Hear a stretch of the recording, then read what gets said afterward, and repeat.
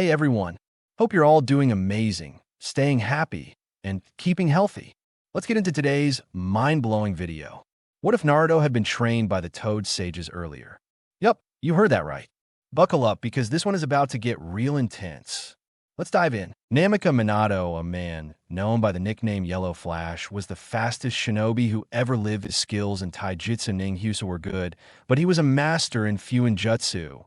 And in one of the most rarely studied branches of space-time, the ninjutsu, he invented the two most feared jutsu in the history of the elemental nations, which he used in the Third Great Shinobi War against a battalion of over 1,000 shinobi. He emerged victorious. This was the main turning point of the Third Great Shinobi War. These two jutsu were the ones that became known as the Hiruzen no Jutsu, and the Rasengan Minato was considered an orphan when he was found at the gates of the village, but was forced to hide his heritage due to the animosity that would have accumulated with the truth. His father, who was a great leader of the Uchiha clan, Madara Uchiha, survived his last battle with Hazarama Senju, the Shoda Miyake, and wielder of Mokutama Uchiha. After the battle in the Valley of the End, began to move away from Konoha. With serious injuries, he walked through the woods for hours and was about to die from his injuries when he was found by a young girl with blonde hair and blue eyes. Sapphire took him to her home and tended to his wounds. Madara woke up after 3 days, still badly injured, and looked around to find himself in a room with a bed and bandages wrapped around his torso and arms, and tried to get out of bed, but a loud moan escaped his lips. The door suddenly opened, and the same woman he had last seen in the forest walked in, and he began to check her wounds. Flashback. At first glance, Madara had to say she was a beautiful woman with sunny blonde hair, sapphire blue eyes that held deep emotions and a playful mischief in them. She wore a simple pink kimono that hung from her curves and walked with a grace that Madara noticed could only be found in Kunoichi of the noble clans. Upon coming to, he asked the woman, "Where am I?" To which the woman replied, "You were very hurt when I found you, so I brought you here to tend to your wounds." "Thank you. Can I ask who you are?" asked Madara, to which she replied, "My name is Cuz. Can I know yours?" Madara nodded. Replied Madara Uchiha, former leader of the Uchiha clan. "I lost the fight against my best friend and was forced to flee in the condition you found me. I thank you for helping me, because I would have surely died if you hadn't rescued me." Mia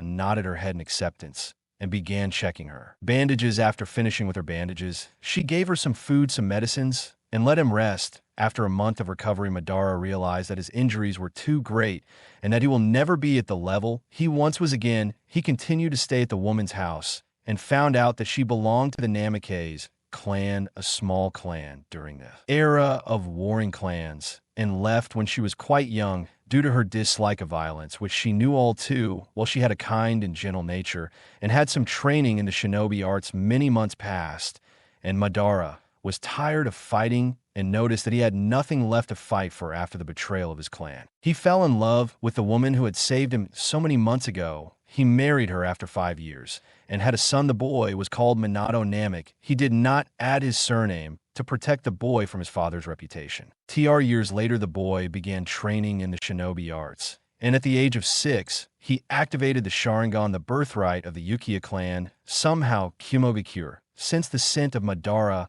and his family's survival. The Sandaime Raikage sent 5 Ambu squads to kill the man and retrieve his son to obtain the Sharingan for the Kumo Enos, the house. While Madara was away and his wife died trying to protect their son, and Madara came home in his final moments, and a battle ensued. With an enraged Madara kicked the 2 shinobi out of the house and engaged them in battle. Although crippled, he was still fearsome shinobi. The rest fired long-range lightning attacks range that were dodged. Madara began to go through hand seals at lightning speed and shouted fire style, "Great fire annihilation." A narrow stream of fire erupted from his mouth and suddenly spread into a gigantic wall of hell. 2 squads were immediately charred while the rest narrowly dodged. A shinobi suddenly came behind Madara and struck his sword, which grazed Madara. Madara narrowed his eyes at the sword and realized it was poisoned. He faced him with a kunai, which was infused with wind chakra, and cut the Kumo shinobi sword and ripped off his arm. The rest went through hand seals,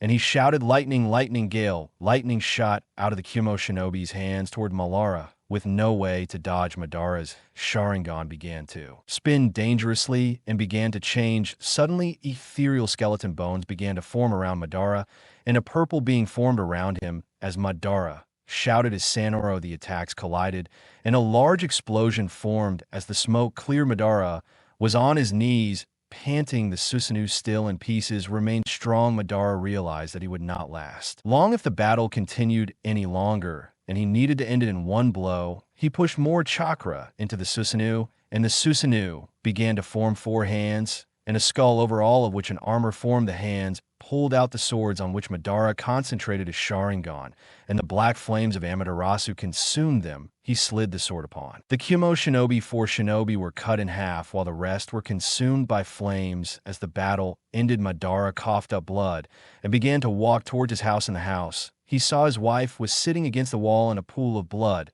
He knelt down beside her. As tears escaped her eyes, his wife smiled softly at him and placed a hand on his cheek. He kissed her one last time as she told him to take care of their son, and told him that she loved him. As her final breaths covered her lips and she closed her eyes, she screamed in agony and cried, wondering to the gods, why did he have to lose his brother to the clan, only to be betrayed by his clan, and now the only girl he ever loved died? Why did he think of continuing to fight and take revenge? But he immediately stopped that chain of thoughts and decided to look for his son. Then he put his 2 fingers on the ground and expanded his sensory abilities and found out that his son was in the back house used for storage. He opened the door and he walked in and saw his son curled up in a ball sobbing. He walked over to him and hugged his son. As he sobbed uncontrollably, he picked him up and walked over to his own. As his son fell asleep in his arms, he laid him down and began to write a letter. The letter was addressed to his friend Tobarama Senju and explained the whole situation. Madara knew that Tobarama was an intelligent and impartial person and would not hesitate to help his son. After half an hour, he finished it and rolled the scroll into another scroll. He began to seal some money, clothes, basic ninja tools like Kunai Shuriken and Ninja Hunger, and the various jutsu scrolls he possessed. When he finished, his son walked in, and Matter told him to get ready to leave. Both father and son, after burying his wife Bara, Mother began to jump through the trees towards Kakor Enos. When the village came into view, Madara stopped, as did his son. He handed the 2 scrolls to his son, who looked at him confused. He took a deep breath and sighed, knowing this wouldn't be easy. He began, son, you have to go alone to the village, and from now on I will not be with you from now on, because my shadow will always keep you in danger, and my enemies will not stop hurting you if you stay with me any longer. Therefore, from here on, you will have to live alone. Go and become a great shinobi worthy of your predecessors. Make them me and your mother proud. In the end, his son had tears in his eyes and jumped into his father's arms as he told him that he would not leave. After persuading him a little, he nodded as he told him that he would come to meet him after he had gotten stronger and would test it. He nodded and told him that the next time he met him, he would beat him on the ground, to which his father laughed and told him that he didn't doubt it, and ruffled the boy's hair. He told his son to give the letter to Tobarama Senju and that he would explain everything and to never tell anyone who his father was. He watched as his son walked through the village gates as a tear covered his eyes, and he didn't tell anyone, and I'm sorry, my son, but with my wounds I won't last long, and I won't be able to return. See, you forgive me. Time jumped to the day of the Kyuubi attack. Minato, Namek, and his wife were going to have some new additions to their family. Minato was ecstatic that he was going to be a father of 3 children at once, 2 daughters and a son. Oh, how he wanted to train his son to be a shinobi so he could make his father proud. And Minato already knew that Kushina always wanted to have a daughter. Kushina seal had held up pretty well, and just before Minato was born, he had it checked and strengthened again, just to be sure. Suddenly a nurse came out of the operating room and told him that everything had gone perfectly well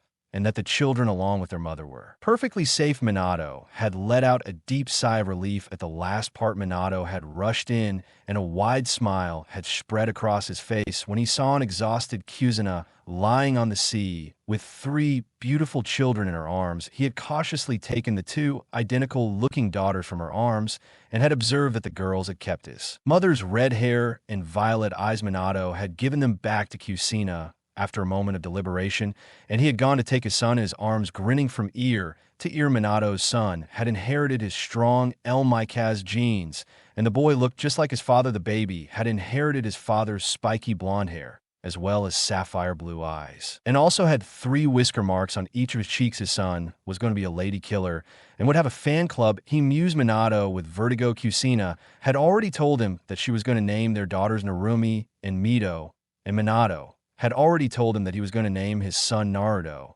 and for once the arguing couple had. Mutually agreed, suddenly out of nowhere, a masked man entered the room through a vortex and launched a shower of kuna at Minato. Minato instinctively jumped back and deftly dodged the kunai as the masked man took advantage of his position to say a few words before transporting Kushina and him, same through the vortex of new fourth box. I will take the Jinchuriki from here, and you should act fast so your daughters do not become small. He paused to deliberate a crisp moment. The masked man added with a childish laugh and disappeared along with Kushina. Minato wondered for a moment if he was sane or what he meant, but he glanced at his daughter's crib to see them wrapped in a blanket with explosive tags, and his thoughts dried up pretty quickly. He picked up his children and used Suason, no, just in time as the hospital room exploded behind them. Minato sat on his knees in silent contemplation. His eyes followed a dry leaf falling from a tree, and his arms cradled the snoring babies against his chest.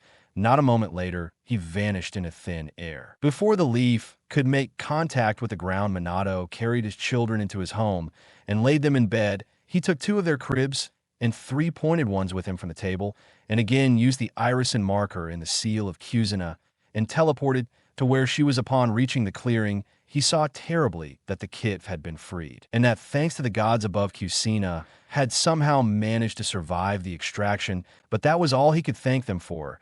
As she was about to be pierced by his claw, he picked her up bridal style and teleported to a nearby marker, thus escaping the attack. The masked man laughed again in that insane and childish way. You are so fast as your name suggests, not just like the stories say. Yellow Flash laughed, and Minato turned to him to look at him with eyes that of a grim reaper, a veteran shinobi, an army assassin. The look of a legend ran down the masked man's spine as he saw his icy sapphire blue eyes, and the confidence, the experience, and determination that those eyes held. Minato, however, said nothing and teleported back to the house, where he laid Kushina down next to the triplets and took a step back. His eyes became glassy over what he would have to do and how he wouldn't be able to see his children grow up.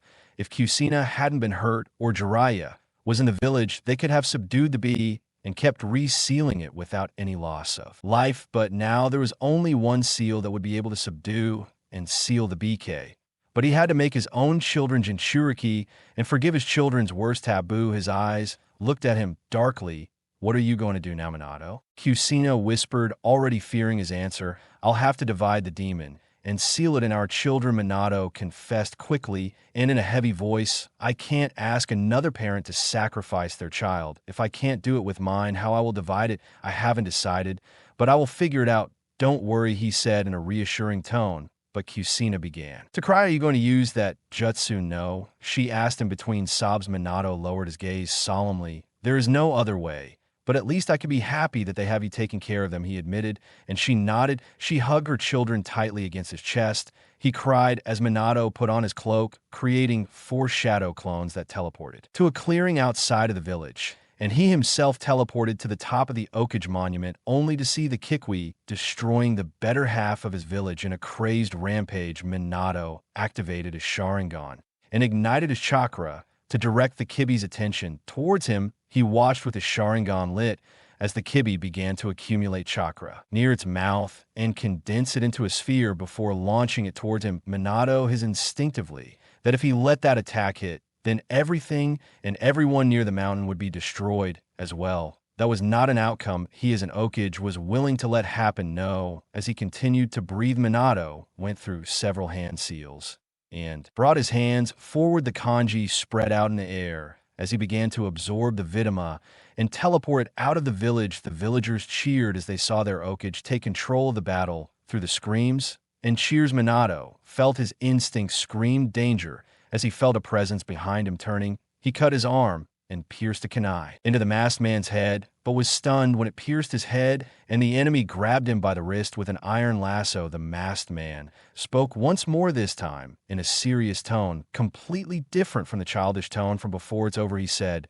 Dryly, Minato smiled, exploding, and took the masked man by surprise. The invader cradled his burned body and raged, being fooled by a simple substitution. He had also taken quite a bit of damage from that unexpectedly effective attack. Minato teleported to a nearby rooftop, where the keys bit his thumb through a chain of hand seals and slammed the palm of his hand into the ground. Ninja R, summoning Hatsufuker, Destroyer. The entire ground rumbled. As Gamabunta appeared on top of the Kibi and slammed but on his head the Vidama he was preparing disappeared from the sudden distraction. Minato, why the hell did you do it, oi? Is that the kick I saw on the one I'm sitting on? Gamabunta screamed frantically just as Minato jumped on his head and started gathering his own Chakrabunta. Just hold down Kibi for a moment. I'll subdue him and seal him into my children, he said, and Gamabunta slammed his back on a Kibi who tried to roar in defiance. Drop it, stupid Chucho. Minato, do you really think it's wise to seal into your own children?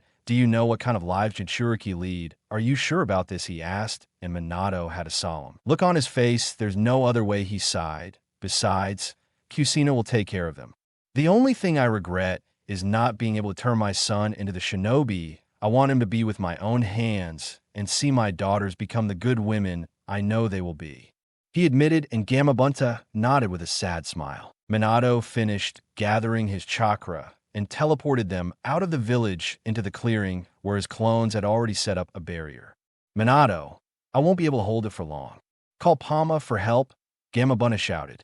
Minato nodded, biting his lips, thumb, and began going through hand seals before slamming the palm of his hand in the ground. Ninja art invoking jutsu. Two small but very ancient-looking toads were born in a breath. Minato-chan, what's going on here? Why is Gamabunta sitting on the kick?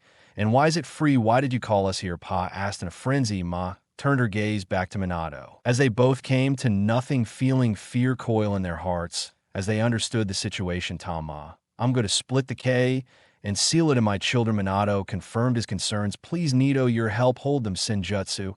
While Minato created a shadow clone that teleported and brought his children and Kushina to help stabilize and verify the seal. After the sealing was done, Minato went through a chain of hand seals and summoned the altar hell ritual. While the clone held his children on the altar, Minato checked the hand seals one last time and clapped the forbidden secret art seal, consuming dead demons. A feeling of dread and coldness took over the field as the Shinigami appeared behind. Minato, what do you want to seal? Mortal, the Shinigami asked, just as Yusen, Kakashi, and Tsunade appeared outside the barrier, only to helplessly witness how the sealing was carried out. Shinigami-sama, I wish to seal the kick, while my children, my wish is to divide it and seal it in the Minato. Wish, the Shinigami spoke again. The children will not be able to keep half of the chakra and the soul together. Their bodies will not be able to withstand the strain that the seal will cause. I must divide their yin and yang chakra and separate them from their consciousness and body. To seal it separately, choose mortal, which child will hold that? Shinigami stated monotonously. Minato pondered on it for a minute. His daughters had strong Uzumaki genes like their mother and should be able to hold their chakra efficiently, while Naruto would likely inherit her Sharingan to control his consciousness in case he ever needed her help. Minato had his decision already made up. Shinigami-sama, seal the consciousness and the body into my son and the chakra into my daughters. The Shinigami confirmed. He said nothing, opting to pierce his hand through Minato's chest and seal the chakra after splitting them into his daughters, while sealing the consciousness and body into his son. Minato added a 4-symbol seal on Narumi Yito, while adding an octrigram seal on Narumi to balance the chakra the Kibi could recover over the years and filter it into the boy's coils slowly after purifying it all. So his coils with chakra became strong enough to sustain the growing strain of the Kiki over the years. Minato felt the pain of his jutsu take its toll on his body and fell to his knees just as the Shinigami spoke for the last time before claiming his payment. You have 15 minutes to do your last deeds in this realm for your honorable sacrifice. Go and do whatever you want in these last moments before I claim your soul and take you to the afterlife forever, the Shinigami said, and Minato nodded gratefully. The clones of the shadow around them dispersed, and the barrier fell, causing everyone to gather around it. Minato, what have you done? Yusen exclaimed. Tsunade, treat him. He needs a chai, yelled, seeing the condition of his successor. Kushina was crying heavily on the sidelines when Minato stopped Tsunade from treating him. The chubby blonde tried to protest, but he cut her off. It's no use, Tsunade admitted Minato quietly. The Shinigami has given me 15 minutes for my last moments to be with you. Please, it's useless. As for the sealing, the children, don't they were strong enough to hold all the chakra of the Kabai So I split their chakra into yin-yang and sealed it into my daughters for their strong T genes and their consciousness and body rest in my son. He said, looking at Huon for the last part everyone looked sadly at. The sacrifice that Minato had made for the village, all of them unable to do anything to help him. Kushina stopped crying for a moment and hugged him, sobbing heavily on his chest. Kitchen, whispered Minato, gently stroking his hair. Please go and check if the seals have stabilized, or not, see if the children are okay, or not, I won't be able to rest in peace. If my children had to suffer because I made a mistake in sealing, he said with a grimace, and she hurriedly stood up with a nod to the children at the altar. He smiled as he watched her kiss and check on her daughters. At least they will have their mother's love.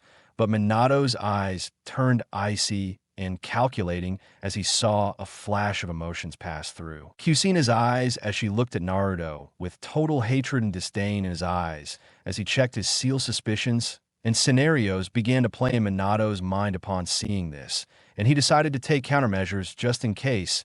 And so Minato turned to Uzumaki with his veteran shinobi eyes. Uzumaki instantly approached him upon seeing that look and heard him sincerely. Sarutobi, bring me 3 blank scrolls, a brush, and some ink. Minato whispered. Uzumaki nodded, giving orders to the Lambu through secret hand signs that brought him the required items in a second, and Uzumaki handed them to Minato. Minato started writing stroke after stroke at a fast pace and sealed the 2 scrolls with the Namikaze blood seal. Much to Usain's surprise, he just added Naruto's blood and chakra signature to them and sealed the last one with Usain's blood. Just as he decided to leave the third with his last instructions, Usain, I have to tell you something important, and I only trust you with this, Minato whispered, pressing the scrolls to Sarutobi's chest. Usain nodded. Without saying word, hearing the gravity of his voice, the 2 scrolls with the Namek seals are my testament, and a letter for Naruto, which you will give him at the time of his graduation. All of Namek's fortune will be sealed until the time he graduates from the academy and has enough experience and maturity to claim them as his and only his. I trust in your judgment. With your time, to scroll with your blood seal is a letter that you must only open if Kushina ever decides to harm or abandon Naruto. Under no circumstances should you allow nothing to happen to him. Be seen as the hero of the people. That is, Naruto will be named the heir of the Namek clan due to his strong genes, the Mikak, while Narumi and Mito will inherit the Uzumaki fortune. I trust that you will take care of Naruto. If my suspicions come true, I can't sell it. Toy Usain put his shaking hands together and nodded with tears in his eyes and summoned Paimon. The moment he reveals his heritage, he must have the Toad contract that I've left them. There will also be some instructions. With him, Minato coughed deeply while Usain looked confused and stunned. But Minato, Kushina would never do such a thing. Why are you? He stopped protesting just as Minato asked him in a cold voice. Do I have your word, Usain? Sarutobi asked Minato coldly, and Usain looked at him with determined eyes and nodded. Minato didn't want to believe it either, but he wasn't going to leave his son's fate defenseless if his fears came true. Yes, Lone, you have Naruto. He will be cared for like a prince, and he will recover your remaining possessions if your fears come true. Reality, I give you my word, promised Usain. Minato smiled, nodding. He coughed up even more blood, and seeing the stains on his hands, he realized that he didn't have much time left. Usain, bring me my children. I want to see them. I want to hug them for the last time, whispered Minato. Usain went and brought his children to him, and Kushina with him, while he handed the children to him. While Minato loved them, live your lives as you want. Minato kissed their cheeks. You are all special. Don't let anyone tell you otherwise. You might face some difficulties in your lives, but never waver, and know that I'm always watching over you, and your dad loves you. 3 with all his heart. Minato, so returning them to Usain, who carefully took them in his arms. Minato, can you hold them a little longer? Usain remained silent as Minato's eyes closed and his head lowered. A smile spread across Minato's face, and a few final tears rolled down his cheeks. Kushina fainted from exhaustion and shock, while everyone lowered their heads in respect for the sacrifice of man as the strongest of all the Okage left this world. Do not worry, my friend, whispered Uzumaki. I will honor each of your wishes, and I will take care of Naruto as if he were my own son, wailed Naruto, cried, and Uzumaki tried to calm him down with a shake of his arms. After a few moments, Naruto fell asleep, while Uzumaki took the children to the hospital, along with his mother. Time skipped 2 hours. Konoha Hospital. Uzumaki was sitting in the hospital room after having his wounds treated and was waiting for Kushina to wake up while he looked after their children. Meanwhile, he had postponed the council meeting for the moment. The council members had protested, but they kept quiet and left happily after he told them that he would return to take his place as Okage. Well, everyone except DZM was happy.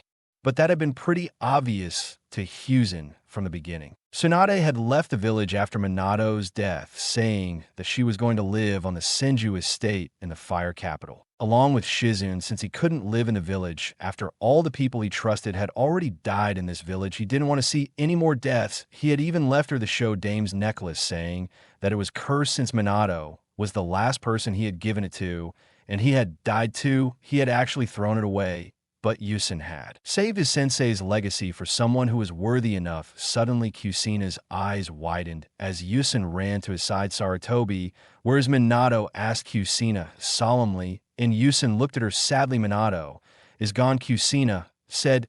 Hiruzen sadly left us a few moments after you fainted, admitted, and silent tears ran down Kushina's eyes. Where are my children, Hiruzen asked. Hiruzen stood up and walked over to the crib, picking up the daughters. He handed them to her. Kushina smiled and cooed to them, while Hiruzen went back to get Naruto to give him to his mother. But Yusen's worst fears came true when Kushina, he slapped her hand away just as she tried to hand Naruto over to her. What's wrong? Kushina asked Hiruzen in horror. You don't want to hug your son? He asked. Confused, Kushina looked at Naruto with utter contempt. Don't call that demon my son, Sarutobi. She spat poison, causing Hiruzen's eyes to open wide. That thing took my husband from me. Don't you dare call him my son. He's the reincarnation of Kibi. Those whisker marks are proof enough. Kushina scoffed at Hiruzen. He took it all in with wide eyes before his expression turning furiously red. What the hell are you talking about? Kushina growled. Hiruzen simply has the consciousness and body of the Kikbi sealed inside of him. He is not the Kabai. You have gone mad yourself. You are a seal master. You were a Jinchuriki just a few hours ago. What is wrong with you? He asked furiously as Kushina glared back at him with all her might. I told you, I have nothing to do with that demonic child. He was dead to me as soon as Minato sealed the monster's soul inside of him. Two souls, one of a baby and another of a demon, coexisting. You make me laugh. As far as I'm concerned, I only have two daughters. He spat in a poisoned voice. Kushina, please come to your senses, he pleaded. Hiruzen, you've been blinded by the loss and the pain of my Nato.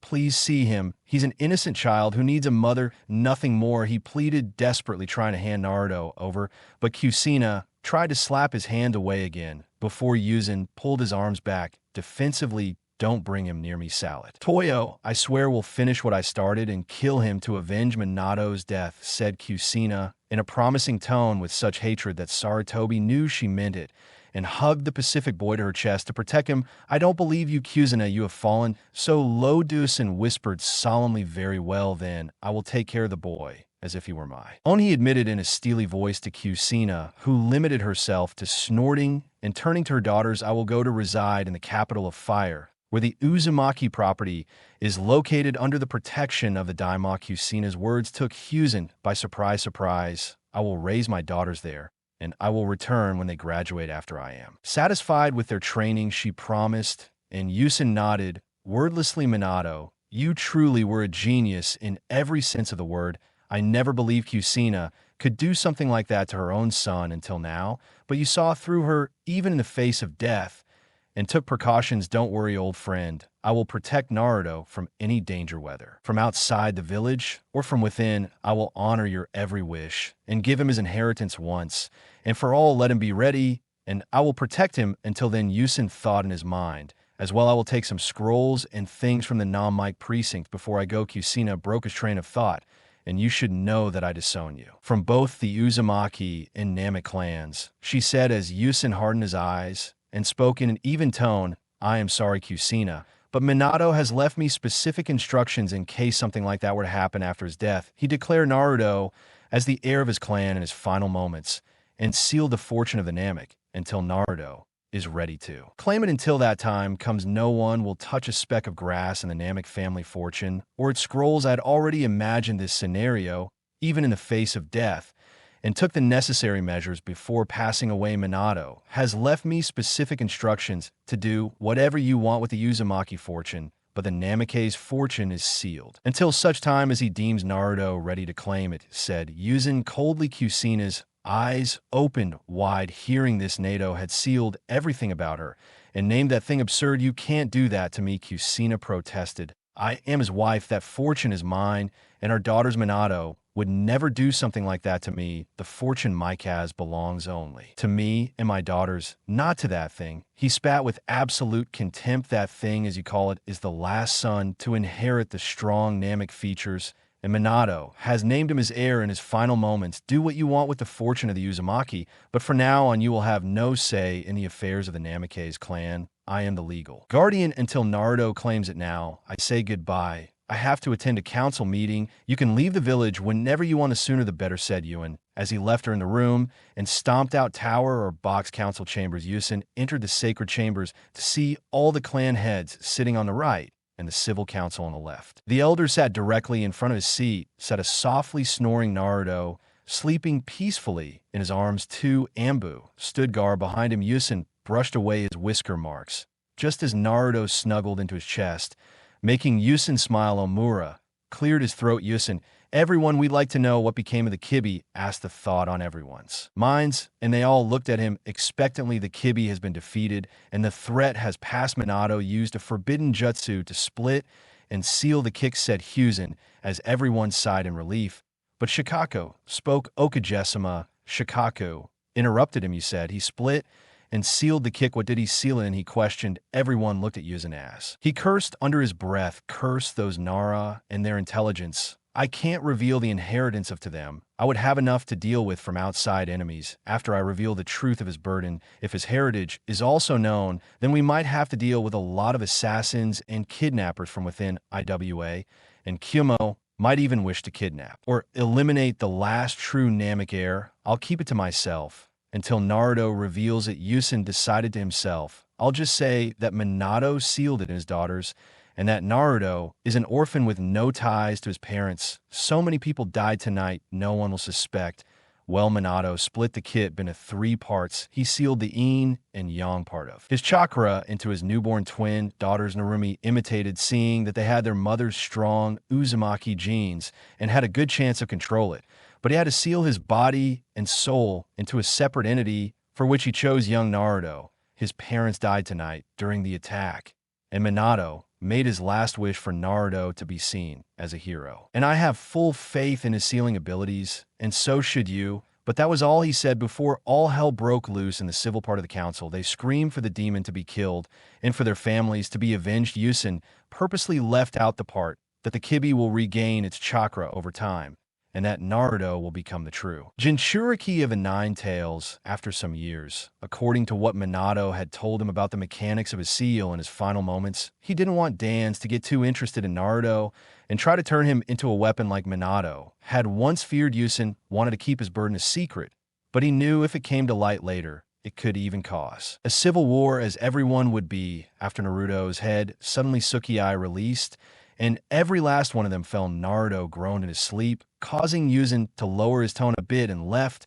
and right before Naruto fell back into his deep sleep, "If you fools kill Naruto, then the Kirby will be free, and then he will regain his chakra in a few years and come back to finish what he started, and this time we won't have Minato to stop him." Yusen snapped, and the civilian council fell silent, while the clan heads nodded tiredly, knowing full well that he had reason. "Yusen, where are the Jinchuriki with the 9 tails?" Chakradans wondered. "As expected, I suggest you let me take charge of their training and upbringing. I will help them better control their emotions and make them absolutely loyal to the village," he suggested calmly, as suddenly Mibar one squealed, and everyone in the room grimaced. "Yes, where are the princesses of the Uzumaki clan?" he shouted. "They're the heroes of the village. I demand to know of their condition," he asked with a screech. "Kushina takes them to the Uzumaki estate in the fire capital," Hiruzen admitted bitterly. "In order to keep them safe there under the protection of the daimyo, he will return after he has trained them well enough for them. When the time comes for their Henin exams," he told him. Yusen bitterly. Dans stood up, practically indignant. "You can't allow Yusen. The Jinchuriki must stay close to the village, and the Okage must be trained properly. We have to show our strength to the other villages in this moment of weakness. Besides, I can train them to be strong and loyal to the village. Bring it back right now," he asked, and Yusen sighed at the power-hungry old fool. To think that he was once his friend. Oh, what an irony. While that is true DZM. You yourself have made it clear that we do not have the necessary forces for their protection. They will be much safer in the fire capital. Besides Kushina, it is better to train them, since I'm sure you know the reasons. Besides, they will return during the time of their graduation. What problem do you have with that, Hiruzen? Commented indifferently, seeing everyone nod and agree, except Mebwe, who kept squealing about keeping the princesses in the village. Dan's raged at being outmatched and losing his chance at having strong weapons under his control, but sat down defeated. Hiruzen sighed, inwardly relieved that Dan's had no interest in Naruto, as he had no Kikui chakra inside him. He was practically useless to the man. Oh, how ironic, he thought to himself. Then everyone asked him what he would do with Naruto, and he said they would lock him up in Umbor headquarters, or send him to a faraway island to be isolated, or some other ridiculous ideas, mostly from the civilian council, and he instantly shut them up by leaking. Some K again. Luckily, Naruto was too asleep to notice. This time Naruto will live a normal life and become a loyal shinobi of this village. Hiruzen exclaimed in a steely voice, I hereby declare that no one will speak of the bond between Naruto and the Kikpien of the younger generation. This is a Class S secret punishable by death without judgment. Roared Hiruzen. Everyone fell silent. Seeing his furious expression, Hiruzen also had to at least make sure Naruto made some friend his age. Everyone agreed hesitantly. They already talked about the damages suffered by the village, their forces, and other political matters until they called a night. Hours later, Hiruzen returned to the Oakage Tower to spend the night with young Naruto, and a sore back finally got into bed and slept happily with little Naruto cuddled into his chest as he held the boy tightly wrapped in his arms. He was going to be his grandson and all but blood, Hiruzen thought, and finally fell asleep with a satisfied smile. Naruto's soft snores sounded like purrs in Hiruzen's ears all night long. Hiruzen was suffering from a splitting headache at the moment from doing all this paperwork all night long, without even a blink of sleep. Last night, after the information of Naruto's secret was revealed to the village, had been disturbed all night by one civilian after another telling him to banish the demon or kill it, until Hiruzen reminded them of the law in force. Each and every one of them had paled and fled when Sarat Y ripped out a shining kuna and threatened to apply his law right there today. Hiruzen waited patiently for the arrival of his student Jiraiya alongside Kakashi, at whom Hiruzen had called through his toad summons to inform him of Naruto's condition and to see if any of them would like to keep the Naruto custody. Talking about Naruto, Hiruzen had just had Anko take care of him and feed him. He was glad to see that the hyperactive Kunoichi also seemed good with children. Besides, she was the only one he could trust with Naruto's care. Anyway, she knew the burden of carrying a curse, and she respected the fourth cage above all else. As of now, Naruto was sleeping peacefully. The sight made Hiruzen smile, and he had told Anko that she could leave and go rest for a few hours until she came back to ask for help. Instead of being sad, seemed like a friend of the chance to spend more time pampering baby Naruto. Seeing Naruto snoring in those mounds of heaven, Hiruzen had been envious of the boy. For reasons he would rather not admit, after she was gone, Hiruzen had opened the letter Minato had left in his care for him to read if certain conditions were met, and unfortunately all those conditions have been met, just as Minato had once feared. Dear Hiruzen, if you are reading this letter, I am afraid my fears have come true, as I have already told you. Of the 2 scrolls that I left Naruto, this letter is intended only for you, and in the eyes of the elders of the Toad clan, I have left you as the legal guardian of the Namek clan until Naruto inherits it. I know if the conditions have been met to read this letter, unfortunately Naruto will lead a very lonely life. I fear that no one will want to be tied to taking care of Naruto, much less adopt him. That is why I want you to admit Naruto into the best orphanage you can find, and that pay for them with the Namek family account. If necessary, tell APAA to turn him into the next Toad Summoner. After you tell him about his heritage, he will need his strength to protect himself in the future, because I fear that the perpetrator of the incident last night will return to save his life. Also, it is good news that Naruto will not suffer the curse of blindness caused by the Minako Sharingan, because he has the healing abilities of the Namekes and the resistance and chakra of both the Senju. As of the Uzumaki, don't tell Jiraiya or anyone this fact. And make sure to tell Naruto once he is old enough to understand his charges, and be there to explain how his eyes work, help him master his eyes, as they will in turn help him control the QB soul, as I fear Kushina won't be there to train him, and he will need all the power he can conjure to protect himself from the masked Yukia that had invaded the village tonight. The Toads will also help him control his power, as they have the scrolls that he will need to learn his powers. I don't want Jiraiya to adopt him, because he's making up some dumb argument about how Naruto is the child of prophecy. Please have him raised as a child and not a tool. Sarutobi, I know he'll want to do it with Narumi and Mito too. And I don't want Naruto to be burdened with those things at such a young age and live a childhood that I couldn't try to keep my daughters away from the prophecy too. If you could, I want my children to have a normal childhood. And may his innocence remain intact for as long as possible. Protect him, at least Yusen, as a last favor to this dying father and friend. I leave my legacy in your hands, old friend Minato. Kiss Yusen left the letter and took off his glasses, closed his cloudy eyes, and held back his tears, sealed the draft back into the scroll until it was time for Naruto to open it once more. For now, however, Sarutobi approached Naruto's crib and smiled as he brushed his fingers across baby Naruto's whiskers, purred pleasure, making Ruin laugh softly.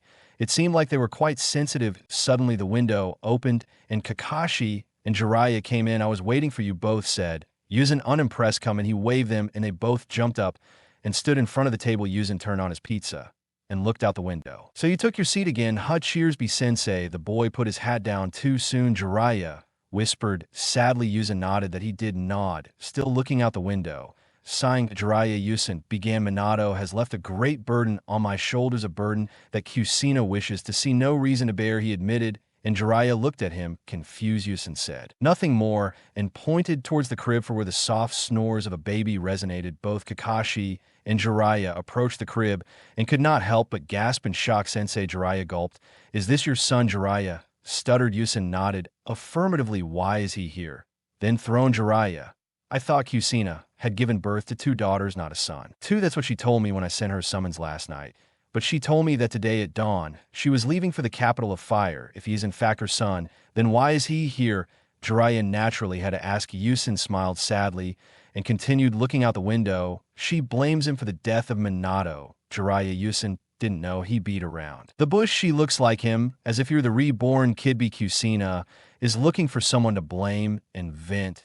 And unfortunately, she has chosen little Naruto as her culprit last night. She disowned him and even threatened to kill him now. Jiraiya, I wish to ask you, will you adopt Naruto? Yusen, drop the bomb. I know you have a spy network to run, but we can set a timetable for it. I can ask someone I trust to help you with little Naruto.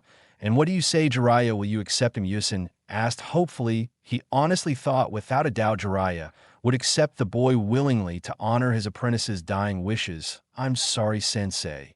Jiraiya's apology formed a pit of ice in Hiruzen's stomach. The village needs my spy network, now more than ever, and I'm not exactly father material. You know I like to travel research and write my books, plus the great Toad Sage has given a new prophecy. Pima, they told me last night.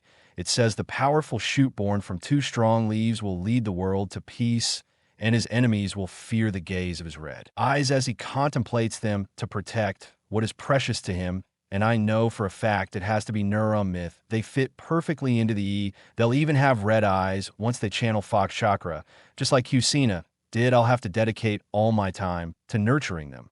So being with Naruto will be hard, you know, Jiraiya. He sincerely apologized. I hope you understand, sensei.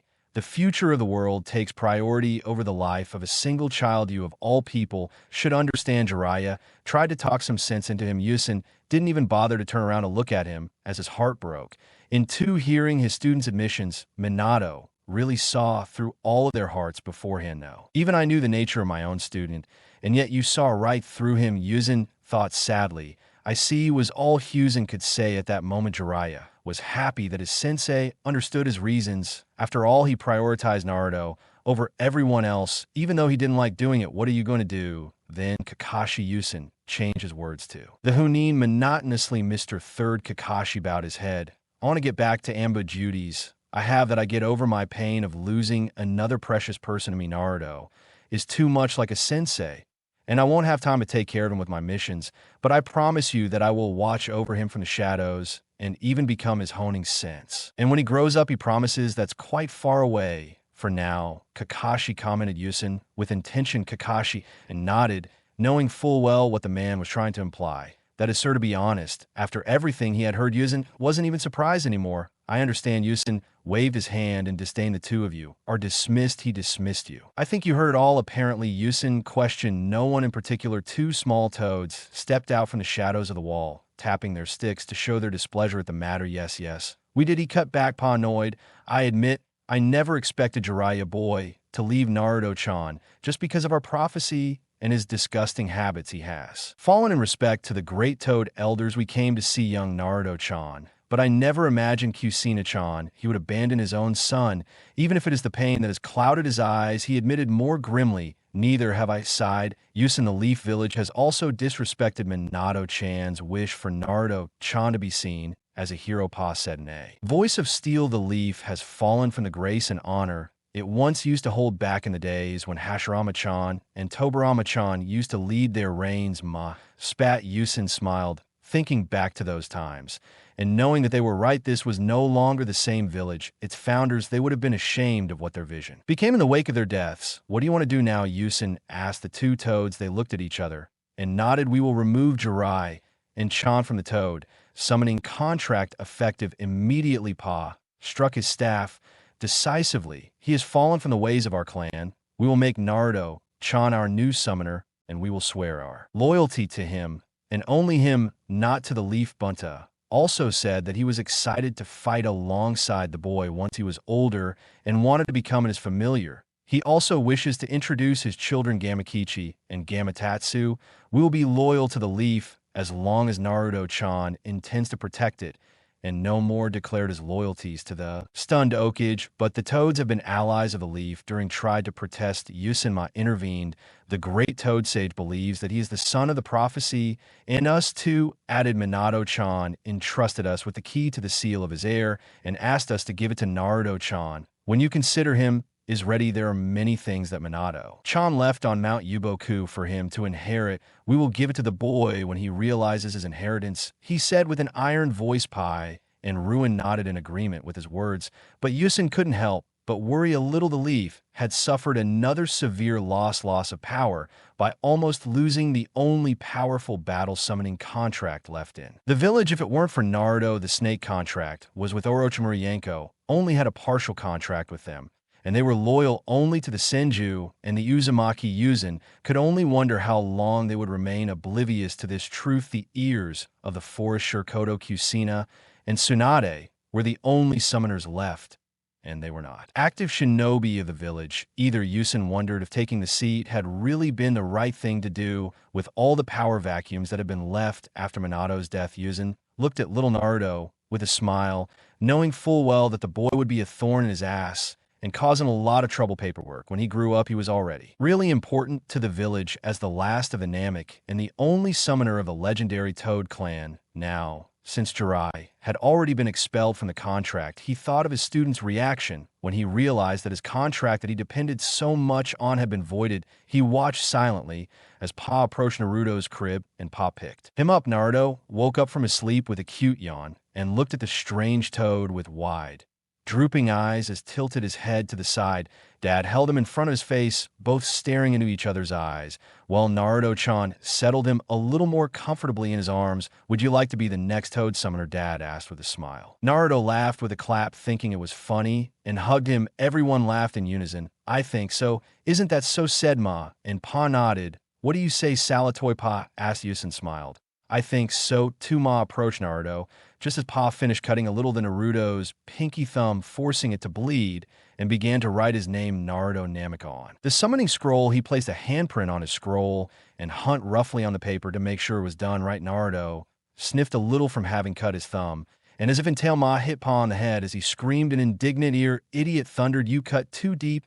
Look, you made him cry, roared, as Naruto sniffed again and badly lifted him off the ground. He rocked and cooed. Naruto-chan is a brave boy, isn't he? Isn't he? He cooed, and the boy giggled momentarily, forgetting his pain as his thumb healed. Almost instantly, Yusen's eyes were wide at the speed at which he was healing, as did P. It seemed like the kick we gave him a healing factor. Dad had come to the same conclusion as Yuen, and was also shocked. However, he wanted to ask what will become of little Naruto, and who will take care of him. For now on, what are you going to do about raising the young man? Naruto Saratobi wondered. where Yusin will live, he sighed, and slumped in his chair feeling way above his age. I want to have him with me, yes. But now, I have too many duties seeing his disapproving look. And even if I wanted to keep him, the council would raise hell for it.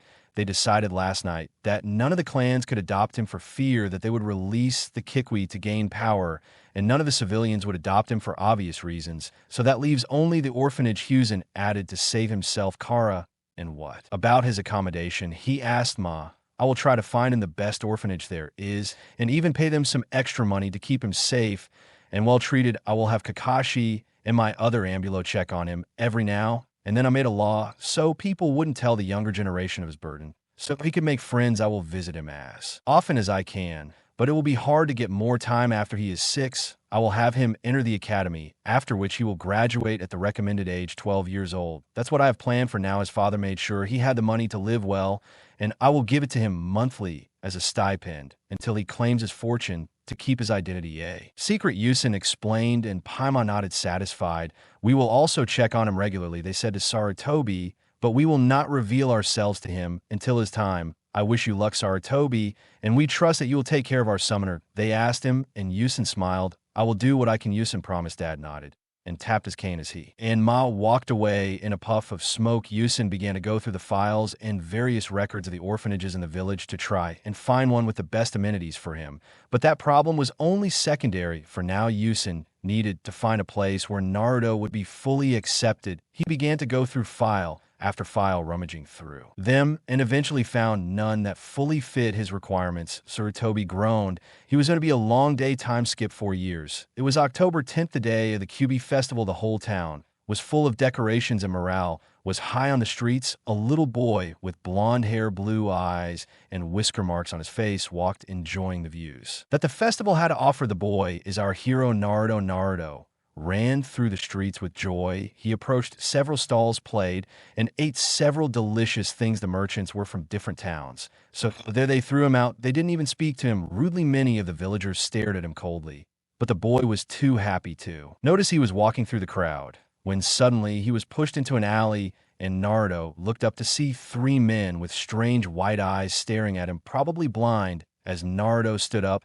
and dusted himself off, "Can I help you, sir?" he asked politely, though the man became furious. "Yes, you can die for me, demon," yelled. They ran towards the blonde with a kunai, and Naruto took off scared. They chased after him as he zigzagged, crouched, and ran through the alleys, and then saw a fence in front of him. He jumped over a wooden box, then over a large closed trash bin, and then over the fence. Naruto turned to see the men and how far away they were, but watched in horror as a large amount of 10 kunai knives were thrown at him, and Naruto felt fear grip his chest. How was he supposed to dodge them in the air? Naruto's heart rate quickened, blood pressure rose, and he unconsciously channeled a huge pulse of chakra into the veins behind his eyes. As soon as his eyes were flooded with enough chakra, the world around him became sharper. He could even make out the wings of insects flying in the air, and he saw the Chunnin eyes that were too fast for him to decipher now seemed to be moving towards him in slow motion. Confused, Naruto grabbed one of them in the air and began to deflect the rest of them. He managed to deflect 7 of them, but no, he was able to finish the last 2, even though he could argue that they were much slower than him, one of which lodged in his right shoulder, the other in his left thigh. Naruto howled in pain and fell down. He crawled to the corner of the dead end and brought his knees to his chest defensively. He curled up into a ball, knowing he couldn't escape. Now Naruto groaned and waited for the pain to come. Just as they began to kick, his small body and his cries for help were drowned out in the loud music that adorned the festival behind this hell. "Did you see his eyes?" one of them exclaimed while throwing another kick. "Yes, it seems like he has the Sharingan." "Is he in Yukiya?" asked the other. "No one has activated the Sharingan at such a young age. The demon must have stolen them from a corpse. It does him good that we are here to witness his true colors." He came up with the third, and they began to kick him even more ferociously. Naruto could do nothing but take it all. It hurt a lot. But why were they hitting him? He was not a demon, right? His mind shut itself off, same as he fell asleep from the pain and fell unconscious. But they continued to beat him without caring in the least about his bad condition. They wanted to kill him slowly, and unfortunately, they became the silent heroes of the village who avenged their savior on the night of his noble sacrifice. "Now, then let's end this," said the first man, and was about to stab Naruto in the head before he was stopped by a wave of murderous intent. When they turned around, they saw an Ambu with a mask of weasel standing behind them. From the mask, a fully developed Sharingan could be seen, and the three Tomos were spinning dangerously towards the villagers. "What is going on here?" asked the Ambu. "Well, you see, Ewan, we were finishing what the Yondaime started. You should take the last blow since he stole your clan's Sharingan," said another villager as soon as he said that. The Ambu zigzagged through the hand seals at a breakneck pace and shouted fire style, "Great Fireball, Jutsu." A large ball of fire escaped from his lips and completely engulfed the villagers, killing them on the spot. The Ambu then ran towards Naruto, who was about to wake up. Looking up, he saw the Ambu Sharingan and said, "You have very cool eyes, sir." The Ambu looked at Naruto and gasped. A child of no more than 4 years old had activated the Sharingan. He is the youngest person to awaken the Dojutsu. Naruto then turned to look at the Lambu with fearful eyes and said, "You're going to hit me too. If that's so, please kill me. That way I can go see my dad and live with him." As he said that, he turned back to falling without a match, this time barely holding on to his life. The Ambu immediately picked up and ran to the hospital. Upon reaching the hospital, he shouted, "Nurse, it's an emergency." A nurse quickly ran, but stopped when she saw who was holding the Ambu and sneered, "Take that thing off. We don't treat people like him." So soon as he said that, a wave of intense killing intent filled the entire hospital, causing all the staff members to hold their breath. The Ambu then said, "I'm going to ask you all once again to treat him before to kill you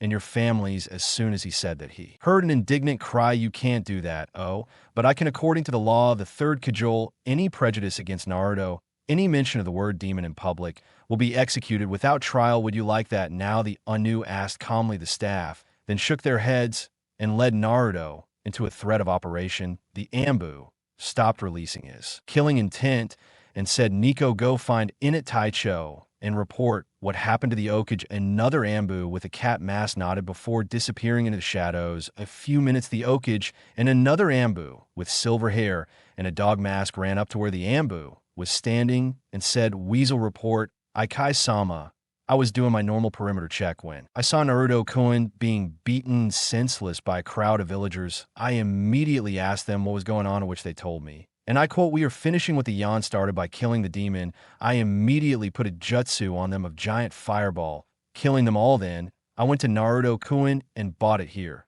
where he was first refused treatment, but after some convincing, they started treating him. After that, I sent word for you and Ino to come here." He said, "Weasel, has something else happened?" asked Losa. He sighed and gestured to his captain and Lokage to come closer before whispering in a very low voice, "It seems he has activated the Sharingan. I saw it clearly. He had the Sharingan with a Tomo in each of his eyes." Weasel then hardened his gaze and said, "What exactly is going on?" Okagesima Yusen sighed before saying, "He is the son of the Yondaimes. Make sure you don't tell this information to anyone. It also includes the fact of his Sharingan. If I hear you tell it to, I will kill you. This is an SS-rank secret. Let me explain." Ioksama said Assel as the door to the menacing operation finally opened, and a doctor came out with a big frown on his face. "How is he?" Dr. asked Yusen. "Is he stable? Did we prevent him from suffering permanent damage?" Usen. "He's also healing him faster than most, though. I wonder why some of the villagers beat up such a young boy so badly." The doctor replied. "I can see him." Yusen asked, "Can he get up in a couple hours?" The doctor replied as he turned and left the three. "I want you two to look at the boy in the room. I'm going to the office to set up some shadow clones. I'll be back in an hour and a half," Yusen said to both AMBA members, who nodded wordlessly and disappeared into the shadows 2 hours later. In the hospital room, Naruto's eyes opened wide, and he sat up yawning before looking to the side and seeing a Hiruzen Sarutobi looking at him with concern and sadness. "How are you feeling, my boy? Does it hurt somewhere?" Sarutobi asked as he moved and sat next to Naruto.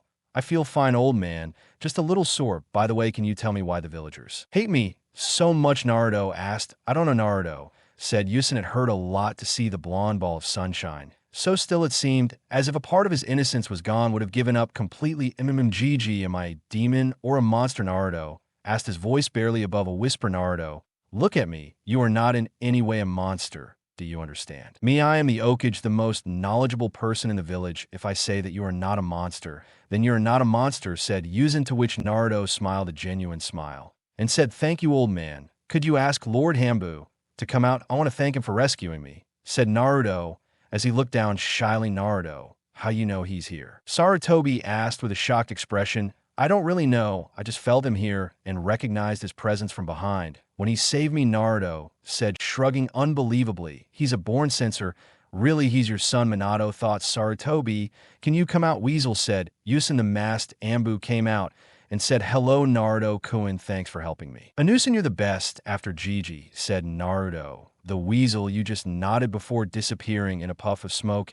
Old. During that beating for a few moments, I noticed things slowed down, like I could see his movements, as if he was moving in slow motion. Naruto asked with a cute tilt of his head to the left. Yusin couldn't help but smile, it seemed like. He hadn't lost all his innocence. Then he said that my son was your Keika Jenka that you inherited from your dad, and you woke him up with another tilt of his head. Naruto said, what is an old Keika? Gei, laughing, Yusin said, it's Keikai Jenka. Naruto are basically skills that a person inherits from his parents. You got yours from your father. As soon as he said that, he cursed inwardly. He had gotten himself into a difficult position. Old man, with you, I asked my father, can you tell me who he was? He loved me, asked Naruto in a quick manner. Yusin heard the desperation in Naruto's voice. People had treated the boy so badly, he thought no one loved him. Yes, Naruto knew who your father was. He was one of the greatest heroes in history. I can't tell you about him right now, as he had countless enemies that won't let you nothing to hurt you. And yes, Naruto loved you very much. I hadn't seen any father who was so excited about raising his son. You should have seen it, said Yusin with a smile, hoping Naruto wouldn't push any further. Okay, old man, but you'll tell me eventually. No, Naruto asked. Of course I will. Naruto, tell me, do you want to be a ninja? That way you will follow in the footsteps of your father. And the Yondaime said, Huin, yes, I want to be a ninja. I will surpass the Yondaime and make my father proud of me. Then I will take your hat, and I will become the strongest of all the Osas, said Naruto. With a sly smile, I'm sure you will, Naruto. Now get some rest. Tomorrow I'll take you back to the orphanage, said Yusin, and immediately saw Naruto's smile turn into a frown, and once again he had a feeling of dread build up in his stomach. But Gigi, the orphanage, kicked me out a week ago. They said now that I'm old enough, I can live alone, said Naruto. Yusin sighed tiredly at that and said, okay, Naruto, you should go to bed tomorrow.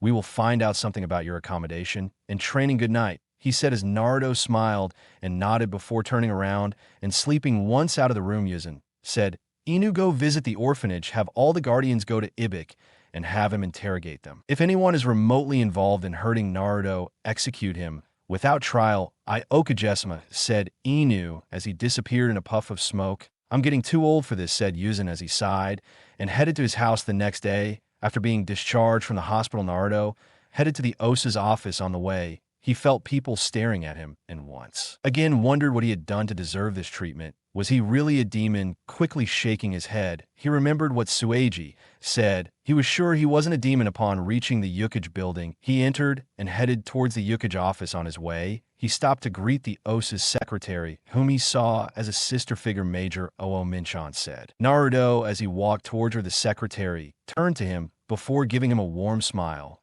then taking him into her arms, then said, oh, it's my cute little Naruto-chan. What are you doing here? Gigi told me to come see him after I get discharged from the hospital. Naruto replied cheerfully. Wait, why were you in the hospital? Asked Mina, her voice cracking with curiosity and worry. Naruto then recounted all the events that had occurred over the past week. As Mina ended, he simply nodded and sat him down before saying, well, Nar-chan, you should go to Okage. After all, today is the day you will begin your training to be a ninja. Of course I am, and I will surpass Okage Yondaime and make my dad proud. Date Bayo, said Naruto as he raised his small fist in the air. Mina giggled, hearing the irony of his statement, and sent him to the Okage. Upon reaching the office, he opened the door and launched himself at the Okage while yelling. Gigi Yusin was shocked by the sudden and dynamic entrance of the little bunch of sunshine, but not for that reason. She stopped, opening her arms and hugging him. After a few minutes, they separated. Yusin dedicated his usual patented grandfather smiles while he ruffled the blonde's head,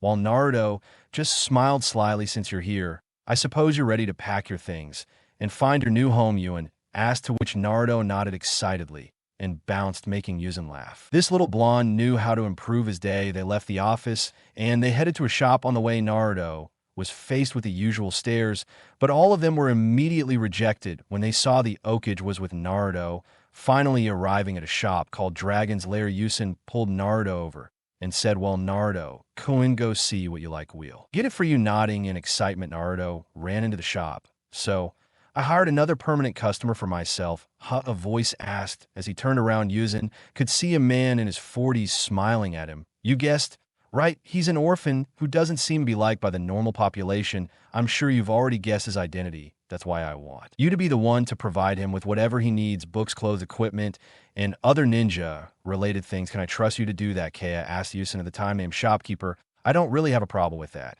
but I really don't see how an orphan who's going to live off stipends will be able to afford things from my store, no offense. Said Kaiza, oh, you don't have to worry about him money. Just put it in this account of accounts, Yuzen said, as he handed Kaiza a piece of paper.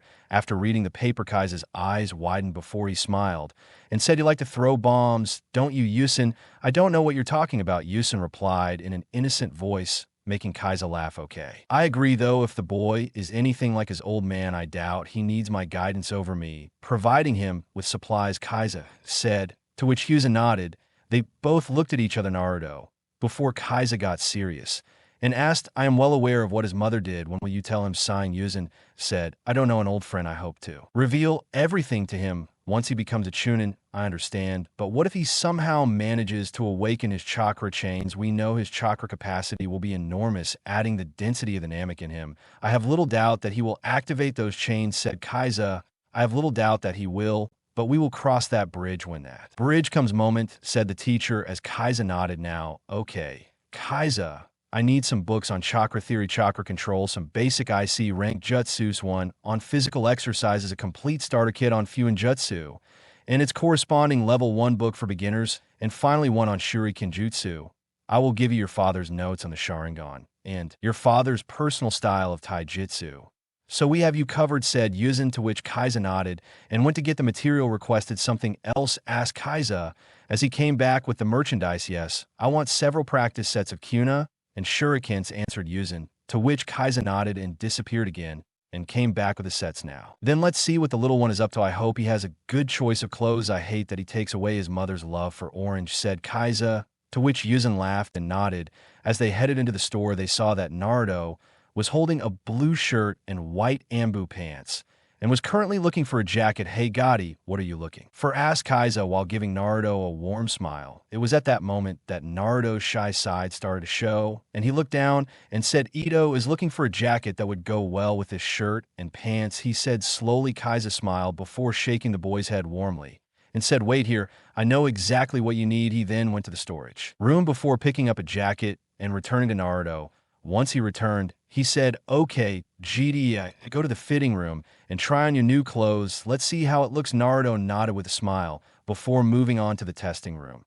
And how did you find the boy? Yuzen asked as he approached from the back. He's just like his father when he was a child. It's not even funny, said Caesar. However, before they could continue talking, Naruto walked out of the room in his new clothes. The jacket he was wearing was dark blue with a lightning symbol on the back. It was the symbol of the forgotten Namek clan. I never thought I'd see that symbol again, said Yusen. Well, get used to it, because you're going to be seeing it around, answered Kaiza. How do I look? Gigi asked Naruto. Damn kid, if you keep up the pace you're doing, you'll be a lady killer when you grow up, said Kaiza. With a perverted smile, Naruto, being the smart 4-year-old boy, tilted his head and innocently asked, what's a lady killer? Both men's face turned red and covered it with a few coughs before Yuzen said he would tell Naruto when he grows up, to which the boy nodded. Yusen and Naruto, they then paid for all their merchandise before it was sealed into a scroll. Then they left to a scroll. Now, then Naruto, let's go get some food before I take you to your new home. Okay, said Yuen, to which Naruto nodded. They headed to a stand called Ichiraka Ramen. She sent Naruto off before turning around and saying, Nico Tori. Both Ambu appeared before him and bowed, waiting for orders. Tell Sparrow to head to the training grounds behind the Okage Monument and make his best home. There also take this money and get good furniture, food, and utilities in it. Tell him to make it the same as a 3-bedroom apartment, said Yuzen, to which both Ambua felt. They took the money that was given to them and disappeared in a puff of smoke. Returning inside the stand, arrived to find Naruto sitting on a girl's lap. While eating ramen, the girl cooed her cuteness, while Mia sweated seeing him, before saying, hey Tucci, how did you say that a fat man appeared at the counter and said, Okajesima, how can I help you today? Nothing special, Tucci. I was just showing Naruto around here. He seems to be having fun, said Yuzen, as he looked fondly at Naruto, who had a happy look on his face as he ate the ramen. "If the boy is anything like his parents, I'm sure he'll be set for life," said Itachi, causing Hiruzen to sharply turn his neck to. "Look at the chef, how do you know his heritage?" Hiruzen whispered urgently. Itachi snorted and replied in an equally low voice, "Blonde hair, eyes, blue sapphires, ramen addiction, and a verbal titic from Dat Bayo. If he isn't Minato and Kushina's son, I'll give away my shop." Hiruzen gave a sigh before saying, "You're right in your analysis, Itachi, however you can't reveal that information to anyone. It's a double-ranked secret." That Itachi nodded before frowning, then said, "Why isn't he with Kushina? I know he left for the capital 4 years ago." IRU Center gave a tired sigh and proceeded to tell Itachi what had happened. Saying that Itachi was livid would have was an understatement. He was growling before taking a sharp breath and saying, "Don't worry, I won't let him go, and I will also provide him with food. I will modify my recipes a bit to give him the proper nutrition he needs, as I doubt he would be allowed to eat anywhere else." Hiruzen nodded his head, and they both turned to Naruto, who is currently eating his 5th bowl of miso ramen after paying and saying goodbye to the father and daughter duo. Were heading to the Okage Monument when Naruto saw the library pulling on Hiruzen's robes, said, "Nay, Gigi, what is that?" while pointing at the library. That Naruto is a place where books are kept for the public to read. The Konoha library is one of the best in the elemental nations, with a wide variety of books and subjects. "Do you want to go see it?" asked Hiruzen after his explanation. Naruto shook his head up and down, eager to go see the library. Upon entering the library, Hiruzen turned to the librarian and said, "Good morning, Aoi." The librarian looked up and he smiled before saying, "How may I help you on this beautiful day, Okage-sama?" "Well, I wanted you to know that Naruto will come here from time to time to read, and I want you to help him when he is looking for something. I trust that there won't be any problems," replied Hiruzen, while emphasizing the word trust. The librarian, realizing the underlying threat, quickly nodded. Hiruzen, smiling, turned to Naruto and said, "Well, that's Naruto, you can come here to read whenever you feel like. Yada, thank you very much, Gigi, you are the best, I must," said Naruto as he jumped up and down, causing Hiruzen a laugh and the librarian to look at him strangely. With that, both Naruto and Hiruzen left and began to climb Okage Mountain. After reaching the top and walking through the forest for a while, they come to a large piece of land, and near the edge a decent-sized house was built. When they arrived, Hiruzen said, "Well, come on in, Naruto.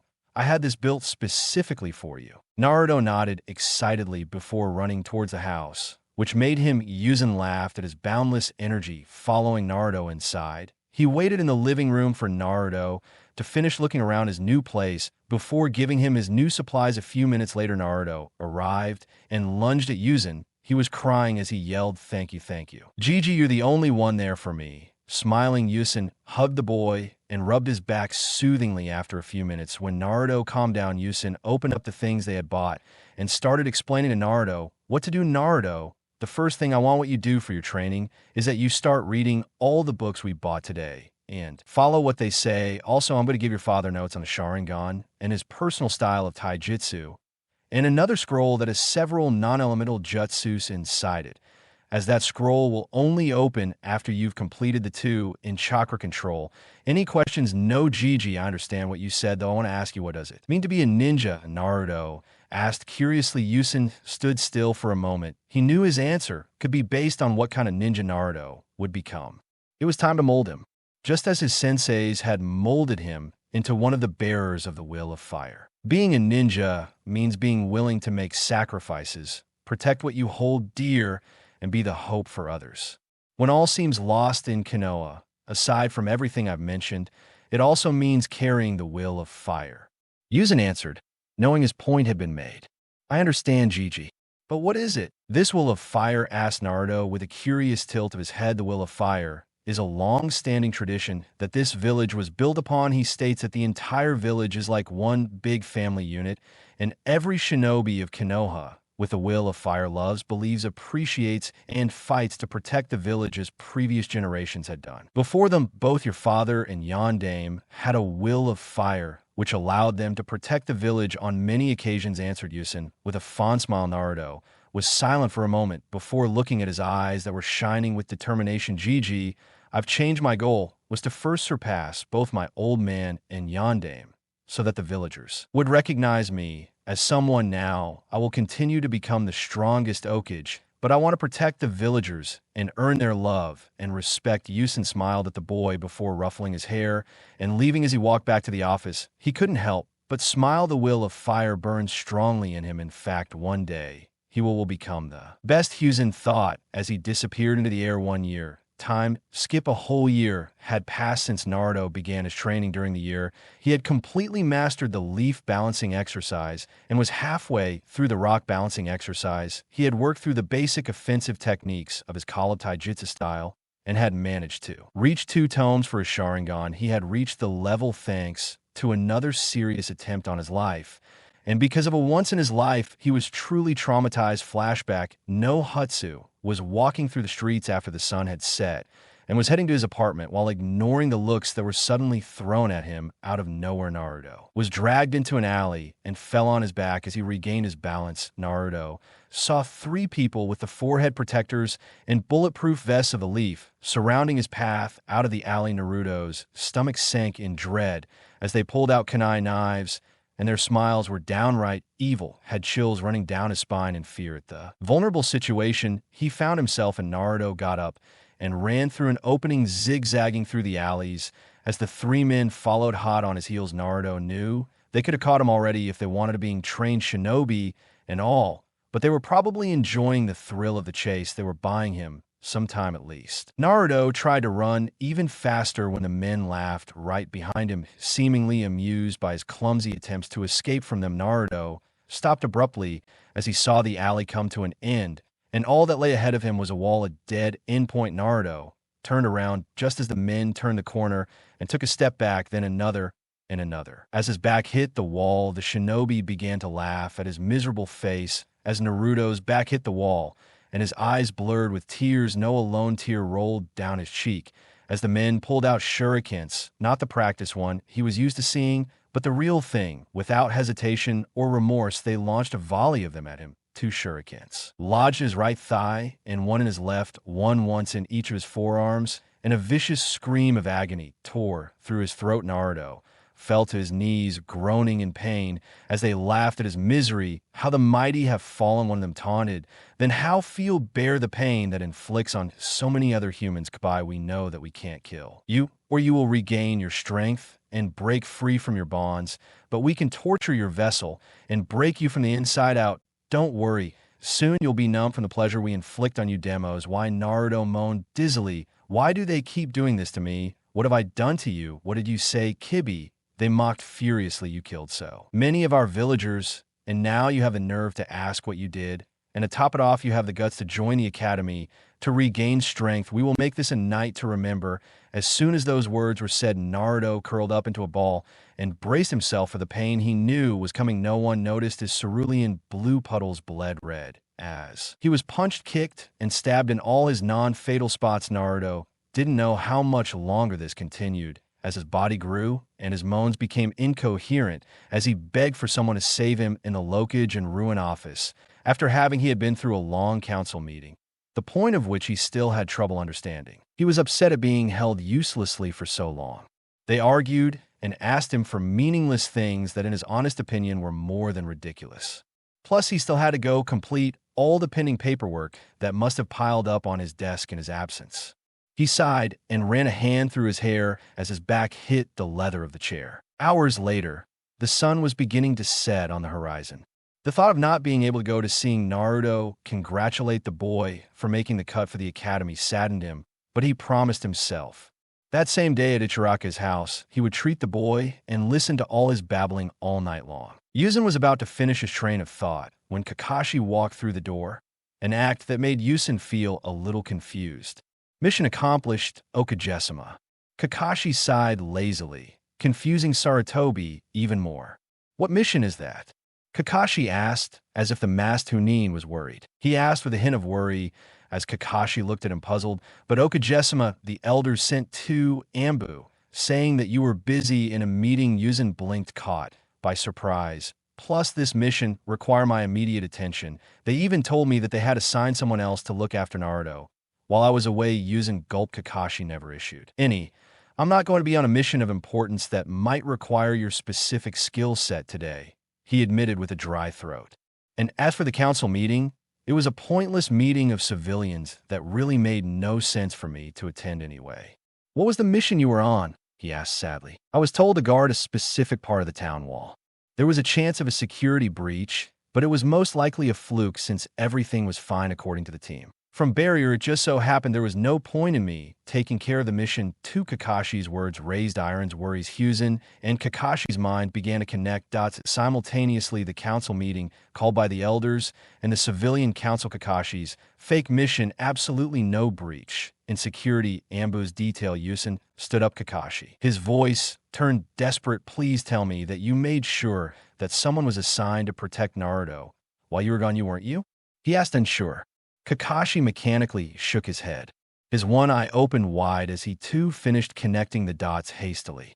Hiruzen took out his crystal ball and tried desperately to locate Naruto. A few moments later, the crystal locked onto his signature and an image became clear. Hiruzen's blood ran cold. He abruptly stood up when three Ambu approached his desk and Kakashi stood at their sides. The four looked ready to kill. Hiruzen disappeared into the distance. A tempest of flames, everyone else followed suit and ran in the same direction with one thought in mind. Let's get there on time. Meanwhile, in the alley, it must have been at least 4 hours since his torture began, and the beating continued. Naruto's body had gone completely numb a while ago, and the numbness continued to increase as the pain finally became too much for him. But Naruto was forced to remain conscious as the attacks that was inflicted on him. They did not allow him to fall unconscious. The attackers were now getting tired and annoyed. Also, hey, one of them cried, and he is hurt and everything, but not broken, as we were ordered. What should we do? Asked one of them, while another of them smiled. I have an idea, he suggested. And after this, the Kikwi will have a hard time staying sane, let alone becoming a threat to the village. He promised. The other two looked at him, intrigued, as he began to tear the little blonde lump's clothes into shreds. The others caught the gist of what he was about to do and smiled. Naruto, meanwhile, moaned silently as his clothes were torn off and tried to think of what they were planning to do to him. Was there anything that could be worse than this? Finally, when he was wearing nothing but his underwear, the man who had suggested this plan to him began to unbutton his pants. Naruto closed his eyes and waited wordlessly for whatever the pain was about to come.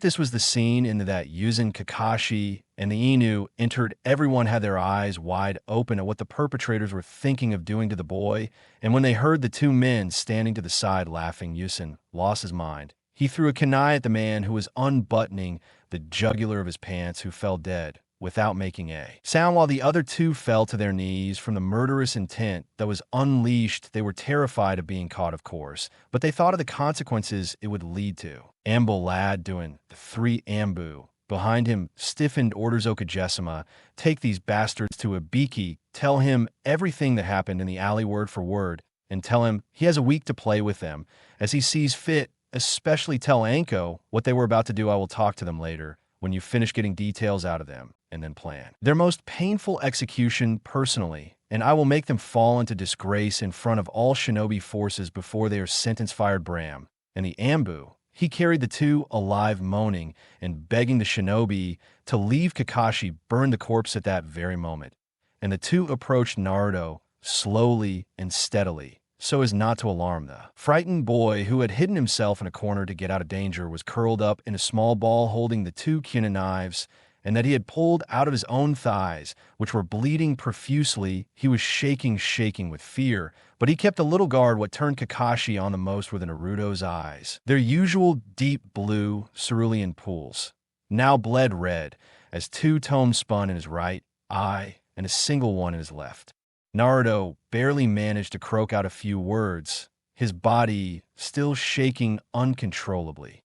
Don't come any closer, he warned them as he continued to raise his shaking hands, pointing at Hiruzen menacingly. Tears ran down Yuen's cheeks as he focused his attention on the terrified boy. The shock of his wide eyes was nothing to Hiruzen. That moment, compared to the coldness of the frightened words he had just heard. Hiruzen continued to slowly approach with his hands raised, while Kakashi held himself back, not wanting to scare the boy even more than he already was. It's okay, Naruto, cooed Hiruzen softly. No one is going to hurt you anymore. It's me, your old man. Don't you remember me, Naruto? Kuin asked sweetly. Naruto cried even harder. Sukuna still held in front of him. Please don't hurt me. It's me, Naruto. I'll leave and never come back. Just please don't hit me more. It hurts too much. Please leave me alone. I want to die. And go see my father." The old man spoke to me. He watches me from above. "Please go away. I will kill myself. I promise, please don't hurt me anymore." He choked. Involuntary tears ran down the adult's face. Hearing what the child had just admitted became too much for Hiruzen's heart. Seeing the amount of trauma Naruto was suffering at that moment, it was so much that he didn't even recognize him. Hiruzen moved like lightning. When Naruto, he brought the kunai to his throat and snatched it away. In one motion, the kunai was discarded to the side, and Hiruzen wrapped his arms around the boy, who at first struggled roughly, but then hugged him back as Hiruzen's familiar and welcoming scent hit his nose, and he cried into his chest, Hiruzen, shush the boy. It's okay. Naruto, you're okay. I'll take care of everything. You'll be better in no time. Now calm down," he whispered comfortingly, and smiled as the boy's cries spilled out, and he finally fell unconscious from sheer exhaustion. Hiruzen, he stood up with the boy in his arms. Turning to Kakashi, he nodded, and they both disappeared in a flashback of leaves. No, just Naruto had to stay in a hospital for 2 weeks before he was allowed to leave. Hiruzen had been worried about how this incident would affect Naruto and his loyalty to the village. However, his fears were unfounded when Naruto told him that he wouldn't be able to look his father in the eyes if he gave up so easily. He said, "You said it yourself, Gigi. I have inherited the will of fire from my father. I will do everything in my power to protect those he died protecting. I will forge my own path and make you proud." He finished with a sly smile that showed he was fine. However, Hiruzen was not known as the teacher for nothing. He immediately saw that Naruto had put on a mask, and it would be very, very difficult to communicate with him. Damn, the villagers, you have taken away every last bit of innocence from a child, as he thought that he silently let out a few tears before looking at the sky. "And to think, I'm sorry, Minato. I failed you after the incident." Naruto had once again put an effort into training and was now reading more advanced notes on the Sharingan and was practicing some of the moves that came with it. He had worked on the basics of shuriken jutsu and had developed good aim as a well-done gift. Hiruzen had gifted Naruto his first jutsu scroll. It was called the Shadow Shuriken Clone Jutsu, and it caused a single projectile to multiply depending on chakra used. Needless to say, Naruto took to it like a dry sponge to water. It took him a month to fully master the jutsu, and after that he managed to derive 3 jutsus from it. He created the Shadow Kunai Clone Jutsu, the Giant Shadow Shuriken Jutsu, and finally the Giant Multiple Shadow Shuriken Jutsu. Needless to say, Hiruzen was very impressed and even added the 3 jutsus he created under his name to Konoha's jutsu library. They were classified as C ranks. Naruto, finding solace in the ninjutsu student, asked if he could learn more jutsus, only to be turned down by Hiruzen, who said that he was only 5 years old and the arsenal he had at the moment was good enough. Another thing that happened was that Naruto and Hiruzen decided to put a seal on Naruto's eyes that would allow him to use the Sharingan, but would still show that his eyes were the usual blue that they were. Throughout the year, Naruto had developed a friendly relationship with the librarian, who, after meeting the blonde several times, he quickly saw that he was in no way QB. Without being a ton of his own circumstance, he spent time with him and taught him things like cooking, math, and morals. Needless to say, the blonde couldn't stop smiling when he knew he had another person out there who cared about him. For his second year of training, he had decided to master the basic defensive katas of his taijutsu style, adding his jutsus to make it more effective in mastering the rock balancing exercise and also gaining some ground in the tree walking exercise, then to improve his control over his Sharingan, using his father's notes, which were quite detailed on the exercises needed to improve his control over his eyes. Halfway through the second year, Naruto had finally started to receive his first token of appreciation. It had happened during the kidnapping incident organized by Kyomo. They had almost successfully kidnapped the heiress of the Yuga clan, Inada Yuga, and the heiress of the Ukiya clan, Sayukiya. The strongest of the 5 Mi villages' defense is so lax that they didn't even notice I entered the precincts, and kidnapping's brats thought the Kyomo honing as he headed to his exit point.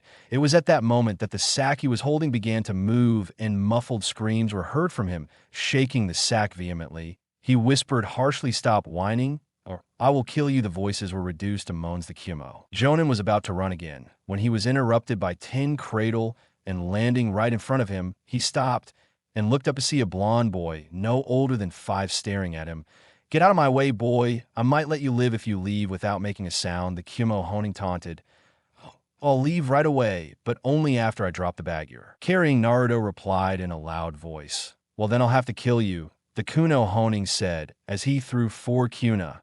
And Naruto, following the projectiles with his Sharingan, used his own kunai to stop the projectiles before throwing a single shuriken and piercing through their hand seals and scream jutsu clone of giant shuriken of multiple shadows. The single projectile splits into 10 parts and enlarges to the size of a Fuma. Shuriken Honing's eyes opened wide as he saw the projectiles coming towards him. He had no choice but to jump into the air, which was exactly what Naruto wanted him to do after the Honing Naruto used both his Sharingan and his natural flexibility to deliver his strongest offensive taijutsu technique, landing a strong kick to the side of the Honing's losing balance, dropped the sack in air. Naruto, however, caught it before it hit the ground, then quickly opened the lid and saw 2 girls his age, both with black hair there. They were their eyes closed and were curled up against each other with tears running down their faces. Naruto quickly undid the ties, causing them to open their eyes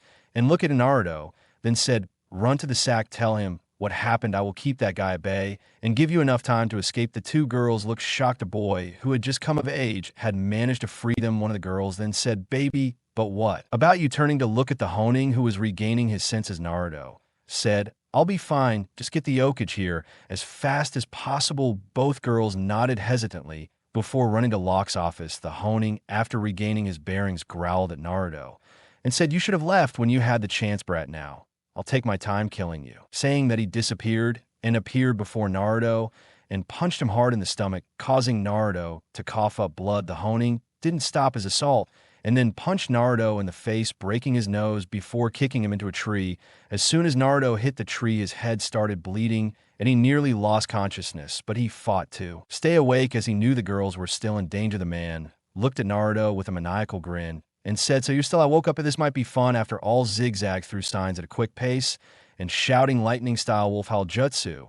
As he said that, a 3m long wolf made of lightning appeared and ran towards Naruto. Naruto closed his eyes, accepting death. However, it was at that moment that his body glowed blue and 4 blue chains sprouted from his back and wrapped around the wolf, disintegrating healthy legs, and launched himself at the Honing before hitting the face. So as soon as the Honing fell, the chains disintegrated and Naruto staggered to a tree and leaned on it, falling unconscious. This was the scene in which the Okage, the head of the Yuga clan Yasi Yuga, and the head of the Uchiha clan Fugaka Uchiha, entered along with his daughter Zambu.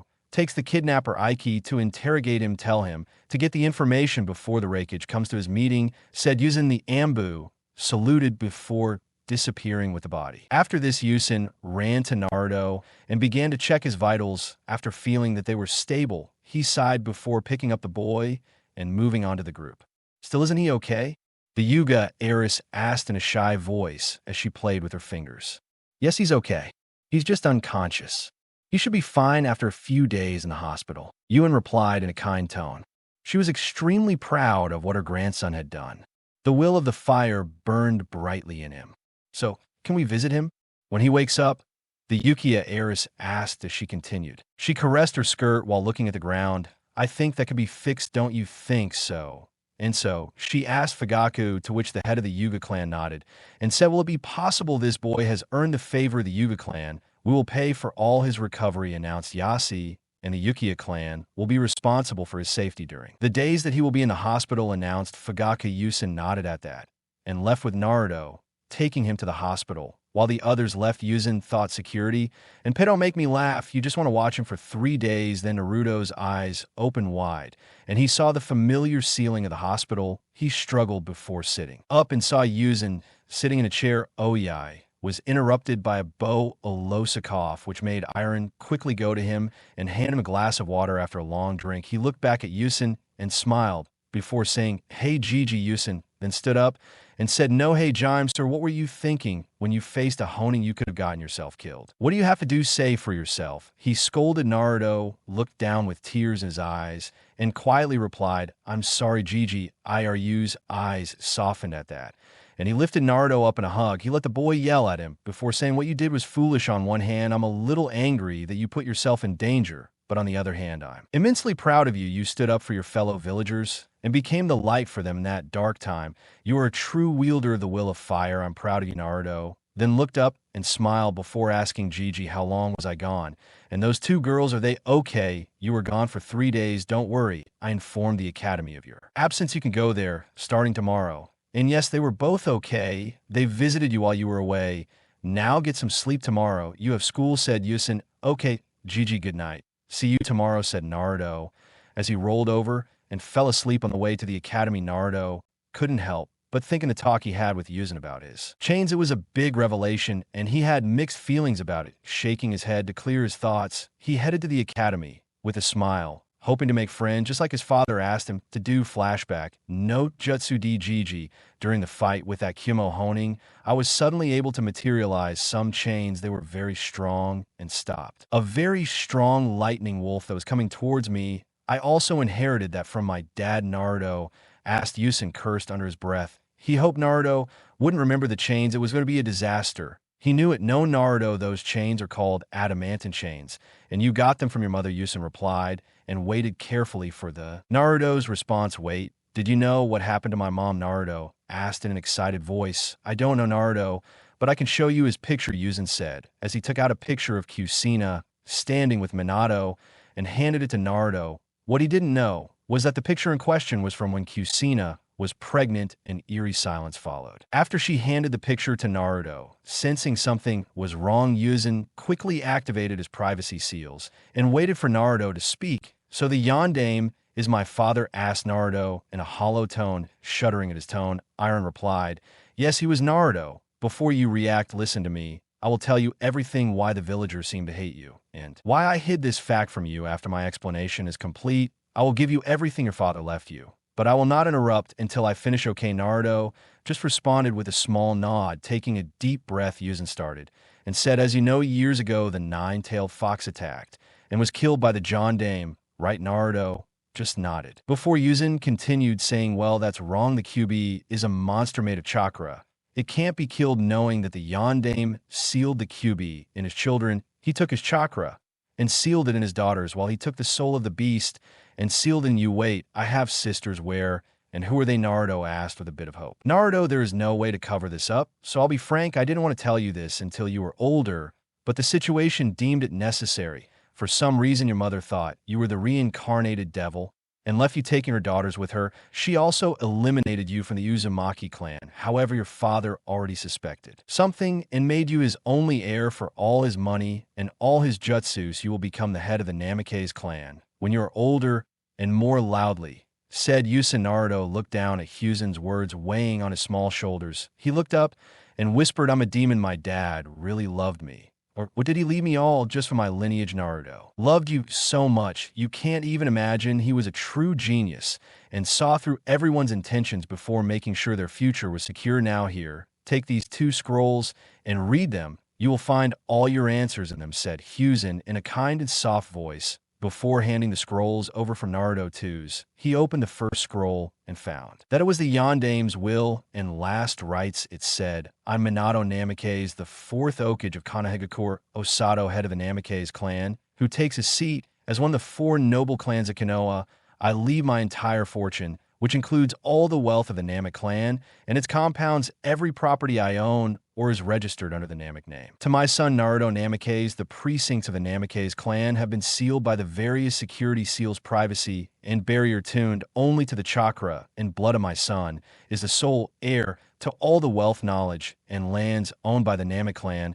I hereby named Naruto Namikaze, son of Minato Namek and Kushina Uzumaki Jinchuriki of Cuban Yokos, sole as the heir of the Namikaze clan. If anything happens to me, this will be my last testament, and I order that everything be passed on to Naruto after he is ready to learn the truths through Huin Sarutobi, whom I have entrusted with this responsibility. In case of that, his mother abandons him, or if something happens to her after my death, Yusin Salat will be the guardian of the wealth of the clan and mine until such time as he deems it ready. Minato Namek Yondaime Okage, head of the Namikaze clan. Naruto didn't show any outward reaction, but inwardly he was a little happy that he wouldn't be forgotten.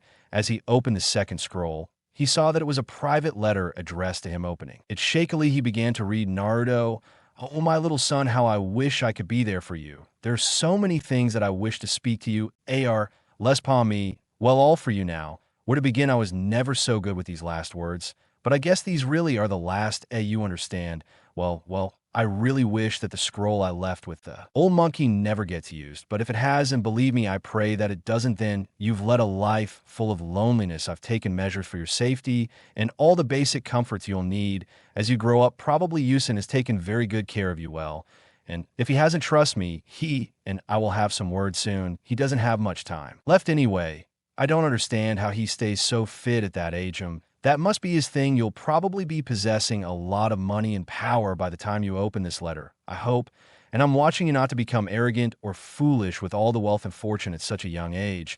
But I know you're my son. I trust you enough not to be like that. Seeing how much you look like me, I can proudly say that you'll be just as amazing as your old man. Okay, now let's let some fatherly instincts kick in. Don't, and I mean absolutely don't, become a pervert like Jiraiya and Sensei if he ever makes contact with you or tries to turn you into his corrupted ways, or I swear he'll regret dying after me. And we'll meet in the afterlife. AZ friends, I know it'll be a little hard for you seeing the burden I've put on your little shoulders, but try to make some friends. You don't need a lot of them. Just a few would be enough that I could trust completely. And that brings me to my next point, girls. Now, there's no need to be embarrassed hearing this from me. All parents have to tell their children about this, and this will be the least embarrassing in your case. When you get the letter, you'll be a young man, and it is natural for you to be interested in girls, but try to find a nice girl, a girl who loves you with all her heart, and one that you can trust with your life. Love, now, I can't explain it to you. You will know when it happens. Both of them will stay and wait for each other, even if they are so far away that it doesn't seem like they'll ever be together again. Their hearts stay connected, even through that. When you feel so strongly for someone,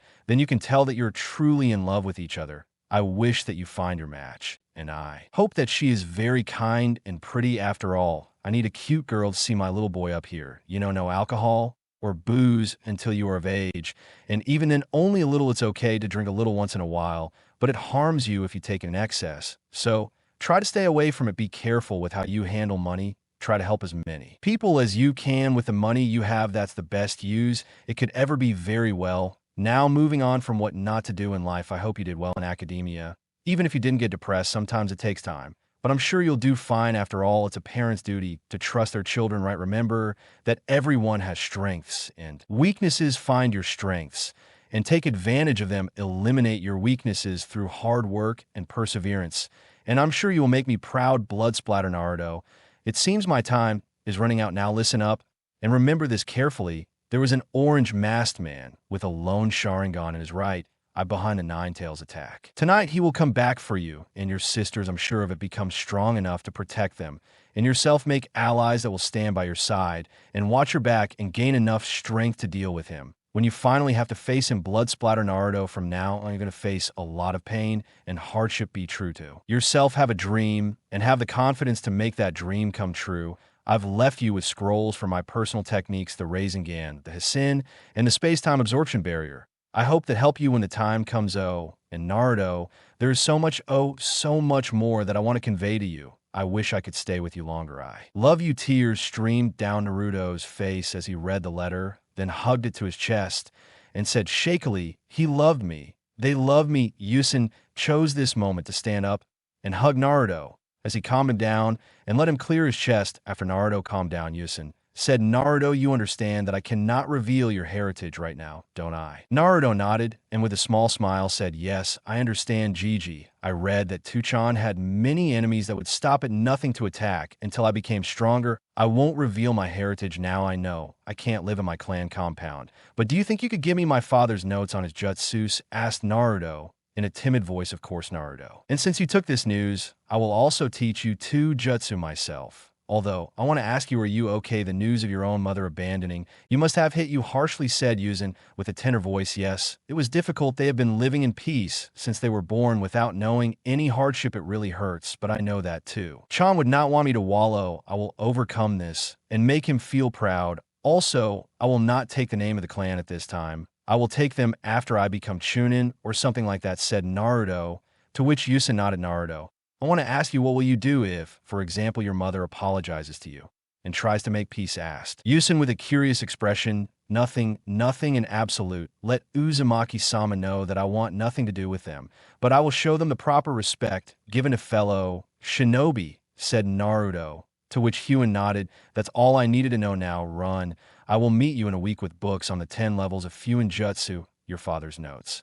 And finally, to teach you the 2 jutsus I promised you, okay, asked Yuzen, to which Naruto nodded with a big smile and left the office. Flashback, no jutsu. To the other on the other side of the city, Yusen shut up and had his own problems, the first and foremost being a mountain of paperwork in front of him. It was at that moment when Jiraiya appeared through the window and said, "Hello, sensei." Without looking up from his paperwork, Yusen replied, "Jiraiya, nice to see you again. What are you doing here?" "Oh, I just came to tell you that we started training the twins a year ago, and that we should be back by the time of graduation," Jiraiya replied, to which Yusen nodded.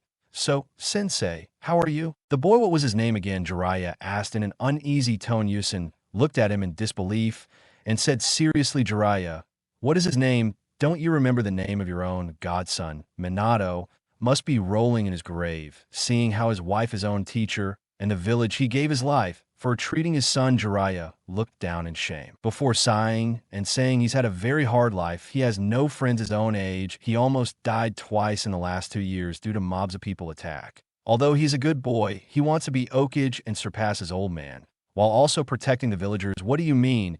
Is that he knows who his father was?" asked Jiraiya in a surprised tone. Did he inherit Jiraiya's genius from his father? He already had a fair idea, and then I just confirmed it when he asked me. I had to explain to him the whole QB incident and also what happened that day, said Hiruzen. How did he react when Kushina left him? Asked Jiraiya in a nervous voice. Sighing, Yusen answered, "Bad, very bad. He said that the respect as fellow shinobi, but before that he couldn't care less what happened to him. Basically, if there was a chance to be together again, he's gone." There was silence in the room, neither of them willing to break it.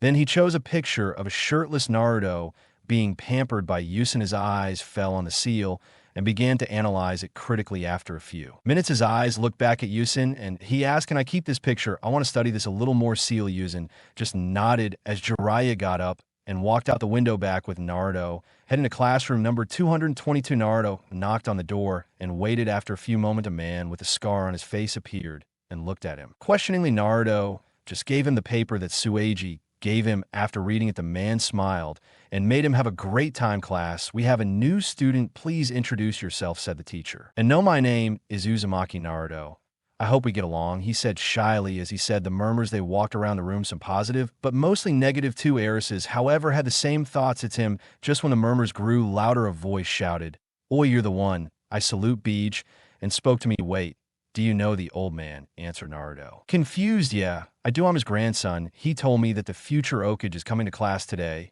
He was referring to you," the boy asked. "Yeah, he was dat Bayo," answered Naruto, then made way and sat next to the boy, who was called Aizen Sarutobi. As Naruto sat down, he critically analyzed the rest of his classmates. Most of them were civilians, but it seemed, by pure coincidence, there were heirs of almost all the major clans of Konoha. There was a boy with red marks on his savage face and a dog companion on his head. He was the heir of the Inuzuka clan. Another with a lazy expression and a hairstyle that resembled a pineapple was the heir of the Nara clan. There was a fat boy with spiral symbols on his cheeks, and he seemed to have constantly a bag of chips in his hands, was the heir of the Akimichi clan. A boy with a long coat, sunglasses, and a hat, the heir of the Aburame clan. A girl with platinum blonde hair and blue eyes, the heir of the Yamanaka clan. Obviously, we have the heirs of the Yubichiya clans. And finally, there was the heir of the Kurama clan. She was a brunette with brown eyes. Naruto withdrew from the election because he felt it was boring and was glad when the lunch bell rang. Naruto, let's go to the cafeteria to look for our lunch, said Aizen, to which Naruto nodded. He was glad to have found someone like him. When they came out to the ground, they saw groups of children already formed and chatting. However, there was a girl who was sitting alone. She was the heir of the Kurama clan. Naruto looked at Aizen and pointed at her. He sighed and said, "I really don't know why, but no one sits with her. She doesn't even talk to her. It's been 3 days, and I still haven't seen anyone talk to her." Naruto nodded before giving a small smile and saying, "How about we go and get together?" We sat with her. It's obvious that for some reason, we're the outcasts of the class. People like us stick together. What do you say? Aizen smiled and said, I bet we go. The two of them headed to Yakumo, and the three of them started talking to each other little. By little, the conversations became more fluid and comfortable, and before they could realize it, a deep bond of friendship and trust had already formed. Naruto even invited the two of them to train at his house on the weekends, to which they both agreed. The trio gladly did not go unnoticed by the rest of the heirs. And that is another reason why we should avoid them. You saw how easily they made friends with that demon, asked Kiba, the heir of Inuzuka. I have to agree that I thought it would be different, and that he saved me. And everything, I guess, it was just an illusion. Sayuri sighed, annoyed the lazy. Nara replied. The group of heirs did not stop chatting and gossiping. It was a few minutes later that Naruto noticed that the heir of Abura himself was sitting alone. Naruto excused himself from his group and walked up to him and said, hello, my name is Uzumaki. Naruto. What is yours? Aburame. Shino, was the boy's stoic response. Why are you sitting alone? Shino asked. Pro Naruto, no one invited me. Why? Because my clan is generally treated as an outcast due to our relationship with insects, answered Shino stoically. Bugs? What relationship do you have with them? Asked Naruto. Our clan houses colonies of bugs inside our body and uses them for ninja arts, answered Shino, already waiting for Naruto. He got disgusted and walked away. Wow, that's cool. What kind of bugs do you usually use? Naruto asked, his interest growing by the minute. We normally use Kiku. They are chakra-sucking bugs, Shino replied. He was surprised by Naruto's interest and was inwardly glad that he hadn't been completely rejected. Great. And Shino, come with me to my group, Naruto said. Then he took Shino with him and introduced him to the rest of the group. After a few minutes, Shin was not accepted as part of the group. Naruto felt that the group was complete. They had big mouths and eyes, and a shy one in Yakumo, a stoic one in Shino, and a genius in Naruto. It felt amazing to belong somewhere. Looking around, Naruto knew that now he could finally call the village his home. In his office, Yusen smiled fondly at the scene in front of him, where Shibi Aburame and Yamako Kurama. Shibi had a small smile, barely noticeable. This was something considered great, while Yamako was openly crying tears of fad. And what do you think of Naruto? Asked Yusen, looking at him. It makes sense that he is not a demon. Why would any demon try to make others feel better? Answered sure, with Yamako just nodding. So do you approve of that friendship? I ask, because from what I've heard from Kumi and Itachi is that both Yasi and Fugaka have instructed their daughters to stay away from Naruto. Asked Yin. I approve. He's a good boy and has a strong will of fire in him, said Yamako. With Shia feeling a little good, it seems we found the next great team. Who knows, they could become Konoha Saiyan in the future, said Yuzen with a smile, making Yamako laugh, and Shibi smile. Time skip the weekend, Nene Gigi. So what jutsus are we going to learn? Asked Naruto excitedly. Well, the first one is Kai Bunin. It's 8B Rankin Jutsu. I want to teach you because of your large chakra reserves. Now follow this hand sign, he said while crossing his fingers, making a T shape. While Yusen did it, a puff appeared, and a second Yusen. Now, okay, Naruto, try it, said Yusen. Naruto nodded and crossed his fingers before shouting Kai Bunin. No jutsu. Some puffs went out, and some semi-solid clones appeared. Not bad. Naruto, keep trying, and when you're done, we'll move on to the next jutsu, said Yusen, nodding. Naruto continued trying, and after 2 hours, the Yusen surprised Naruto had managed to produce 50 fully solid clones. He smiled slyly at Yusen, who could feel the smugness coming off Naruto. In waves shaken from a stupor, he looked at Naruto, who wasn't even. Without, Naruto nodded, after which Yusen said, this technique will also help you in training, as the Kai Bunin are connected by nerves. Everything they experience will be sent back to the original, as if they had done the task themselves. Naruto's eyes widened before laughing, giddily stopping after a while, and said, I guess they don't affect physical training, right? Yusen nodded. Naruto,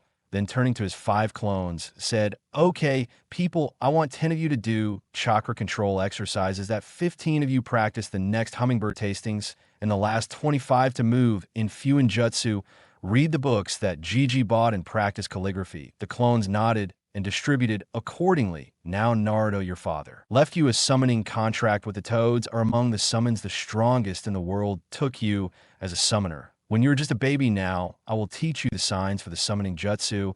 It will take you a long time before you can summon a battle toad. Now look at these hand symbols: boar, dogbird, monkey, ram. Now practice these hand signs. Then I will tell you how to summon, said Yusen, to which Naruto nodded and started practicing. After a couple of hours, Naruto had fluently written down the signs and was waiting for more instructions. Now, then Naruto, repeat after me, said Yusen. Then he bit his thumb before doing the signs. And finally, he placed his hands on the ground and shouted, summoning jutsu. As he said, a puff of smoke occurred, and a small monkey appeared before looking up and disappearing in a puff. "Now, try it," said Yusin, nodding. Naruto bit his thumb, went through the hand signs, and after placing his hand on the ground, he shouted, summoning jutsu. A small puff of smoke was the scene, and a small red and purple sack was the scene. "I guess that you are our new summoner?" asked the toad. "Yes, that's me, Gorge." Naruto, "Great. Do you have any snacks?" asked the toad. "Right now, no. How about you come back? And when I summon you next time, I'll get you snacks," said Naruto. "Sounds right. By the way, Gamakichi is the name. See you later," said the toad, as he disappeared in a huff. "How was that?" Gigi asked Naruto in a cocky tone. "That was good. Keep practicing both jutsus. I'll teach you something else later." "Okay," asked Yusin. "You got a Gigi-sensei?" said Naruto in an excited tone. "Gigi-sensei?" asked Yusin, a little with faded. "Yes, you are my Gigi, even if we are not related by blood, and you taught me 2 good moves promising for more sensei. Combines the 2, it becomes Gigi-sensei," chirped Naruto, making Yusin laugh, and then rubbed Naruto's head affectionately. "Tell me, Gigi-sensei, can I tell my friends about you? Do you know everything?" asked Naruto in a worried voice. Crouching in front of him, Yusin placed a hand on his shoulders and said, "Listen, Naruto, these are your secrets to tell. However, I want you to wait until you trust them with your life, and they trust you with theirs. Plus, your relationship has just started. Let it grow before you test it." Naruto nodded and hugged him before thanking him. Yusin then decided to ask Naruto about his training plan. "Tell Naruto, what do you plan to do with your dad's techniques? And when will you learn them?" he asked. "Well, Gigi, I'm thinking of spending the next years working on my chakra control, Funy Jutsu Taijutsu, and the jutsus that you will teach me. When my control and knowledge on Fuin Jutsu reaches level 6, then I will start learning all 3 of my dad's jutsus, and hopefully I can use them when I become a genin," said Naruto, to which Yusin nodded with a proud smile. "I'm proud of you, Naruto. You really are something. Always remember to train, but not to be hungry for energy. You should also add your Jenka training into your schedule," said Yusin. "I almost forgot about that," said Naruto, as he slapped his forehead, making Yusin, he would sweat at his antics. Only Naruto would forget that he possesses 2 very strong Kek Genas. He really is a mix of his mom and dad. He thought Hiruzen, "Okay, Naruto, dispel your clones 5 at a time. Every 5 minutes. When you're done, meet me outside. Let's eat ramen as a reward for your good work," said Yusin. Naruto jumped in excitement as he began to dispel his clones while dreaming of ramen. It had been 6 years since our hero had started the academy and made his friends. Now, sitting at 5 feet and 4 inches at 12 years old, he could proudly say that he trusted his 3 friends for life. Today was the day of the final exam before the life of a genin. Needless to say, Naruto was more than excited. During the years at the academy, Naruto had remained in an average position in the class, enough to not draw unwanted attention to himself. Over the years, thanks to the use of shadow clones, he had grown massively in all of his shinobi branches. He was now a Fuin Jutsu user of level and had begun to dissect his father's signature seals, the Yasin, and the space-time absorption barrier. His taijutsu and speed were at mid-level. Chunnin, thanks to his use of weights and then resistance seals after reaching level 5. He had also finally matured his Sharingan completely. Naruto, however, did not rely too much on his eyes. He used them only to cast and break Jinjutsus, or to copy new jutsus that Sueiji was going to teach him. He had also greatly improved Sunin Hutsu, that he was now an impressive level of Chunning. He hadn't done any elemental manipulation yet, but he was very skilled with non-elemental jutsus, even creating some personal versions of jutsus. He knew he had also improved his summoning and could now summon at least 1 Battletoad. He had also gained good control over his chains. However, the highlight for him would be his mastery of the Rasengan. It made him happy, and he felt close to his old man after learning his signature technique. While he waited excited for the exams to begin somewhere else in the fire capital, a nervous Kushina was packing her things to return to Konoha. The reason for her nervousness would soon be revealed. Multiple flashback in Jutsu. Kushina walked through what was left of the village gates at dawn towards the carriage that would take her and her new family to the capital with her newborn daughters in hand. As she was about to enter the carriage, she looked back and saw Yuzen standing at the vacated entrance of the village with a Naruto asleep in her arms. The sickening disgust she saw in his eyes as he looked at her before turning his back and walking toward the Okage Tower hurt her immensely. He was the man Minato respected above all others, and seeing him look at her with such terrible disappointment She could only hope that one day he would see the truth behind her words. She forgot her pain as she looked longingly at the two red-haired girls who were fast asleep in her arms with neither of them having any worries at all. She smiled lovingly at them, grateful that despite the horrible attack the night before by the Chi, or whatever tragedy might befall her, or her family, or her village, or even her nation, there was still so much purity and innocence in the world. That purity and innocence had to be saved and preserved for as long as possible, at least for now. They would be free from worry, as despite Hiruzen's anger with her, he still cared enough to provide a detachment of Ambu to escort her and her babies to the capital. The journey took 2 full days at the slow pace at which the carriage moved. During that time, the Ambu had not spoken to her and had not bothered to speak to any of them, either assuming that they probably felt the same way about her as Hiruzen. She couldn't blame them for that. After all, she didn't know anything better. When they arrived at the capital and stopped in the courtyard of the Daim's palace, she thanked her escorts, who simply disappeared without even a word of recognition, and stepped out of the carriage. To her surprise, Dano himself was there to greet and welcome her personally. Feeling honored by the personal greeting from the Dano, she thanked her feudal lord and allowed him to take her to the grounds of the Uzumaki estate within the capital proper. There was still an impressive team of caretakers looking after the gardens and house, many of whom Kushina had even met when she was a child, and all of whom greeted her and warmly welcomed her home. They all gushed over the 2 little girls in her arms, commenting on how beautiful they were and expressing their feelings about how proud Kushina must be of them. She entered the main house, laid the girls down in the double crib that had been prepared for them, and went to settle in the living room.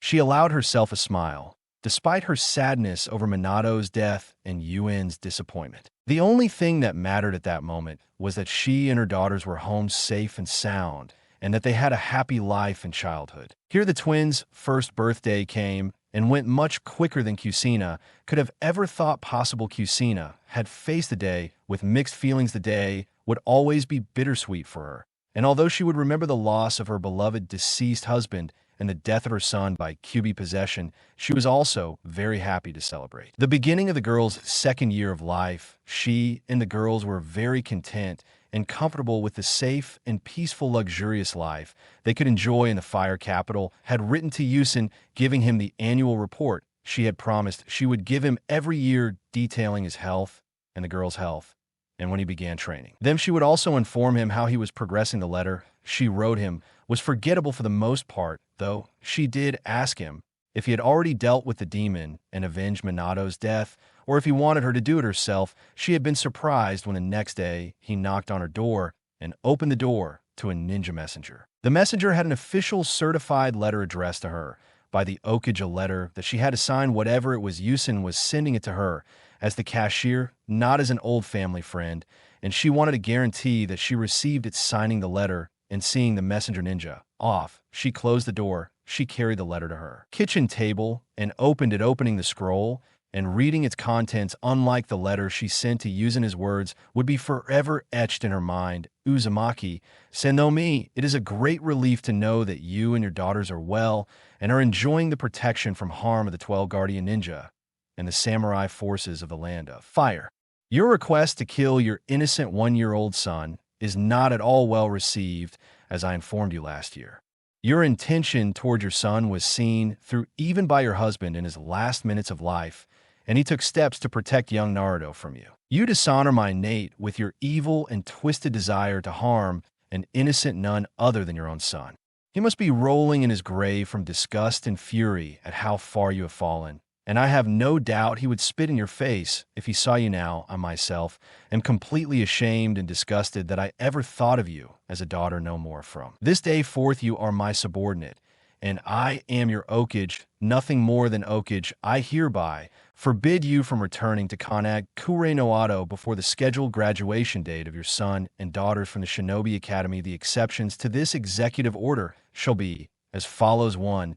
If I summon you again, you must answer my call and come to Konoha immediately, where you will be escorted directly to my office upon your arrival at the gates. At no time during your visit will you be permitted to walk the village grounds unescorted. Upon the conclusion of the matter for which I summon you, you will be immediately escorted back to the gates and sent on your way. Once again, entry to the village. Is prohibited too if you send me advance notice through official communication of your intent to come to the village, and the date on which you hope to arrive. You may come to the gates of Konoha, but you will be detained at the guard station until an Ambu can escort you to my office, so you can conduct any business you need to conduct with me before. Being escorted once again back to the gates and sent on your way. Once again, you are prohibited from entering without an official summons from me or prior notice of your arrival. If you are found approaching the gates of Konoha or within the walls of Konoha without having met the conditions of any of these exceptions, I will have no choice but to assume that you have come to harm young Naruto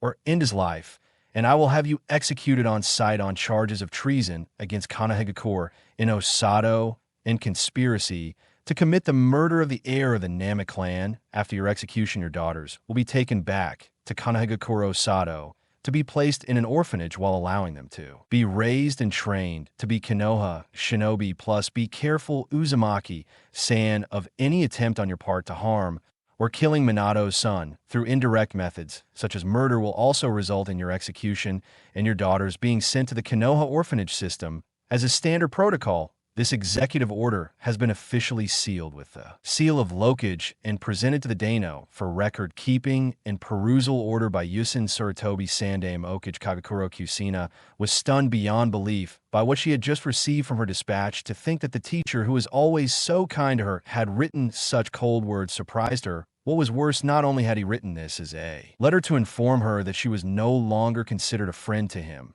but also as an executive order of the Kaka that must be obeyed or she would suffer legal and perhaps corporal ramifications. He had even used her surname instead of her given name to address her in the letter. She knew that the reasons why he claimed that her punishment was immediate execution were clearly plausible. Biju Chakra, or not the demon that fit the bill. Naruto's description was classified as a Jinchuriki according to the letter of the law, and to top it off, he was also the legal heir of the Nameke's clan, and even she could not legally defend herself against the charges of treason and conspiracy against him. Heir of the clan, despite the righteousness of her feelings and the justice of her way, her hands were tied.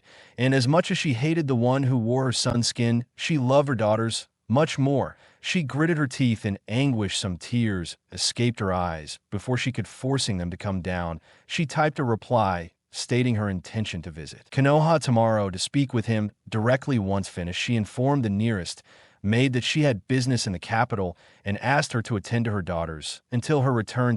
Hours later, she received an official acknowledgement from Yusin via messenger stating that the gate guards would be expecting her arrival the next day and that an escort would be provided to her office. She departed towards Konoha early the next morning, once again leaving her children in the care of the Uzumaki staff, climbing into the trees to travel quickly and arriving in hours as told. She was stopped at the gate to wait for an ambulance escort to the office of what was said it was a male Ambo masked hawk that arrived to escort the wing carrying him through Shunshin. Not even the tone of his letter had prepared her for the cold fury and almost hatred that Yuzen was exerting on her. The meeting was quickly, and it was made clear that she would receive no special favors of any kind from Lokage due to feelings of past kinship. He had told her in no uncertain terms that while he could not officially declare her an enemy of Konoha, he now personally considered her as such. She was escorted back to the gates and left the village very unsatisfied. A week later, she found Jiraiya at her door, having been removed from the Toad contract. She now had to manage her spy network directly by traveling and meeting with contacts. He himself had left Konoha to do this and had informed Kushina that a visit to her and the girls would be a nice stop along the way. Of course, he needed to travel around the world and do his research, which he also informed her of without any shame, which led to her slamming him into the ground. It was during this visit that she realized Kushina was not herself. Kushina, what's wrong with you? You haven't been acting like yourself since I got here, she expressed worriedly with a sigh. Kushina replied, Sandame-sama has forbidden me from returning to Konoha before it's time for the girls to become Chunnin unless he summons me, or unless I have business there that I need to report to him about beforehand. He has continued, sadly, he has basically ended our friendship and says that he now considers me his enemy because of that demon I see, said Jiraiya with a sigh of his own. Well, that's not something I'm going to get involved in. I know how you both feel about the situation, so I'll leave it alone. Thanks, Jiraiya. I really appreciate that. Coincidentally, During the third day of Jiraiya's visit, Tsunade and Shizen also stopped by the Uzumaki estate.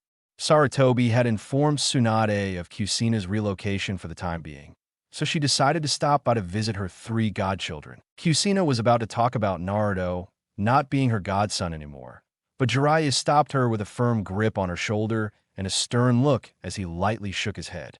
"So I've seen the girls, but where's Naruto?" Tsunade asked. "Fortunately." "Well," Tsunade replied, "Jiraiya-sensei wanted the boy to stay in the village, so he could bond with her the same way his old man did. It was Ino's last wish."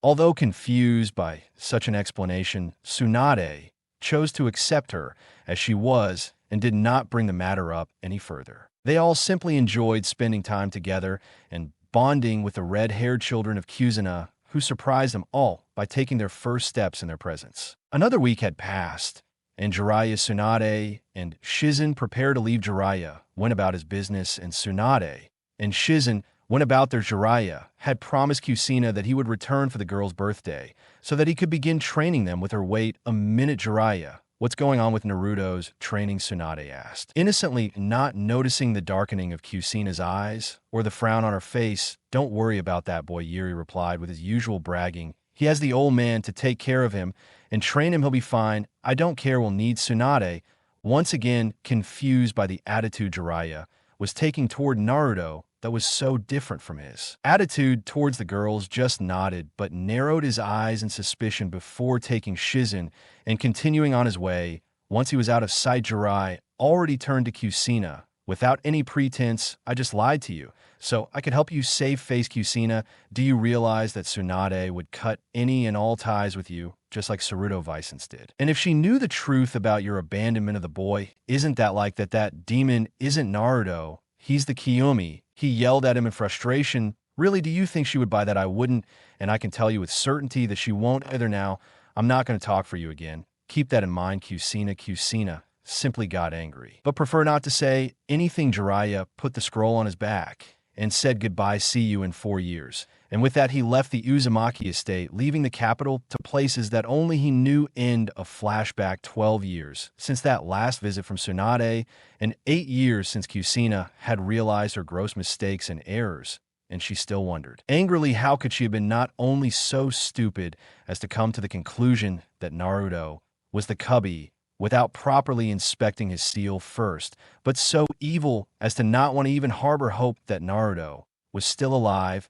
And well, what had happened to him during all this time until this day? She still found herself waiting for an answer. She only knew that there was no excuse for it. She continued packing the things she would be taking back to Konoha, with her completely unaware that a certain oakage was also reflecting on those turbulent days. Kanag Kure Noos, "It won't be long now," she mused, and doing Sarutobi to himself. Morbid Kushina will be returning here in a few months with her daughters. Once her training is over, much to her and Jiraiya's satisfaction. What the hell am I supposed to tell Naruto about all of this? Yusen had made a lot of mistakes and questionable judgments regarding Naruto trials and errors on what to tell him, what not to tell him, how to handle the knowledge that he had been keeping for Naruto for all these years. All for his own safety and to keep him as stable as possible, given the poor boy's circumstances. Thinking about Kushina made him think of that day when he gave Jiraiya the picture of baby Naruto with his seal exposed, the day that would mark the beginning of his own mistakes regarding the child and his mother. Flashback. Yusen was in his office going over the usual paperwork with which he was busy. It was a month before Naruto's 5th birthday, and he was still working to get there in time to celebrate with him. His train of thought was interrupted when Jiraiya walked through the window. Sarutobi glanced at him quickly and nodded without even cracking a smile. He could tell that Jiraiya was perplexed. After all, he usually smiled when he saw his former student, but he just couldn't bring himself to do so after his last disappointing encounter with him on the night of Naruto's birth. Of course, he knew that Jiraiya would probably also attribute it to the pressure he must have been under with the work of the village, but the truth was that Hiruzen had lost almost all respect for his student and finally realized that although he had trained 3 great shinobi, they were terrible people. The 3 Jiraiya was the only one who had continued to give some hope to Yusen, and that hope vanished the night of the birth of the children of his successor. Now, he considered the 3 as nothing. More than failures and disappointments, "Hey, old man, how are you doing?" Jiraiya asked jovially. "I'm fine," Jiraiya replied in an almost monotone, and asked, "How are you?" Not even bothering to look up from his paperwork, not noticing Jiraiya's smile. "I'm doing great. My research is going well, and I'm excited to train the twins after their birthday when I get back to Kushina. Unfortunately, I won't be back to the party on time, and I'll miss all those beautiful, noble women," he complained, to which Hiruzen sighed and just shook his head in resignation. Jiraiya hadn't changed at all over the years. "Hey, how is the boy? What was his name?" he asked with a finger on his chin. Hearing this, Hiruzen stopped moving his calligraphy brush. With a grimace of annoyance and disappointment, he slowly looked at Jiraiya and replied with silent disbelief, "Seriously, Jiraiya, what was his name?" "Seriously, you mean to tell me that the family of your late student means so little to you that you can't even remember the name of your own godson?" Jiraiya replied cluelessly before replying with indignation. "What do you want to say? I care about Minato's family. I've always made sure to keep up with Mito and Narumi. Really now? And if they weren't associated with your almighty company, would you still care as much?" Jiraiya frowned darkly and asked quietly, "And what is that supposed to mean, sensei?" Unfazed, Hiruzen proceeded to berate his student. "Jiraiya, your late student's family means far less to you than this prophecy, which has given you an overwhelmingly exaggerated sense of self-importance. That the only reason you remember Mito and Narumi's names is because you're convinced that they're the children of this prophecy, and I only know this because training them in their relation to the prophecy is all you talk about." Hiruzen then added sarcastically, "Minato must be looking at you from the afterlife with so much pride, especially with how much you care for his son. What was his name?" Jiraiya's frown left his face after that, replaced by a frown of utter embarrassment. Before he could say anything else, Hiruzen spoke, "But to answer your question, Naruto is fine. Although he is a very lonely boy, he has not been able to make any friends because the adults of the village keep their children away from him. Oh, well, I'm glad to know that he is okay, and I suppose that with time, he will make friends," Jiraiya offered, although his shame and a sense of doubt could be heard in his tone. "He resembles his father," Hiruzen told him, bringing Jiraiya's gaze closer to his with a saddened expression. "He is the spitting image of him, and not just in his appearance. He has also inherited Minato's genius-level intellect. In fact, I'd go so far as to say he's an even greater genius than Minato was if I'd take him on as a student of my own." Hiruzen's eyes narrowed in resignation. "God knows it would be nice to have a student who didn't end up being a failure and an absolute disappointment as a human being like you three did." Jiraiya's sadness mixed with pain at Yuen's statement. However, he had already seen that expression on his parents' faces, and before Hiruzen had given up on his former students, Jiraiya began to look around the room for something to hold onto as his sight and thoughts drifted off. He saw a picture of Naruto as a baby in Hiruzen's arms on his desk and picked it up.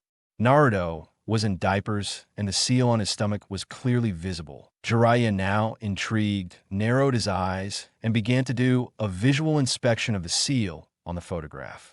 The intricacy of the seal went far beyond anything Minato had ever seen before. He had surpassed even the greatest of the Uzumaki seal masters by perfectly combining two such strong seals along with several lesser ones, and had synchronized them to perfection in his final moments. Minato Mikaz had created his magnum opus. "Hey, old man, I'm taking that I'd like to study Naruto's seal. Do you mind?" Yuen asked. "Nodded. Take it, I have copies. I'll put another one here." Jiraiya said, nodded, and walked out the window without even saying goodbye. Hiruzen closed his eyes and sighed once more. Only one word seemed to fit for him all the people who were once connected to Minato: amic disappointment. And these twilight years of his life seemed to be filled with nothing but disappointment, with Naruto being the only bright spot in them. End of flashback. As much as Hiruzen hated paperwork, he actually found it a welcome distraction from the impending dilemma that would blow up in his face if he didn't take steps to begin solving it. Fire capital Kushina had finished packing up his dorm room and was now sealing up his utensils. Her cast iron skillet was still as beautiful and black as the day she had first acquired it. She had taken very good care of it and had used it to cook countless meals for herself and her daughters. But with that thought, she began to think of all the meals she had never cooked for her son. It was when she was preparing this particular skillet for his use that the horrible truth had been made known to her. Flashback. It had been a month since Kushina had hosted the 5th birthday party. It was the twins' birthday, and he had started training them. He had been trying to teach them how to unlock their chakra, And even with his guidance, the twins had just succeeded this morning. It had to be some kind of record ad. That time he was starting to prepare dinner, he had just turned on the stove and heated up his cast iron skillet so he could make a stir fry. It was while he was doing so that he heard Jiraiya burst through the front door and yell a greeting Kushina. He turned off the stove and ran out of the kitchen till she greeted him smiling at seeing him for the first time in almost 4 years. She tackled him in a hug as he also wrapped his arms around her and spun her in a couple of circles. "Oh wow, it's good to be back here," Jiraiya exclaimed. "I'm glad you're here." "Now," Jiraiya offered Kushina, "I'm making dinner, and I'm sure you're hungry." "You have no idea," Kushina called out to Mito and Narumi, introducing them to her grandfather Jiraiya. Both managed to find a place in her heart quite easily as she got on the floor with them and played with them until dinner was ready. The meal was enjoyable, with Jiraiya getting to know the two excitable little red-headed rascals. It was shortly after the meal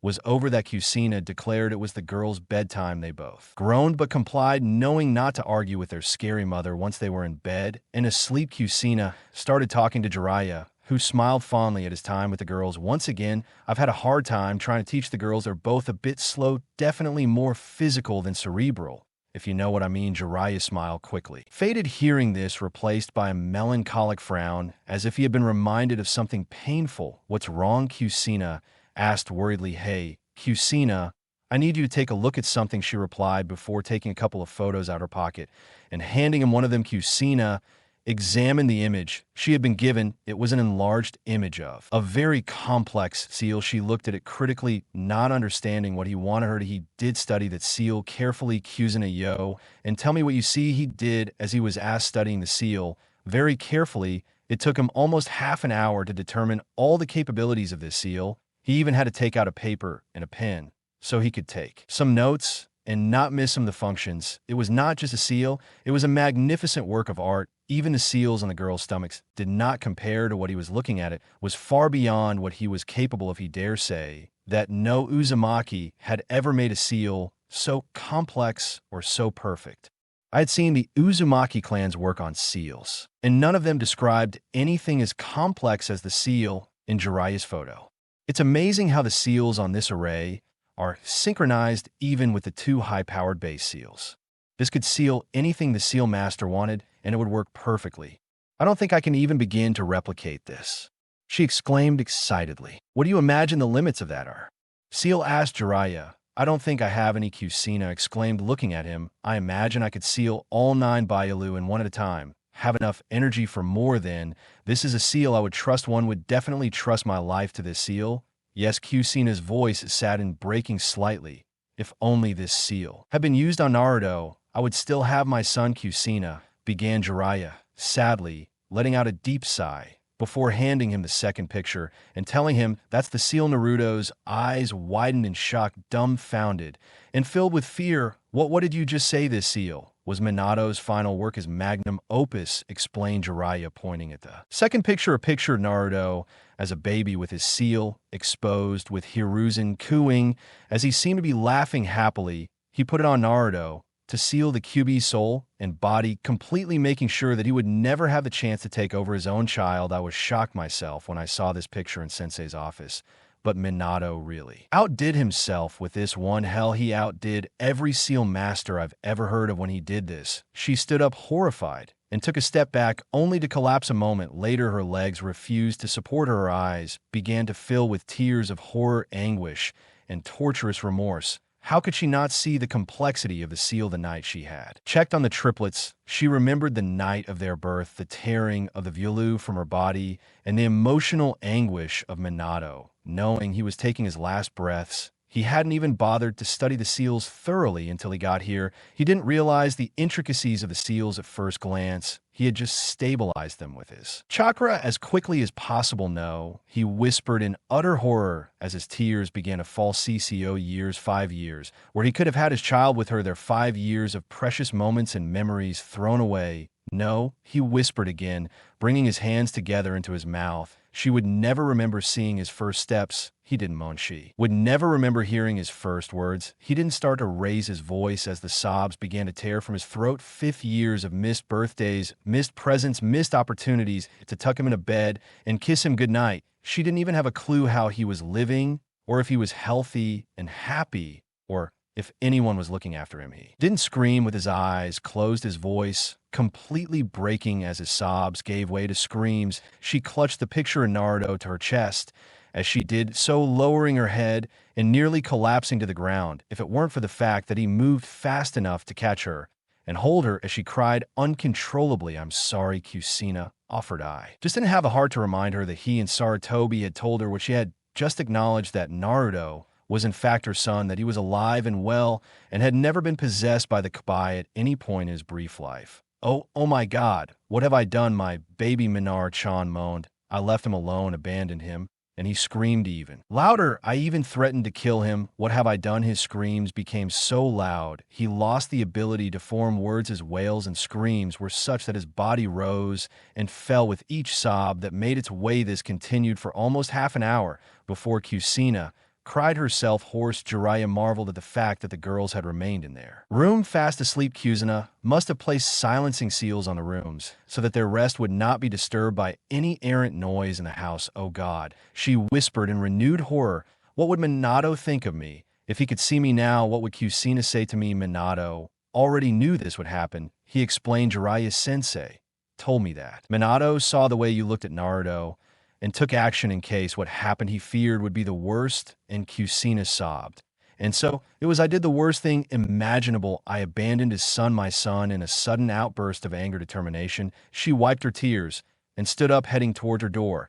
As Jiraiya watched confused, "Where are you going?" Kushina asked without stopping. She replied, "I need to send a message to Konoha by messenger I'm going to tell Sandame-sama to expect me tomorrow morning. I'm going to bring my baby home." She shot, opening and closing the front door. As she walked out, she returned a few minutes later, and Jiraiya was already done waiting for her return in the living room. "Kushina, are you sure that you know what you're doing?" Jiraiya asked in a warning tone. "No matter if I do or not, I'm taking him in there and home. I'm going to apologize for not being there, and I'm going to do whatever it takes to make up for it. I won't let him stay alone anymore. As soon as I get the message, I'm leaving for Konoha." They both stayed up all night. It was a couple hours before dawn when a messenger hawk delivered a reply from Salat Toy stating the usual conditions. Kushina stood up and prepared to leaving the house. "Once more, I'm leaving, Jiraiya. Take care of Narumi and Mito for me. I'll be back as soon as I can." She left the house before he could say anything else, speeding her way towards Konoha as fast as her legs in the treetops would allow her. The sun was just beginning to peek over the horizon when Kushina arrived at the gates of Konoha. They looked better than when she arrived 4 years ago, and even the damage caused by the Kyuubi that night was completely repaired with no trace of it ever having been there. She contacted the gate guards who had been expecting her arrival, although not so early, and waited there for her ambu escort to Okage's office. She only waited a few minutes, surprised that Sarutobi was awake and at work so early. It was just after 6 in the afternoon, and the whole town was still asleep. The ambu took her shoulder, and without another used Chunnin to carry him and her to the Okage Tower. "Okage-sama, escorting Kushina-sama to your office, as ordered," she said with a gesture of Yuen's recognition. The ambu disappeared. Yusen's eyes hardened as they focused on Kushina. He asked coldly, "What business brings you here?" Uzumaki sent Okage-sama. Kushina greeted him formally with a humble bow. Surprising the man, "I have realized how badly I messed up when I abandoned my baby all those years ago. I am asking." He knelt down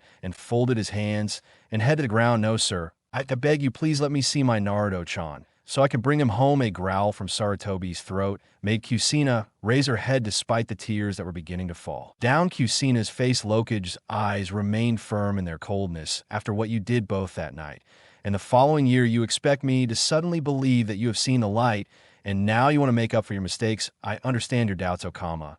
I don't blame you for having them. But Jiraiya showed me the seal that Minato put on Naruto. He made me study it in depth, and I could see that there is no possibility of the demon being made. Please, Okage-sama, let me bring him home, or at least let me bring my daughters back here, so we can live together in the village with him."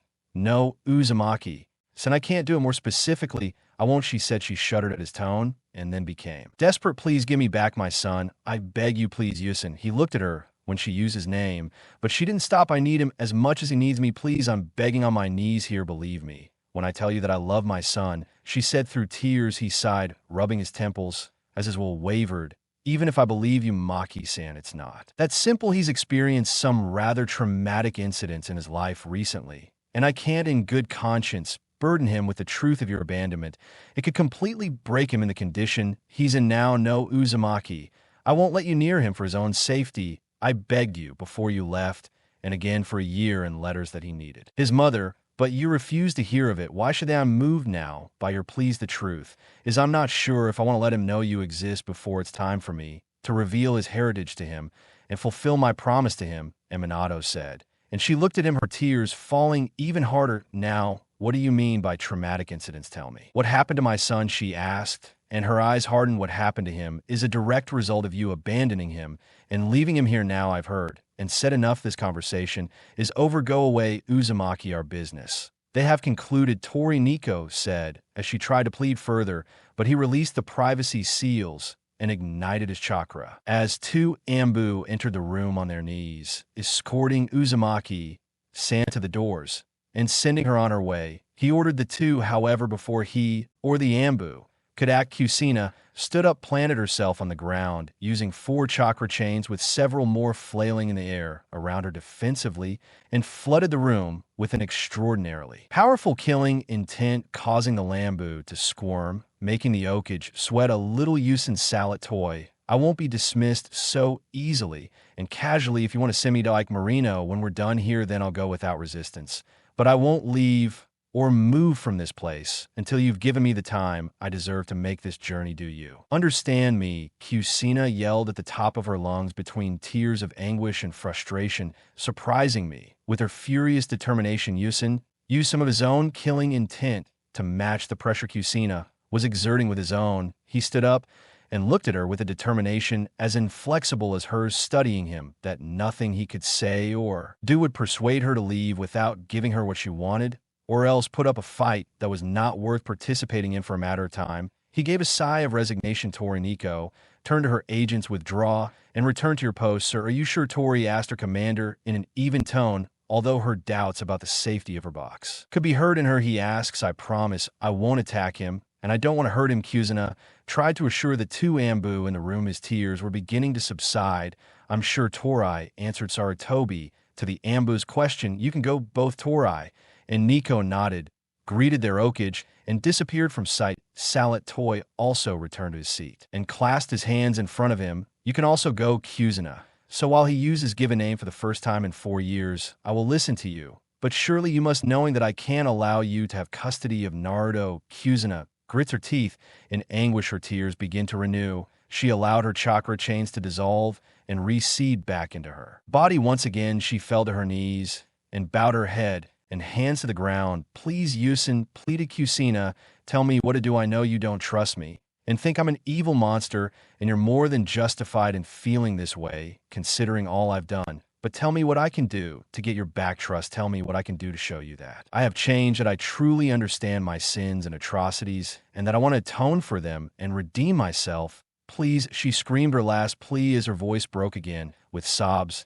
Tell me what I have to do to get my son back, so that he doesn't have to suffer anymore. Despite the anger and animosity he felt towards the woman who was now kneeling before him, he could deny that she was genuine and sincere in the desire she expressed. He could give her some kind of proof. He couldn't give her the benefit of the doubt right now, but at the same time, he could afford it. And how would this affect poor Naruto? Kushina, please raise your head, Yusen asked in a conciliatory tone. When she did so, he gestured with his hand, with his palm facing up for her to rise from her knees and stand in front of him. When she rose completely, Yusen began. Kushina, you are putting me in a very difficult position here. She nodded to show that she understood as he continued, one that has no simple and easy answer. I'm sorry, but I can't do or tell you anything else. That concerns Naruto. That's unacceptable. Kushina cut him off. I'm not leaving this place until at least team more than I came here. If you want me to leave, you have to give me something. And why should I give you anything at all? Uzumaki-san asked Yusen, irritated. I understand that you can't allow me to take Naruto. Why? I understand why. But I can meet him. At least, even if I don't reveal myself to him as his mother, I can try to start building something, anything with him, even if it's from a distance. Please, Yusen, give me some hope here, said Kushina with tears running down his face. Sighing, Yusen said, Let's just say he's had 2 attempts on his life from within the village, and the fact that he fought an enemy Honing that was about to kidnap the Ukiah Yuga heirs during the fight. He activated his chakra chains and managed to knock out the Honing later. By pure coincidence, he found out that it was his mother, and everything that happened on the day of the attack on Kiyomi. At this point, he stopped talking in favor of taking a I breathed out Kushina. Hearing the Uzumaki talk, she felt her heart sink and waited a while before asking how he reacted, more or less how you would expect him, to the look of pure betrayal in his eyes still haunts me. I handed him letters from Minato's explaining the reasons why he did what he did. Naruto calmed down a lot after that. And then for the first time in his life, he smiled a genuine smile before promising me that he would make his old man proud by becoming an Okage idol to his father more than anything else. Now, what I'm about to say might hurt you. I asked her what she would do if you ever came to apologize. She simply said that she didn't care anymore what others did. She said that she would respect you as a shinobi, sir, but nothing more than that. I'm sorry, said Yusin. Hearing that, Kushina felt her anguish even more. A new wave of self-loathing and disappointment hit her. She had lost her son after a few minutes. She whispered slowly, can you tell me about him? Let's say he's a sad boy with no friends. He does everything he can for seeing the best in people. He's a born censor, and not to mention he's literally a carbon copy of Minato, not only in terms of looks, but also in terms of awesomeness. You can imagine he learned to read it too, and at 4 he was already reading chakra theory and practicing control using the theory in books. Plus, he seems to take both Ning and Fuin Jutsu like a sponge. If I'm not mistaken, he should be halfway to level 1 by now. That's all you need to know. He said, Yusin, yo, I understand. Can I at least send him gifts and letters? Asked Kushina, as her voice cracked. No, that would create more problems for the future. Although I would like to ask him to give us his notes on the chains. He also needs to train them, said Yusin too. Which Kushina immediately nodded. I can see him, asked Kushina in a very short voice, only from afar, said Yusin, as he took out his tear, and both watched as Naruto cooked and then went to sleep. After a few minutes, Kushina looked at Yusin with tears falling once again and said, please, you and tell me, is there any way for me to get my baby back? I know I haven't been the best mother, but I really want to make amends. Only time will tell now. I think you should go back to the capital. It won't be long before your daughters notice your absence, said Yusin, while Kushina nodded and left with an ambu. Kushina ran back home, wishing she could have taken Naruto with her, but grateful for the concessions Yusin had made to her. The old man did as he had promised, allowing Kushina to see her almost 6-year-old son for the first time, and how it should have been the night he was born. She fell in love immediately. Just seeing him and watching him as he read, studied, and cooked himself made her cry once again. How much she longed to go down to that apartment and take him in her arms, how she longed to hug him and kiss him all over his face, telling him how sorry she was and how much she loved him, how she longed to take him home to her and surround him with the love of her family. It wasn't to be, as Yusin brought her back to reality at the end of his time in Konoha, and personally escorting her to the gates to see her off. He had returned to the fire capital late in the afternoon. He had now entered the Uzumaki estate. As soon as he entered Jiraiya, he walked over to greet her, but saw a tear-stained face and no small child in her hand. Although she had a sad but hopeful smile, he realized that although he hadn't gotten what he wanted, he had been able to leave. With Hiruzen having given her something, he washed his face. She put on a smile for her daughters, whom Jiraiya had already brought to greet their mother and welcome her home, and began to cook dinner for her family, grateful for her loved ones, but wishing she could cook for her son too. Jiraiya already knew better than to dwell on the matter, and the girls were as clueless as ever. Something she found herself quite grateful for at the moment was the next morning, before the girls woke up for breakfast, that Jiraiya approached Kushina and asked her about her meeting with the Okage. She explained to him everything that happened to her, about Yusin's refusal to let her get close to Naruto, about the attempt on Naruto's life, which made Jiraiya shudder. Although the things Yusin asked her to keep to herself, she did too. She told him about seeing him for the first time since his birth and what she was going to do for Naruto from that day on. When it was over, Jiraiya asked him, Kushina, when are you going to tell the girls about him? And what exactly are you going to tell them? I'll tell them when I think they're ready, she answered clearly, and I'll tell them everything. I'm not leaving anything out. Are you sure that's wise? Jiraiya asked cautiously. I mean, you don't know how they'll respond to what you have to confess to them. They deserve to know. The important thing is not how they're going to react to me, but I have faith that they'll take it all in stride. Well, okay, then if that's what you want to do, I won't stop you when the time is right. Just be careful, okay? She smiled sadly at him and nodded before preparing breakfast. Into flashback, Kushina continued packing up the kitchen as she remembered the time she spent their time where she missed Naruto's childhood, but smiling at the things she had learned from him through Yuzen's continued correspondence. She thought about her frustration with the girls' training over the years and couldn't help but compare it to the pure euphoria of learning about the things she could teach Naruto when she got the chance. Sadly, the joy she felt at the thought of teaching Naruto was sometimes clouded by the news that Naruto had been attacked once again, especially on his 6th birthday. Flashback, Fire Capital Jiraiya and Kushina had been training the twins for a year, and it became more and more apparent that they took after their mother more than their father, something that now scared Kushina and made her feel ashamed. She began to fear that they would react to Naruto the same way she had, just following their impulses and not taking the time to really think things through. Her fear was compounded by the fact that none of the girls were as smart as her and were also a bit more impulsive. She had tried to teach her about battle strategies and deception in the shinobi world, but they lacked the attention span to learn such subtleties. They were both headstrong, of the ask me first questions later type. Like she used to be, they had also inherited her fiery temper and impetuous personality along with the dense chakra that he had, but while his chakra was quite dense, his chakra control was beyond abysmal. A dilemma he couldn't understand. It wasn't surprising that Jinchuriki had poor chakra control due to their reserves, but their control was almost negligible, and nothing Jiraiya and Kushina tried could seem to improve their control. Plus their dense chakra,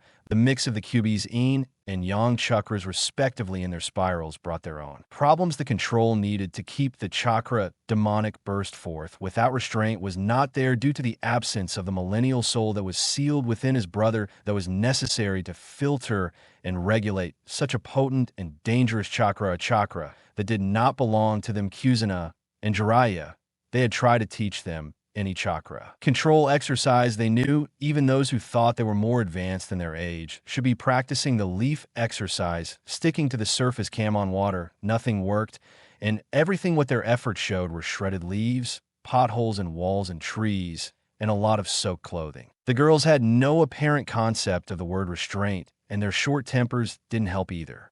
Needless to say, Kushina knew it was going to be a long and tedious road for them to master even the basics.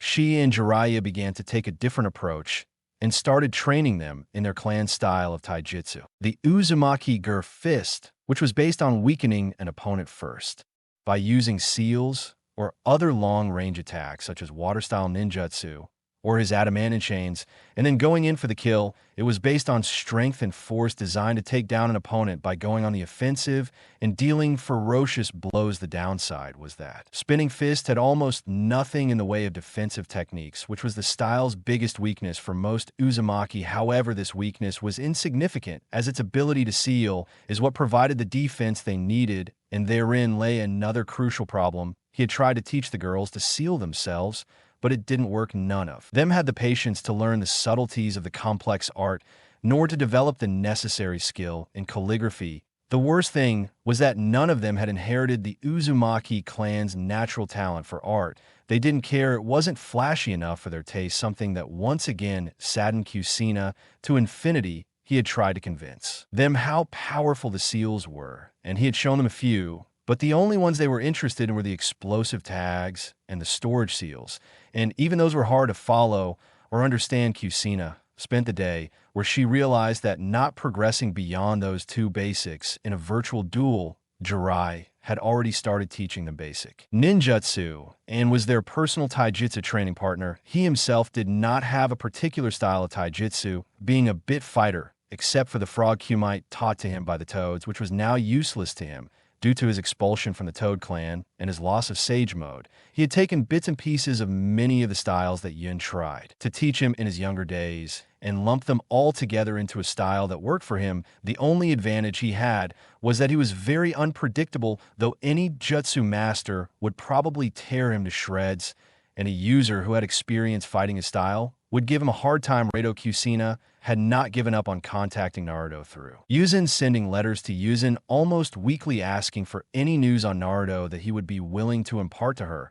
while occasionally asking him to reconsider allowing her to meet Naruto and bring him home. His answer was always no, but the more often they corresponded, the more cordial Yusen's letters became, and the more hopeful she felt she had. Learned that nearly every clan in Konoha had attacked Naruto in a time or another only the Uchiha hadn't done, so he would have to express his gratitude to the Uchiha clan properly. When he returned to Konoha, the other clans would be making personal visits to their leaders and would be out for blood. The rest of the letter was of a much more positive nature. Naruto had come across eels recently and was completely and utterly fascinated by them. He was already practicing calligraphy and could even make working explosive tags and storage seals, and he was only 6 years old. He had inherited her and Minato's talents for sealing. Oh, how she couldn't stand the wait to be able to teach him everything she knew. She was also told about his first week at the academy. It was difficult for him since most of the children had been told by their parents that he was a useless loser with no clan, that he had been donated by both parents. This made her feel very, very angry, and she decided to make several personal visits to some of Naruto's classmates' parents. Once she returned to Konoha, she was sure that she could get a list of Naruto's old classmates after he graduated, and if any of those parents belonged to the same clans that he would already be visiting, then they wouldn't escape from her alive. She was, however, glad when she found out about the friends he made. She made sure he wasn't alone and had several people defending him. Into flashback as Kushina prepared to summon the one that would take them to Konoha. She began to reflect on how the girls had progressed in their training over the years. He had to constantly drill the basics into them, as they were both fairly slow learners. However, he wasn't surprised when he saw their affinity towards chakra-intensive ninjutsu. As they both had a decent number of techniques in their repertoire, they were both very proficient in the fundamental whirlwind fist techniques, but the advanced techniques were still beyond their current abilities. True mastery of the style is something they would never have due to their lack of desire and ability to learn the arts of sealing, but Kushina would at least ensure that they could use the style with a sufficient degree of proficiency to be able to take on any adversary other than Uzumaki. Her thoughts went off on a tangent to Naruto. For a brief moment, she looked forward to teaching him spinning fist, as unlike the girls, Naruto could achieve complete mastery of it. If his sealing abilities were to be believed, she could only hope to perhaps see Naruto master at the style to a degree that they couldn't impress the girls. That sealing is a skill worth taking the time to learn, as a true master of the whirlwind fist could go toe-to-toe with any ninjutsu user without using any ninjutsu of their own. The whirlwind fist was truly that fearsome when used the way it was intended. Kushina became nervous about returning to Konoha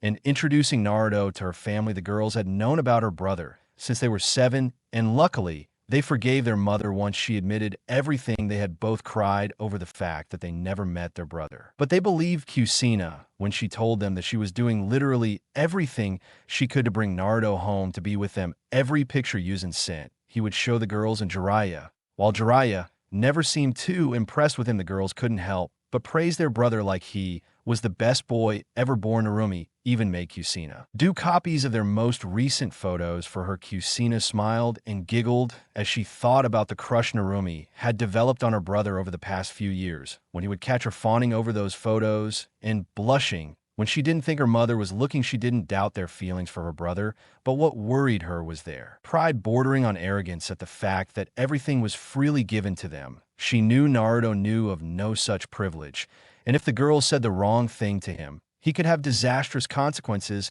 and possibly destroying her chances of building any sort of family connection with her brother. Naruto had suffered beyond what any human being should have to suffer, and certainly more than anyone else had the right to inflict on her. All the girls had suffered as children. Was a bit of bullfighting in the park. They were 7 years old. Kushina had taken the girls to the park, as she usually did, to reward them after a long week of training. After she moved away from his sight. For a while, some older children of Dano's relatives had cornered them in a secluded part of the park, pushing them against the trees. While everyone laughed at their terrified expressions, they began to belittle the girls, saying that they weren't princesses and that their hair made them look like tomatoes. One of them began to pull Narumi's hair, making her scream and moan in fear and pain. Mito defended her, but was shaking in fear, unable to make them stop. When her mother came to get them, all the children ran out. Kushina hugged her daughters as they cried on her chest. Suddenly, Narumi lamented that apart from her and Mito, she had no one to protect her. if they weren't there, which made her cry harder. But then Kushina told them that they had her brother in the village and that he was very strong. Narumi had stopped crying and smiled as she imagined her older brother saving her and gently carrying her back home. Mito wasn't sure if her brother would ever risk his life for them, and she promised herself that she would become stronger to protect herself and Narumi if something like that ever happened. She also wanted her brother to save her, but she wanted to be strong enough to not depend on anyone, and Narumi promised Kushina that she would become stronger for protecting herself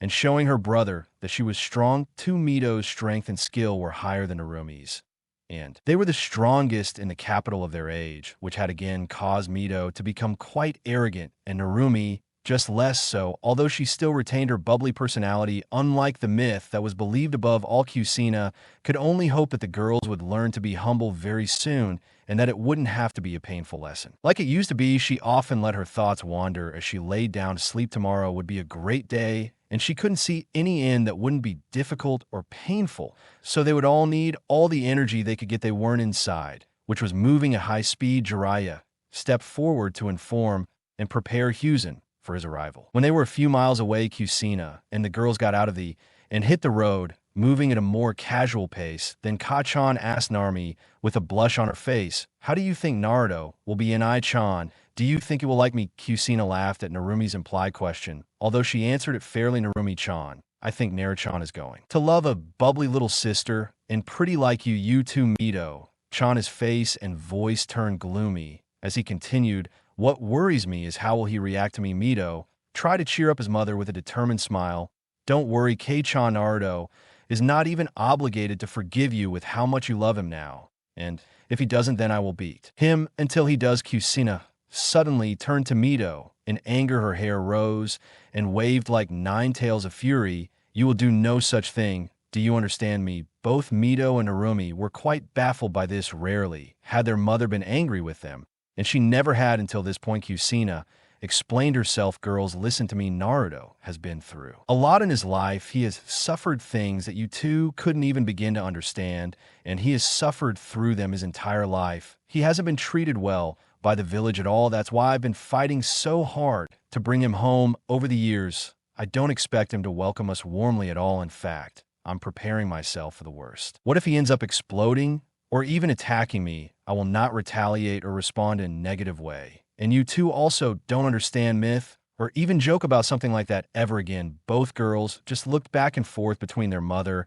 and the other, not knowing what to say. The rest of their journey was spent in silence with a somber and oppressive atmosphere. Kushina's fears as they approached the gates of Konoha only grew more pronounced, even to the point where the girls seemed to catch them as well with lumps in their throats as they stood nervous about what might happen when they meet their brother in a couple of hours. Soon the wait was over, and Irika entered the room along with Mookie. After silencing the class, Irika said, "We will have 2 more students joining us for today's test. Before any of you complain about the injustice, you were trained outside the village and have returned to participate in the exams." His announcement caused mixed reactions, groans from the heirs, and curious glances from the civilians. Naruto, however, he kept an impassive face. Irika gestured towards the door, and 2 red-haired girls with cute round faces entered the room and respectively said, "Hello, my name is Mito Bar Naruni Uzum. Please meet you." The silence followed in the room. Naruto, however, being the genius, he connected the dots and understood that they were his sisters. He then remembered what his father had asked him and swore that he would protect him soon. However, the whole class burst out laughing, and Kiba yelled, "Haha, who would have thought that our new classmates would be a couple of tomatoes?" Mito looked indignant at the comparison, while Narumi looked dejected. However, all laughter stopped when the room was filled with a very powerful killing intent. Everyone, including the teachers and the new girls, had a hard time breathing. After a moment, Naruto spoke with an eerily calm voice, "If you're done making a fool of yourself, I would advise you to stop harassing our new classmates,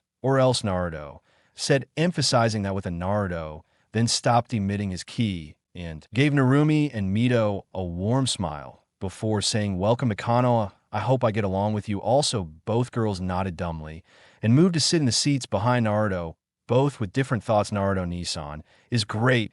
We are only able to produce that much K in our tail states," thought Narumi. To us, he defended himself, even though he might have hated us. "I hope he forgives us after we talk," he thought. Mito, "Thank for that, Naruto."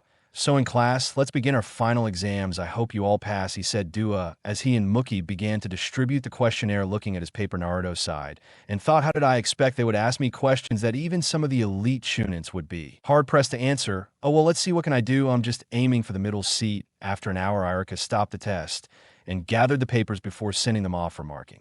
He then gestured for the class to follow him to target practice. They had to throw 10 shurikens and 10 kunai to practice dummies. The passing scores were 410 for the shurikens and 610 for the kunai. Naruto, however, decided that he would do his best for this test. There was no way he was going to downplay his shuriken jutsu. It was then that Irika started yelling out names. Most of the civilian children were throwing shurikens and 10 kunai. They failed except a pink-haired girl, Sakura Aruno. The rest of the heirs, included from the Naruto group, were a different story. Kiba, Sayuri, and Hinata got 910 in both kunai and shuriken. Yes, all three had smug faces. Mito and Narumi had scored 881 in both categories. Aizen had 710 in shurikens and 810 in kunai. Yakumo and Shino had the same. The lowest among the heirs were Ino, Shikamaru, and Choi, who had barely gotten enough to pass Naruto. Uzumaki called Irika. As Naruto headed to the positioning line, Sayuri smiled and said, "Try to beat our score." Tobe Naruto didn't pay attention to her, which made him frown and then go back to his thoughts. He had started to think since Shizuyukiya had killed his entire clan, leaving only Itachi, who was later killed by Mikoto, and Sayuri was pensive because she was the one who wanted to kill Shizuya. And now she had set herself the goal of her life to beat her brother and become the head of the clan. Standing in the line, Naruto looked at Irika and said, "Sensei, I will throw my shuriken and kunai together. Plus, I will use one of each for all 10 targets." Everyone's eyes widened at the statement, but no one expressed surprise because the earlier pulse of killing intent was still fresh in their minds. Irika watched for a few moments before nodding. Slowly, Naruto lazily took out a kuna and a shuriken before lazily moving them both at the same time with a flick of his wrist, then made a ram sign with one hand, which caused both projectiles to multiply by 10 and then hit all 20 targets. This made the entire class gape, who would have expected an average student to be so skilled in shuriken jutsu. As he walked back to his seat, he looked and smiled subtly at Sayuri, Kiba, and Hinata, making the three of them look at him. Hinata then yelled, "How dare you make fun of us, peasant? We are above you in terms of clan and status. Maybe in terms of skill, definitely not. Besides, why not you put your skill where your mouth is?" Naruto replied mockingly before returning to his seat. His friends congratulated him excitedly, and Narumi and Mito smiled at him, which he returned in the same way, making both of them blush a little. Rumi's blush was much more noticeable shortly after their taijutsu fights. Narumi and Mito tied the same for Shikamaru and Choi, who quit because they didn't want to fight each other. Hinata and Sayuri beat up random civilians. Ino and Sakura tied after a fight of cats without style. Shino, Aizen, Yakumo defeated their civilian opponents almost without problems, passing with flying colors. The next and final match was Kiba versus Naruto. Then you are ready to give up. If you humble yourself and beg for mercy, I will finish you without pain, said Kiba in a smug voice. Naruto just looked at him blankly before saying, "You said something," making everyone face the guilt and Kiba tremble with fury. While in the Okage office, where all the Honings and 6 available were watching, the silver-haired masked Honing wiped away an imaginary tear and said they grow up so fast, while another wearing green spandex with gigantic eyebrows yelled about the youth. The flames of youth have been corrupted and need to be saved, to which the silver-haired Honing said, "You say something gay," made the green HN cry anime tears at the hippie attitude of his eternal rivals. Back to the fight, Kiba rushed in as soon as it was signaled that the fight would begin. Naruto, however, stood in his starting place without even moving from it all, while deflecting the Quivus attacks and taking occasional hits. Kiba was getting more and more frustrated as the fight went on. How was he the rookie of the year, getting eliminated by a less orphan clan? Then he yelled as he went in for another attack, "Damn you, why can't I hit you?" As soon as he thrust his fist forward, Naruto caught him in a quick move, throwing Kiba out of the ring and signaling the end of the match. Naruto then replied that it was because you were in the eye of the storm, saying that he turned around and went back to his seat in the honing room. Everyone was surprised by the blonde. However, two honings had very serious looks on their faces. Performing one of the advanced katas of the hummingbird style was no easy task, specifically the one that was done for multiple opponents. The next stage of ninjutsu went off without incident, with almost everyone passing and becoming ninjas. After picking up his headband, Naruto left his friends, could not follow him due to their families, while Mito and Narumi were stopped by Muki. For some reason, Kiba was named Rookie of the Year despite being defeated by Naruto. The Kunoichi of the Year award was shared by both Hinata and Sayuri, mainly because they were both too proud to admit defeat and thus avoid unnecessary trouble. As Naruto Muki walked up to him and gave him a smile, which immediately made Naruto raise his guard. Muki was never nice to him. She was planning a trap here, and somehow Naruto was in the middle of it. I'm sorry, I couldn't crown you Rookie of the Year. Kiba had better overall grades than you, Mizuki said to Naruto with a sorry smile. See, no harm was done. After all, I passed, Naruto replied with a lazy wave of his hand. His response caught Muki off guard as he asked, Mizuki means you don't care if you're Rookie of the Year or not, because you just aced the test. Exactly. Now, if that's all, I'll be going now, sensei, said Naruto as he walked away, leaving Muki to watch as he thought the whole plan has failed. Well, at least we can kill two of the three demons. We'll get to that later. Muki then smiled before running in the opposite direction. Unknowingly, he was being followed by Naruto, who later suspected he was trying something evil. He jumped out of the scene into a forest near the village. Both Mito and Narumi entered a clearing and began to wait for their sensei. Are you sure we should be here? Mito asked Narumi nervously. Yes, we passed the test. We'll be crowned Kunoichi of the Year. Don't you want Mom and Nissen to feel proud? Mito asked her twin, who nodded reluctantly. Suddenly, a pair of senbon hit the two girls in the back of the neck, and they felt control of their bodies leave them, and they fell unconscious. Suddenly, four people came out of the bushes and began to mock them. Well, Muki, who would have thought that your plan would work so well? Now we can rid Konoha of its demons, and then we will be seen as heroes. One of them said, I have a better idea now. How about we play with them for a while? We're alone, and a little release won't hurt anyone, said the third figure of the group. However, before any of them could move, 12 chains erupted from the ground and formed a dome-like structure around the two unconscious girls. The four men had no time to react, as three of them were hit by multiple shuriken before they could react and fell to the ground. Unconscious, the only one left awake was Mitsuki, and he looked around frantically before spotting Naruto on one of the branches. What are you doing here, demon? How dare you interrupt your attempt to clean up Konoha? Naruto replied to him and said, is that enough evidence for you, Weasel-san? As he asked that an ambu appeared behind Muki and knocked him out. He nodded to Naruto, who created shadow clones and took Mito and Narumi with him, leaving the ambu to deal with the traitors. Heading to his apartment, sat Narumi and Mito on their beds and waited for them to wake up, knowing the special healing traits of the Uzumaki.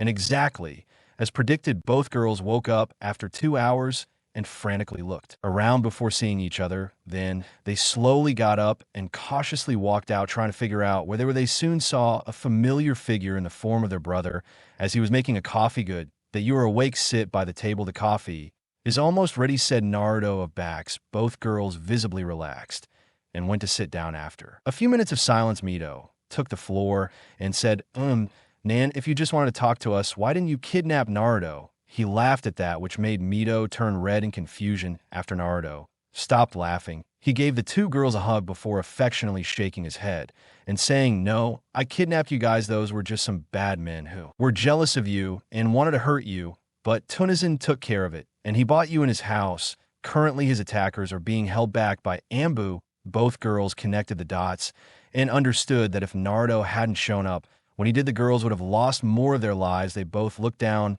not looking him in the eyes, feeling a depressing aura. He said, hey, what's with the long faces? You finally meet your brother. You should tell me about your lives and your upbringing. With a look of disbelief, they both looked up and saw him smiling before starting to revel their training tales. As they talked, Naruto started cooking dinner, and soon they were eating. After they finished talking, Naruto said, I've already informed both Okage and Kushina-sama about what happened, and they're currently investigating the whole setup. You can stay here for the night or go home.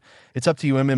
We would like to stay with Nissen, said Narumi, with Mito nodding. Okay, then go take a shower, and go to the rooms you woke up and I'll lend you some. Clothes to spend the night, he said as he got up, and left. Mom was right. Nissen will save us from trouble, said Narumi. Yes, he was, but I was thinking if Nissen is saving us, who will save Nissen, asked Mito. Leaving this thoughtful, they both took a shower and arrived at their rooms. Soon, however, they found themselves unable to sleep due to what had happened. They both headed to Naruto's room and knocked on the door. Before entering, they saw Naruto sitting on his bed reading a book. Seeing them enter, he closed the book and looked at them before asking, "Are you afraid to close your eyes for fear of what happened today?"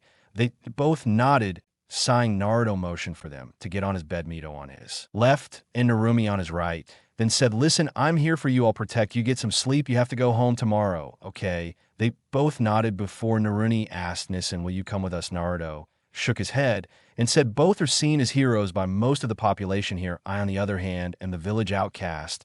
It would be best if we kept our distance. Today has been an exception.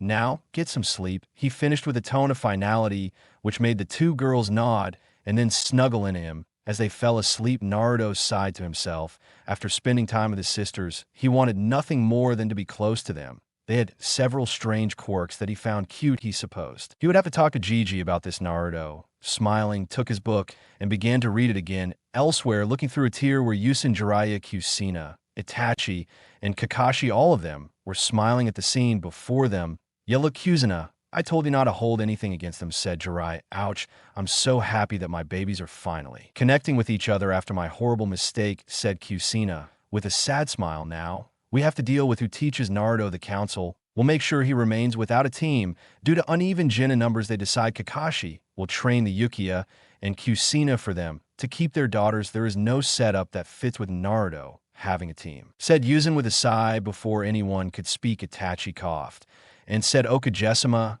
I would like to take Naruto as my apprentice. I have met all the requirements to be a Honi, and I have rank S. The council can't force me to do anything because I am the head of the clan, so there shouldn't be any problems." Hiruzen smiled and said, "You were planning this, right?" "Maybe I was, or maybe not," Itachi replied with a small smile. "Very well. Then Itachi, I will leave Naruto to you. Good luck," said Hiruzen as everyone except Kushina left. "I know what you are thinking, Kushina.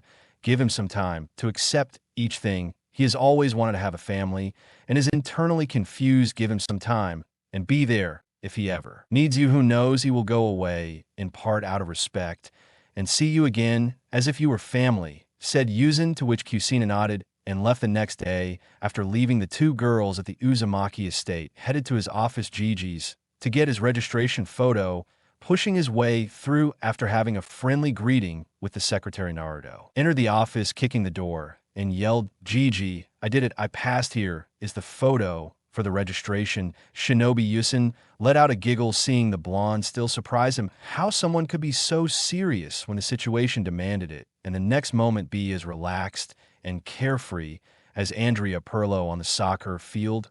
"Oh, Naruto, come here and show me the photo," he said Hiruzen as Naruto handed him the picture. In the picture, he tried to get one of Minato's signature looks and was about to get it right. Too soon, however, the door slammed open. A small boy about 5 years old ran into the room with a wooden kunai, yelling, "I have you now." However, before he could throw the kunai, he tripped on his own scarf and fell. Looking up from the floor, he pointed at Naruto and yelled, "You tripped me." Naruto gave him a blank look before he burst out laughing. Then he said, "Oh, I haven't had a laugh like that in a long time. Boy, you tripped on your own scarf. You should stop wearing it until you're older. Don't lie. Just admit that you did it." The boy shouted. Naruto walked up to the boy and picked him up, saying, "Listen, and listen, you tough brat. Instead of blaming others, try to train to get better, because as you are now, you won't last a minute against me, let alone someone like Gigi."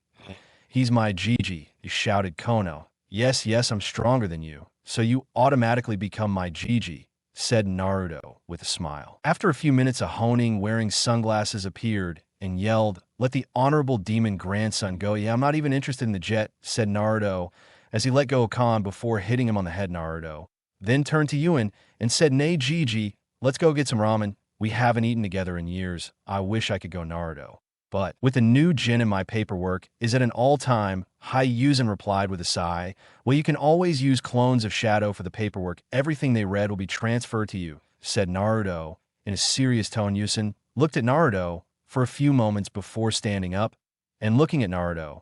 Thank you, thank you, thank you, you just helped me. Defeat the bane of all cages, take that to Onik and rot in hell. While I enjoy, Hiruzen finished with a maniacal laugh, which makes Naruto and the others dream with the antics of shinobi, no Kamehameha otherwise in the land of rocks, and in the land of lightning, two cages sneeze at the same time, cursed time, Huan/old monkey must have found the answer. Paperwork, damn it, I'll ask him during the next Chunnin exams, thought the two cages, anyways, GG, let's eat ramen tomorrow, Kai, said Naruto, to which Hiruzen nodded with a smile, turning to Konohamaru said, see you later, Squirt, before he disappeared in a leaf Shini Niji. Who is that? Asked Konoha. I think he could be said to be the strongest gening of all the elemental nations, Naruto said. Hiruzen, looking at the interest of Konohamaru's the honing, said you shouldn't associate with that demon honorable grandson. If one wants to become an Okage, they must learn more than 1,000 jutsus, and I, a visit the elite trainer, can give you a shortcut to become an Okage. Then he looked around and saw that Hamaru was nowhere to be found. Then he looked at Hiruzen, who had an amused smile on his face, and asked where the honorable grandson Okagesima. When I think he went to look for Naruto, it seems that he has taken a liking to the boy. Hiruzen replied. Time, jump of a week, all the graduates of the academy were sitting waiting for Irika to appear with the teams. Throughout the week, both Mito and Narumi had been revealed as heirs of the clan, so people looked at them with respect and tried to befriend them. Naruto was sitting in silence next to Shino, both unwilling to break the silence around them. Soon Hoka appeared with the teams and began a speech about his duties to the leaf. His speech was ignored by most of the genin because they considered it boring. Very well, now for the team's team, one is CCO, unimportant civilians at random team, 6 Sayuriyuki Akiba, Inaka, and Sakura, Aruno, ignoring the cry of love conquers all Tujin and sense, and it will be Kakashi attack team, S. Naruni, Uzumaki Mito Yuzum, in Yat sense will be Kyuzen Uzumaki team, Oshino Aburame. Yakumo Karama Yin Seret, Tense Honing will be Karina, and E-Team New is still in circulation team, Tenshur Karakoya, Kimono Yamanaka Tujin and sense, and it will be a Suma Saratobi team 11, will be a two-man cell phone Naruto, Uzumaki, you will be Itachi's apprentice. Naruto sketched a true smile at being able to train with one of his precious people, while Sayuri just growled in annoyance. Why would Huchi train a less loser clan? She thought. Tensei will be here in an hour, you can do whatever you want, and said. Our Irika finished before leaving Naruto's side. Before taking out a deck of cards, he looked around the class and said, does anyone want to play? An hour later, when all the senseis, including Kakashi, that had been dragged by Kushina, they arrived, they saw all the genin betting, and from the looks of it, Naruto was winning bigger. You have to be cheating, yelled Kiba in frustration as he pointed his finger at Naruto. Naruto simply smiled innocently at him and said, are you saying something, Kiba? Which caused everyone to once again face the blame. And all the honing laughed. It was then when they decided to reveal themselves. Team, come with me. Kakashi ordered team 7, follow me to area S, declared Kushina. Team 8, behind me, please, he said. Kurinai team 10 of the retreat, said Asuma. Once everyone left, Naruto waited for a while with his eyes closed before saying, you can come out now, Nissan, it seems. You are getting better with your detection. You were able to sense me, even though I was only masking half of my power, said Itachi, as he stepped out of the shadows. Oh, come on, Nissan, you know the skill is not fully mastered. You should give your favorite brother some time, said Naruto with a pout. And what gave you the idea that you were my favorite brother? Asked Itachi with a funny expression. Actually, 3 reasons. 1, I have a fully developed Sharingan that I don't rely on. 2, I don't have a 7-foot pole up my ass, unlike your other brother. 3, I'm too awesome not to be your favorite, replied Naruto with a sly smile. Itachi chuckled and ruffled Naruto's hair before saying, you have that right. Come on. Naruto jumped out of his seat and followed Itachi as he left toward the mango stand. After reaching the stand and ordering his food, Itachi sat at a table and said, now I know all about your style and skills, Naruto-kun, so I won't waste my time in testing your skills, and I also have a good idea what I have to teach you, but I want to know if you plan to learn something other than what you're currently doing. Nishin, I was thinking of improving my taijutsu repertoire. I have the hummingbird, which involves speed and precise attacks, but not so powerful. I was thinking of adding a defensive style, along with a direct style that uses powerful strikes. After of that, I think it's about time I started my elemental manipulation with Jinjutsu. It's the only high-level one I can learn, and I'm finally having mixed thoughts about starting Kinjutsu, the Fuinjutsu. We'll continue at the pace it's going, answer Naruto. Indeed, that's a very well thought out plan, Naruto-kun. I think it would be best if you got scrolls for the Toad style because it's one of the best defensive taijutsu styles available for a direct one. I think Goken will suit you, or we could use your Sharingan and have you learn the Interceptor Fist. We will begin elemental manipulation as I was already planning. I think Kinjutsu will be good for you considering the fact that your mother is currently the best Kinjutsu practitioner in the world, said Itachi. She is not my mother, Nissen. I have no relation to Lady Kushina. I agree with your other suggestions. So, when do we start, Naruto? Asked in a very stiff tone. Itachi sighed to himself. One of the reasons why he had taken Naruto as a student was to make him realize that holding on to the past brought nothing but sadness, but it seems he had a lot of work ahead of him. He couldn't blame Naruto. Naruto resented both his mother and his godfather, and not to mention the entire village, except a few people. Itachi knew the only reason he became a Sharinova was because of his father. He had a lot of work ahead of him. We will start tomorrow morning at Training Camp 43. It is rarely used by others, and it would be a good area to let loose, said Itachi, to which Naruto nodded. Naruto soon developed a mischievous glint in his eyes, which immediately made Itachi go on the defensive with a smirk on his face. Naruto says, so Nissen, you finally asked? AI Manichan, you did. This question caught Itachi off guard, and he stuttered. In the negative, sighing, Naruto shook his head and said, you know, Nissen, you should ask her out. Already almost everyone in the village knows you two are in love with each other, Itachi. Then he sighed and said, it's not that simple, you know. I may be a rank ninja that won with the nickname Koa's Raven, but I'm still a teenager in love. It's so embarrassing. Just thinking about her, how am I supposed to ask her out? Okay. Nan, it seems you need my help after training tomorrow. We're going to talk about you asking Nachan out, said Naruto. And how will you help me? Asked Itachi. You're looking at someone who has read almost all of Konoha's romance novels. I can give you a lot of advice, said Naruto. Wisely, they both nodded and began to eat in silence, chatting from time to time. Team, I know very well, team. Let's continue with the introduction, said Kakashi as he looked at the genin in front of him. Why are you going first, sensei? Said Sakura, sighing. Kakashi said, my name is Kakashi Itake. I have many likes, some dislikes. My dream for the future. You are too young to. No, now you pinky, said Kakashi. My name is Sakura Uruno. I like to blush. And look here, my dreams are. Look at Kiba again with a slight nosebleed. What I don't like is Ino Buta and Naruto Vaka for what he did to Kiba-kun, said Sakura. Great. Just what a fangirl wanted, Kakashi thought. Now you breathe like a dog, said Kakashi, pointing at Kiba, grumbling. About the nickname Kiba, said my name is Kiba Yusaka. My likes include training with my partner Akamaru and learning new jutsus. My dislikes include girls who don't listen to my advances, and that dubbed Naruto. My dream for the future is to become the best head of the Inaka clan in history. That's interesting, a pervert with a decent dream, thought Kakashi, before pointing at Sayuri and saying, your turn, son. HN. My name is Sayuri Yukiya. My likes are tomatoes and training. What I don't like is my brother for his attitude.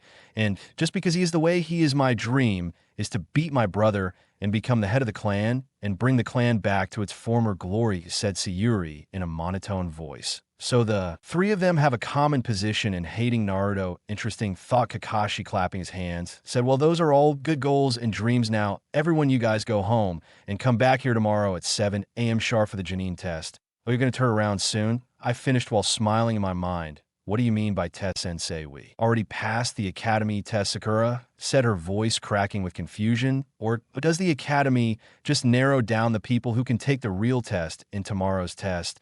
Normally 66% of the Gening fail and are sent to the reserves. Oh, just so you know, I've never been on a team before. Now go and remember not to eat breakfast or else you'll throw up, said Kakashi before disappearing in a puff of smoke, leaving behind three Gening confused with Team 7. Okay, team, let's start with the introductions. I'll go first. My name is Kyuzen Uzumaki. My likes are my family. My dislikes are people who hurt my family, and my dream is to one day reconcile with my son whom I have hurt in the worst way possible, said Kushina. His voice lost its happy tone when he finished talking. Mito and Narumi, they gave introductions and the like, and finally it was Hinata's turn. She just scoffed and said, my name is Hinata Yuga. I am the heiress of a Yuga clan. My likes include training and putting people in their place. My dislikes include the cage bird, the seal, and a few other things. My dream is to become a good clan head and find an answer to the cage bird seal very well. Then we will meet here tomorrow for the start of our missions and training now. I want you to know that being your sensei, I will not there will be secrets between us. If you have something on your minds, tell me, and I will help you in any way I can. Now go, I need to inform the Okage, said Kushina. Before leaving the trio, Hinata didn't waste any time and left the red-headed twins. Both sisters got high before deciding to visit Naruto Canon for Teams 8 and 10 about the tests and whatnot. I'm not going to be wrong about them. As they walked through the village, the two girls received many greetings and looks of respect. They honestly enjoyed basking in the attention. As they turned the corner, they saw Itachi casually walking and eating a pock stick. Running towards him, Myth shouted, "Itachi sensei, have you seen Naruto?" And anywhere Itachi gave an imperceptible smile and said he came a train near his house after we did the test. He said he had just completed a jutsu and that now he was going to test it at full power. If you two go, you might see in action. Both girls nodded excitedly before running towards Naruto, leaving Itachi behind. I wonder how they will react upon seeing their own spiral release Itachi before he went on his merry way. Soon the girls arrived at Naruto's personal training ground and saw him release a ball of pure chakra before creating a ram sign and shouting spiral release, spiral rain Debin. As he called the name, the chakra ball spread out before exploding, sending countless bone made of pure chakra into the surroundings. You can come out now, Mito Narumi, said Naruto, and both girls walked out shyly then. What can I do for you, asked Naruto, as Jari grabbed his jacket and put on. We came to see you, Nan. But what was that jutsu? And why did you call it spiral launch? Asked Narumi, tilting her head, laughing. Naruto gave her a few palms on the head and said that my dear motto was one of my alternate versions of Rasengan. I'm sure you both know what it's like, right? Naruto asked, getting a nod from both twins. Have you already learned it, Naruto asked, to which both girls shook their heads and said we were focusing on the jutsu elemental since controlling the QB chakra is a pain in the ass. Go, Mito yelled as Naruto hit her in the head and said, don't use language that's in front of me, miss you. Understand me, I Nikon, replied Mito meekly while blushing in embarrassment. While getting back to your original question, I based several movements on Rasengan, so I decided to name it as a complete style on its own. So far I've created about 15 jutsus for my own spiral release. All of them require a lot, really good chakra control, said Naruto as he explained. Both girls had developed looks of admiration on their faces. Soon Narumi gave him the puppy dog look and said, Nan, please show me another jutsu of your spiral release, Mito. She gave him the same look and nodded along with Narumi. Looking at them, Naruto felt his defenses crumbling before he sighed and nodded. As he turned around, he raised his hand and said, spiral release Otama Rasengan. A giant spiral ball appeared in his hands before disappearing. He smiled at their silent eyes before turning around and going to her house. Both girls snapped out of that stupor and quickly ran after him. Watching from the trees was one of the Danzos operatives, decided to go inform his master of the new development. However, before he could leave, he felt a sword stick out of his chest. Panting and then coughing up blood, he turned around and saw Itachi standing there with a smile on his face. I can't allow you to reveal the secrets of my students now. I can, he asked rhetorically before twisting and removing the sword, then took the body and disappeared into the sky before sunset. So, sensei, what are we doing today? Asked Naruto in a very excited voice. Itachi chuckled at his excitement and handed him chakra paper and said, this is chakra paper. It will help us find your elemental affinity. Channel your chakra into it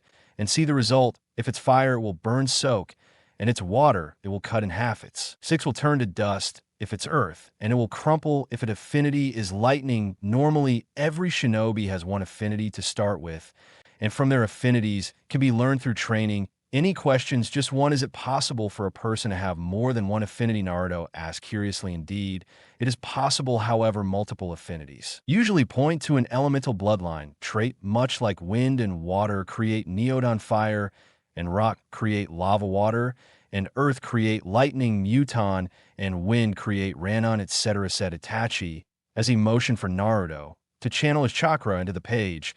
As soon as he channeled his chakra into the page, it was cut into 25 pieces, all of which first crumpled and then became soaked. Both Naruto and Itachi were looking at them with shocked expressions, still coming to terms with what had happened. So, I have an extremely strong affinity for both wind, lightning, and water. I'm amazing, dat Tibo, Naruto exclaimed before immediately looking down at his verbal tick. I thought I had it under control, Itachi grumbled with a sigh. He chuckled at the boy and ruffled his hair before saying, hey now, there's no need to hide your verbal tit. It's part of who you are. In fact, I can already imagine your bingo book nickname, Kona's Genius, Nuclei said Itachi, before bursting out laughing, which was very unusual for someone as introverted as Itachi. Naruto looked at him before he smirked and said, and in the next update of said bingo book, you'll get an additional nickname of Koha's stuttering confessor date Veo, said Naruto this time. With a sly smile, Itachi looked at Naruto before they both burst out laughing. After they stopped, Itachi said, okay, Naruto, I want you to create 125 clones that will blade 75 of them. 25 of them will work on cutting the blade, 25 will work on soaking the blade, and finally 25 will work on crumpling. This is the basic exercise of elemental manipulation. After that, I want 25 of them to practice these katas for the Goken style, and finally the remaining 25 will practice the Uzumaki sword style. Understood? I agree with the other sensei. But there is no other style of swords that I could use. I don't want to use your style, said Naruto. Stiffly, Itachi sighed. He really wanted to help his godmother, but it seemed that Naruto was not interested in reconciling with her. Leaning down to look into Naruto's eyes, Itachi said, listen, Naruto, the Uzumaki sword style is the best for you. It is the strongest style there is, and only a few can master it. Depends not only on speed, but also on power, not to mention your chakra chains. It would be a waste if you didn't try, Itachi said in a soothing voice. Okay, I'll try, but only because you told me to. But sensei, I don't even have a sword, Naruto said. Well, get your clones out and have them read and manipulate today. They read the kata scrolls, and we have the sword tomorrow. They can practice with them. And we go on AC rank mission, Itachi replied. But sensei, don't I have to do the D ranks first? Naruto asked with a nod. Naruto's D ranks are built mainly for teamwork between Genin. Since we are a two-man cell, 2 is unnecessary. You are already halfway through Chunnin, so fine. 3, as much as I hate to tell the villagers, they won't let you get close enough for the ranks. Therefore, we will only do upper C rank missions now. Let's go get your sword, said Itachi. As he turned around and started walking, Naruto quickly created 125 clones and had them do as Itachi had instructed before running. After Itachi, soon the owner of teachers and students, headed to the dragon's lair. As soon as they entered, Naruto yelled, Kaiza Oisen, where are you? Right here, brat. Stop yelling, was Kaiza's response as he approached to greet the couple. As soon as Naruto saw him, he lunged at the shopkeeper and hugged him tightly. Kaiza hugged him back as he laughed. Then, brat, what do you need? Kaiza asked. Kaiza Oisen, I need a sword to start my kenjutsu training. Oh, and this is my sense, Itachi. Naruto finished pointing at Itachi. Hello, Itachi. Son, I've heard a lot about you, and I hope you teach Naruto. Well said, Kitsa.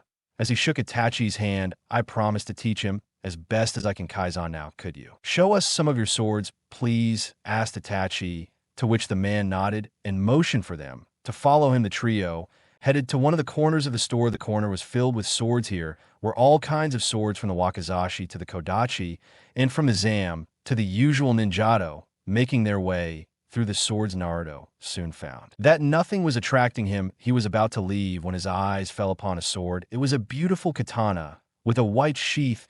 It had the Namikaze logo on the sheath, while the kanji for sky was printed on its hilt.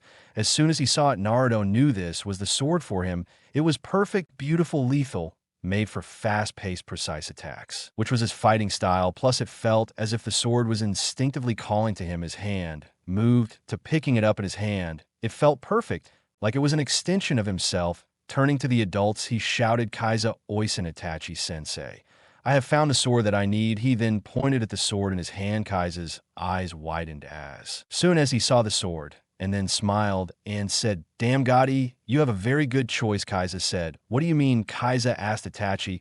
Let's just say the sword just arrived today from the land of iron.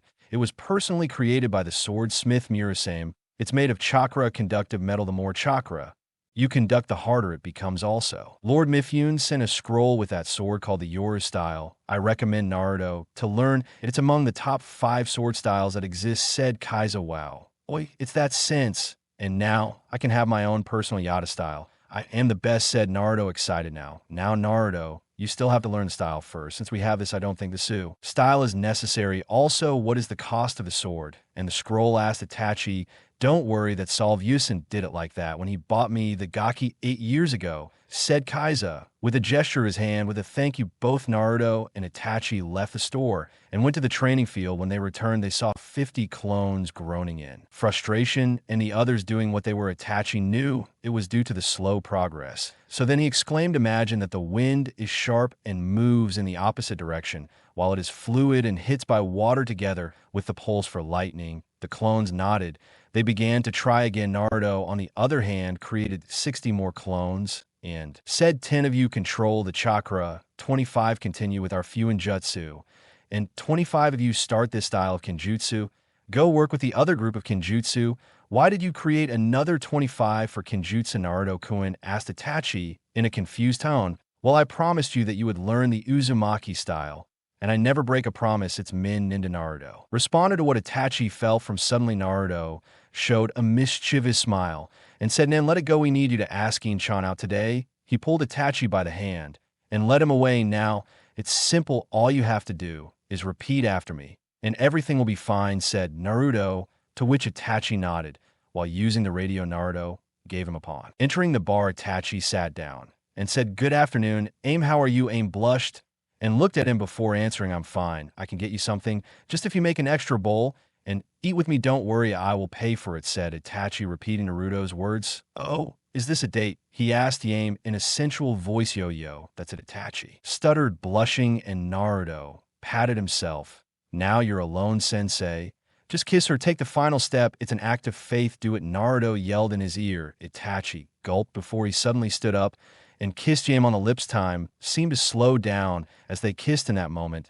They were the only ones that mattered. A few seconds later, they both broke the kiss, and a blushing Itachi whispered, "You master, will you give me the honor of being my girlfriend?" Screaming, Aim threw herself into Itachi's arms while screaming yes repeatedly. Itachi appeared some time later and saw the blushing couple sitting and eating. Connecting the dots, he smiled and decided to leave him like that and make fun of them. Another day, Naruto smiled, looking at the calm and happy look on her face in 6, and then disappeared through a shuin, going back to his training camp. "I'm not going to write the bell test or anything. It's the same in all parts. I'm going to go straight to the briefing and the missions." "Okay."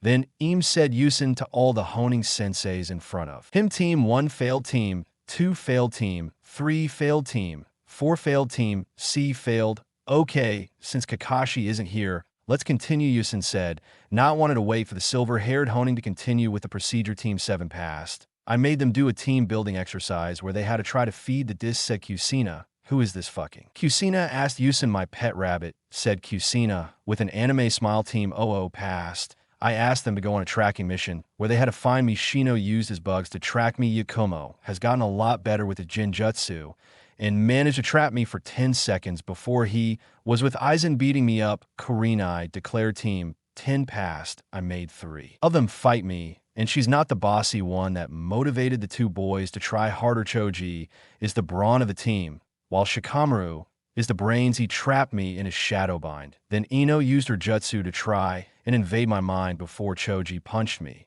and she left," said Asuma, with a puff of smoke from his cigarette. Naruto passed. "I already knew how strong he was, so giving him the test was a waste of time. I have already started his training," said Itachi, generating surprised looks throughout the room. "What did Itachi say?" in an annoyed tone. "No offense to you, Itachi, but we all saw his scores at the academy. He was below average. Why would you want to train him?" asked Karina, and with all the other honings except Kushina, who was seething with anger. Itachi and Ruin looked at the honings blankly before Itachi burst out laughing and laughed. When the laughter died down, Itachi looked at the honings with an amused look and said, "Naruto said Isato the academy is useless. It's a waste of time.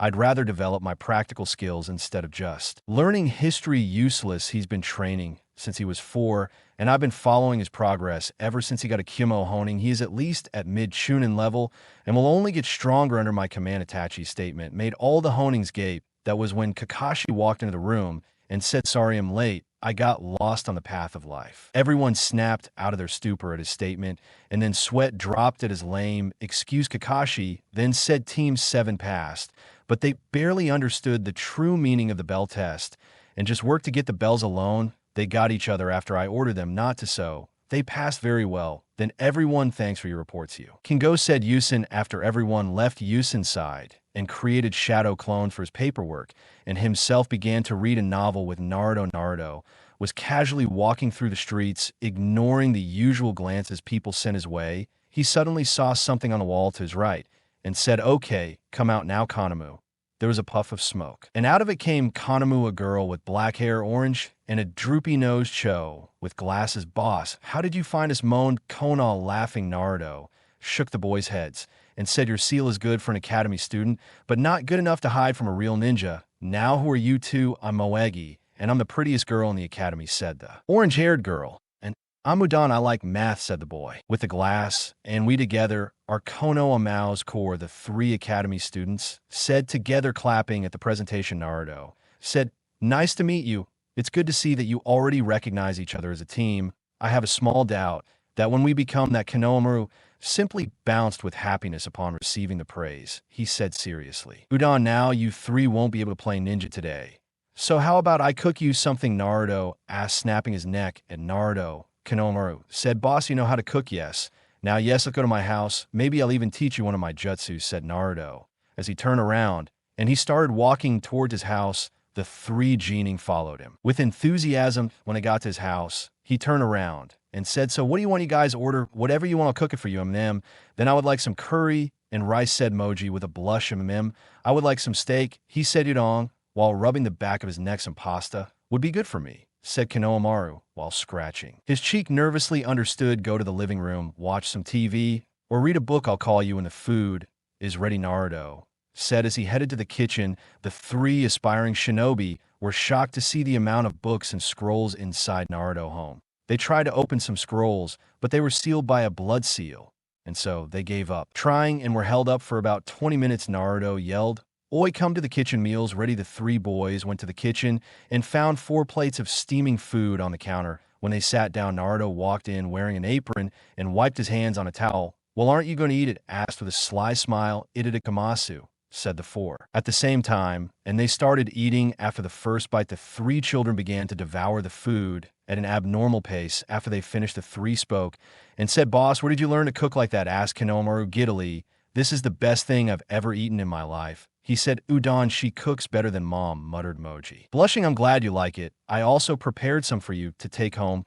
Now, I will show you a jutsu that I may or may not teach you when you graduate from the academy, and after that you will go home." "Okay?" asked Naruto, to which the 3 nodded. Naruto then stood up and formed a perfect Rasengan on his arm and showed it to the children. The 3 had their eyes as wide as saucers. That was when Konohamaru asked, "Boss, what is that jutsu?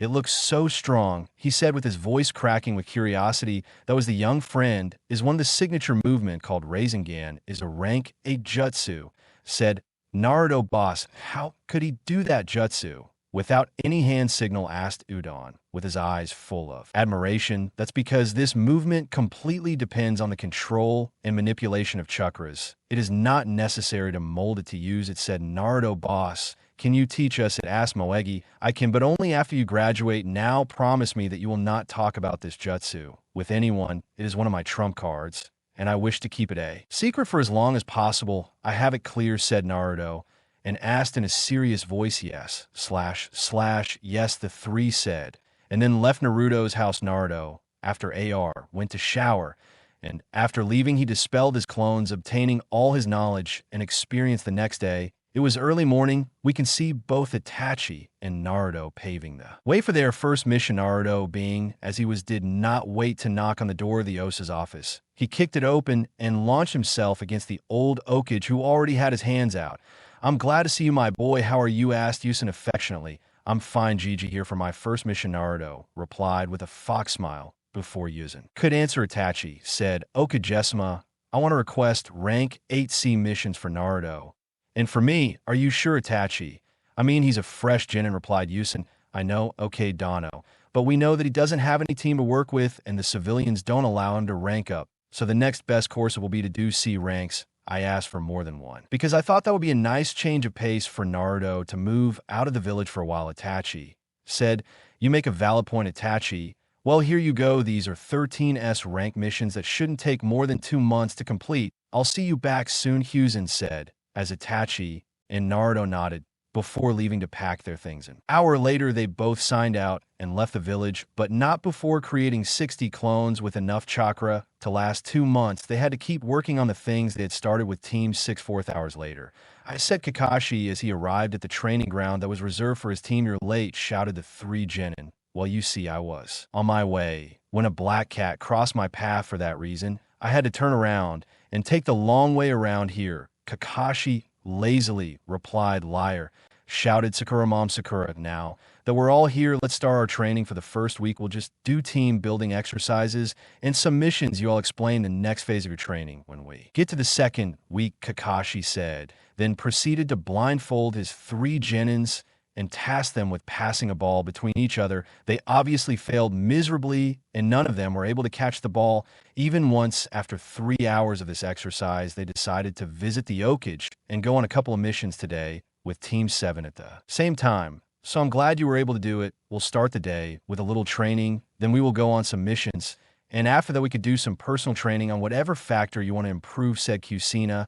As she looked at her genins, the 3 genins nodded and began the physical training menu that Kushina had prepared for them. As she watched her genins train, she couldn't help but wonder how Naruto was doing. She was waiting for him to get used to her presence in the village and then try to talk to him, but was eventually stopped by her best friend Miko Chia, who argued that the current peace could be destroyed if she moved hastily. Continued to watch her genin for 2 hours before motioning for them to stop and then head to Leji Tower to take on some fresh missions back with Team 6 reporting for missions. "Okage-sama," said Kakashi as he walked into the Osa's office with his 3 genin following him. All 3 were excited for their first mission as ninjas. "Okay, then let's see. We have a house that needs painting, a garden that needs weeding, a mission to catch Tora, and some more. What will you take?" Aiden asked, surprising the genin with the absurd level of the missions. Meanwhile, Kakashi and Yusen smiled to themselves, watching the genin's reaction. "We will take care of the weeding and painting missions, sir," said Kakashi, while Irua nodded and handed them 2 scrolls, after which they left. As soon as they got out of the building, Kiba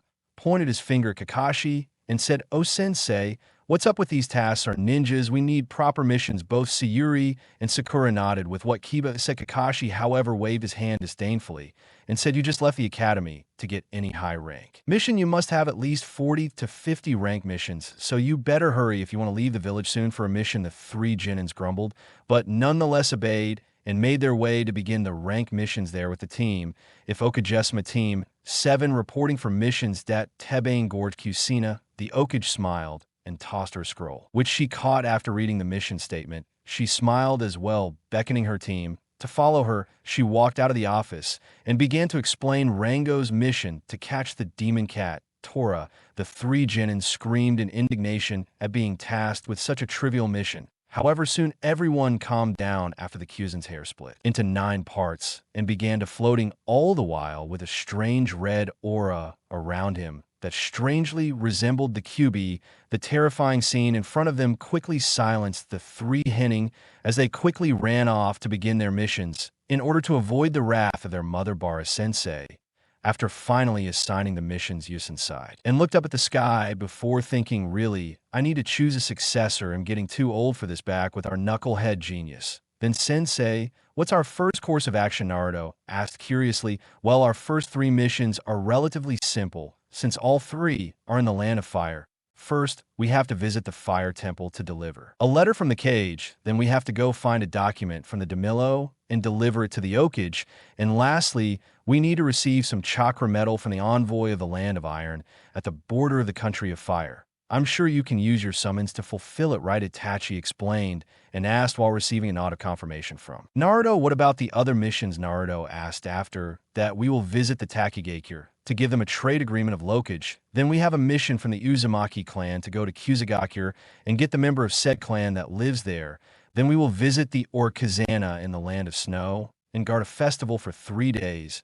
And then we will escort him back to his castle. After that, we will make a trip to the country of the demons where a lady resides. She has requested 3 missions from us to escort her to a temple where she will perform a ritual. Our second mission with her will be to protect her during the ritual and finally escort her back to her property Then we go and give her some documents to Sunagakure, and then we have to go to Wine DeMillo, protecting him during his journey from the Wind Capital and back. And after that, we go back home and rest for a few days, said Itachi. Wow, Nissen, I'm so amazing doing so many good missions. So early, no, I can't wait to show Gigi what I could do, Naruto said. Excitedly, well, I'm sure we'll make all of us proud, Naruto. Now, let's pick up the speed. The faster we move, the sooner we're done, Itachi said as he quickened his pace with Naruto, following in his footsteps. It had been 2 months since the Genin began their missions, and now we can find both Teams 6 and 7 in the Okage office waiting to receive new missions. Teams 6 and 7 are here for a mission. Okay, let's see, we need some shopping for an elderly couple, paint a fence, catch Tora, and what will it be, asked Hiruzen in an amused voice. Before any of the senseis could answer, Narumi shouted, none of them. We are ninjas. We have already completed our prerequisite ranks. 50 from now. Give us a real mission. All the other Genins nodded vigorously at Narumi's outburst. Sighing, Hiruzen looked at Kushina and Kakashi and asked, do you think they are ready as they will ever be, though teamwork, it needs work, but that will fix itself in time, Kakashi said, getting a grateful look from his Genins. Yes, I think they are ready, and if something goes wrong, I will be able to handle it. Kushina said this time she was getting grateful looks from her Genin. It's okay, since I only have 1 C rank available, both teams can share it. Is that okay, asked Hiruzen after receiving confirmatory nod from both masters. Hiruzen shouted, Mina, send Tazuna. After a while, an old man with a bottle of sachet in his hands, he entered the room. He looked at the Janani. He sneered, saying, I paid for ninja, and what do I get? 4 princesses, a girl who looks weaker than a twig, and an idiot who is a dog's pet. Get me some real ninjas. The 6 Genins had to be restrained from attacking the old man. Hiruzen chuckled at the scene and said, now, you can't kill the customer now. Tazuna are among our most promising. Genin and their sensei are elite honings. They should be able to protect you very well. So don't worry, okay? Then listen up, my name is Tazuna, the great bridge builder during the escort. I want you to protect me with your lives, said Tazuna, as he turned around and walked out of the room. Well, that settles it. I want all of you to go pack for a month meet. Us at the North Gate after 2 hours now. Run along, Yoi, Kushina-sama. We need to talk to the Okage, said Kakashi as he waved the 6 Genin Kushina off, then made a sign with his hand, and the privacy seals in the room activated immediately. Hiruzen then adopted a serious look and asked, what is it we want to know? Where Naruto is? I haven't seen him. Or Itachi for almost 2 months, said Kushina, worried. Oh, don't worry, they are on missions. The last one ends today, and they should be back in a couple of days, said Hiruzen. What do you mean you sent my baby on C rank missions from the beginning? Hiruzen looked at her calmly, and then said, it was your choice of senseis. Naruto is our strongest Genin that can give most of my Chunnin a hard time. Other than that, no one would want to be close enough to the demon brat, as they call him. He couldn't do D ranks, but he needed experience. So I gave him the most popular C ranks and several of them, because I felt that Naruto could use some time away from the hatred of the villagers. Kushina nodded slowly and let a few tears escape from her eyes as she said softly, that doesn't mean I can't care about him.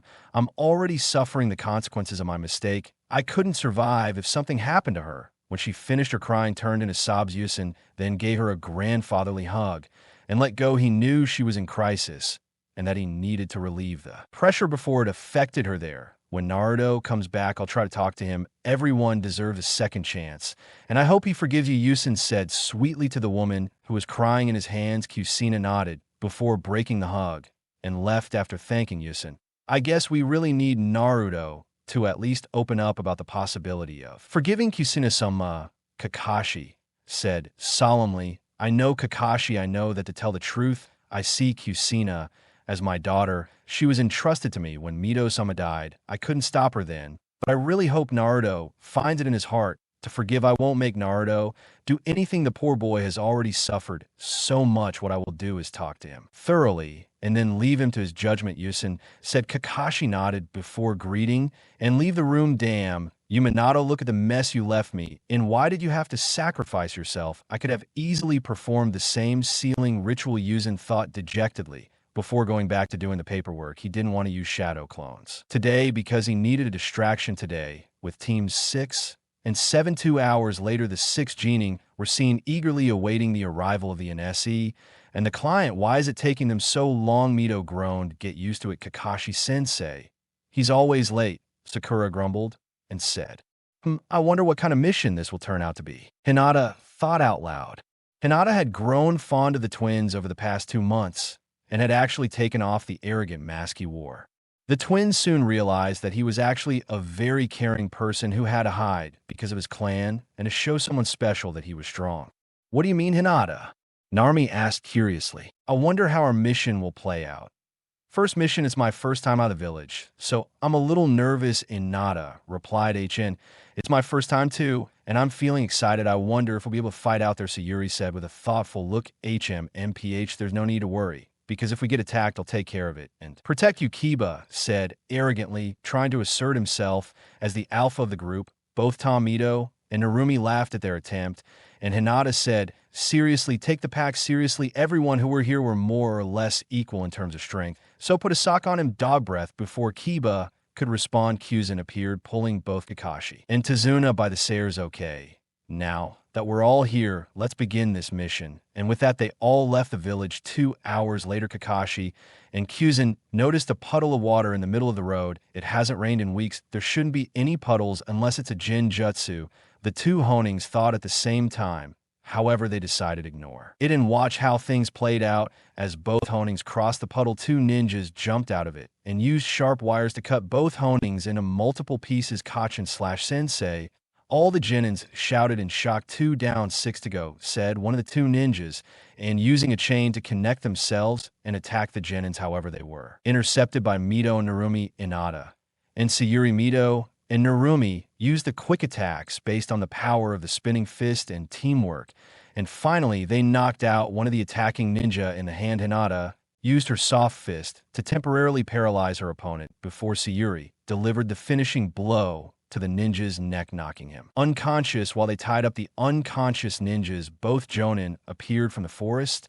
And then Kakashi said, good job, teams. Didn't freeze and eliminated 2 Chunin-level opponents. Not only that, you had also covered Azuna to save him in case any attack got through. He lost. Good job, Sensei. You're alive, he yelled. Sakura relieved. Yes, we just replaced ourselves with logs, said Kushina, pointing to the place where they had supposedly been cut into pieces. Hey, wait, if you were alive, why didn't you defeat those ninjas yourself? Asked Azuna.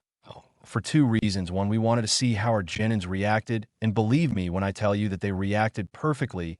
And 2, we wanted to know if those ninjas were attacking us or chasing you. Now that we know, how about you tell us the truth, Tazuna, said Kakashi with a look. Yo. I don't know what you mean, Tanuda, OT Tazuna. Then let me explain it to you. C rank missions don't deal with ninjas. There are rebel ninjas after you. This mission is easily C rank. You risk the lives of my daughters and my student. You better give me a good reason why you did it before I castrate you. Kushina growled menacingly. Okay, I'll talk. Have you heard of Gato, the richest man in the elemental nations? Well, he came to the wave recently and took over all the country, imposed unfair taxes on the people, and then used thugs to kill those who opposed them. Because of that, the country of the wave could not afford any mission higher than a rank C. The only hope for the wave is that they complete the bridge to open a direct trade route. Cat wants me dead, because that bridge would disrupt their business, explained Tazuna. You put my team in danger by hiding an important mission right now. We have every right to cancel this mission. So, guys, what will you do? Said Kakashi while he turned to the Genins. I saw that we were continuing. We can't allow Gato to kill the wave people. They are innocent, said Mito, with the others nodding their heads. Very well then. But remember now that this is a ranking mission and our next opponents will definitely be at the honing level at least. So remember, if we tell you to run, you run. Understood? Asked Kushina in an unusually serious tone. The 6th Genin gulped before nodding. Kakashi then bit his thumb and called his Lin Pakin dog and said, Pakin, take this letter to the Okage and tell him to send us back a little. We were attacked by the Mist Demon brothers, and we don't know who we will face next. The dog Nina felt before disappearing in a puff. Then the group continued their way towards the wave, hoping to avoid further confrontations with ninjas. Rebels soon reached the shore from where they took a boat and sailed to the wave. After reaching the shore, they continued the walk towards home from a bowl. On the way, Kiba suddenly heard something moving in the bush to the rhythm of his writing and immediately threw a kunai at it. But the only thing that appeared was a white rabbit. Relax, imbecile. Not every sound you hear will be an enemy, said Sayuri in a monotone voice. However, both Kushina and Kakashi had different thoughts. A white rabbit at this time of year can only mean substitution. Everyone crouched. They both shouted and then knocked everyone to the ground while a sword giant flew next to them, then hit the trunk of a tree. That Sharingan, no Kakashi, and Kono as benign. No wonder the Demon Brothers failed, said a voice with a sneer. As everyone looked up, they saw a tall man with a masked face looking down at them. Zabuza Momochi, Demon of the Mist. What are you doing here? Kashi asked, lazily. Oh, nothing, me and my partner here, points his back toward a white-haired man. We're hired to kill that builder of bridges, laughed Nalo, and we will let you and your Chunnin teams go, said Zabuza, as the white-haired man stepped into the light and smiled at him. All-in and Miss Uzumaki also. Known as the White Death of the Mist, said Kushina, as he straightened up. So, it's a fight, said Kakashi as he revealed his Sharingan and stared at Zabuza from the first moment.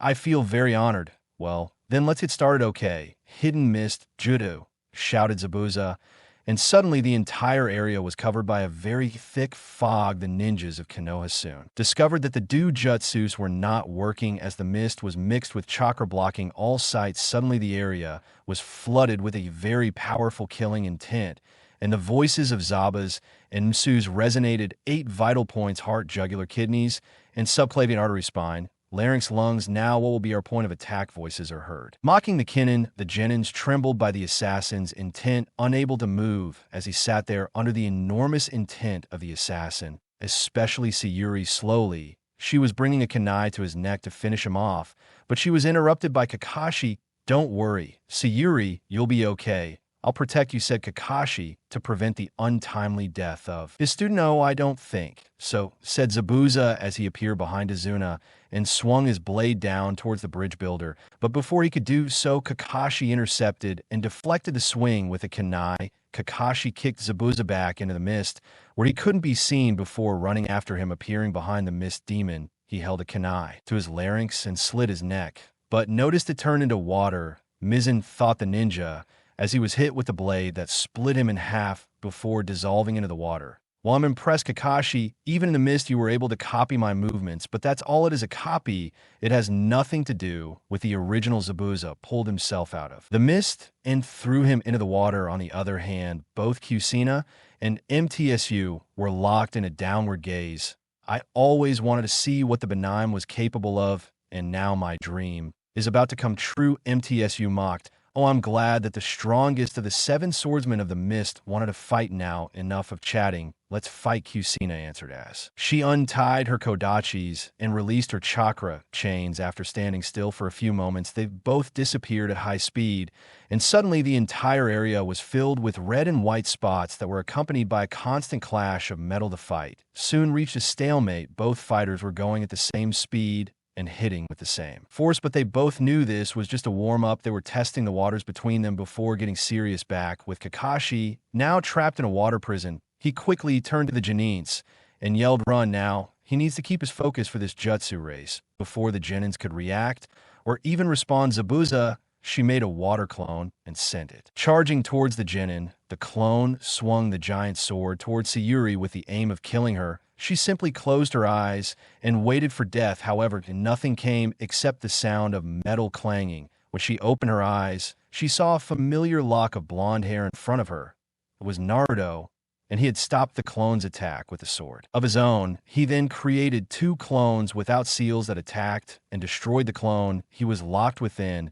The 2 clones began to make signs with their hands, and at the same time, they shouted wind style / water bullet, judo wind / both bullets joined together and flew towards Zabuza, who had to let go of Kakashi to dodge it. Naruto then turned his head slightly to look at the 6 genin behind him and said, seriously, I'll leave you 2 alone for a month, and you go and stand in front of death's door. My God, I feel like a babysitter. He finished in a slightly depressed tone with a cloud visible over his head. In Chan / Dub, the genin screams were heard behind. He immediately said, I'll explain later. Everyone protect Tazuna take the diamond formation, the 6 genin reluctantly complied and formed a perimeter around Tazuna back. With Kakashi, I got distracted and was forced to release the water prison, said Zabuza, not wanting to think that a newly arrived genin had surpassed him. Don't flatter yourself, you. We're forced to let go, said Kakashi as he waited for Zabuza to start the first move. Zabuza jumped away from Kakashi and began to run through hand signs at the same time as Kakashi at the end. They both finished at the same time, ending up shouting water-style water dragon jutsu. Identical streams of water in the shape of a dragon collide in the air, and then cancel each other out. How did that happen? To Sharingan allows the user to copy and recreate what the other is doing, but they ended up defiantly at the same time as Zabu thought. As he finished the jutsu, Zabuza jumped back and started running through the hand signs, but he didn't notice that Kakashi was once again performing the same jutsu. Only this time, faster water style. Giant vortex jutsu Kakashi finished, and a large spinning wave of water hit Zabuza, throwing him into a tree. How are you doing that, can you ask Zabuza, but was interrupted by Kakashi. You see the future, yes, and in your future, I see death. Kakashi finished, stopping Zabuza, but before he could deliver the killing, blow-ball needles shot out of a nearby tree and stuck in Zabuza's neck, apparently killing him. Thank you for weakening my target. I've been chasing him for a long time, the masked hunter Nin said in a unideem tone. Allow me to take the body. Goodbye, Leaf Ninja, said the masked hunter as he picked up the body and left with a Chunnin. With Kushina, the tie ended and both fighters jumped back, creating some distance between them before anyone could react. A black figure jumped into the air, and after going to the hand signs, the figure looked at MTSU and shouted, great fire style, fireball, jutsu. A giant fireball came out of the figure's mouth and flew towards MTSU and hit him head on. The force of the jutsu was enough to launch him into a tree. However, before the figure could finish his attack, a hunter Nin with white hair appeared and said, thank you for weakening him. I'll do it from here. We were chasing him for a while. The figure nodded and let the hunter walk away with Msu's body. The figure turned around and said, Lady Kushina, it's been a while. Itachi, what are you doing here? Where's Naruto? He asked the figure that turned out to be Itachi. He helped the other group. I think they're done too. Let's go to a safe place, and we can citing the recent events that happened to each of our groups. Itachi replied, to which Kushina nodded and turned to look at the other group. Back with them, Naruto carried a tired Kakashi back to the group, then looked at Tazuna and said, you must be the client. Could you take us to your house? As you can see, our comrade needs to rest here. It was then that Kushina and Itachi joined the group and began to make their way to Tsun's home. After walking for a while, the group arrived at Tsun's house. They knocked on the door and said, Tsunami, I'm home. After a few moments, a beautiful brown-haired woman appeared and hugged Tazuna. She said, Dad, you're back. You're not hurt, right? No, I'm fine. Thanks to all these ninjas. They're very strong. Tazuna replied, Excuse me, miss. Could you give us a place where our friend can rest? Naruto is tired. He interrupted. Oh, I'm sorry, please follow me, said Tsunami, then led them to a room where Naruto placed Kakashi on a futon and returned to the group. The twins were curled up next to Kushina, obviously still shaken from the killing intent they had experienced earlier in the day. As soon as Naruto arrived, they both lunged at Naruto and cried. Naruto sighed before beginning to rub their backs, soothingly, trying to get them to relax. He knew that experiencing that amount of killing intent for the first time can leave a devastating effect. Soon, they stopped crying, but did not leave Naruto's side. It was then that Kushina looked at Itachi and said, and what are you doing here, Itachi? Well, Mrs. Kushina, Naruto and I were returning from our mission in Kusagakure. However, before we could enter the Land of Fire, we received a new mission, which was to support your teams. So we picked up the pace and arrived on time as soon as possible. When we arrived, we saw you fighting, and then we came up with a plan, which was Naruto helping Kakashi and I. Helping you, Itachi explained, to which all the genin and Kushina nodded. Naruto then separated from the twins and stood up before saying, I'm going out to meditate. I'll be back soon. Naruto walked out in the forest and sat down before closing his eyes, and mediating this exercise calmed him down. And although he didn't show it, he was a bundle of nerves. At this moment, he had almost lost the only family he had. He was grateful to have arrived when he did. Otherwise, things could have gotten a lot worse. After a while, he said, you know what, you can see Yuri. And Minato came out looking a little embarrassed. Yuri then spoke up and asked, how did you know we were there? I felt your chakra now. Well, why do you want to meet someone as lowly as me? Asked Naruto, sarcastically. Why did you save us again? Asked Hinata, quietly.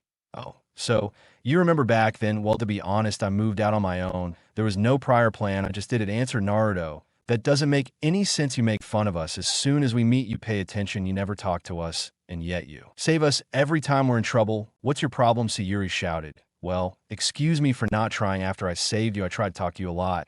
But it was your family that always pushed me away after that. I don't know what happened, but you too became what you are. You started to belittle me in every little thing, so don't blame me if I kept my distance from you. Naruto shouted back. We tried, believe me. We did the only thing our parents allowed us to do was visit you in the hospital, and it's over now, said Hinata. Don't make me laugh. Don't think I forgot what you both said about me when I met up with Aizen. And that's it. Let me quote you. Well, I thought it would be different considering he saved me. But I guess it was just an illusion. And Yada, what did you say? And I quote, I think I understand why everyone calls him demon, is because only a demon can befriend a demon. Yeah, maybe your family asked you not to talk to me. But after that day at the academy, at least I knew who my true friends were. Naruto replied with a voice cracking with sadness. Both Sayuri and Hinata looked down after while Hinata said, we both changed because you didn't pay attention to us. We both became cold and hard bitches because we thought you liked strength and a girl we trained as much as we could and even changed our attitudes so we could do brutal moves. However, it was cut off when Naruto hugged them both and said, no, I wanted you to change. I would have understood if you followed what your families asked of you.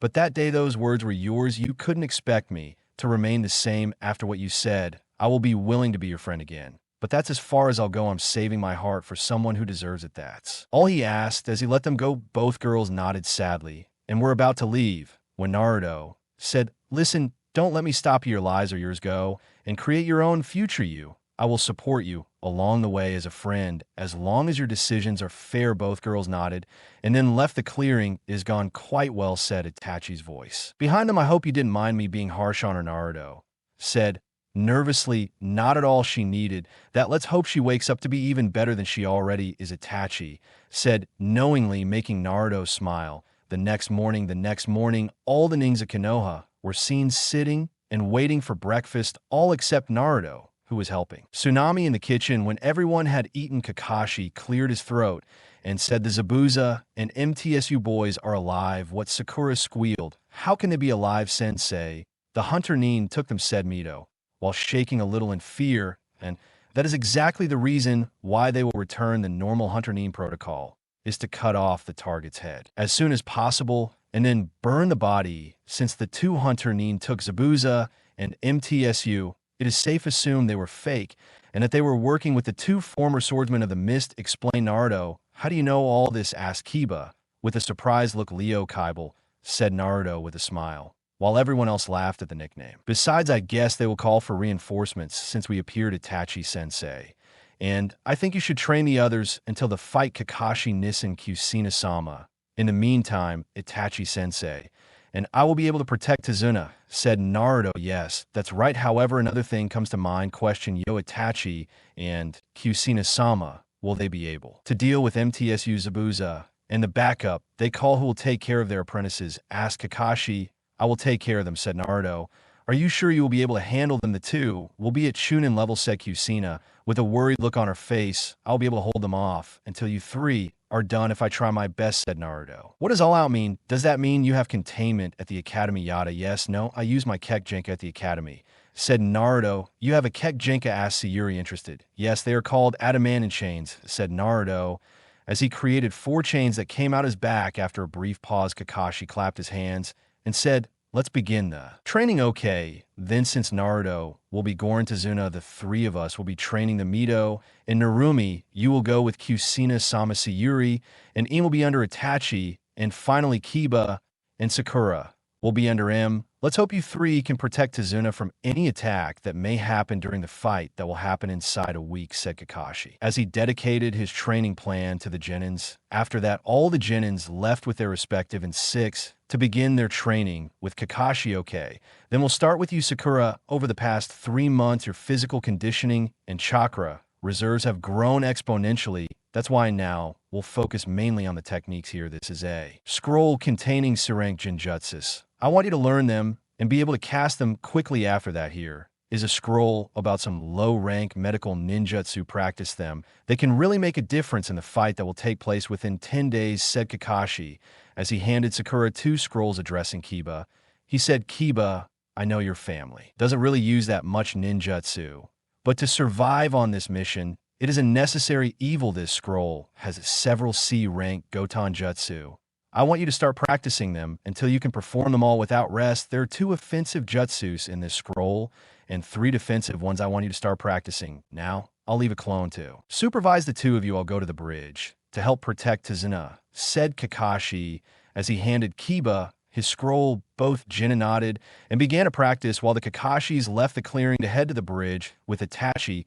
Both already know the basic jutsus needed and are quite proficient in their clan's movements. Am I right? Itachi asked both. Jin and they nodded in confirmation, causing Itachi to continue as he said, while I will be training you to improve your jutsus, that is why we will not be using them during our training, and our training will consist of me attacking and you guys dodge. Any questions? Just one, how are we going to improve our jutsus if we don't even use them? Sayuri asked in an annoyed tone. She was still angry about the night before. Her Yukiya pride was getting in the way of seeing past her mistake. Toyota, on the other hand, he was caring better, and his kind side was resurfacing again. Look at it this way, silly little sister, if you hone your body and your reflexes and your jutsus automatically work better when you use them, because you will be able to react to situations better and faster than your normal speed, explained Itachi. After seeing the gestures of understanding of both Jin and Itachi took out a scroll and channeled a small chakra into it, made a poof, and 8 breaths came out of it. He handed 4 to each of the 2 genin and said, these are chakra bracelets. I want you to wear them on your wrists and ankles and then channel your chakra into them, Itachi said, and then waited for both Sayuri and Inada to do as he had instructed. As soon as the unsuspecting genin channeled a chakra, they were immediately bought on all 4s with a drastic increase in weight. They both looked up and looked at Itachi, who was looking at them with an amused expression on his face. Now, then get up and get ready to dodge. The faster you move here, the more they will develop your muscles, and your speed will increase drastically. When you remove the weights, I will start with high gen and speeds and gradually increase them throughout the week, Itachi said. And then the beating began, with both of them trying desperately and unsuccessfully to dodge it with Kushina. Okay, then Mito-chan, Narumi-chan, I will teach you both 5 new jutsus of rank, one of which was your father's original creation, the Rasengan. I want you both to make as many clones as you can, and then review these scrolls before practice these jutsus, said Kushina. Kaken, can we ask Oni-chan for help with the Rasengan? Asked Mito. Wait, are you telling me that he knows the Rasengan? Asked Kushina in a surprised tone. Yes, and he also has a true mastery over it. He told us that he has created almost 16 variations of the Rasengan. Narumi replied. Excitedly, Kushina was initially surprised, but that shock was soon replaced by an overwhelming feeling of pride. She was very proud of what her son had accomplished. He is just like you, Minato. I'm very proud of him. And I'm sure you would be too, Kushina thought, before creating a clone to supervise the twins. And she herself went to see Naruto. She wanted to see him with Kakashi. Finally, heading to the bridge, she saw several clones of Naruto helping in the building, where Naruto himself was sitting in one of the corners and looked into the distance, heading towards him. Kakashi asked, how are you doing? Is it okay? Progress has accelerated thanks to my clones. Apart from it, was boring. Tell me how it goes. Naruto's training answered casually. It's going well, to be honest. By the way, is there anything I can help you with in your training? Asked Kakashi.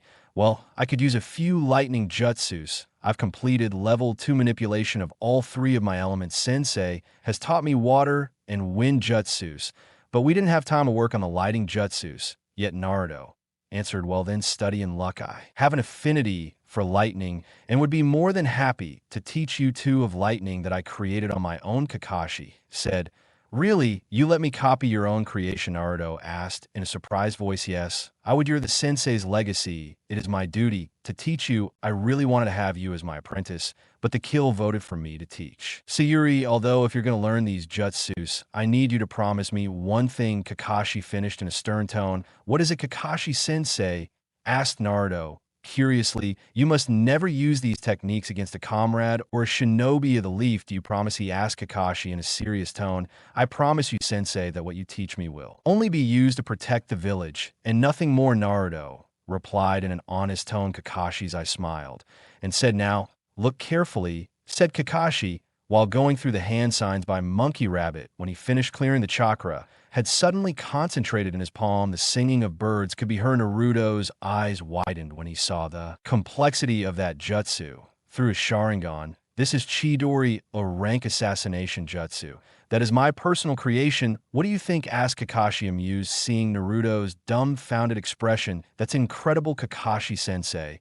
It's like the Rasengan, said Naruto excitedly. That's right, base this movement on the Rasengan using pure lightning. Manipulation now, look carefully for the second jutsu, said Kakashi while going through the same hand signs. But instead of the normal Chidori, a sword made of pure lightning, appeared. Naruto knew that this movement was immensely more powerful than the Chidori, and this is a Kiri jutsu, rank S assassination, another one of my personal creations, said Kakashi. Wow, Kakashi-sensei, you are a genius. Both moves are amazing, said Naruto, as he created 4 clones and sent them to practice both jutsu. Sensei, there is something I need to talk to you about, said Naruto in an unusually serious voice. What is it, Naruto? Asked Kakashi. What would you do if your father abandoned you and then came back to you? Asking for forgiveness, he asked Naruto.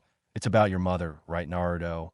I think you should forgive her. She needs you, Naruto. I know she made a mistake when she told you she left, but Naruto, you have to see that she had just given birth. She had literally been a demon and had lost her husband. She was mentally exhausted, and she was a human being. Her reasoning is very valid. She made a mistake, but she is trying very hard to repent.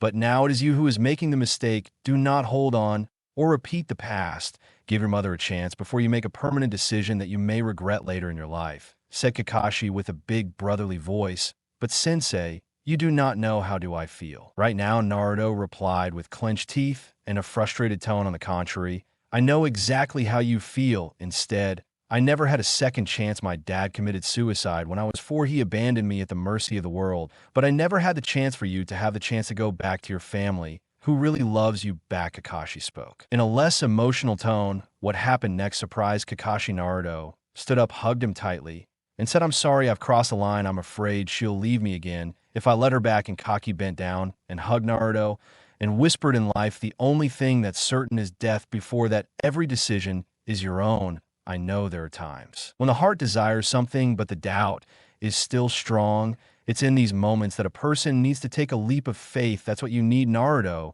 Give her a chance. She deserves it, to say the least. Kakashi then turned around and walked back to his students. It was then that Kushina appeared and approached Naruto and said, Naruto, how are you? Being the emotional wreck that he currently was, Naruto lunged at Kushina and hugged her.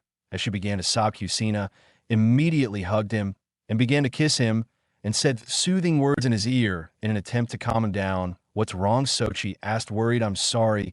I've been an unreasonable idiot. I should have given you a chance to at least explain what you did, Naruto replied shakily. I'm sorry. I have no excuse for what I did that night. It was the worst mistake of my life. I can't help but apologize. Please give me a chance. I will do my best to make it up to you. I'm so sorry, she whispered to him as tears also began to come out of her eyes. I forgive you, Kakin, Naruto stuttered as he continued to cry. Machi shouted Kushina. Before he started to cry, both of them remained hugging each other for a while before separating. After that, Kushina began to touch Naruto and said, now stay still so I can see you well. Oh God, mine, you're almost a carbon copy of Minato. You better be prepared for when you're older. You've got countless girls chasing you. Kakin, stop, you're embarrassing me, said Naruto as he tried to contain a blush that was taking over his cheeks. Kushina chuckled at his embarrassment, and they both started talking. Naruto told her everything about his life, how he was expelled and beaten from the orphanage, how he beat the Kyumo Honing, all about his training, his Keikagenka, and his own spiral release. There's no need say that Kushina was ecstatic when she found out that her son was halfway through the ceiling level and had also started learning the whirlwind sword style. She immediately offered to teach him in both fields, to which he immediately accepted. It was a chance for both of them to gain ground in each other's lives and then move on. They talked for a couple of hours, after which OS, along with Tazuna, they returned home. At home,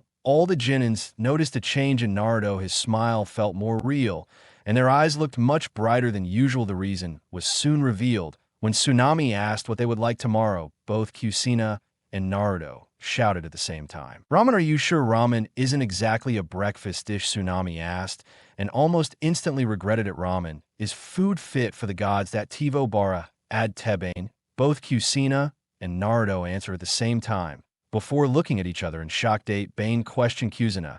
In shock, Date Bayo asked Naruto. Date Bane, he exclaimed. Kushina de felicidad. Date Bayo exclaimed Naruto in the same manner before both hugged each other. What just happened?" Hinata asked the question that was on everyone's mind. "Oh, it's an Uzumaki thing. When they enter a phase of extreme emotions, they unknowingly say an extra word that could be considered as a verbal tick." Itachi explained calmly. Everyone nodded before they started eating. Naruto was chatting with almost everyone, given the fact that he had mended his bridges with Sayuri and Nata's mom, had many topics to talk about. Even "why do you try everyone will die in the end cat is too strong." Inari Tsunami-san yelled, "It may be for you, boy, but for us trained shinobi, it's not even beef." Naruto calmly replied, "What would you know about pain? I bet you've all lived sheltered lives in that ninja village of yours. You don't know what suffering is." He yelled at the young man before anyone could calm the situation. A powerful K was felt in the room. Naruto then looked at Inari. His eyes had a cold look and hard on them.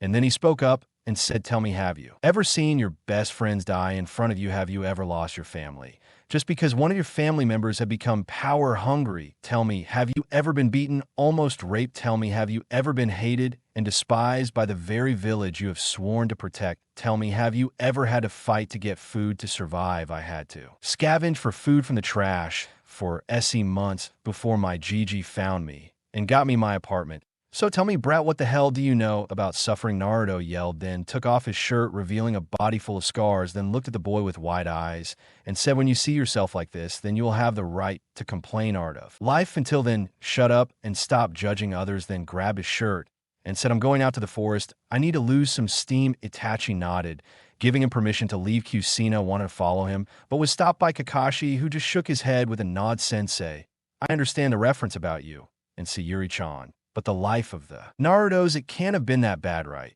And those scars must have come through training, right?" Sakura asked with her voice almost pleading to agree with her. The twins and Hinata appeared on the verge of tears, and Kushina was mentally planning torture sessions for all those who hurt Naruto. "You are right in a way, Sakura, but what Naruto told you was actually a sweater-covered version of what happened to Itachi, and I were there when it was made. The scars, believe me when I tell you, it was the worst condition I had ever seen in my life of someone who was only 4 years old. He was almost dead before we rescued him. Then something worse happened when on the 6 his attackers missed his vital signs and beat him for the sole reason of breaking his head in this attack. He was about to be raped before the Okage killed his assailants. But the worst thing is that the second attack had been ordered by the council, and the ones who had to carry it out had been the Yuga." He finished in a sad tone that made everyone shudder. "That poor boy," said Tsunami while bringing his hands to his mouth. All the girls were now crying openly with tears running down their faces. Kiba felt bad for the way he treated Naruto. When they were younger, he realized that Naruto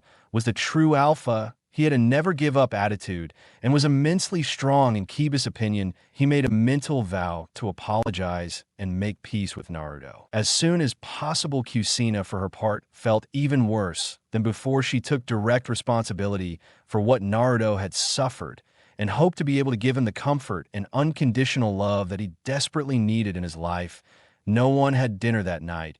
Everyone lost in their thoughts about the enigmatic mass storm. "How are you so strong?" "I crumbled under a simple pressure, but you're still standing after all that. Why don't you?" Oden and Nada thought as she sobbed for the blonde Sochi/Nissen. "I'm sorry." The twins and Kushina thought with Naruto was seen hitting the trees as hard as he could. After a while, he stopped and screamed in frustration. It was then that he suddenly found himself wrapped up in something and lost consciousness. The last thing he remembered were his grandfather's words. "Anger is a dangerous emotion. If you let it take over you, you lose everything. And you can end up losing everything you have. So remember to always keep a calm mind and never be unjustly angry." After a while, he regained consciousness and felt 2 unknown presences near him. He immediately opened his eyes to see a boy and a girl about his age. The boy was wearing normal dress clothes, had white hair, blue eyes, and had a wild look on his face. The girl, on the other hand, had a cute face, brown eyes, brown hair, and was wearing a kimono. Rose then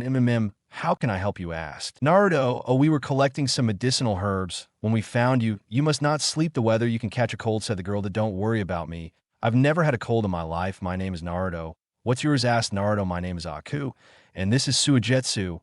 "Are you a ninja?" asked the girl. "Yes, I am. I was training here before I fell asleep." "And how are Zabuza and Mangetsu?" Naruto asked casually. He saw that his two acquaintances had visibly tensed up. "Calm down. I'm not going to tell anyone I recognize your chakra signatures," then said Naruto. The girl relaxed while the boy Naruto then said, "Then what is a girl like you doing traveling with a ninja like Zabuza?" "Zabuza-sama saved me when I was a child and has raised me ever since, so I owe it to him. Oh, and by the way, I'm a boy," said Aku. "Please call bull. There's on the road. You're a boy. Why, one, that you wear pink, two, that you have a feminine figure and a cute face, and last but not least, I can see the bandages around your chest area." Naruto replied with a scoff. The girl blushed and yelled "Entai," while the boy just laughed. A nervous Aku was a very rare event to see, and this blonde was able to do it quite easily. Naruto then stood up and said, "Well, I guess I'll go see them now. In 8 days, I hope we can become friends after this is all over." Both Satsu and here felt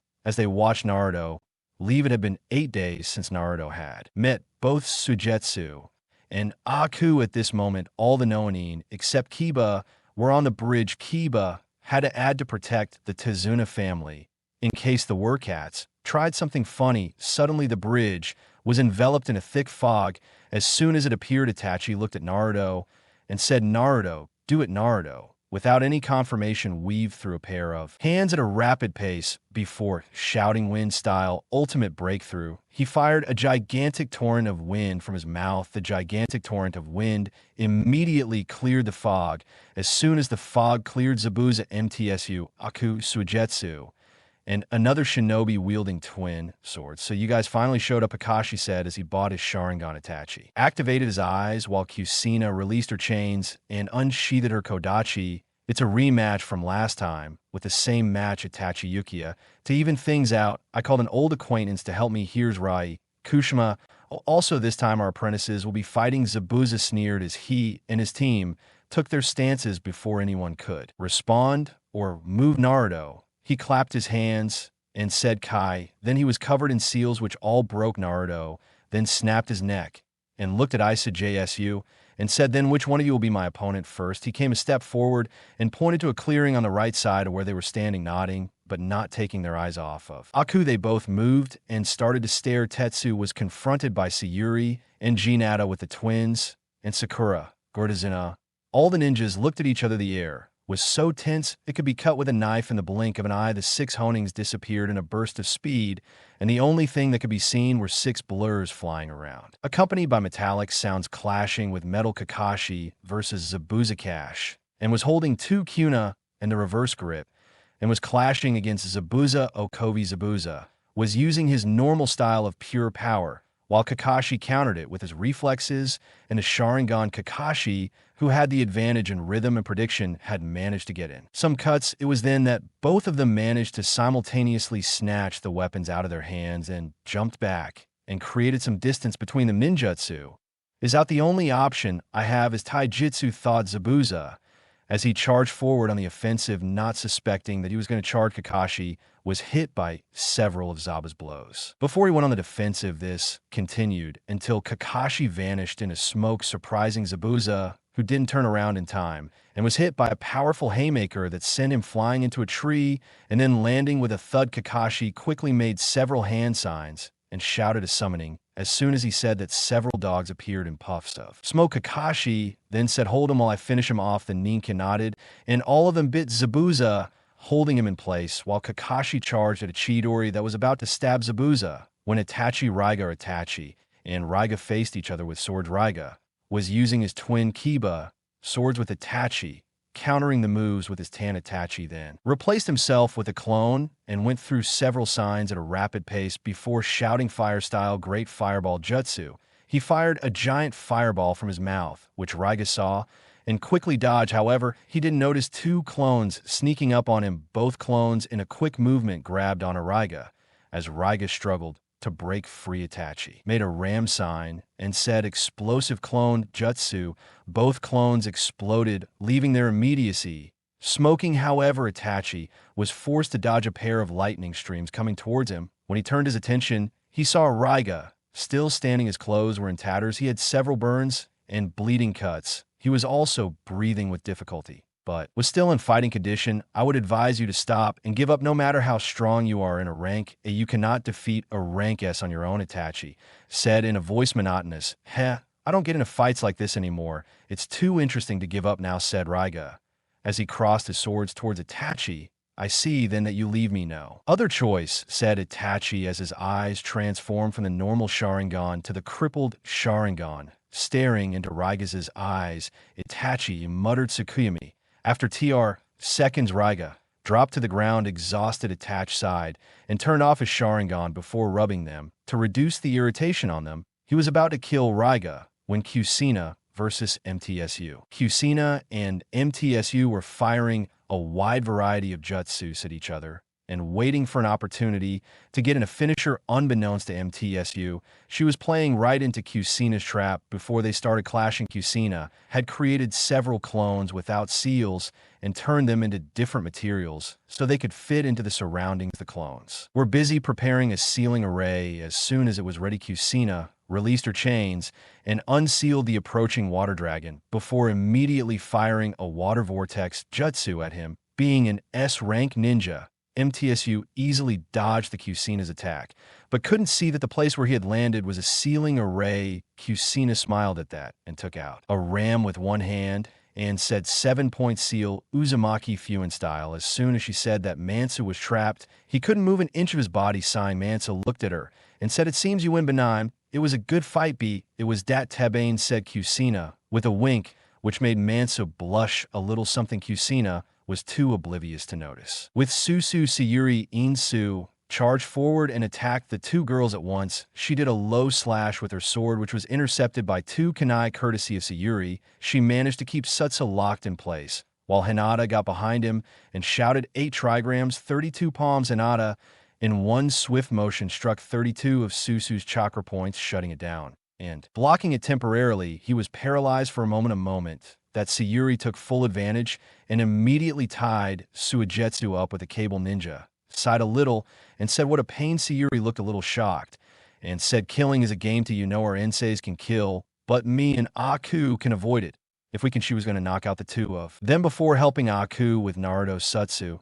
Didn't reply. Chatanim then looked at Hinata and said, "You are really good. What is your name?" HMMPH. "I am Hinata Yuga of the Great Yuga Clan." She made an act of arrogance. Hinata K. "That is a nice name. My name is Suigetsu, but you can call me Shirkuin," said with a wink. Hinata blushed a little before looking away. While Sutsu smiled victoriously, Sayuri just looked a little confused what was happening here. She thought in disbelief. However, her thoughts were interrupted when Naruto VSQ. "You know we shouldn't fight. I know for sure that Gato and his thugs will try to overwhelm us when we're all weak." And Naruto said, "How do you know the Gato is coming?" Aku asked as she half closed her eyes in suspicion. "I'm a sensory Nina. I sensed a large amount of civilian signatures coming from the direction you guys just came from." This is how Naruto casually replied. "How long until they arrive?" He asked. "You should be here in 10 minutes. While we wait, why don't you tell me about yourself?" Naruto asked. "All right, I was originally from Kiri." Suddenly, they started something called the Bloodline, purged the Yonde Mizuki, thought up, and convinced most of the population that people with bloodlines were actually demons. So the purge started when I was 5. I activated my Odo bloodline. I was excited and quickly showed it to my mom. She quickly told me to turn it off and never tell anyone. However, my father saw it and killed my mom. He almost killed me, but I escaped. I was left on the streets for a year, after which Zabuza found me and took me, and that's the story of my life. Would you like to share your set, Aku?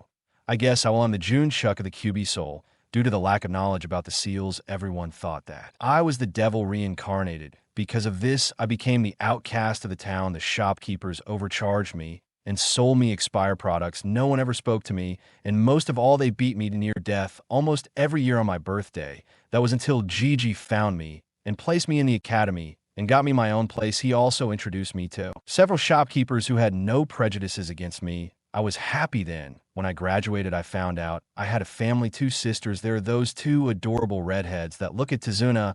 I became even happier now that I'm satisfied with my life. Naruto replied here. I was about to reply when the sound of marching were heard. All the shinobi turned to look at the source, which was a small army of bandits, almost 200 led by Gato. So you failed, huh? That's good now. I can kill them all at once. The men kill them all except the girls, who could be worth good money, especially the redheads. They look delicious, said Gato. With a perverted look, all the ninjas were now united to fight the bandits. Given the level they were at, 5 honings could easily take on and kill the bandits regardless of the number. However, before either side could move, the entire area was engulfed in a powerful killing intent. It froze all the bandits in place, causing all the genins to collapse to their knees, while the honings remained unaffected. As they turned around, they saw that Naruto was the one emitting the killing intent. Naruto. He removed the seal from his eyes and activated his Sharingan, the chakra chains, and unsheathed his sword. His overall appearance now could be described as intimidating. Addressing the honings, he said, "I'll take care of this, don't interfere." They all nodded and took a step back. Cat laughed and said, "Boy, you must be a fool to think you can take on 200 men alone." Naruto didn't answer. He raised his left hand and made some one-hand seals, which caused the area around the bandits to be covered in mist. This surprised the genin and the mist-neen rogues, but no one spoke at that moment. Naruto then disappeared in a burst of speed, and soon the area was filled with screams of pain, screams of mercy, and sounds of blood splashing the ground. Everyone waited anxiously to see what was happening. Kakashi, Itachi, and Kushina hoped that Naruto would not kill anyone, since the death toll would be too high for a 12-year-old boy. Soon the mist cleared, and everyone saw all the bandits in the ground dead, bleeding, and some are missing a limb or two. Naruto, on the other hand, was covered in blood and was standing in front of Gato with a look of pure hatred on his face. Before he could kill him, sounds of footsteps were heard. As they turned around, they all saw Kiba leading the villagers. All of them had a gun in their hands. That was when Hinari yelled, "Naruto, listen, we are here. I took your advice and finally did something about it." Naruto chuckled and wrapped his chains around Gato, lifting him up into the air and then throwing it right in front of the villagers and saying, "Do whatever you want with it." The villagers roared in approval. Before dragging the cat away today, he was going to pay for all his crimes. As everyone left, Naruto looked around and paled. He was surrounded by corpses of people he had killed. He ran into a bush and vomited before he started hyperventilating at the sight. Kushina and the twins ran up to him. Kushina immediately wrapped him in a hug and gently tucked him in with her hands. Girls watching with worried looks on their faces. That must have been hard on the kid. "Normally, there's one death on your first time." Number 200 said Mangetsu. "I agree. It looks like the kid is having a panic attack, but you can't deny he has skill," said Zabuza. Itachi and Kakashi didn't say anything. They just looked at each other with worry. The rest of the genin had different thoughts. "I should ask him how he got so strong. That will help being defeated by him." Itachi thought Sayuri. "Be it now. He's the alpha who killed everyone who dared threaten his pack." Thought Kiba. "Naruto, you really are a hero. I'm sorry for treating you badly without knowing your true self. Looking at you, this must have been very hard on you." Thought Sakura. Naruto. Hinata thought sadly, "He is truly strong if he is able to go to all those extremes to protect his loved ones." Aku thought, while Satsu kept an impassive look on his face. Turning to MTSU, Itachi asked, "What are you guys going to do now?" Miba and Raiga will join the rebels in the Kiri Civil War. "We haven't decided where to leave the children. We don't want them to see the war." As soon as MTSU answered, "How about you send them with us to Konoha? They can become Naruto's genin teammates. Since they are not listed as shinobi, they can't be classified as missing means," said Kakashi. "No, that's not going to happen. I decided not to leave the children behind. Even if it's a civil war, the only way I fight is Sayakshi's protected, so I'll take her with me," said Zabuza. "In that case, it seems Satsu will be leaving with me too." Manchu said, as he and Zabuza motioned for the apprentices to follow them. And then they left back with Naruto. He had finally calmed down in his mother's embrace. He looked at her and said softly, "I'm a monster. I killed them." Kushina. She looked at him and said firmly, "Listen to me, Sochi. You are not a monster. Those men would have hurt your sisters if they had gotten there with their hands. Not that they could have done it, since I trained them too. But you have to know that you did the right thing to protect your family." Naruto looked at her with a big look in his eyes before asking, "Does it get easier?" "It does with time, but you should never enjoy killing as long as you try to avoid it. And don't enjoy killing. You're okay. And you're human, not a monster," said Kushina. Naruto nodded before falling asleep in Kushina's motherly embrace. She picked him up, and the family of 4 started to walk back home. Kachin "And we'll be okay?" asked Mito, worried. "Yes. He'll be okay, he's just tired and needs some sleep," answered Kushina. "Nito, remember when you asked that you would protect, and I thought about it, and decided that we will protect Nikon and return date Basa," said Narumi, to which Mito nodded before they both exclaimed their verbal tick out loud as they punched the air. Kushina and the others laughed at them. Before they all returned to Bull's house time, skip a week later, after a week the bridge was finished, Naruto was being hailed as the hero of the wave, since he single-handedly defeated Gato and his bandits. The sheer look of the joy and gratitude in the people's eyes convinced Naruto that what he did was right. He then made an oath to never make an unnecessary death. But that didn't mean he wouldn't do it if there was no other option. Naruto also discovered that he now had a fan club in the wave. It was because of this that he hid in the Tazuna house for the rest of his stay in the wave. At that time, the Nonin were at the gate saying goodbye to the villagers. "Promise me that you will visit us again." "Listen," Inari said to Naruto. The boy was trying hard to hold back his tears. Naruto smiled at the boy and leaned down and hugged the boy, said, "Later, you know it's okay to cry tears of joy, and don't worry, I will definitely visit you." The boy then burst into tears and hugged Naruto tightly. Naruto then rubbed his back, slowly calming the boy down. Before he stood up, he along with the group turned around to leave. As they were leaving, the Naruto fangirls appeared and yelled, "Naruto-sama, don't go give us your babies. There's no need." Say that Kushina and the twins had to be held back to make sure they didn't tear those girls to pieces. As they walked into the distance, Tazuna turned to the villagers and say, "What should we call the bridge?" "I think the Great Bridge, Tazuna. Sounds good, don't you think so?" The collective response from all the villagers didn't come. And then what did Tazuna ask with a sigh? Yari thought for a moment before saying the Great Naruto Bridge. Everyone agreed to this, and soon the bridge was named as the Great Bridge of Naruto, with a plan to erect a statue in commemoration of his hero. 3 months had passed since the mission to the country of the wave. Naruto was now approaching the level of high Chunnin thanks to the help of his mother. His training in focus and kenjutsu had progressed very quickly. He was now a level 7 seal master and had mastered 25% of the katas for both the Yora style and the Whirlpool style. He and his mother had also devised and installed privacy and security seals around their house and field of training, keeping away prying eyes and a few other interested people. The highlight of the 3 months would have to be when Naruto used a premature version of his father's Flying Thunder God technique. He knew it was the riding technique, how he teleported as soon as he threw his own 3-pronged kunai. It was premature. Why? Because it automatically activated teleportation, and he couldn't control it.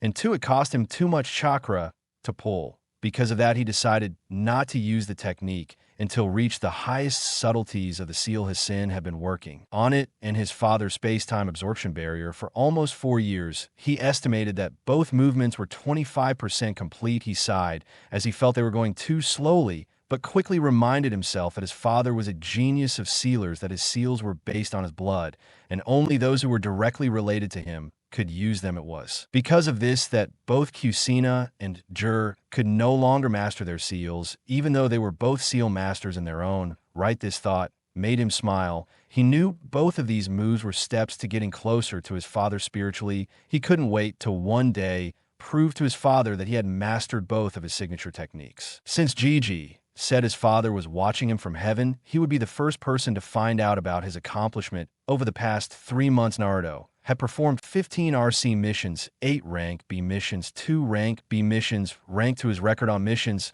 was near perfect. The reports also put things in his favor, as they mentioned that Naruto stuck to the orders of his superiors and carried out every order he received with minimal work. It also mentioned that he was able to adapt and change the plan on the ground to ensure the success of the mission without putting lives at risk. Both Miyoto and Kushina had been quick to reprimand Naruto and Itachi for going rank on both of them, and they did the smart thing and kept quiet, taking it in all the scolding. After that, both Mikoto and Kushina effusively got rid of Naruto, saying that despite his recklessness, they were proud of him and that he was a great shinobi. Mito, Narumi, and Hinata had progressed a lot under Kushina's tutelage, and they were all mid-Chunnin level. They had gone on 8C rank missions in the past 3 months, and after seeing Naruto's skill with seals, they had become interested and were halfway to level 1. Kushina was very happy when they asked for help, which she happily provided. Even Sayuri, Kiba, and Sakura had made tremendous progress. Sayuri, thanks to her Sharingan, was absorbing jutsus like a dry sponge too. Water Kiba had let go of some of his pride and had started learning a couple more styles of taijutsu,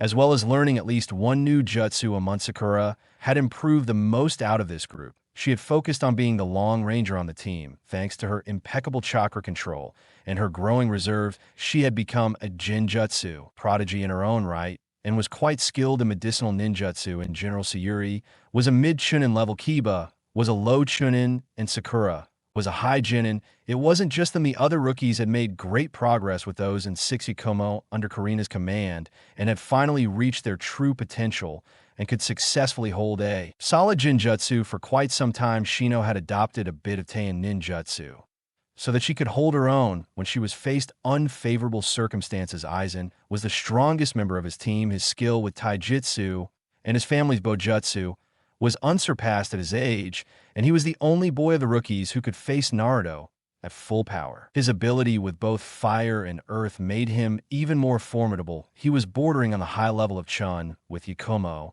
and Shino both being low-level Chunin. The only team with 2 high Genins and 1 low Genin was Team Asuma.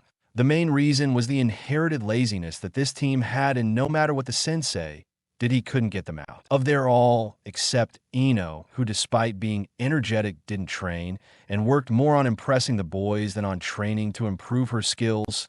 As shinobi, currently we see Naruto walking through the streets towards a bridge. Itachi had called him there to tell him something important. Soon he arrived at his destination, where he found that Team 11 was waiting for him. Upon seeing his two sisters pounced on him as they screamed Unichan. Unable to contain the force, fell back down with both of them on their sides. He chuckled before hugging them and patting their heads. That wasn't cool / PFT. What an idiot / I wonder if a person could die like that, thought 3 pairs of eyes as they stared at the front of them. They were far away, hoping not to be seen. However, Naruto sat up and looked in their direction with a serious look on his face. It only happened for a second before he turned around and walked back to smile. This caused surprised thoughts in the group of 3 again. He knows we are here / as he saw us from over there. / He is much more skilled than others we have seen here, the group of 3 soon thought. However, both Kushina and Itachi appeared. So sensei, why did you call us? Naruto asked the question that all the Genins had in mind. As you know, the Chunning exams are coming up, and Kushina-sama and I have decided to recommend you for the exams. Naruto, you are a special case. You will take the exam alone since you don't have a team, explained Itachi as he handed the Genin the forms. It's amazing that we can finally show that we are strong, exclaimed Mito, with Narumi Yada nodding. Naruto chuckled at his sister's enthusiasm, causing the 3 of them to stare at him. Nyen, what's so funny? Mito asked in a very sweet voice. Sweating a little, Naruto quickly replied and said, oh, it was funny when you said you wanted to show your strength, but you've already shown it with your mission log. Mito smiled and nodded before starting to talk to her friends again. This time, Kushina spoke up and said, if you want to take the exams, fill out those forms and send them to the academy by Friday. Now Mito Narumi is going home. Do you want to come, Naruto? Over the months, she had tried to get Naruto to stay with them, but he rejected the idea, saying he was used to living alone and being independent. Kushina had reluctantly agreed only after Naruto agreed that he would eat with them at least twice a week. Today, I don't have anything to do today, Naruto said as he put his form in his pocket and walked away with the 3 fast figures on his tail. As he walked, he noticed a square rock with 2 perfectly shaped eye holes following him. He chuckled, knowing exactly who it was. He threw a sideways glance at the trio following him, letting them know that he was well aware of their presence and wouldn't hesitate to retaliate if they tried anything. He turned around and said, okay, you 3, that's enough. Get out. The rock disappeared in a puff of smoke, and our own Konohamaru body was revealed. Hey boss, how are you? We haven't seen you in months. Kono said, sorry little brother, I had to go on a lot of missions outside the village. In fact, I just got home from my last mission yesterday. Naruto said, boss, you're amazing. You're already doing missions outside the village despite being a Genin fresh out of the academy. Udon said with stars in his eyes. Hey, now you're embarrassing me. How about this? Since today I'm free, I'll spend the whole day with you, may even cook you something. What do you think? Naruto said with a smile, knowing the answer he would get very well. Let's play ninjas first. The 3 of them screamed and ran away laughing. Naruto set off and quickly found him. Udon, he was on his way when he heard Konohamaru scream, let me go without wasting any time. Naruto ran to the fountain at full speed and found Konohamaru being held by the neck by the ugliest girl he had ever seen. She was wearing a black outfit cat and had a lot of makeup on the girl's side. There was another girl who had blonde pigtails and was quite pretty. Both wore the Suna headband. Naruto then said, "Excuse me, miss, can you let my friend go?" he said, as the blonde girl started laughing. While her 3 years laughed, "I'm an idiot child, and he didn't run into me. I won't let him go until I teach him a lesson," said the cat boy. Raised his fist back and was about to hit Konohamaru when he felt metal near his throat. Looking back, he's surprised to find Naruto. Behind him, he had a battle-hardened look in his eyes that promised the cat-like child unimaginable pain. The blonde-haired girl was about to act to help her partner, but she found a clone holding a sword to her throat. "Who the hell is this guy? I didn't even see him move or make hand signs. So much the Chunin thought he's so cool. This guy is a monster. How is he still a genin? I wonder if I have to fight against him. He will kill me." The three Nin that follow Naruto's thought, "I wasn't asking you to have the cat put makeup on the clown. Let me rephrase what I said. Let go of the boy, or his head will go to your shoulder," said Naruto in a cold voice, causing the cat to shudder and quickly let go of Konohamaru, who ran off after thanking Naruto. Naruto then backed up to the front and said, "I assume you're here for the Chunnin exams, so I advise you to take your partner from the tree and return to your hotel before you cause an international incident." The eyes of the two Sun Nin widened as they turned to look at the tree. Naruto had mentioned to see a redhead with a pumpkin. Looking at the impassive Hira, "We were alone," the cat-like boy began, but was interrupted when the red-haired boy disappeared into a shoin of sand, reappearing in front of the two. He said, "Kankuro Tamari, you are an embarrassment." "Stop." "But Gaara, they started at Kankuro. Try to argue. You are annoying. Shut up, or I will kill you," he said. Gaara with a voice that promised death. Gaara then turned and said to Naruto, "Spare my teammates. I'll make sure they stay in line. May I know your name?" "Naruto." "Uzumaki." "Yours?" asked Naruto. "Gaara." "We Subak will meet at the Chunnin exams." Naruto. "Uzumaki's mother finds your blood interesting," said Gaara, as he turned around and walked his teammates away Naruto's side before turning to his side and said, "Then how long do you three intend to play cat-tan?" As soon as he said that, three figures jumped out and landed in front of him. One was a girl with a tan face. She had fiery red hair with earrings in her ears. She also had a sword strapped to her back. The next was a tan boy with white hair. He had a lollipop in his mouth and had a bored expression on his face. As soon as he saw the third figure, he felt his breath leave him. In front of him was the most beautiful girl he had ever seen. She was blonde with long hair reaching the middle of her neck back, had beautiful blue-green eyes, had a decent C-cup bust that for her age was very developed. No matter how hard he tried, he couldn't help but look directly at her and say, "Beautiful." She herself was looking at Naruto and couldn't help but think handsome. The blonde-haired girl caught his gaze, and what he said, she blushed a little but didn't say anything. Naruto then shook his head and said, Who are you guys, and why are you following me?" "We are here for the Chunin exams, and you are the strongest competitor, so it is obviously he would try over our obstacles," replied the redhead. "That sound just like, what are they called?" "Mine is Naruto." Uzumaki asked Naruto. "Samui," replied the blonde girl. "Karui," replied the redhead. "Omoi," replied the whitehead. "Wow, their names totally rhyme. So what are they up to?" asked Narek. "Well, we decided to explore the village, but we got lost. And then we saw you and decided to spy on you. Now that we've admitted it, he'll report us to the authorities. They'll arrest us, and then the Raikage will be forced to pay our rescue.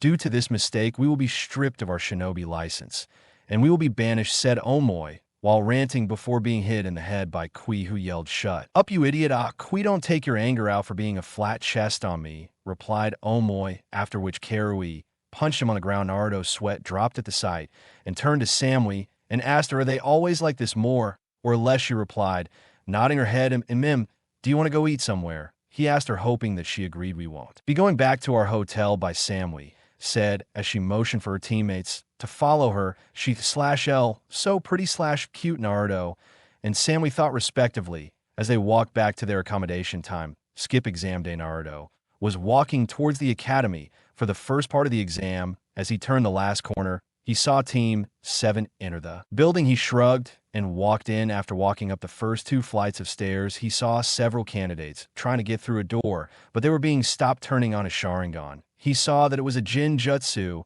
and realized that it must have been created to weed out the weak. Nodding to himself, he walked up the rest of the stairs and into the actual exam room that only had the Suna team and the Kyumo team. As soon as Samui walked in and their eyes met before they both blushed and looked away as they entered one of the corners, he leaned back against the wall and closed his eyes. There were still 2 hours until the exam started test. However, he wondered why his sisters weren't here. They could have easily seen through a Jinjutsu thanks to the Byakugan. He then realized that they must have been waiting for Team 6. Nodding to himself, he decided to train his sensory skills to the next level and read the feelings others had at a certain moment. He felt boredom coming from Omoikui's excitement.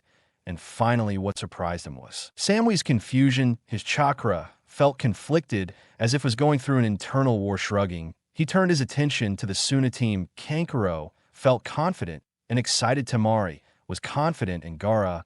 As soon as Naruto sensed Gaara, he went on high alert. This was no average gene. The amount of bloodlust oozing from his chakra was unreal. He decided to inform the authorities as soon as he could to prevent any unnecessary loss of life during the exams. As time went on, one of the teams entered the room. Until 5 minutes before the exam, the rest of the rookies entered. Kiba looked around, and after seeing the rookies, he exclaimed loudly, "Well, look, all the rookies 13 made it. Let's go kick some major ass." As he said, all the other genins turned to look at the group. Ino was shaking under the K, while the others looked impassive. Suddenly, a boy with silver hair and a ponytail hairstyle appeared.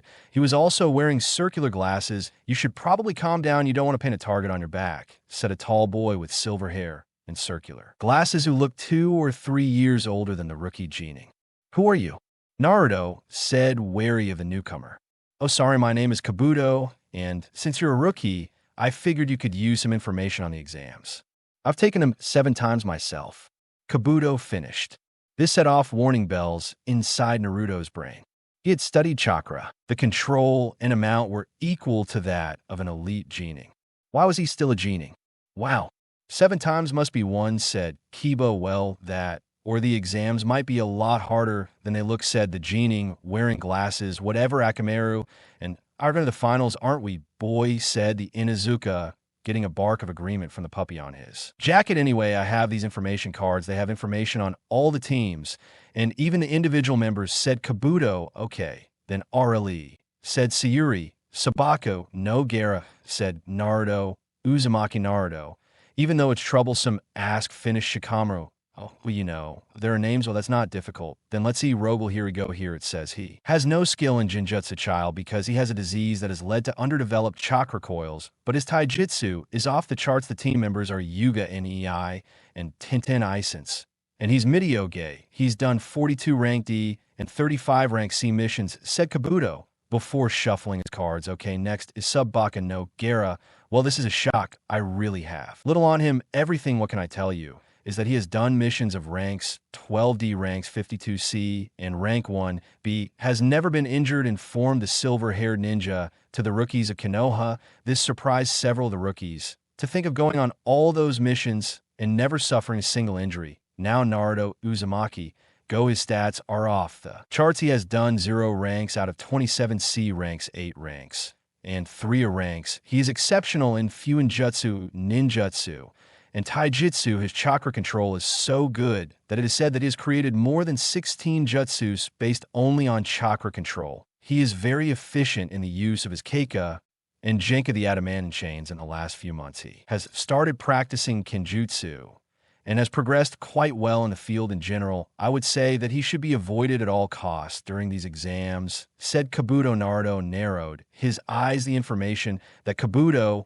was only accessible to the elite Jonin, not the Okage. The fact that he had this information, along with the fact that this was his 7th time taking the exam when he was easily level honing, was to the fact that he was a spy. For who? That was a question for another time. Kiba looked at Naruto in shock and yelled, "I knew you were strong, but when you went up in rank," "Shut up, Kiba, you're too loud. But if you must know, the last month was when me and my sensei did 3 ranks before coming home," said Naruto, as he set a trap for Kabuto. If Kabuto intervened now, he would confirm that he was a spy. "Hey, that's not right, my says. You went to ranks too, last month," said Kabuto, unknowingly confirming Naruto's theory. "Heh, that was me trying to look cool," Naruto said, while sticking out his tongue. The only person who saw through him was Yen. Despite being a big mouth, he was Naruto's best friend and the second strongest of his generation at the time they had spent together made them both know exactly what the other was thinking. Naruto subtly made hand signals and informed Aizen of his suspicions. Aizen nodded imperceptibly, confirming he felt the same before anyone else. I couldn't say anything. A puff of smoke appeared in the room, and from it a honing was revealed. It was a tall man with a scary face and a purple scarf on his head. Naruto, for some unknown reason, wanted to call him the Scarf Man. The man spoke and said, "My name is Vicky Marino, and I will be the supervisor for the first exam. Enter your assigned seat number, and we will begin." "Okay, worms, sit down. It's time for the first exam." A voice was heard as a large man with scars all over his face walked in and stood behind the desk. "My name is YCK Marino, and I will be the proctor for the first test. You will have 1 hour to answer the 10 questions. You will not be given the final question until the last 10 minutes. If you get caught cheating a total of 5 times, you and your team will be disqualified. With that being said, you can use any juts or abilities you want to get the answers. You start now." He finished and sat down and smiled at the looks of horror on the Genin's faces. When they saw the questions in Naruto's eyes, they opened, looking at the questions in front of them. They were easily at honing level. No Genin, except Shikamaru, could solve them, and that was because of his insane intelligence. Suddenly a look of understanding appeared on Naruto's face. "It's a test to gather information." He said, "We could use any tool necessary to get the information, so we have to cheat in an undetectable way." Smiling to himself, he closed his eyes and began to concentrate on the chakras surrounding him. All they were anxious, worried, confused, and scared, except for 2 signatures. Naruto then focused before finding one of them. SA Ninja was sitting in front of him. Those 2 must have been planted as beacons of information for the other Genins, thought Naruto as he activated his Sharingan and copied the writing pattern of the honing sitting in front of him. In a matter of minutes, he was done. He turned his paper over and started looking at how the other rookies were doing. Sayuri, just like him, had used her Sharingan to copy the writing of someone who wrote fluently. Nat was using her Yugan to detect and write down the answer she could find in a room. Shin was using his bugs to find the answer. Sakura, thanks to her reading habits, had answered most of the questions correctly. Ino had used her clan's mind transfer jutsu to take over Sakura and then read her answers. Shikamaru already knew them and used a shadow connection jutsu to help Chewy. Yakumo. Naruto then turned to look at his sisters and his best friend. He was not surprised when he found the 3 of them sweating, sighing. He summoned 3 small toads. He provided them with the answers and sent one to Narumi, another to Mito, and another to Aizen. After a few minutes, the toads disappeared. Naruto looked at Aizen, who smiled at him. Returning the smile, they had a mental conversation. "Thank you." At any moment, turning his attention back to his sisters, he saw them crying anime tears. He already knew the reason for that was because he had promised to cook for them, and they were serious about their theoretical study. He knew they had tried, but somehow, thanks to the dominant Uzumaki genes, they couldn't just sit back and read himself. He knew the threat he had made them was vain. His sisters had a soft spot in his heart, so he decided to cook ramen for them as a good effort to at least try. He chuckled as he remembered his sister's antics. Sister then turned to teams Sua and Kyomo. She saw that the Catboy Kankuro had used a puppet of his to get the answers for him. Gaara had created a third eye with his sand and sent it around the room, searching for answers. Temari had taken advantage of a small gust of wind to replace her test with one that had all the answers done. Naruto was surprised when he saw the coordination shown by Team Kyomo. Samui was the one writing the answers on small pieces of paper before discreetly passing to Omoi, who, after writing down the answers, sent them towards Karui, disguised as Lollipop. After he finished observing, he suddenly became abnormally serious and met Iki's eyes, then made some discreet signs with his fingers towards Ibiki. Ibiki was surprised when he saw the signs. Those were used by the Ambu to send messages in the group without alerting the enemy. Then he paid attention to what the message said. "Kabuto Yakuzi is a spy." A ruse told it to Ibiki. Through Ibiki's eyes widened before hardening, and he discreetly used his fingers to say, "Are you sure? It has information that should only be accessible to those with Jonin level clearance, and it has a distinctive scent of snakes."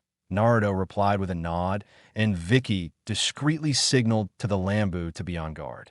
She decided to take this information to the Okage. As soon as the test was over, she then looked at Naruto, who nodded and leaned back in his seat, closing his eyes, and Vicky, he looked at Naruto, before a look of recognition appeared in his eyes. So that's Itachi's brat, looks like he's as good as they say, he thought Ike before cracking a wry smile at the irony of the situation the test involved. Gathering information in a tight position, but somehow the boy had gained information that could potentially save the village's life, it sure is ironic. Minato, you beat Orochimaru to the seat, and now your son is ruining Orochimaru's plan, he thought Ibiki, remembering his former teammate and friend. After 45 minutes, Ibiki yelled and said, "Okay, Worms, your time is up now. It's time for the 10th question. You have the option to choose if you want to take it or not. Of course, we will accept it," yelled a random genin, and Vicky smiled and said, "Well, if you get the question wrong, you won't be able to take the exams again in your career. And if one of your team members gives up, the whole team fails, but they can always take the test again.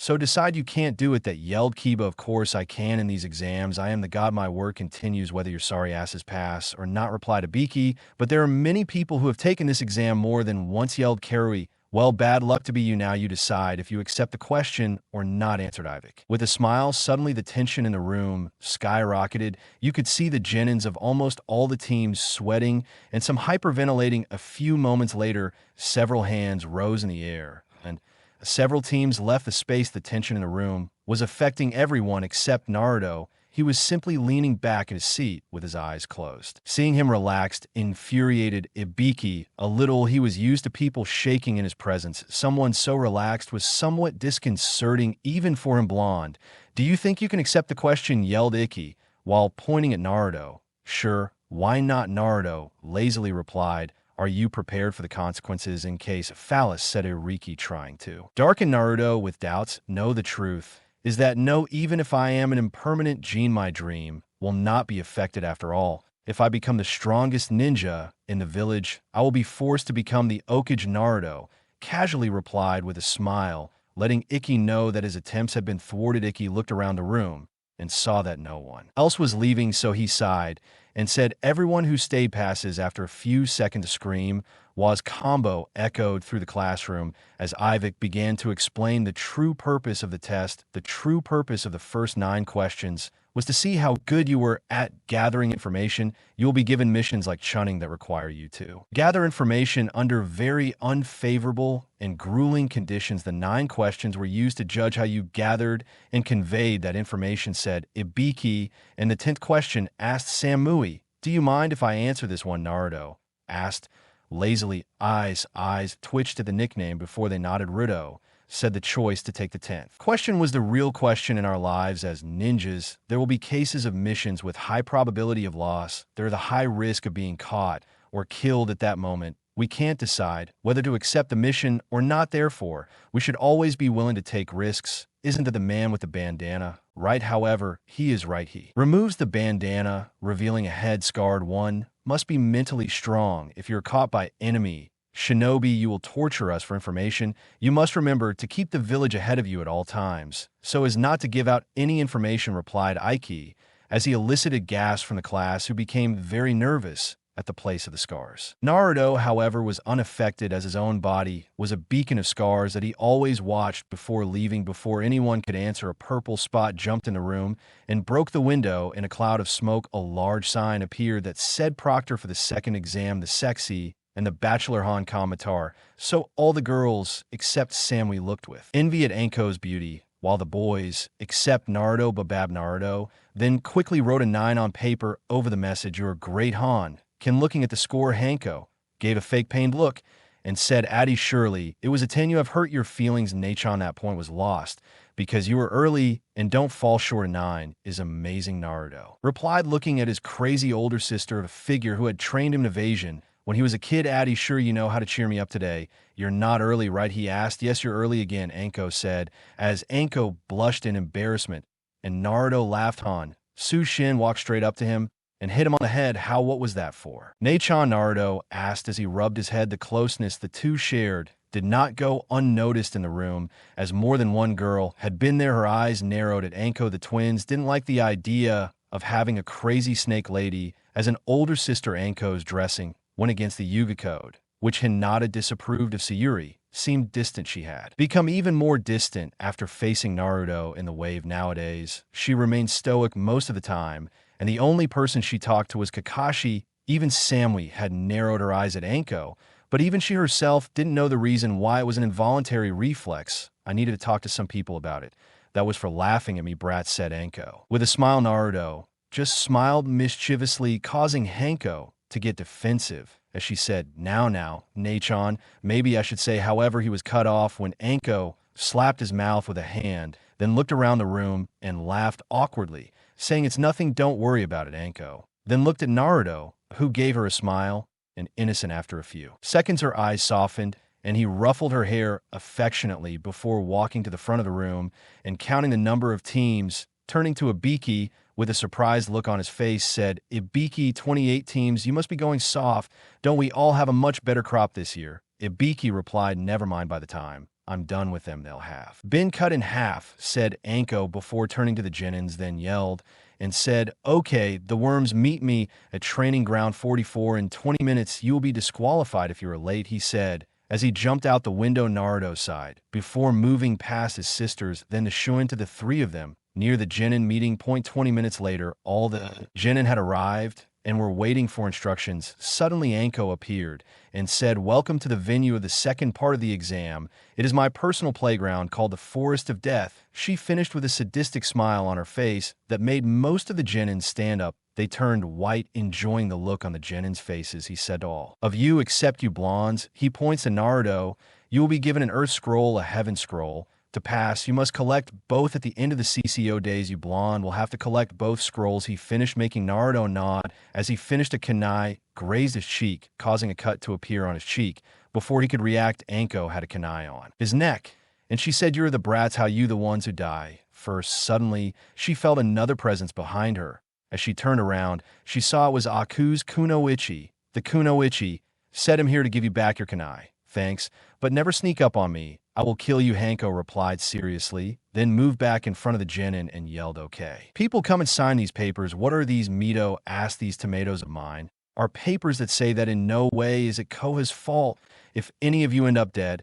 And let me warn you, if you don't have careful in there, you will die. There are humans eating plants along with animals larger than anything you have ever seen. Of course, you do not have to sign them, but you'll be disqualified from taking the exam, Hanko replied cheerfully. A few Genin left immediately, not wanting to risk death. Naruto calmly took his paper and signed it before closing his eyes. One thing he didn't know was that Samui was watching him without her knowing. He had also attended to both of her eyes. Could be perfect partners for Samui. Naruto was perfect. He was strong, kind-hearted. If the way he interacted with people was anything to go by, he knew when to be serious and when to be lighthearted. He was perfect for Naruto. Samui was the ideal Kunoichi. She was strong, had a calm and collected personality, and she was beautiful beyond measure. They both looked forward to getting to know each other better in the future. Soon the Genins set off to head to their respective entrance sites.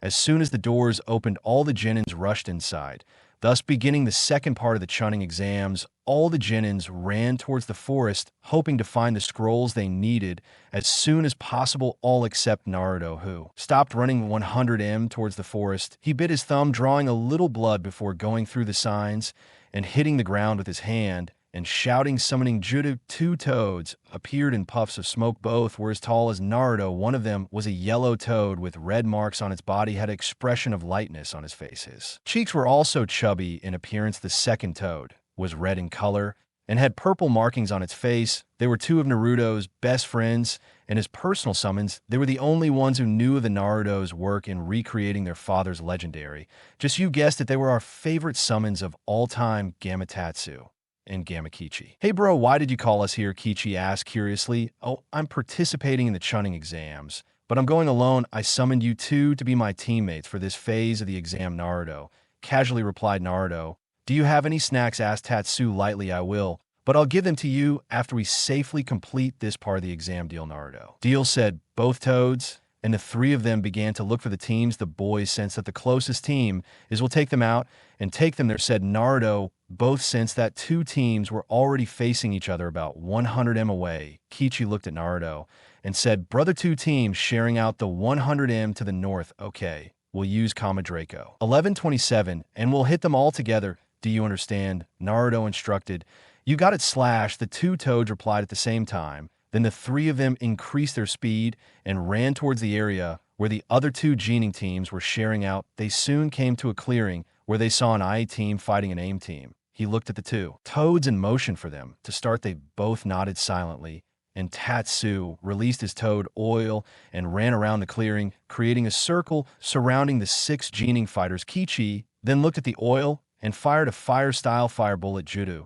Thanks to the oil, the 6 gening were surrounded in a ring of fire, which made everyone abandon all fighting and go on the defensive against the enemy. None of them noticed that Naruto had created 3 clones. Then the 3 clones jumped into the air directly above the clearing and went through 3 hand signs. Different water-style water bullet jutsu, said the first clone wind-style wind bullet jutsu, said the second lightning-style lightning ball jutsu, said the third clone, the water bullet, grew exponentially in size thanks to the wind bullet. The enlarged water bullet that combined with the lightning greatly increased its attack power. The enlarged elemental bullet hit the 6 genin head on, causing a small explosion in the clearing. As the dust cleared, Naruto saw the 6 genin lying on the ground, battered, bruised, and unconscious. He immediately sent his clones to retrieve the scrolls. He found the earth and heaven scrolls. Smiling to himself, he picked up both scrolls and sent Kichi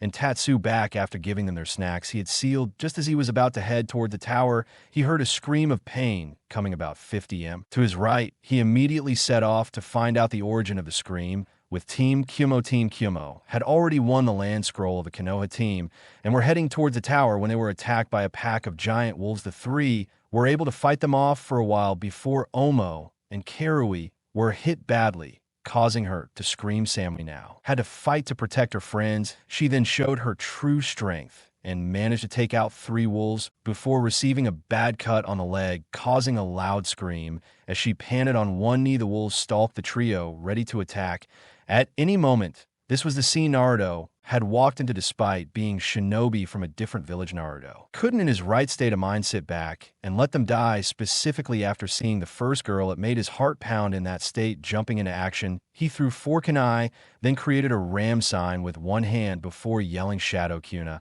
and Clone Jutsu. The 4 kunais multiplied by 400 due to the chakra he put into them. The kunais landed right in front of the wolves, hindering their movement. Landing in front of Samu, and Naruto, without turning around, asked, "You and your friends are okay?" "Yes," she answered in a cold voice. Without taking her eyes off the wolves, Naruto knew he couldn't face all the wolves, so he opened his Sharingan and looked deeply into the alpha's eyes, causing him to fall to the ground unconscious. Upon seeing the fallen leader, the rest of the wolves retreated. Naruto then turned to look at Samui, who raised her sword defensively. Upon seeing that, Naruto raised his arms and he blurted out and said, "I'm not here to fight you. I've already collected my scrolls. What about you?" Samui knew he didn't have to answer Naruto, but somehow he couldn't help but trust him and nodded in confirmation. He then created 2 clones that lifted his teammates up before he himself lifted her up in a bridal carry. Her cheeks turned slightly pink, but her logical mind told her it was for the best. After all, she felt like someone she could trust. "So, you'd like to have a talk after this phase of the exam ends?" Naruto asked, trying to start a conversation with her while he and his clones ran towards the Sanui Tower. For her part, she was mentally reprimanding herself. "He's taking me too, and at the same time, so cool that she must be thinking about how little call I am," she thought before hearing Naruto calling her. "And what will it be due? You want to see each other after the second phase?" asked Naruto. "Are you asking me on a date?" he asked with his usual cold and monotonous voice. "I really don't know. It depends a little about you. If you want a date, I can give you one," she said with a grin from ear to ear. Samui blushed a little before muttering a cow. They arrived at the after 2 hours, after which the scrolls were opened and the senseis arrived. Sensei, they both said Jinin at the same time. The Kumo Honing was a blonde-haired kunoichi wearing the regular Kumo Honing uniform. Both she and Itachi raised their eyebrows before looking at each other with questioning looks. After explaining the whole matter, the Kumo Jonin thanked Naruto for saving his genin before turning to Itachi and saying, "It's good to see you again, Crow, specifically in better condition," said the Kumo Jonin. "Same here, Cat, though. He didn't expect our students to finish so soon." And that at the same time, replied Itachi in a monotone voice addressing the genin. Itachi said, "Naruto, you guys come and go take the 3 of you to the doctors before finding a room for yourselves. I'll see you later." Nodding, Naruto led the three Kyumen away, leaving the senseis alone. As soon as the surroundings cleared the Kyumo, Honin jumped up and kissed Itachi on the lips. As they parted a few minutes later, the Kyumo Honin said, "I've missed you, Itachi. Same here, Yui. Same here. I hope the Reikage finally makes an alliance. Spending time away from you is very hard," Itachi replied. They both then found a secluded corner where they resumed Eido's Toa's intimate activities after dropping the two. Chunnin off in the medical bay, Naruto carried Samui into a room as soon as she laid down on a bed and began to massage Naruto's shoulders. Seeing this, he became confused and asked, "Do your shoulders hurt?" She nodded wordlessly, after which Naruto asked, "Do you want me to give you a massage?" "I'm a natural." She looked at him blankly before he said, "I have no idea. It's just a massage. That's all." She again nodded wordlessly and turned her back to Naruto as he began his massage. As soon as he began, Samui felt a wave of happiness rush through her, and she could only think of one thing at that moment. "It's so great with Team 6, okay? I'll hold the scroll, and we'll take out the first team we find." I spied using my Sharingan and found out that all of the Genin teams in Konoha received the Heaven Scroll. "So all we need is to find an Earth Scroll. Do you understand?" Sayuri asked her two teammates. They both nodded, and the three of them ran off after a few minutes. Kiba said, "Stop it, guys. I need to get away." Both girls sighed at his bluntness before Sayuri felt and said, "Okay, but let's say the password for when you get back." Kiba and Sakura nodded, while Yuri thought for a moment before snapping her fingers and saying, "Dolphin Valley will become the valley for when the U.S. clashes." The other two Genins nodded, and Kiba left. After a few minutes, a smiling Kiba appeared, and Sayuri said, "Password." But for some reason, Kiba didn't care and said, "Valley of the End will be the valley of the beginning when the U.S. clashes." As soon as it ended, both Sayuri and Sakura attacked him, sending him flying into the tree. Then they used a ninja cable to tie him to a tree. The unconscious Kiba faded away, and a shinobi was seen. Suddenly, two figures jumped out of the trees and were about to attack Sayuri and Sakura when Fong upon Fong, Kiba's voice shouted as two spiraling white tornadoes hit the attackers, causing them to crash into the ground, knocking them out. Kiba smiled and looked at the amused faces of the other Genins before saying, "We have good ones." "No, of course we did," said Sakura, as Yuri gave her usual HN as a response. After picking up the scroll, the three of them started running towards the tower when they were hit by a very strong wave of K. It was much stronger than when they had faced Zabuza and immediately made the three of them fall to their knees. From the ground, a Cusack Kunoichi appeared and chuckled at the three trembling Genin in front of her. Then she released a bit more killing intent, and the three Genins now, they were seeing visions of their deaths. It wasn't a genjutsu.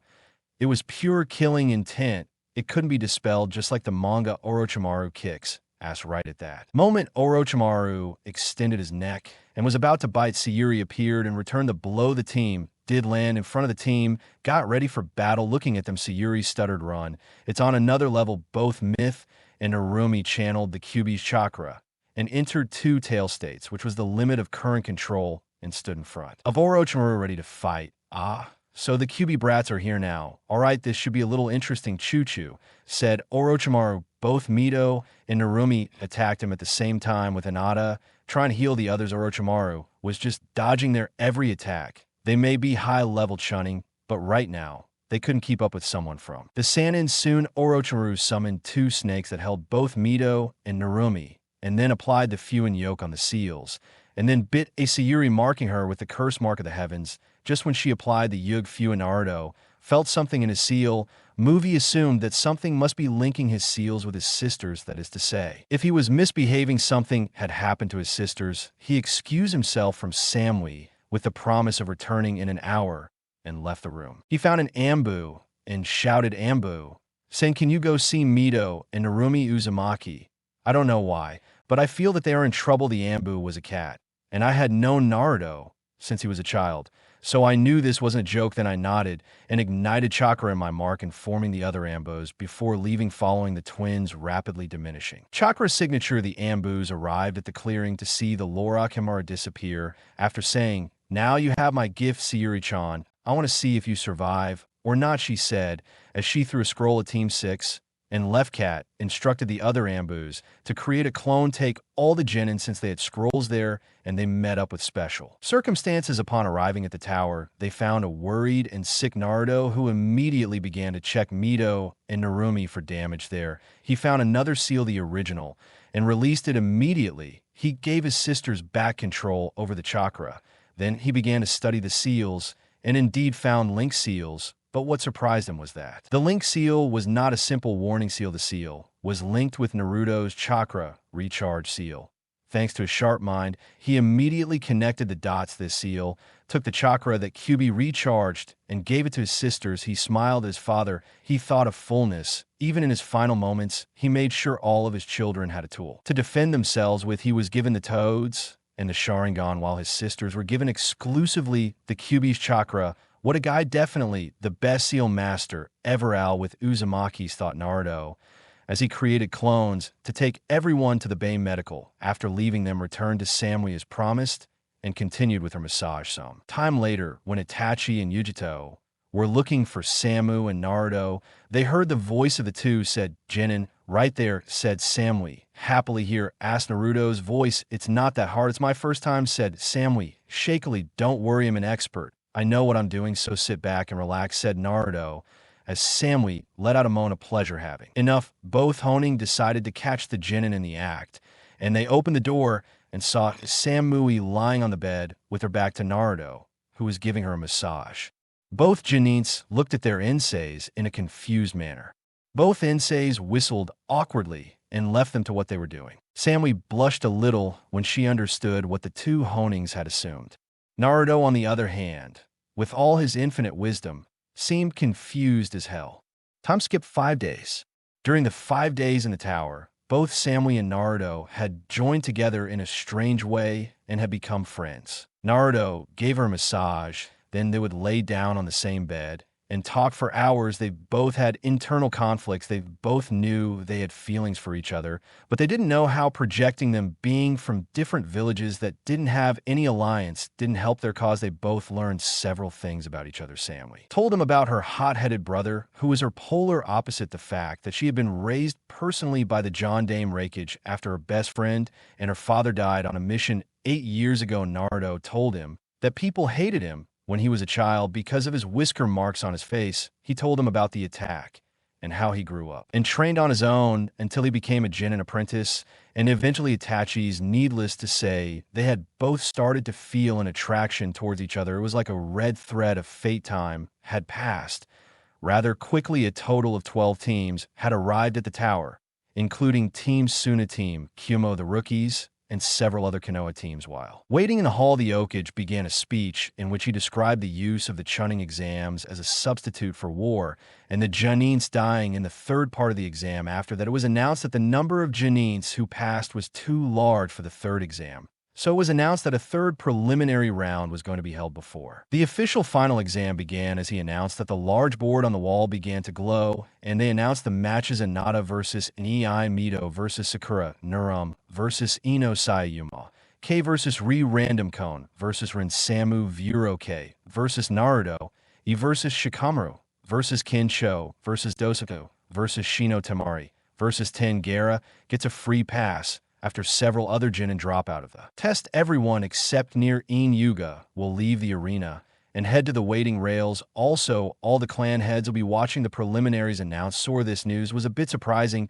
but everyone else complied. Most of the genin, they were both excited, and Nada and Niji looked at each other. They both knew that Nei was the stronger of the two, and that if they fought, he would definitely come out on top. But he also knew that he had to win to remain in the good books of his father and his family council. After the fight began, Nei activated his Yugon and said, "You should surrender yet, Sama. We both know that fate has not decreed me as the winner of today." Niji said, "Yes, I know that you are stronger than me. However, I will win this match." Fuin Hinata finished with a scream, and immediately Nei grabbed her head and screamed in agony. Naruto immediately activated his Sharingan and was shocked when he saw that there was a seal on Nei that was sending harmful waves of chakra to her brain. If she didn't stop soon, she would die. She immediately jumped into the ring and pointed her sword at the Inada's neck, and in a cold voice said, "Stop right now. The battle is over. Go away." Yada was heartbroken that Naruto, of all people, had threatened to kill her while a member of the branch maybe wasn't more the useless peasant worthy of Yuga.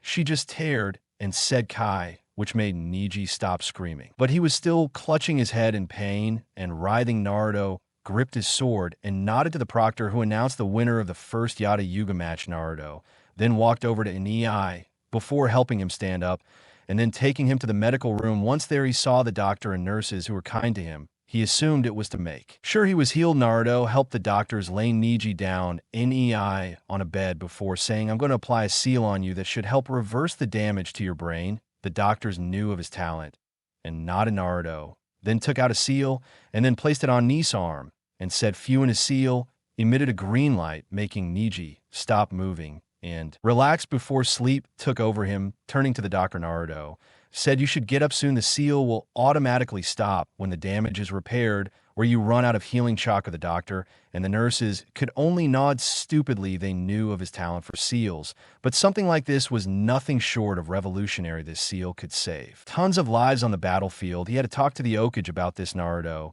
then walked out of the room and into Yasi, who was waiting outside the door. Naruto's eyes hardened when he saw him and said, "Then Yasi-sama is here to gloat over your nephew." Yasi didn't say anything and just looked at Naruto before saying, "Why did you save Nei?" "Why don't you did it," Naruto said, and walked away, leaving a stunned Yas behind as he watched Naruto leave. And so he thought of Naruto. He felt that the boy was a demon because of the soul sealed in him. However, he saved his daughter but caused the death of his brother. He didn't think, and so his brother died because of him. That kidnapping should not have happened. He had in the all-seeing eye. The fault was of the clans. He had failed in his attempt to save his brother, and now he had failed in his attempt to save his brother's son, who ironically he had been saved by the so-called demon brat. Yasi felt his opinion of Naruto change a little as he walked away. Yas could have sworn he saw the face of an old friend of his and his former teammate. A ghostly smile appeared on Yasi's face as he saw the vision. "I see that it is your son Minato.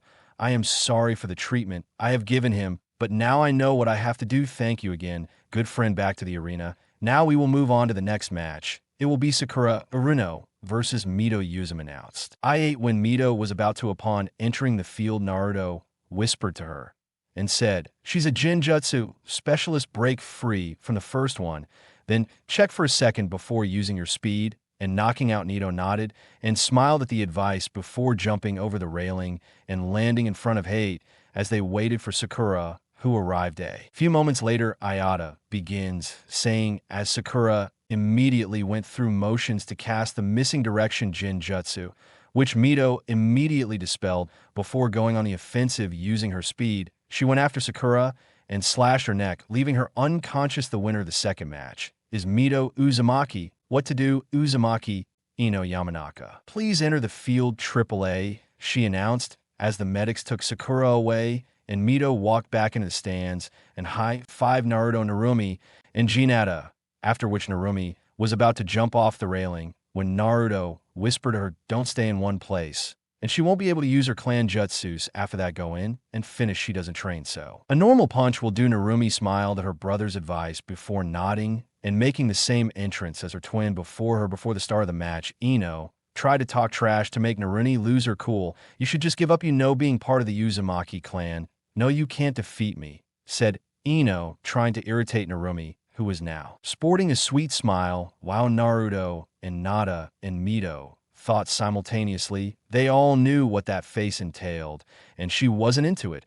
As soon as 8 made the start signal, Narumi walked through several signs before shouting water-style jutsu of water wave. Crash. A large torrent of water had erupted from the ground before hitting an unsuspecting Hino head on, making her crash into a wall, leaving her unconscious. Everyone was sweating from the calmness with which the match ended, while I8 raised her hand and said, "Winner of this fight, Narumi Uzumaki."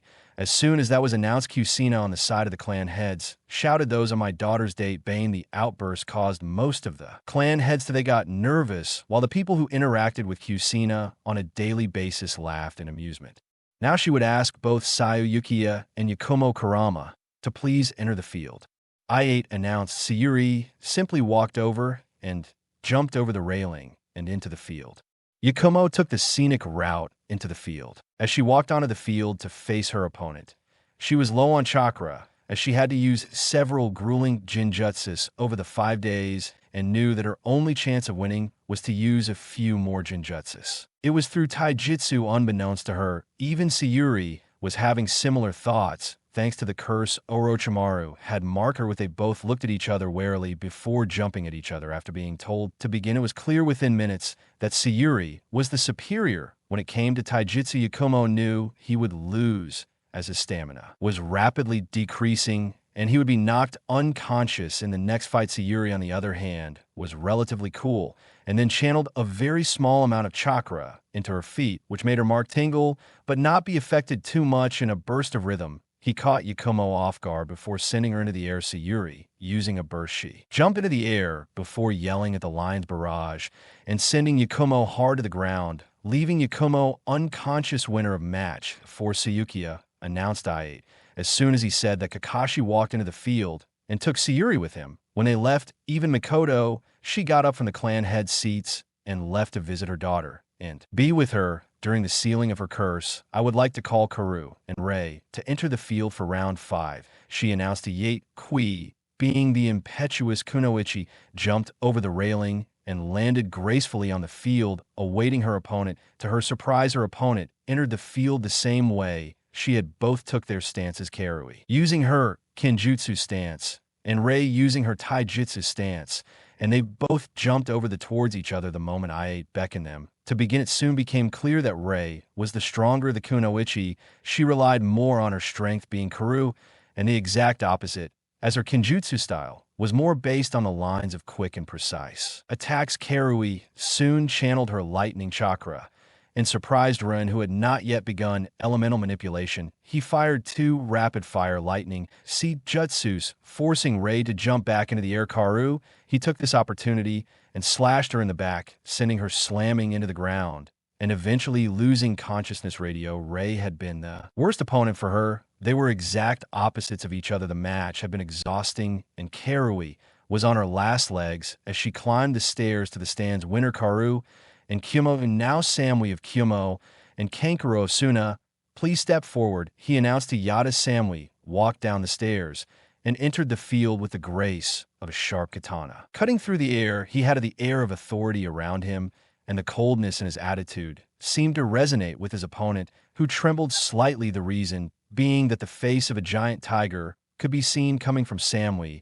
As soon as it was signaled that the match would begin, Samui went through a series of hand seals before shouting, "Lightning Wolf style lightning!" Naruto watched with interest. He knew this jutsu as he had copied it when he fought the Kyumo Jonin. He was really impressed with Samui's execution of said move. He pulled it out of the condition and didn't even seem out of breath, which was a surprise to Naruto, since the move he had done was close to mid-range. No genin should have enough chakra for that. Well, he's not an ordinary genin for that matter. Kankuro, however, dodged the move before throwing several Kuna, and Samui deflected them all with his sword. They both ran towards each other and started a gun battle. Soon, however, Samui found an opening and pinned Kankuro against the wall, causing it to open up. Everyone realized that this Kankuro was just a puppet. Suddenly, the real Kankuro appeared behind Samui and manipulated all the pieces of his broken puppet to attack Samui. In response, he used his rhythm to move faster than Kankuro and cut the chakra thread, leaving the puppet without its master. Using this distraction, Kankuro threw some poison ember at her. That hit her, making her kneel. "Give up that poison. It was an aphrodisiac. I will give you an antidote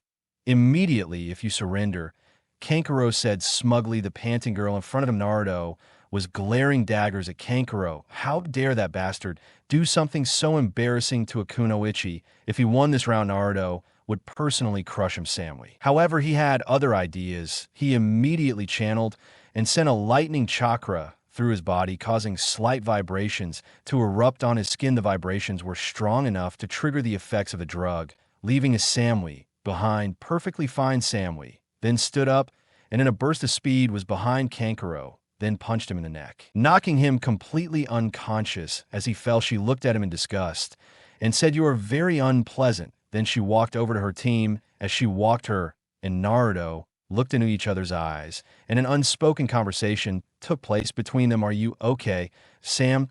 "Yeah, a massage tonight." Great see you. After exams, great winner of the match, Samui. From Kyumo will Rin. From K-Omo. From Kyumo, please enter the field, 8 announced, as both competitors entered the field at a lazy pace, causing everyone watching to sweat drop on them. Both Omoi and Rin looked at each other lazily, before Omoi lazily looked at the I-8 and said, I give up. My wound from the forest hasn't healed yet, and I won't be able to fight effectively. 8 nodded and said winner by forfeit. Rin. Konoha Omoi then walked back to his team, where Karui began chewing on it, but he just lazily sucked on his lollipop, ignoring her completely. Could Naruto and Uzumaki and Kiba Yuzuka enter the field, announced. To Naruto jumped onto the field after receiving good luck from his sisters and friends. Kiba, for his part, was sweating. He knew firsthand how strong Naruto was. He was destined to lose, but for some reason, he was afraid to even move. Sensing his fear, Naruto smiled at him and said, Neck,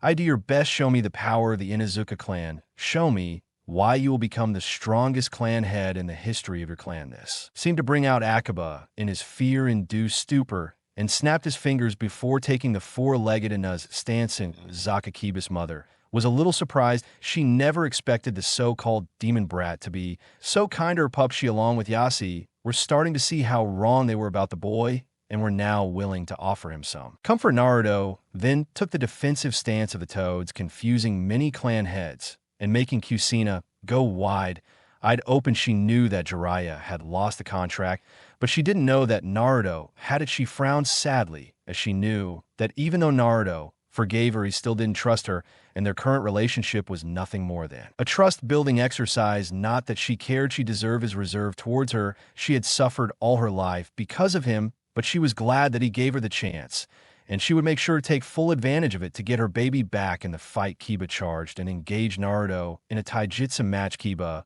was at full IA. He was using his agility and pace to try and push Naruto back. However, he soon saw that Naruto, despite moving backwards, was effectively blocking all of his moves. He needed to try and break through his defense if he wanted to win. This moment of uncertainty was what Naruto needed. He immediately switched his style back to his usual hummingbird, and in a burst of speed, he landed 2 weak hits before finishing the move with a strong double punch that made Kiba squirm backwards and then cough up some blood before collapsing. Naruto was still in the same position and muttered Hummingbird's secret art, double decapitation. Just as I was about to declare the match, Kiba pushed hard. He managed to stand up while panting heavily. He wiped the blood off his face and weakly looked at Naruto before saying, I won't go down that easily. He then charged at Naruto and sent a punch to Naruto's face, which Naruto caught. After that, Kiba made no sign of movement of any kind. I looked at him and was shocked. The boy was unconscious, shaking his head. He said winner by knockout. Naruto and Uzumaki. Naruto then helped the medics deal with Kiba, placing Kamaru on his chest. He patted Kiba's chest and said, you did well. You've gotten stronger since our last fight. Keep training and come face me again. Tom looked at me with pride. Even though his son had lost, he had gained something even more valuable, the will to not give up. He never knew he had to talk to Naruto. Soon he had decided to offer his clan support to the boy. However, one thought plagued his mind. It was too late to apologize. The rest of the matches went like a cannon. Imagine Lee winning after using the gates against Aizen instead of losing to Gaara. Now that the finalists have been decided, we will begin the matches for round 1 announced. I8 Naruto versus Narumi. Mito versus Inada. Shikamaru versus Temari. Gaara versus Elrond versus Karui. Samui versus Dosa. Shino versus Sayuri. You all have a month to prepare for the exams. Good luck, announced I8 as everyone began to leave the arena. Very well, now you will have a whole month to train and prepare for the third and final test, as you may have noticed. It will follow a structure similar to that of a tournament, said Yuan to the Gening, who had passed the preliminaries. So wait, does that mean only one Gening will be promoted? Timar and asked the question that was circulating in the minds of the Genins. Not exactly a panel of Honings, and their respective boxes will mark their performance. Anyone who lives up to the mark will be promoted to Chunnin. Yuzen replied calmly. So that means everyone can become a Chunnin, said Temari, as an afterthought. Makes it so, but it also means no one will get a promotion. Yusen bit back. To prevent the Genin from getting too confident, there was a general murmur among the Genin before Yuzen continued. and said, "Now, run, all of you will meet you in a few months." With that, they all left the Chunnin. Soon teams 6, 7, and 11 gathered and began to decide their training for the next month. "All right, guys, I will be training both Mito and Narumi, and I have asked Jiraiya to help me. Hinata will be with her clan. So it is verified. Naruto, do you need help?" Kushina explained his plan and asked, "No, exactly. I have a plan for the month, and I can do it alone. I won't even need Itachi's help since 6." Naruto answered calmly. "Are you sure?" Naruto asked Itachi in a monotone voice. However, if you knew him well enough, you could see the worry on his face. "Yes, I am. In fact, I will be out of the village for a month at a secret training camp I found a while back." Naruto replied calmly. Itachi agreed and nodded, as he knew Naruto had something big planned for the finals, and it was something that would surprise everyone. He was brought out of his musings when Mito asked Naruto, "Nana, come on, tell us where you're going to train," and he said, as Narumi and the rest of the Genin looked on. Curiously, Naruto laughed teeth before patting Mito on the head, and with a wink said, "Secret, Mito," and Narumi pouted, but let it go. That was when Kakashi spoke up and said, "I'll be training Sayuri for the month. Hopefully, she'll be more than ready for the exam at the end of the month," he said as Yuri snorted in approval. Everyone nodded and went their separate ways, but before leaving, Naruto slipped Itachi a piece of paper, making him turn white and blush at the same time. "Sensei, go tell her AAT Koning what you feel for both of them. If you don't, and they find out through any other source, that is, it will be disastrous. So put on your game face and make me proud." Signed, Itachi. Summon a crow.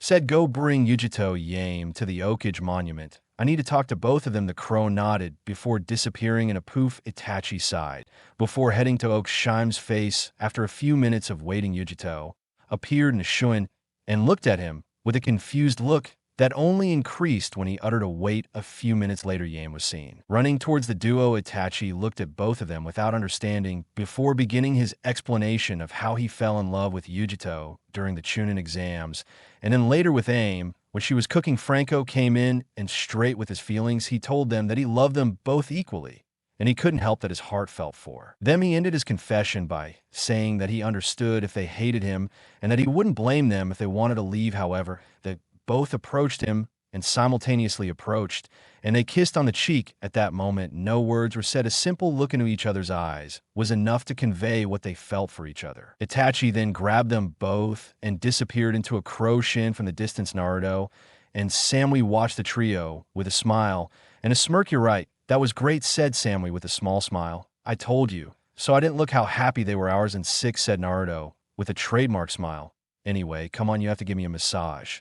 And tomorrow we'll have to start our training. Are you sure we won't be able to see each other for the month?" Samui asked him as he stood up and left. "Positive. I won't be in Konoha, and you'll be training too. So it should be fine to make it to the finals." "Okay, I'll be waiting," said Naruto with a smile as they both headed home the next day with Kakashi and Sayuri. "So this month we'll focus on improving your speed taijutsu and eventually increasing your jutsu arsenal. With elemental jutsu, we'll find your affinity first before forgoing the jutsus." "We are clear." Sayuri smiled with a HN and then immediately entered her taijutsu stance, and both began training with Hinata. "Hinata, since your match and attitude, the elders have decided that now is the time for you to move on to the more advanced techniques. I will be training you personally in how to create them. The techniques we will work on will be the sight in the air palm and the fist of 8 trigrams 32. I will not allow you to be careless. If we are clear?" asked Yasi. "Usama," answered Hinata while she thought of ways to get back at Naruto. He had threatened her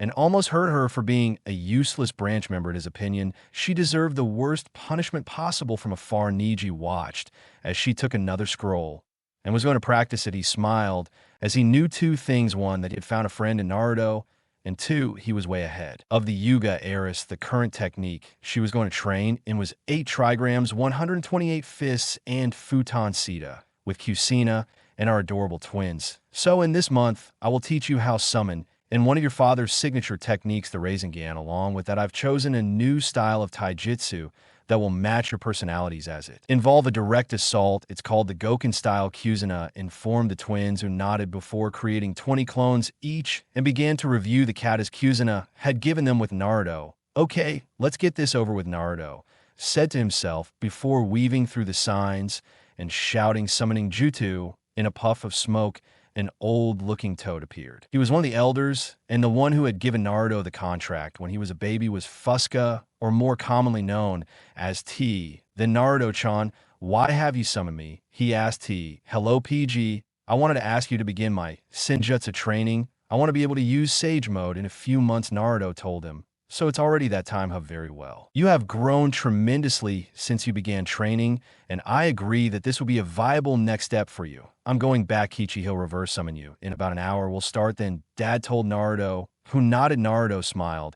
As P walked away next month was going to be amazing. His true name, heritage, and status as the Toad Sage would soon be revealed, and then everyone would know what they missed, including his mother. He may have forgiven her, but the scars he had gained because of her were still there. It would be a long time before trust was established between the two, that the stage was set.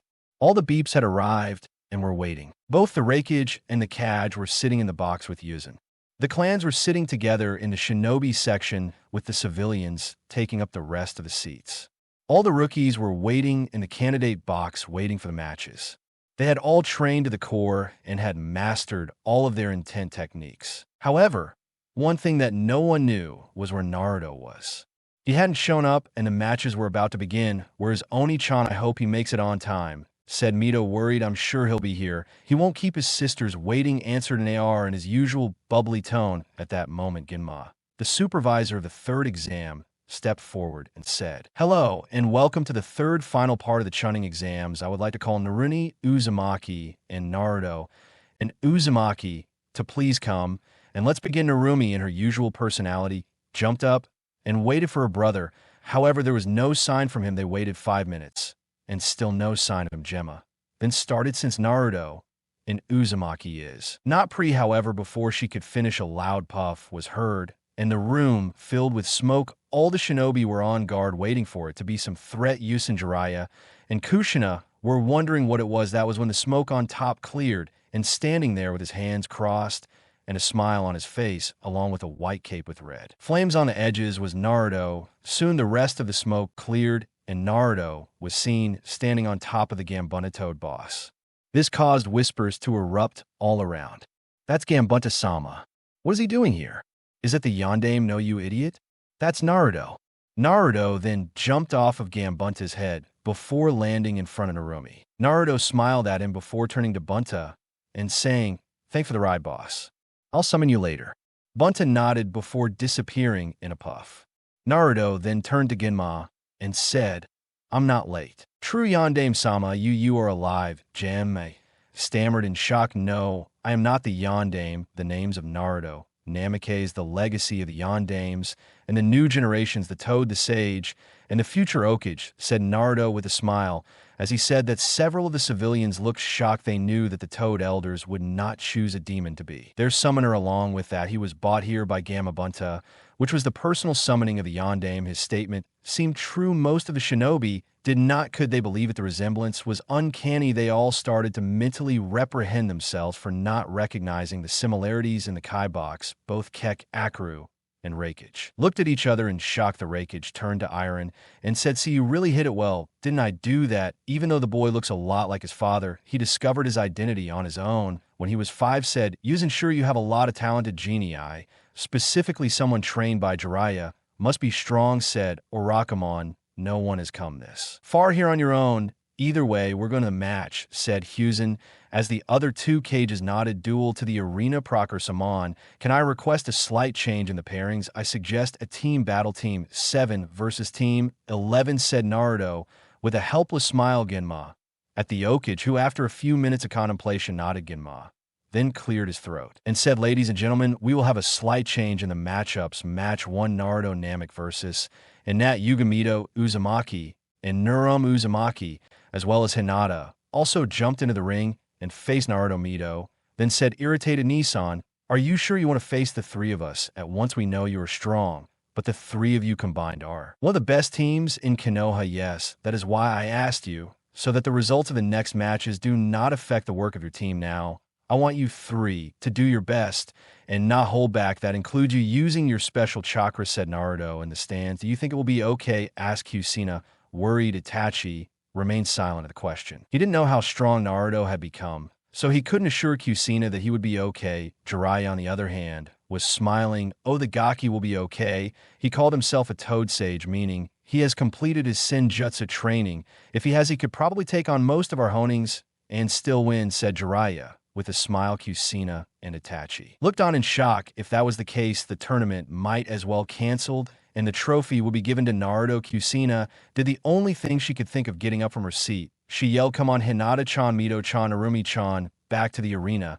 The four Chunnin blushed from the cheering. Before everyone got to the game faces, Narumi and Mito entered their one-tailed states, while Hinata covered her hands in chakra. In beast form, the three of them looked at Naruto. Suddenly, smiling, the smile on Naruto's face disappeared. He adopted a battle-hardened look and closed hands before clapping. Suddenly, his eyes, they turned orange, and a red line extended from his eyes to his neck. Then he opened his eyes, and they now resembled a toad's. Jiraiya's eyes opened wide in shock, then said, "Gaki, sure, he surpassed himself, mastering Senjutsu completely. Not even I completed it. I can only use it thanks to my seals.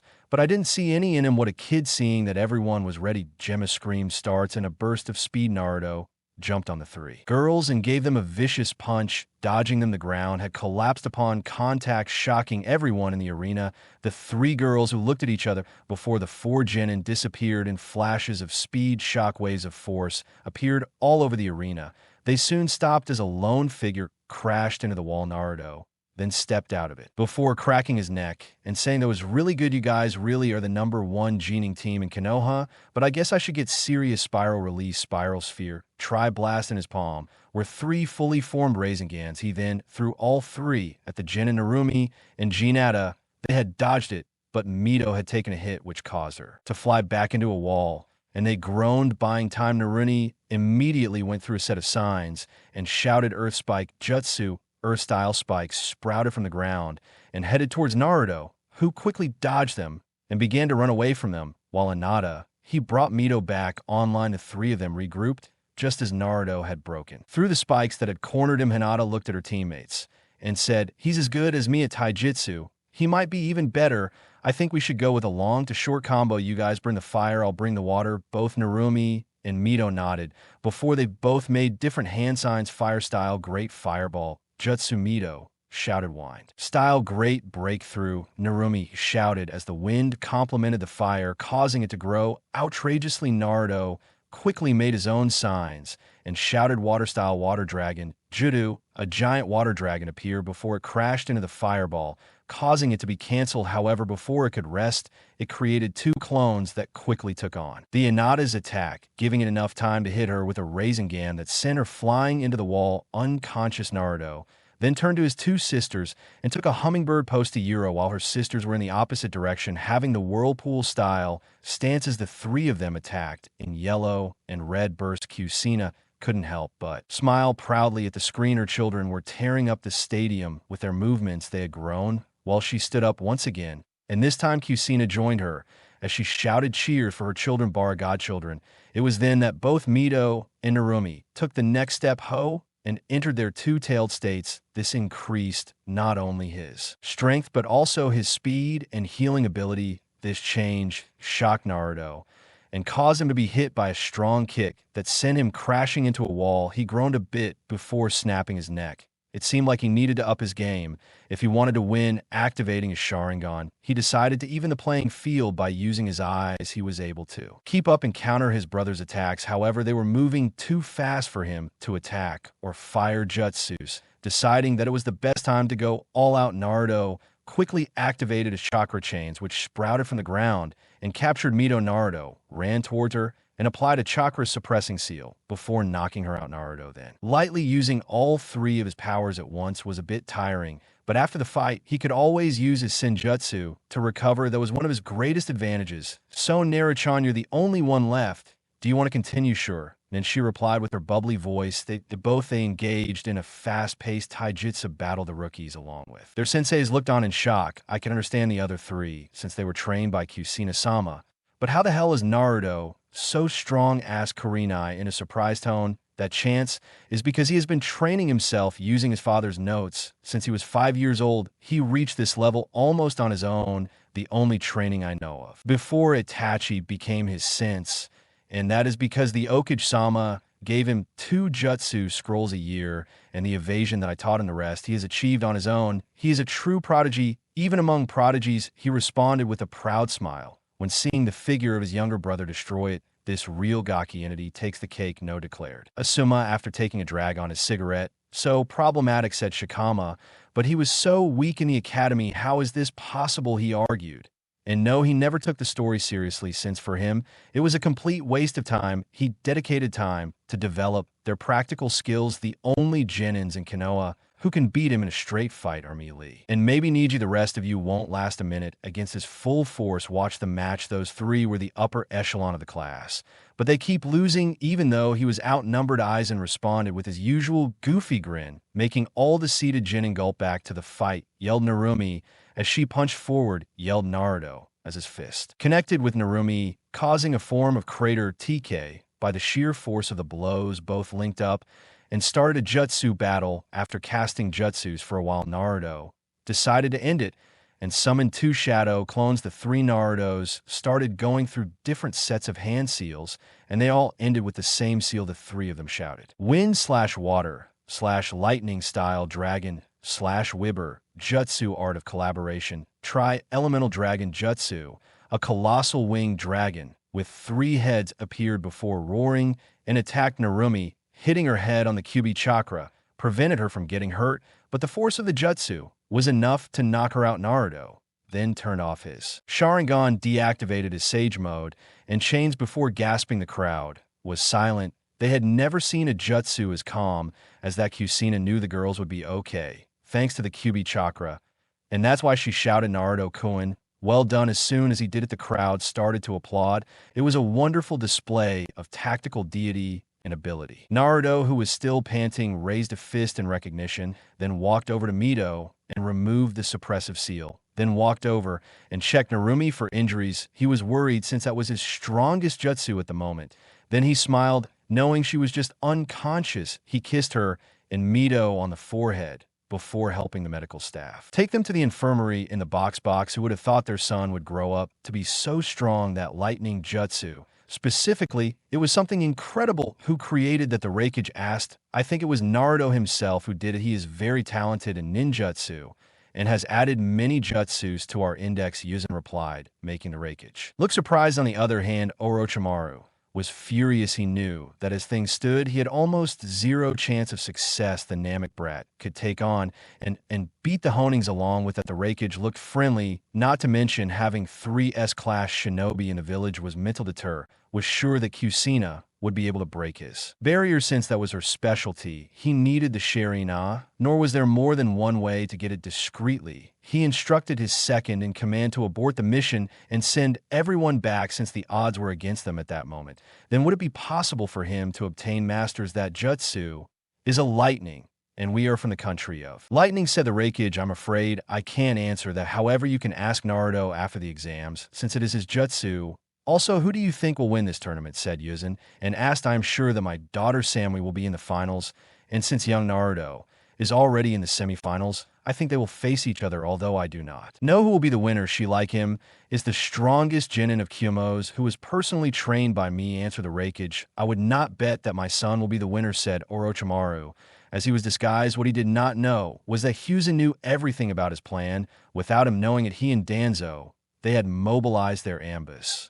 And at that moment, they were getting rid of all the summoning matrices and killing all the hidden nin. We'll see now. What do you think they deserve a promotion, asked Hiruzen? Would I say yes? All 4 showed strategy, teamwork, and skill. So I say yes to all 4, said the Reikage. I agree, said Orochimaru, as Hiruzen nodded and waited for the next match to begin. Sup, Baku, no fear. In Shikamaru, please get down on the ground, Genmai yelled, as Temari jumped up and used her fan to slide down before landing and starting to stand next to the supervisor. Several moments passed, and the Nara had not appeared until he finally fell and landed in the ring. With a murmur of troubled, Rubio stood up and walked over to face the fan-wielding Kunoichi. If the last match was a match for the people who love the flashy and combat-oriented side of being a ninja, this match was for the tacticians, with Shikamaru using brilliant strategies to finally catching the blonde in his Jermaine jutsu as he lifted her up to force her surrender, shocked both her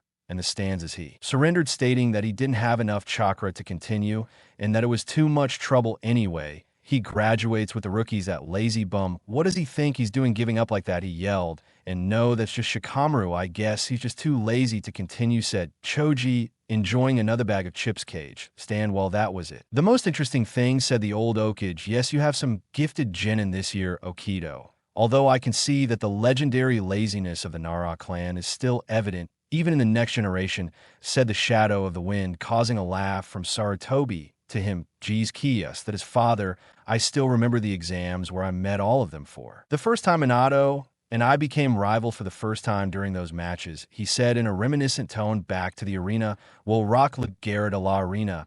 Please enter the field, exclaimed Gumayash. Now I can show everyone how brightly my flames of youth burn. The energetic and thick-browed ninja shouted, go get them. Lee said to his miniature, adopting his famous good boy pose. The fight was a true revelation about the mysterious ability of the redheads. Nothing he could do to get out of the arena, blocking their attacks, so they would not hit the target, and Claw just looked on with his arms crossed, slightly amused at the efforts of the Leaf Ninja for hurting him. That's quite a skill and impenetrable defense. Well, let's see how he reacts. He can't be that weak considering who his sensei is, Naruto thought as he returned from the medical bay. Take them off. Gay's voice resonated. Are you sure? Sensei told me to never take them off unless a ship was in danger. He replied, I give you permission now. Take them off, Gay ordered as he began to approach his leg warmers. So he was holding back. I wonder how much an effect it will have. Naruto was brought out of his thoughts after hearing a loud bang, concentrating on the sand. He saw that the ground where the weights had fallen was now full of craters. He looked surprised when Lee's speed had shot up impressively. The only way I'll be able to have a chance against that speed is if I remove all my seals and use my eyes from the beginning, he thought as he watched Lil with his now enhanced speed. He was able to cross the passive defense of the arena and landing blows on the unstable Sunin Ninja. This continued for some time, but despite how hard Lee tried, Gaara still remained standing, deciding to go in for a match-winning move. He opened several of the 8 inner gates and charged at Gaara, performing the hidden lotus before shakily standing up. Unbelievable, this kid can use up to 5 inner gates. I have no doubt we fought and had to go all out to win. I can see how Aizen he lost him, the blonde thought, but was surprised when Sand ran out and grabbed Lee by the ankle and wrist, crushing him before moving to spread all over his body. Impossible was the thought of almost everyone in the stands, while Gaara lay on the ground with his face cracked and parts falling off of what seemed to be a layer of condensed sand. Naruto was about to jump up and help his partner with Noanine, but he wasn't as fast as Gay, who took the sand off his student before taking him to the doctor's. Gaara he won the match due to interference, but he didn't care. He was angry that he had been denied a kill. He then turned to look at Naruto with a crazed look as he radiated bloodlust. Naruto was staring impassively before he released his ki completely, which overcame Gaara's bloodlust and made him look away. Naruto smirked in victory before focusing his attention on the rest of the matches. Will Rin of Konoha, Karu and Kyumo please come to the arena? Ginma announced. Both Chunnin jumped on the rails and faced each other, taking the opening stance of their respective kenjutsu styles. As soon as Ginma signaled it would begin, they both ran head-on and engaged in a kenjutsu battle. Being at full strength, Karu and Kam easily won the game over Rin. He couldn't keep up with his face and was soon cut in the back, causing him to lose his balance and stumble forward. Karui took full advantage of this and attacked Rin, then hit him hard in the neck before knocking him out. Winner Karu and from Kyumo, Samui from Kyumo and Dosa Diodo please enter the field, announced Gunma. Samui, having seen Naruto's strength, wanted to end the fight as soon as possible, so he decided to go for a sure kill from the beginning. As soon as the signal to start the match was given, her body was covered in lightning. She disappeared at a much faster pace than original and positioned herself behind an unsuspecting Dosu before knocking him out. The Honing Shinobi were very surprised to be able to use the lightning armor, and that at an age so early required exceptional talent. You have a very prodigious daughter, Reikage Dano. It will be an interesting match if she and Naruto meet in a battle, said Hiruzen with a smile. Indeed, it will be interesting. The legendary Relpago's armor against the legendary Senjutsu now is a fight that I want to see. The Sekage added C would be a good vessel, but her Senjutsu and the agility to summon a boss-level animal will make it literally impossible. I think the best thing for me is to concentrate on Sayuri. I'll go with plan B and send Sound 4 to look for her after the exams. Orm thought. Heh, Lokage Yondame's legacy versus the Rakage Yondame's daughter. An interesting rivalry, don't you think? Said the Rakage with a giggle. Oh, it wasn't like her father knew the value of peace and was willing to complete a treaty with Konoha. He was also sure that his daughter would like to be able to spend time with this Naruto boy. After all, from what Yujito told him, they had feelings for each other, but they both don't know how to project them now. I would like to call Sayaya and Shino aim to the stage and fight, announced Genma. Shino arrived. However, there was no sign of Sayuri, who was then currently in protective custody at Anbu headquarters as a plan to keep Orochimaru safe. They waited a few minutes, after which it was announced that Shino was the winner. Very well, now we will have a 60-minute break, after which we will begin our quarterfinals. The matches will be as follows: Samui from Kyomo versus Shino from Konoha Karu, and from Kyomo versus Gaara from Suna. Naruto, Namek, and Temari from Suna will be participating in the first semifinal. After the quarterfinals are over, thank you, we will meet again in an hour, Genma announced before leaving the field and joining the other honings for the first quarterfinal. I would like to call Samui from Kyomo and Shino aim from Konoha, Genma announced after the 30-minute break was over. Shino took the scenic route to enter the arena. As he walked forward, he thought about the possible outcomes of this match. His affinity with the tier, along with the jutsus related to the clan, he knew put him at a natural disadvantage against Samui, who was masterful with his lightning, not to mention he couldn't keep up with him in terms of speed. Since he himself was a long ranger, he thought that if he covered Samui with his bugs, he would be able to win, but he immediately shook that thought out of his head. When he remembered his lightning armor, his bugs wouldn't survive a wave like that. So he turned to him and did the most logical thing he could do at the moment. Excuse me, I would like to lose. Why is it? Because my affinity with earth and insects are at a natural disadvantage against your lightning. I won't be able to keep up with you since I'm a long-range type, and eventually a single wave of lightning will kill my hive, said Shino. The supervisor blinked while thinking be like Shiri himself before saying, Macho bye for F. Samu of Kyomo, announced Genma. Shibi felt in recognition that it was a good decision on his son's part. Now, let's see if his friends would call him a coward. He was surprised when Naruto approached him, and they talked as he hadn't, and Shino could hear the conversation. That was a good decision, Shino. Don't punish yourself too much. You can always take this test again, said Naruto, as he nodded with a big smile, and Yakumo just smiled. Shino smiled in gratitude as Gunma made the following announcements: Karan, Karu, and Kyomo, and Gaara from the arena. Please get to the field, said Genma, as Karui jumped onto the field and Gaara appeared in the Shin arena. Genma then looked at both competitors before signaling them to begin. Karui sprang into action and ran towards Gaara, continuously slashing with his sword, but Gaara's automatic defense protected him against all attacks. Karui was getting a little frustrated before jumping back before Lightning Wolf style. Lightning, a giant wolf made of lightning, attacked Gaara, who simply jumped before he pointed his hand at Karui and yelled, Sand Shuriken. Several giant shurikens made of sand flew towards Karui, who dodged two of them before slicing one with the sword. He then channeled some of his lightning chakra and increased his speed before beginning a one-way assault on Gaara, but the attempt was once again thwarted by Gaara's final defense. Once again, he then got a maniacal grin before sending out several tentacles made out of sand. He dodged the first three before all four caught Gaara, then used his tentacles to pull the girl towards him. As soon as she was in front of him, Karui exploded, electrocuting Gaara with electricity, showing that he was just a clone. Gaara, who took the brunt of the clone, was expelled. Karu took this opportunity to take a soldier pill before dodging the hand seals, before shouting lightning style, lightning dragon, Jutsu. A giant lightning dragon emerged before crashing into a surprise Gaara, knocking him out. Just then a light rumble was heard, and a towering figure appeared. It was the one-tailed Tanuki. I'm finally free.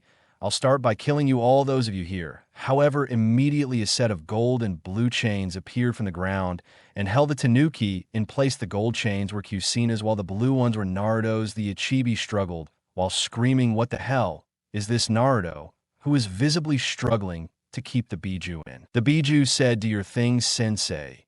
Itachi nodded. He stepped forward and looked into Shikaku's eyes as Sharingan transforms into its Mku variant. Then he said Tsukuyami in a matter of seconds. Shikaka's form, she began to disappear as she was absorbed back into the form of Gaara's Naruto, then jumped into the sand in front of Kui, who was about to hit Gaara, and said, "Don't kill him, and why shouldn't I do it? He's a monster. It was lucky we have 2 of the 3 things that work on the Bijus, otherwise we would have been toast," replied Karui. "The only reason he escaped was because the seal was a something I intend to fix." Naruto then turned to a panicked Gaara, pushing back while screaming, "Stop, no I will. Let my existence diminish. I will not hurt you. I know how you feel, the feeling of not being wanted, of not being accepted. I know how you feel since I was treated the same way in this village." Naruto said quietly with a very honest voice. Gaara looked at Naruto with a surprised look before whispering, "How are you so strong? Why don't you hate the villagers?" "Oh, I hate them. It's okay.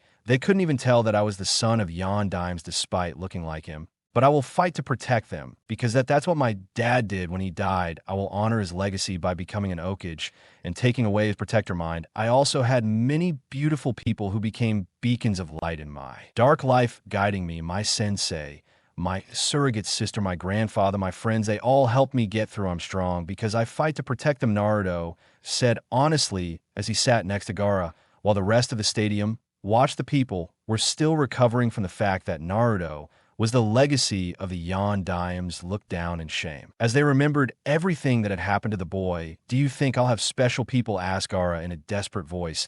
"As far as I'm concerned, you already have 3 me, your first friend and your brothers, plus you can show me your seal. I should be able to afford to do it," said Naruto with a smile as Gaara's eyes widened as Naruto called him his friend. Then he nodded before lifting his stomach, revealing a very poorly made 3-pointed seal. Who in their right mind made this damn seal? Is a complete mess. No wonder Shikaka messes with you. Most likely this design will cause him a lot of irritation," Naruto said in a frustrated tone. Then he raised 4 of his fingers from one hand and 3 from the other hand before slamming both into Gaara's stomach. It was a 7-pointed seal that was Naruto's personal creation. It was derived from his own seal. After it finished, a panting Naruto turned to a panting Gaara and asked, "How does it feel? I can't hear your voice anymore." "Thanks," Gaara said in an honest voice. Don't worry, I made the seal that Shikaka made on you. But you still have your ability with the sand now. I want you to go see my mom, the red-haired one in the stands, so she can check your seal again. She's an even more skilled sealer than me," said Naruto as he helped Gaara up. Gaara then turned to Genma and said, "I quit Temari," then jumped down with Kankuro and gave Naruto a grateful look before taking him to the kitchen so he could check the new seal. While that was surprising to say the least, winning from the fight, Karu and Kyumo, the semifinals will begin immediately. Temar and Sua and Naruto of Konoha, please enter the arena, announced Gunma. As Karui left the field and Temari screamed, "Proctor lost." Was he able to hold off a damn Biju long enough for it to get caught in a Jinjutsu? "I'm not strong enough to fight someone like him," Temari said, as she helped Gaara sit in a seat Genma's side. As he said, "Winner by forfeit, Naruto of Konoha. Will you want Karu and Samui Kyumo? Please enter the Proctor field." "I quit. I'm out of chakra, and I'm exhausted after that fight. I need a damn rest," said Karui in an annoyed tone. "Okay, Samui of Kyumo and Naruto of Konoha, please come to the field," announced Gunma, irritated in the cash register. "That was interesting to say," the least said, using with a giggle. "You understood? Well, I would have never imagined that a Biju seal was so weak. It was good that we had 3 sealers here." Naruto once again caught me off guard. He is very skilled at sealing. He commented there, "Although the finals will be interesting, we can see the feared lightning armor against the terrifying sage mode. I wonder who will emerge victorious." Orochimaru said stoically, as he served his plan from within had failed due to the unexpected amount of S-rank Nin in the village. His plan to have the Shikaka destroy the village had been thwarted by that blonde Namek brat who refined his seal. Now, all he could do was wait for the sealing arrays to be ready. List would provide a perfect backup for them to leave, since almost all of his plans had been foiled, and he could still obtain a Sharingan. He decided to sit back and enjoy the match that was about to begin. Back to the fight, Naruto snapped his neck and rolled his shoulders, relaxing before opening his white sword, and with a smile, said, "It looks like we're finally in the finals, Samu-chan seems. So, but you better prepare to lose," said Samui with a smile, as he readied his own sword. The eyes of both of them stiffened. Both of them had already decided that if they fought, they would go all out and not hold anything back soon. There was a strange tension that filled the air. Everyone was eagerly waiting to see how this match would play out. Feeling the tension, JMA said to start before he got out of the way. He was in no mood to get in the middle of a fight of this magnitude and bursts of speed. Both Naruto and Samu disappeared, and soon metal voices were heard clashing all over the stadium. Naruto, who was using the Iter, was fighting on par with Samui's Cloud style, both moving at identical speeds and not letting up on their attacks. Naruto used his superior physical strength and pushed Samui back. Before performing a full frontal attack using the different swirl style, Samui had just gotten used to Ida. He was unable to regain his balance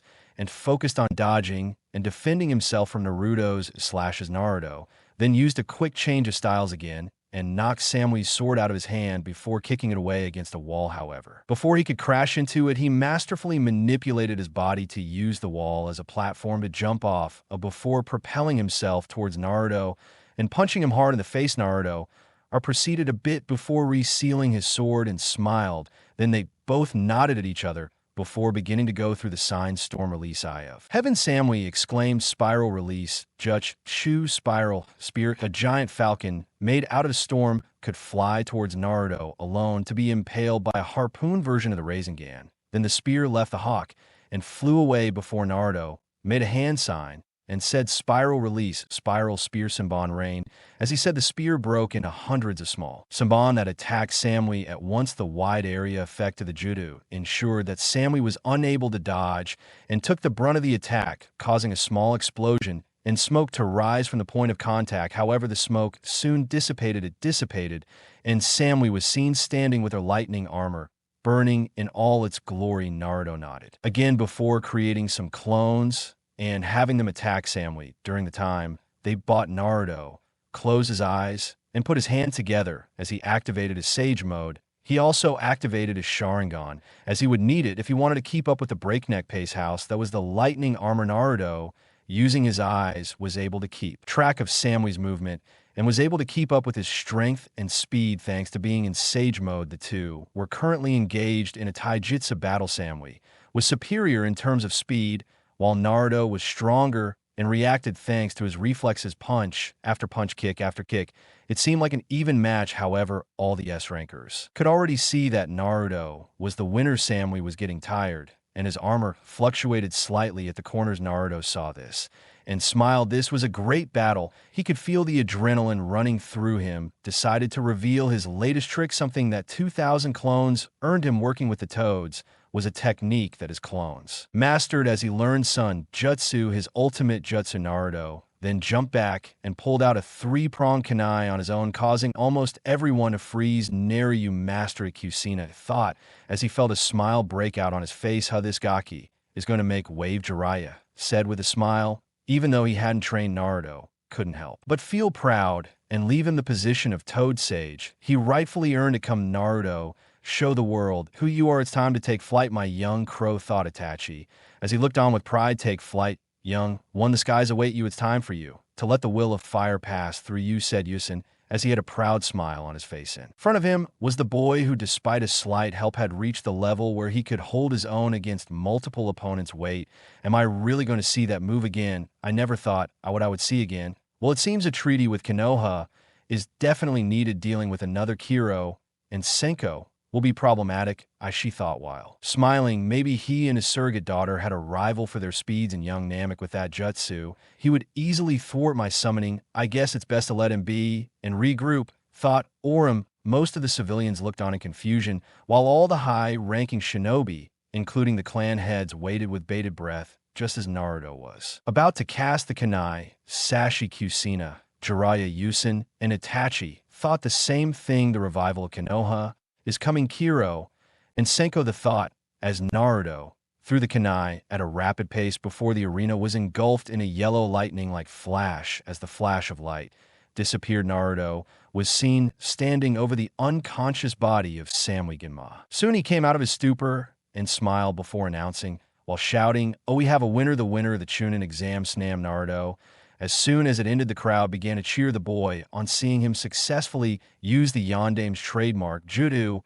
It was enough evidence for them that he was indeed the legacy of the fourth. Naruto looked at the crowd in surprise. They were cheering him on. He suddenly felt tears welling up in them. What was he feeling at that moment? Why was he crying? It then occurred to him that it was acceptance, something he had longed for And now, after 12 long years, he had finally achieved it. He held the kunai tightly before raising his fist in the air this action made. The crowd cheering even loudly in silence. He wiped the tears from his eyes. This was his moment, and there was no way he was going to let it be destroyed. He looked up at the sky and whispered, "I did it too, San. Are you watching me?" At that moment, he could have sworn he could see a picture of Minato smiling at him from the sky.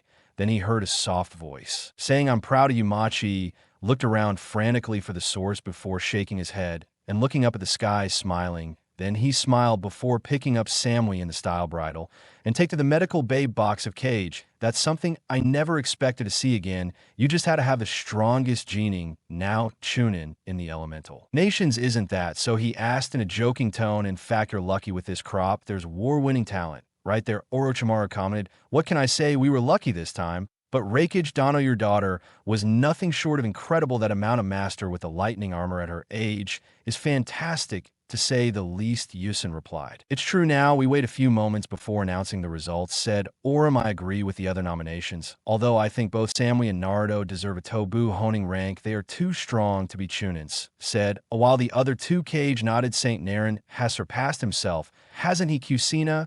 And Miyoto spoke effusively. "I never thought I would see that movement again. It was fantastic," said Jiraiya with a smile. "That is my student for you." "Was there any doubt?" asked Itachi with an air of smugness. "Even though I am happy that Nan won, she sure hits hard," said Mito, while rubbing her stomach where she had been hit during the match. "No joke. I'll let her cook me ramen for hitting me," Narumi groaned as the adults laughed at the knuckles in front of them. "And who do you think is she'll get the promotion?" asked Itachi. "I think Narumi, Mito, and Nada Shikamaru.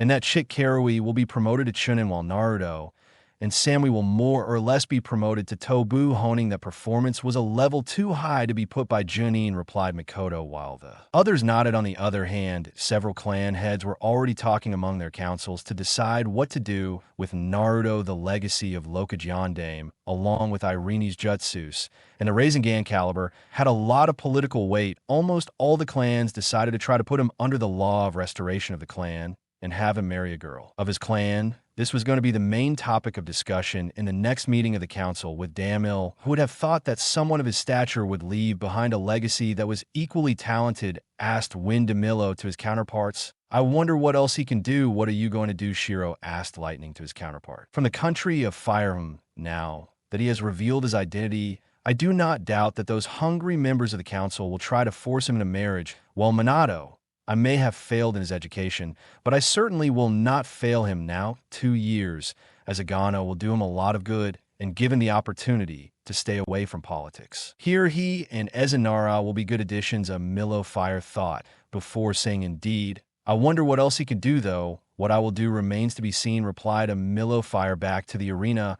All the competitors were waiting in the arena for the final announcements of the day. Yusin then stepped forward and said, "Well, afternoon for everyone. I hope you enjoyed the matches. I, along with the other cages, have decided the candidates to be promoted will be able to Inada Yugamito and Nurum Uzumaki, Nar Shikamaru, and Karu." And stepped forward. The 5 aforementioned genin stepped forward and waited patiently for the Okage to continue. The Sekage stepped forward and continued. Orochimaru knew his plan had been foiled, so there was no point in trying anything now. He had to continue with standard operating procedure without getting caught. "The 5 of you have shown exceptional skill, teamwork, and planning, making you eligible to become Chunin. Congratulations," said Orochimaru as he handed the Jin in their new vest. "Darren Samui and Naruto Namek steps forward," exclaimed Yusin after both stepped forward there. He took a step forward at the display of planning skill and combat powers. "We have decided to promote the both of you to the rank of Tobu Honing. Also Naruto,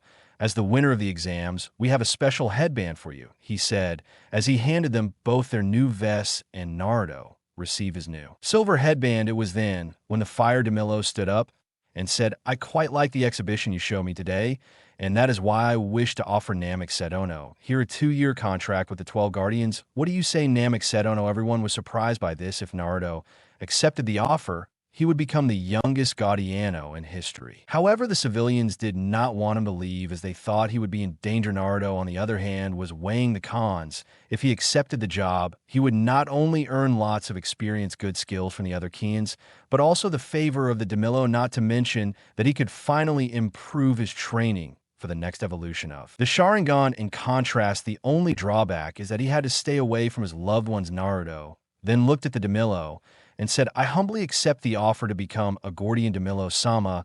May I ask when I am expected to show up next month? I want you to relax and put things in order before coming to the capital. Also, Yusin, I'm going to say goodbye. It was very entertaining to watch these finals, the Fire Demillo said. As he and the other two Demillo left, Naruto nodded.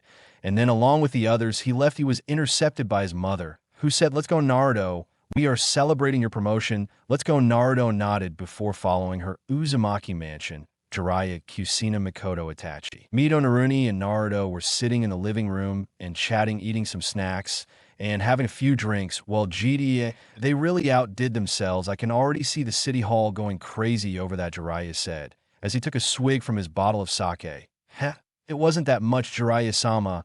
I've been working and moving for almost 7 or 8 years. I got it thanks to Ma's help. I'm really happy that I feel like I'm spiritually closer to Tusa, Naruto replied with a smile. But man, that was really impressive you threw that, can I? And then you whizzed in a yellow light and took out that Samui girl in one hit. Narumi said excitedly. Yes, then you can teach us, asked Mito with the puppy eyes jutsu. He felt his defenses crumble. Truth be told, he didn't want to teach the go like that to anyone. It was a clan jutsu. And until he had children, he wouldn't give it away. Fortunately for him, Kushina came to his defense and said, you girls won't be able to learn it because its movement requires you to be at least a level 80 master in space-time sealing. What you're doing is a barrier style, both grumbled, but no, that's why they stopped agreeing. It was then when Mikoto, she began to hug Naruto and say, well, Naruto-kun, how does it feel? And what were you looking for at the end of the fight? I'm happy, Abchan, at the end of the fight. I thought I heard Tusan say that he was proud of me. I was looking for. The source of where the sound came from, Naruto replied, while smiling softly. Kushina looked at him out of the corner of her.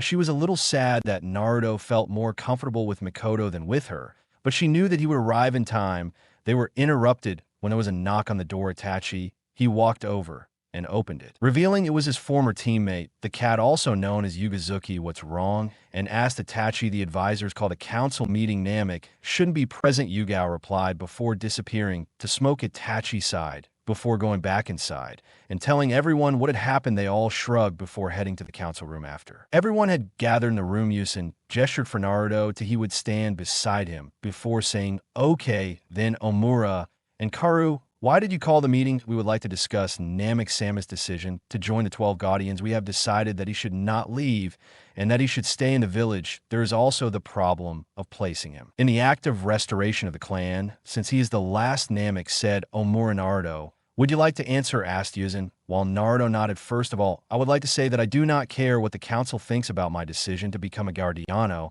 and 2, regarding that I already know about the clan restoration law. But I will not take any of the girls that you old fools have decided. I will only marry the girls that I have feelings for, and that feel for me. Naruto calmly replied, you should reconsider this. Namek Samakor tried to reason, and why would I come to reason? What surprises me is that you still have the guts to show me your face after what you did in my childhood. I will not listen to anything you say, Naruto replied abruptly. Very all right, then we will let you go. However, will it be possible for you to teach your jutsus to our shinobi? Asked Danzo. Rejected. They are clan secrets. I have no intention of giving them away, and don't assume you can let me do anything. Danzo Dono, my loyalty is with the Okage, not with you or anyone else. I will protect this village just like my father, but that doesn't mean I will. You and its civilians want respect comes first, declared Naruto. Listen here, Brat, one of the civilian council members, tried to say, but was cut off when a gold chain pierced his table. You were saying? Asked Kushina, sweating, making the shinobi sweat, while the civilians grumbled. Naruto then turned to Lokage and said, Gigi, I don't see why you are here. This whole discussion is related to the shinobi, so why are you here? You are right, Naruto. Ambu, please escort the civilians out. This meeting is not over yet, said Yusin. The civilians grumbled as they were forced to leave. As they left, Naruto turned to Yusin and then Gigi said, 2 items on the agenda. What's good, Naruto-kun? There have been some clans that are interested in marriage contracts with you, said Yusin. Sorry, Gigi, but I will have to reject them all. As I said, for the sea, I will marry, but only with those for whom I have feelings, answered Naruto. While Yusin nodded, Brat, those contracts will be good for the village. Danzo began, but once again was interrupted by Naruto, who said, and what good has the village done to me for me to do good to it? The only thing that I received from this village was hate and contempt. The only reason I'm here is because of Gigi, Itachi, Sensei, Mikoto, Abakin, my mother, and my sisters. Don't forget that one, I was because of you. Councilman, my life was hell. We did nothing. Brat Danzo, return the growl. Naruto was starting to get pissed off. He looked a lot like his father. If he ever had more power, it would be dangerous for his position. As if I believe that now. Is all that Gigi? Asked Naruto. Not quite, Naruto. The last thing is that we vote on who should be the next Okage being. Honestly, I'm too old for this. The options we have are Jiraiya, Tsunade, and Kushina. Who do you think we should choose? Asked Uzumaki. I think we should choose Tsunade. She's the offspring of two Osas, and will be able to take over the mine for at least a few years before we need a new Okage. Plus, during that time, you could train Kushina Dono to take over. Until Tsunade retires, said Naruto. That's a good idea. Any objections? Asked Uzumaki. When no one objected, Uzumaki looked at Jiraiya and said, Jiraiya, you must get Tsunade back. Use any method necessary. Jiraiya nodded. Before leaving after this, Naruto left and returned to his house. What surprised him was that Samui was waiting for him. Samu-chan, what are you doing here? Asked Naruto, surprised to see his love interest. He thought she had already left. Naruto, I need to tell you something, she said. Naruto nodded. He opened the door and let her in. They were both sitting next to each other. They were both looking at each other. They've both had a different set of thoughts of what she wants. Naruto thought, but didn't press the subject, as he felt it was great since Samui wasn't someone who hesitated to say things. At the same time, Ui, along with Yujito and Itachi, watched the scene with a smile. The reason they were here was to discuss a political marriage involving Samu, and Naruto had overheard Samui talking to Yujito about her feelings towards the son of her rivals. Before giving her approval, she immediately ran to Naruto to tell him how she felt about the time that had passed, made him happier than he had ever been in years. I, along with Yujito, arrived at Huen's office, where Itachi was waiting. Then there he revealed what had happened and his wish to have a political marriage when both children were of age. Yusen immediately took out his tear so they could see what was happening with the children. Back with Naruto and Samui. Ugh, this is so disgusting. Okay, Samui, can you do it? Kiss his cheek and then tell him. She mentally encouraged herself before moving his face toward her cheek. Naruto felt her movement, and at that moment he turned his head towards her. Suddenly their lips connected with each other, and the sparks of electricity spread through their bodies. Soon they separated, and Samui looked at him with wide eyes. Yo-yo, tried to explain, but was cut off when Naruto placed a finger on her lips and said, I love you. You were the first person my age who wasn't my family and accepted me. The truth is that I fell in love with you when I saw you for the first time from across the street. Samui smiled with a real smile, a big smile, which was very uncharacteristic of her, and in a barely audible whisper, she said, I love you too. All my life after my dad died, I kept myself reserved and cold. Somehow, I broke all my mental barriers and reached my heart. I fell in love with you after you rescued me from those wolves. Then they both looked in each other's eyes, and slowly and unknowingly they both got closer, and then they kissed. After that, Naruto took her hand and led her to his room, where they began their normal massage routine to talk instead of standing. Both slept together. It was after a long time that both Samui Yatsuki and Naruto Uzumaki slept without the nightmares affecting their past. Naruto was ecstatic. He was respected in the village. He had completed 2 of his father's signature techniques. 3, he was now in a relationship with the girl he loved. He was also glad that his grandfather figure and sensei supported his choice. His aunt was a little baffled since he had rejected a contract with Yuri, but told him that she held no grudges. His mother, he wasn't particularly happy due to his history with the Kumo, but soon relented after seeing how happy both boys looked. He was also glad that the Reikage had extended his stay for up to a week to discuss the terms and conditions of the peace treaty between the 2 villagers. The treaty was as follows: both Kumo and Konoha would be a complete peace trade, would be promoted between the 2 villages. Military assistance would be provided in the event one village was attacked. Both villages would exchange 25 elemental jutsus each. The deal will be sealed with the engagement of Naruto Namikaze and Samui Yatsuki, who would be the first of Naruto's 5 wives. Currently, we find Naruto enjoying a picnic with Samui. Then, Samui-chan, what do you plan to do after you return to Kumo? Oh, I'm thinking of joining the 12 Guardianos. Lightning, both Karui and AM have offered places, and you asked Samui, just as you said first. Regulate the work of my clan before assigning a representative to take care of my clan papers. While I'm gone after that, I'll be joining the Fire Sinos on a 2-year contract. Who knows what I'll do after that? It kind of depends, really, Naruto replied. With a smile, Naruto, won't you forget me if you find the other girls for your clan restoration? Samui asked softly. Naruto, in response, simply picked her up and placed her on his lap before kissing her on the lips. Samui was stunned for a moment before reciprocating the kiss, and soon it turned into a full-blown kissing session. Kisses broke apart after a few minutes, after which Naruto touched his forehead to hers and said, "That answers your question." Samui just nodded her head and blushed a little as they had their picnic date. Yusen was in a very heated council meeting, whose agenda once again was none other than Naruto. You can't just let Namek Sedono marry that Samama Kumo Kuno and Chiak. We can easily provide someone better than her, Ku argued, as the rest of the civilian council agreed with him, while that apart from the Yuga clan, the other clans didn't seem to have any problem with this arrangement.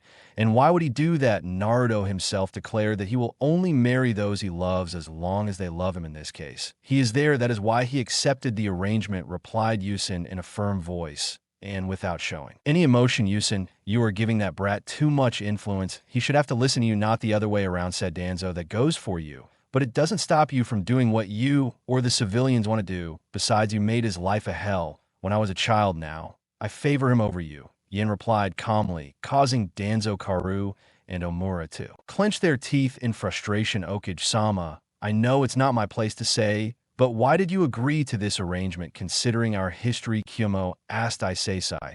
Well, on one hand, the previous incidents involving Kushina, your daughters, and Fogus were ordered by the Sandame Reikage. The current Yandame Reikage was an honorable man who, despite fighting against Minato in the Third Shinobi War, was of Minato's own. He apologized for the previous attempts and offered us very good terms of the treaty. Joining the treaty will solidify both peoples. It is a perfect agreement. Also, if we continue to hold on to the past, it will not be an obstacle in the future. I have already accepted the treaty, and both you and I have already signed it. I was simply informing you of the treaty, not asking for your opinion, Yusen said with his eyes narrowed. But Okage-sama, what about the jutsus we have to give them? Asked a civilian. I will give you the just from my library, so don't worry about it. That along what we are giving, we are also receiving. This session is suspended without question, said Yuzen as he stood up and left the room. As he left, he rubbed his temples while muttering, I'm getting too old for this. Jiraiya, bring Tam back. Already seen break. Naruto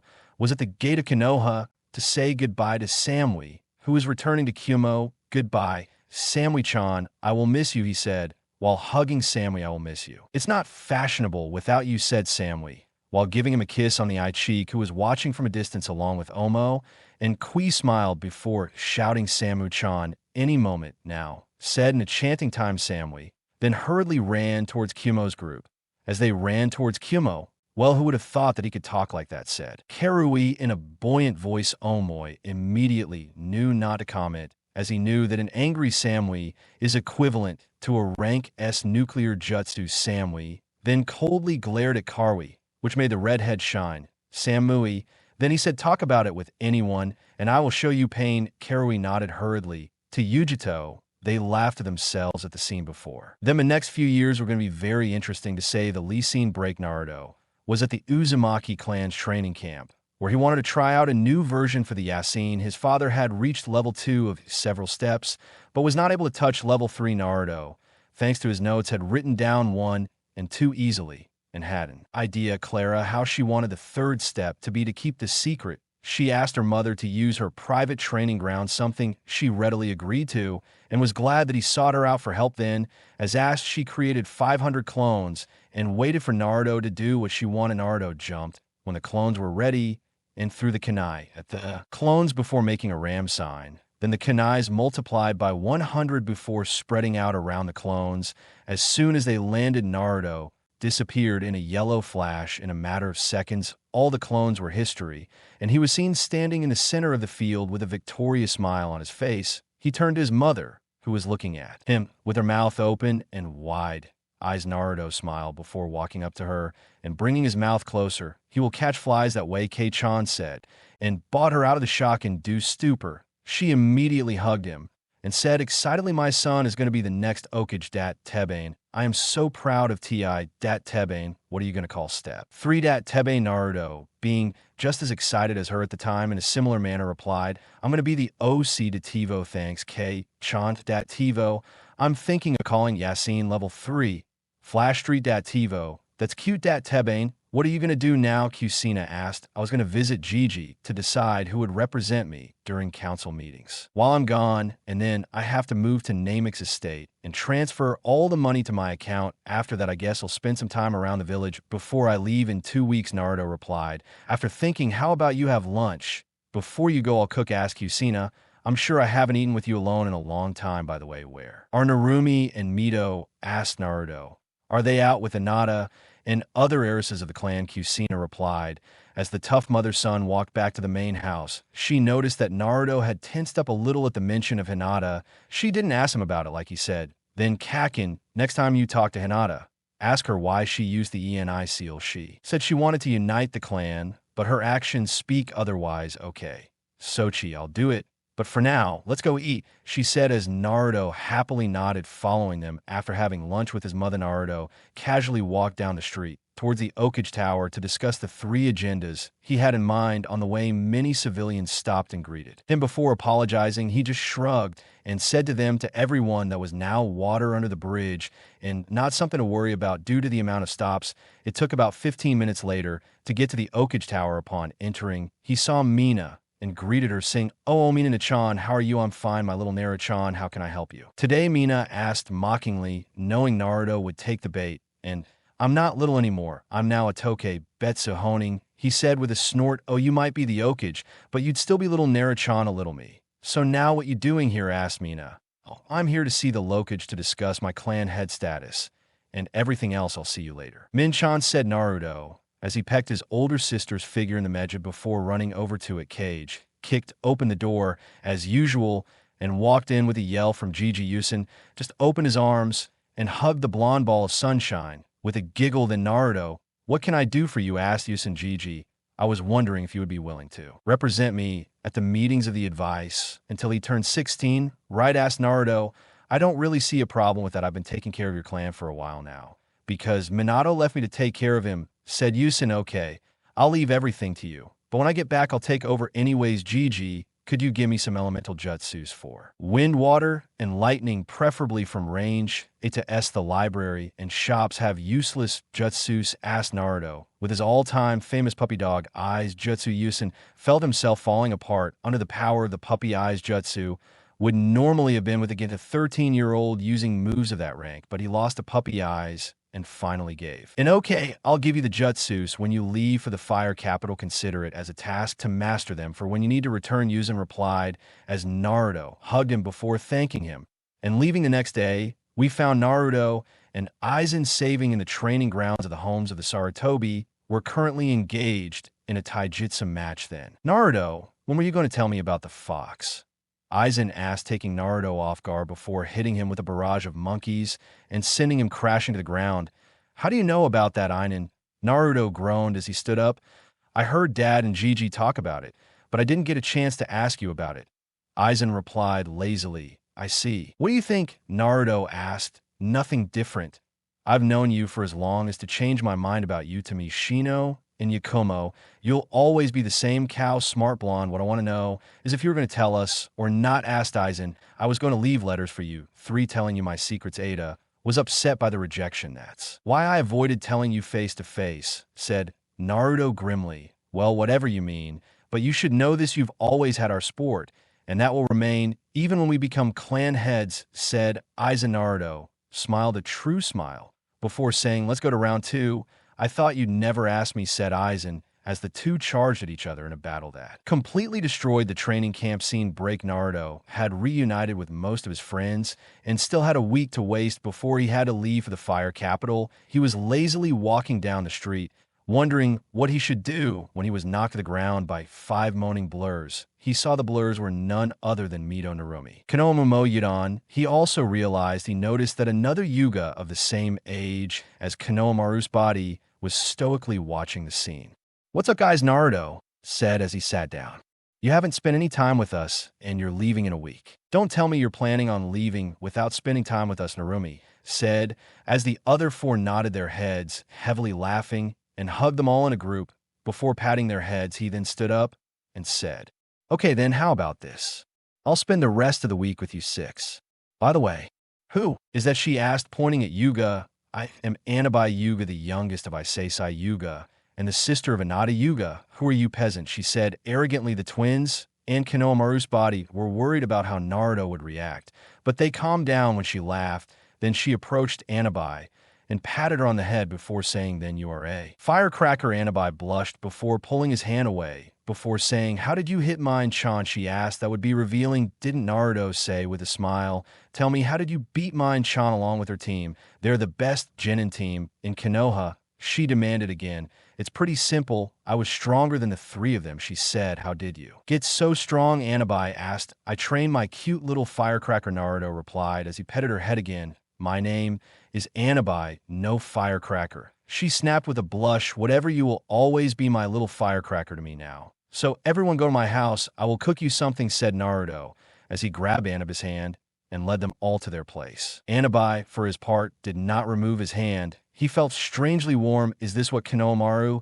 and the others were talking about when they talked about a feeling of great brotherhood? "I like it. It feels safe." Nyin thought, "Will you show us the jutsu you used in the finals?" asked Udon, making everyone else look at him with puppy eyes. Okay, I'll show you. "My flying thunder god, and also a lightning jutsu that I like," said Naruto, making everyone jump excitedly in Naruto's house. "Okay. Then everyone, what do you want to eat? Tell me now, and I'll serve you," said Naruto. "Ramen," they shouted. "Mito," and Narumi. "Tempura," said Moe. "Pasta," said Udon. "Rice with seasonings," said with Amaru. After that, everyone looked at Anabai, waiting for her answer. She seemed a little upset before saying, "What do you want, my little firecracker? I'm cooking, so let me know," she finished with a smile while her stomach growled. "Ugh, okay, then Onijurai," she said with a murmur. Naruto nodded before taking out an apron and getting to work in the kitchen. An hour later, they appeared, 6 clones, and put the food on the table as Naruto walked out, wiping his hands. Then he called them all over and said, "Okay, guys, the food is ready. Come get it." The 6 guests soon joined the table and started eating. As usual, everyone ate at a breakneck pace. Anavi didn't really understand why her friends were acting that way. She then proceeded to take a bite of her Onijirai. As soon as the first bite hit her tongue, she was sent over the edge of the abyss. Due to the fall, she felt strangely familiar, unknowingly increased his eating pace, and remembered something he hadn't done in a long time, the warm touch of a mother. And Tommy dies 4 years after Anubis was born, so he has some memories of her. As soon as he finished, he felt his eyes, faint tears came out, and with teary eyes he asked, "Why does your kitchen have the same feeling as my mom's kitchen used to have?" "Answer me." Naruto understood what he meant, as did everyone else. They all had a similar reaction when Naruto cooked for them. He placed his bowl on the table and asked calmly, "When was the last time some cooked for you?" Without a sense of duty, Anabai thought about it. He had chefs at the resort, but they got paid to cook. No one had cooked his favorite Onijirai for him since his mother passed away. He gulped before saying, "At the 4-year-old, the last person who cooked properly for me was my mother." Naruto smiled sadly. She was one of those who was forced to grow up early. She may have had people to take care of her, but most of the time it was loveless. She didn't know the love of a father, because the deaths of his brother and his wife had affected him greatly. Her sister, in Naruto's opinion, was as arrogant as her father, doing what she thought was best. She stood up and gave him a hug, then said, "Hey, how about this? You become my little sister, and I become the brother you never had. I'll be someone you can share anything with. How about it?" Anab cried lightly before nodding in the hug. Naruto, he smiled lovingly at his new sister before looking at the others. Konoha Maru's body was smiling while Mito and Narumi looked a little jealous. He laughed lightly at the scene before opening his arms and calling them all into a big hug. Anabai smiled a little. Maybe having an older brother wasn't so bad after all. During the week, Naruto had been mostly spending time with Anabai. He found her to be a sweet girl. Once she opened up to someone, she had interests in things that girls liked her age, but she wasn't given a chance before due to her training in the Naruto clan. He took it upon himself to make sure that she didn't grow up to become a clingy Yuga, and bought her things that she liked. She had grown a lot closer to Naruto and had even started calling him Inai-chan. We currently see Naruto with all his things packed ready to run to the fire. Capital all of his precious people were there to see him off, even Tsunade, who had become Okage a couple days ago. Goodbye, boss. By the time you get back, the three of us will be Genin, count on it, said Konoha as he and his other two friends cried, while hugging Naruto. Naruto patted him on the head before saying, I have no doubt you will remember to take your training and studies. I will come back to test you. Okay. The three Genin nodded before taking a step back. Naruto then hugged his three sisters and said, I will miss you all. Do well on the training trip with Jiraiya, Yamito, Narumi, Anabai. I will write you letters every week. Don't forget to tell me everything according to Chan. The three said as they broke the hug. Naruto then turned to Ano and Mina, hugging them tightly before saying, I'll miss you, Nachans. I'll miss you too, Naruchan Bargaki. They both replied as they wiped away the tears that were in their eyes. Itachi stepped forward next and said, I can't begin to tell you how proud I am, Naruto. You have been way ahead of my expectations. And you've become not only a great shinobi, but also an exceptional person. Take this scroll. It has some of my personally created jinjutsus and ninjutsus. Learn them. While Naruto hugged his older brother and said, thanks, Nissan. Just you wait for when I get back. I will be strong enough to knock your ass in the ground. I will be waiting, Oo said Itachi as he shook Naruto's head. Naruto then turned to Hiruzen, who handed him a scroll and said, what you asked me, Naruto. Use this time to develop yourself. Come back as a raging fire that will protect Konoha. Count on it, Gigi, said Naruto as he hugged his grandfather figure before turning to his godparents. Good luck, Gotti. I'm sorry I wasn't there for you when you were a kid, said Jura. Tsunade nodded. Oh, don't worry about it, Jiraiya. Sama. Tsunade-sama. What happened now is under the bridge, said Naruto as he shook their hands before hugging a sobbing Miyoto. Naruto was like a son to her. Seeing him leave for a long time was painful for her, because to say the least, he rubbed her back soothingly before breaking the hug and turning to his mother after a long goodbye with his mother. Naruto finally turned around and ran away with two escorting Ambu. No one will be seen for the next 3 years. Naruto walked down the hall to the throne room. Dammy, and today would be his first day as a Guardiano soon. He was at the side of the throne room where he saw the remaining 10 Guardianos. He had met them. All seemed nice enough, except for the 4 first. They seemed pretty stuck. After a few moments, the Demillo stepped in, and Naruto, along with the other Sainos, bowed. After sitting on the throne, the Demillo said, welcome to the capital, Naruto. I hope your time here is well served. You all resume your duties. We'll have a talk with Naruto here in private. The other Sainos nodded before jumping to their own positions. The Demillo then stood up before hugging Naruto and saying, it's so good to finally meet you, my boy. It's been a long time since that I met you, MMM. It's only been a month, Damama, answered Naruto with a shy voice, not knowing how to react. Isn't that how I met your father and your mother when she had her first baby bump? After all, Minato and I were great friends. In fact, the sound of Kushina's Ultra was made in this very castle. We even had contracts ready for the marriage between my daughter and you. Said, Dammy, I didn't expect it.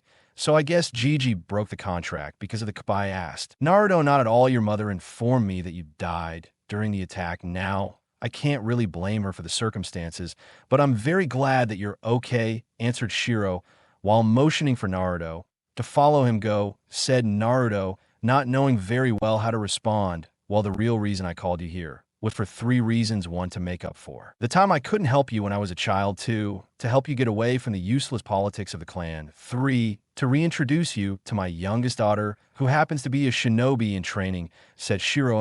Shiro-sama, are you sure you want me to get close to your daughter? After all, I am the heir of the Namek clan, and I will need to have several wives. I don't think something like that is kissing a princess, replied Naruto in a respectful voice. Jay, don't worry, my little Shiroi is not like her older sisters. She is one who's been training in shinobi arts for a while. She only respects strength, and I don't think the fact that you have several wives will affect her now. Let's go, said Shiro as he took Naruto. Then he led him to a field training where Shiro and he were training had silver white hair down his waist. He had turned them into a tall pony. He was currently practicing his kenjutsu. He had pale white skin and pinkish green eyes. As soon as Naruto saw her, he blushed a little, not knowing that Shiro was paying a lot of attention to her. Shiro smiled, seeing the reaction Naruto had when he saw his youngest son. Then he shouted, Shiro, and Chan, please come here for a moment. I too, San, said the girl in a melodious voice. Shiro-chan, this is Naruto Namake's son of the late friend Minato. Namake's impressed me in the Chunnin exams,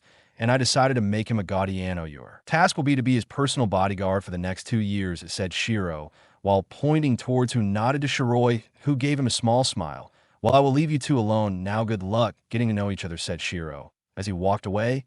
And what are your hobbies? He asked Naruto. He asked casually, causing Shiro to face the guilt. That's not how you talk to a princess, Shiroi exclaimed.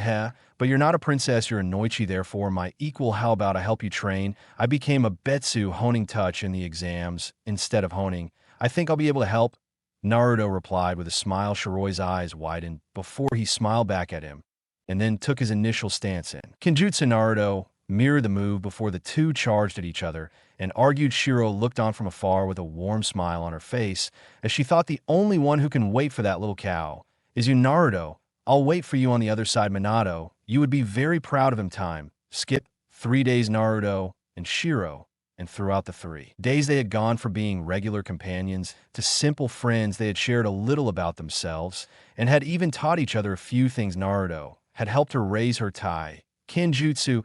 Meanwhile, Naruto had some clones that had begun to train their Dojutsu from among the scrolls. He had learned that since he was the direct descendant of Madara Yukiya, he would inherit the eternal Manjikyu instead of the simple Mao. The training was going slowly, but Naruto was sure that he would be able to master his eyes completely by the time he had to return to Konoha. Currently, Naruto was wearing a battle kimono. It was something that could be used both in fights and in social events. There was a ball that was taking place, and since he was Shiroi's personal guard, he could attend. He headed to Shiro's room, and when he noticed that the door opened as he peeked inside, he saw her curled up in bed, not even trying to get ready, knocking on the door. He walked in and said, Shiroi-chan, why aren't you getting ready? Shiroi didn't respond on closer inspection. Naruto saw she was crying, walking over to her. He gave her a hug and let her cry on his shoulder. When she calmed down, he asked her softly, tell me, what's wrong? I don't want to go to the party. Everyone only focuses on my older sisters because they're those delicate princesses with soft skin. No one she looks at me,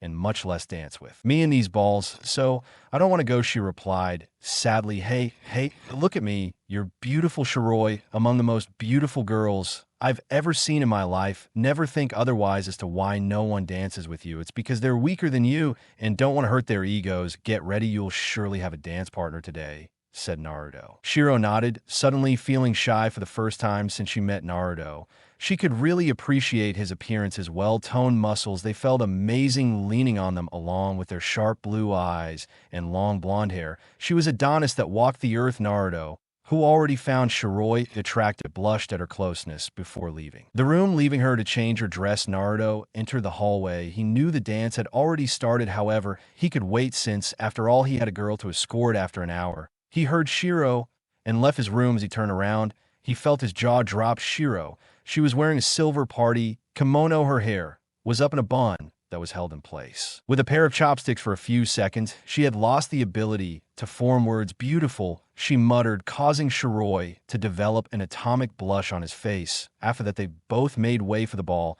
As soon as they entered, Naruto turned to Shiroi and said, Princess, can I have this dance? Shiroi was shocked and nodded dumbly, not trusting her voice. Naruto took her by the hand and led her to the center of the dance floor, where they began to dance. Naruto playing with his hand on her back and holding her hand and placing the other on her shoulder. Shiro saw the dinner and smiled. His plan was going well. It was just a matter of time. Soon everyone in the room saw the beautiful heiress dancing with the princess. The sisters Ayin and Shiroi smiled at the scene. They knew that Shiroi had some complexes in his appearance, and they were glad that someone had managed to see beyond them. As the dance progressed, both Shiro and Naruto had gotten very close. More Naruto now had both hands on her waist, while she had her hand around his neck.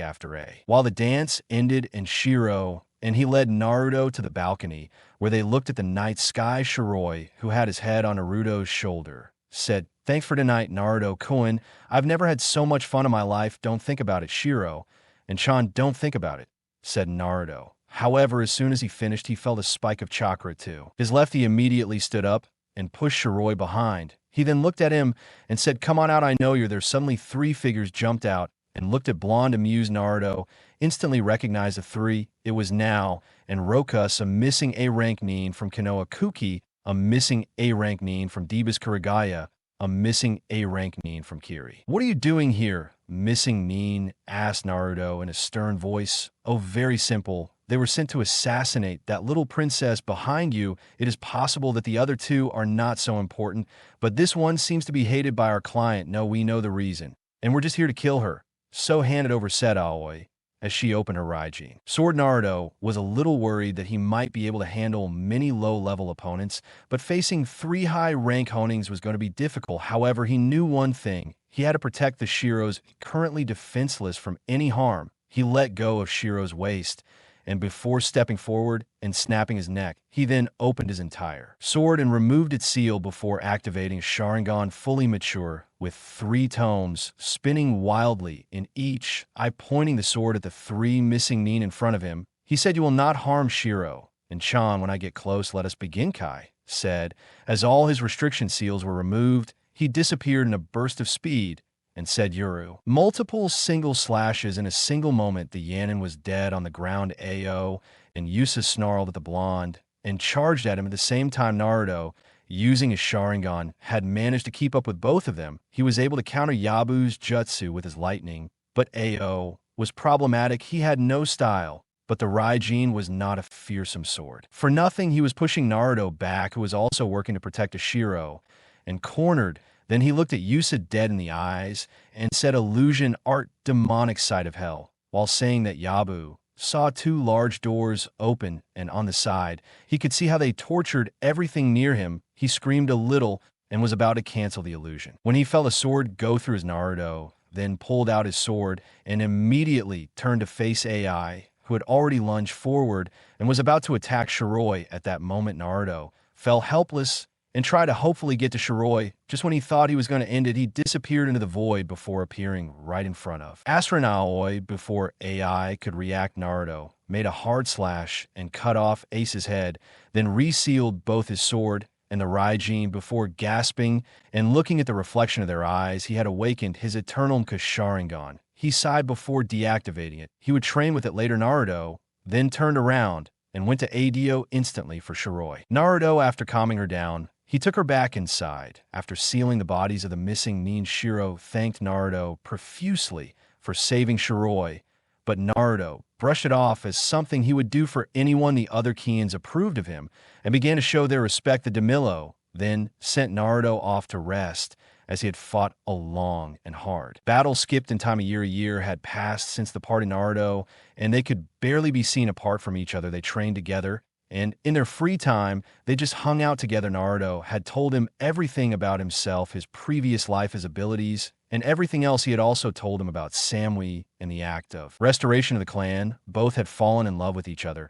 but had not yet found the courage to admit it. Shiro and the other Chanos knew everything and could only sigh for the shyness that the 2 teenagers had. Naruto had progressed amazingly throughout the year. He had managed to complete Season 4 in his Tsummaki Kenjutsu, and had started the double blade style for Soitu. He had mastered 30 of the 60 jutsus that Hiruzen had given him. His taijutsu had become much more efficient thanks to the tournaments between clones. He had discovered the full extent of his M Sharingan and had mastered 4 of the 8 abilities he had thanks to better control. He could now use his chakra for the longest time. Overall, he remained at an impressive mid to high honing level without his Sage mode. He knew that by the time he returned, he would at least be at the level of Light Han and not infrequently in 9th rank S. He had kept in constant contact with his first love, Samui, through her summons, and they regularly exchanged stories of their lives as guardians. Naruto, in his letters, had told him all about his feelings for Shiroi, had approved of her,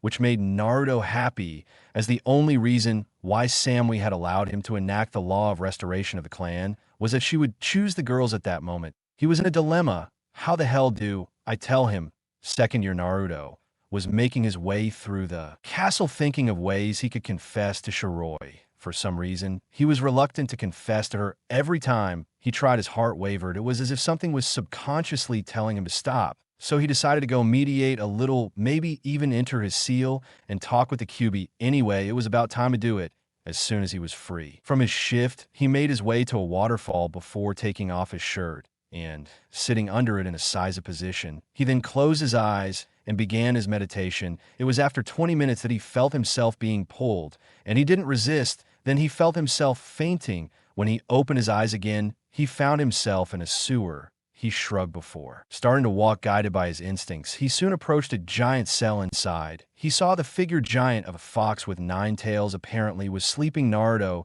stretched a little and yelled, "I wake up and need to talk." The giant fox opened a lonely eye and looked at Naruto before saying, "It seems my container has finally decided to visit. What do you want, Brad? Go. I just want to talk and meet you. I already know that what happened that night was because of masked Lukia, so I don't blame you for everything that happened to me," Naruto replied with an indifferent shrug. The fox was shocked inside. Normally people would use his power to control and seal. It would always be blamed and judged. Now in front of him was the second human being who actually didn't see him as a monster or destruction action, but as a living being. "What do you want to talk about?" Humans asked QB. "What is your name?" asked Naruto. "Why do you want to know?" asked QB.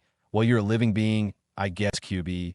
"It's just a title. Then what is your name really?" asked Naruto in a curious tone. "Is this the one you spoke of, father?" "Someone who doesn't discriminate against us," QB thought before answer. "My name is Kurama Kit," said Yash. "My name is Naruto Namek. Nice to meet you. I hope you don't hate me for having the eternal M.K. Sharingan." Naruto finished shyly.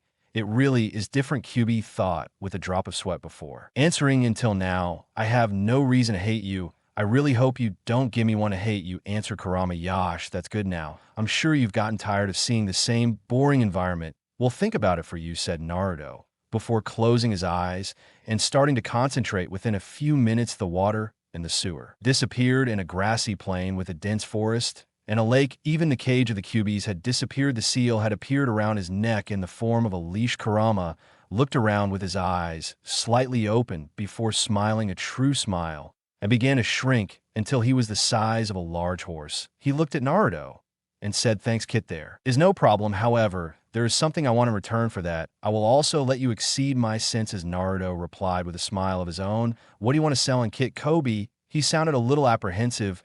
"Oh, I want you to be a father figure to me. You have experience and you know everything about my life, so it should fit. Also, you helped me heal when I was a child. What do you say?" he asked. Naruto looked completely dumbfounded before his tails wrapped around Naruto and hugged him. Kurama then said, "I will be more than happy to fulfill that role, Kit. Plus, now that we have made contact, we can also talk mentally. When you're awake, you want to talk about something else?" "I want to talk a little about myself. You see, I'm sure you know I have to go through the Clan Restoration Act. So far, I only have one girl that I love. Hers is a second, but for some reason, I can't confess Nameke's genes and history." The Namek clan was known as the loyal connoisseurs. Despite not having any Keikai Genos or special talents, they had brains and bodies that absorbed knowledge like a sponge does with water. That was why the clan was feared. And just like the Uzumaki clan was feared, it was wiped out by a large contingent of Missing. With only a few survivors, one of them happened to be your grandmother. As I'm sure you and your father have received the eyes of Matter Team apart from the knowledge part, it was known that the Namekes had only one lover each. They never had the heart to take more than one, since on a subconscious level, true love happens only once. In your case, you already have found yours, so you can't confess to that, Princess, said Kurama in a Soka lecture mode tone of voice. "So that means I won't be able to enact the Clan Restoration Act because of my genetics. That's good. It saves me a lot of trouble anyway. Thanks for that, CA2-san. I'll talk to you later. Do you enjoy the rabbits and other foxes in the forest?" said Naruto. As he disappeared, Kurama stared at the spot where Naruto was before, shaking his head and running into the forest while having a silly smile on his face.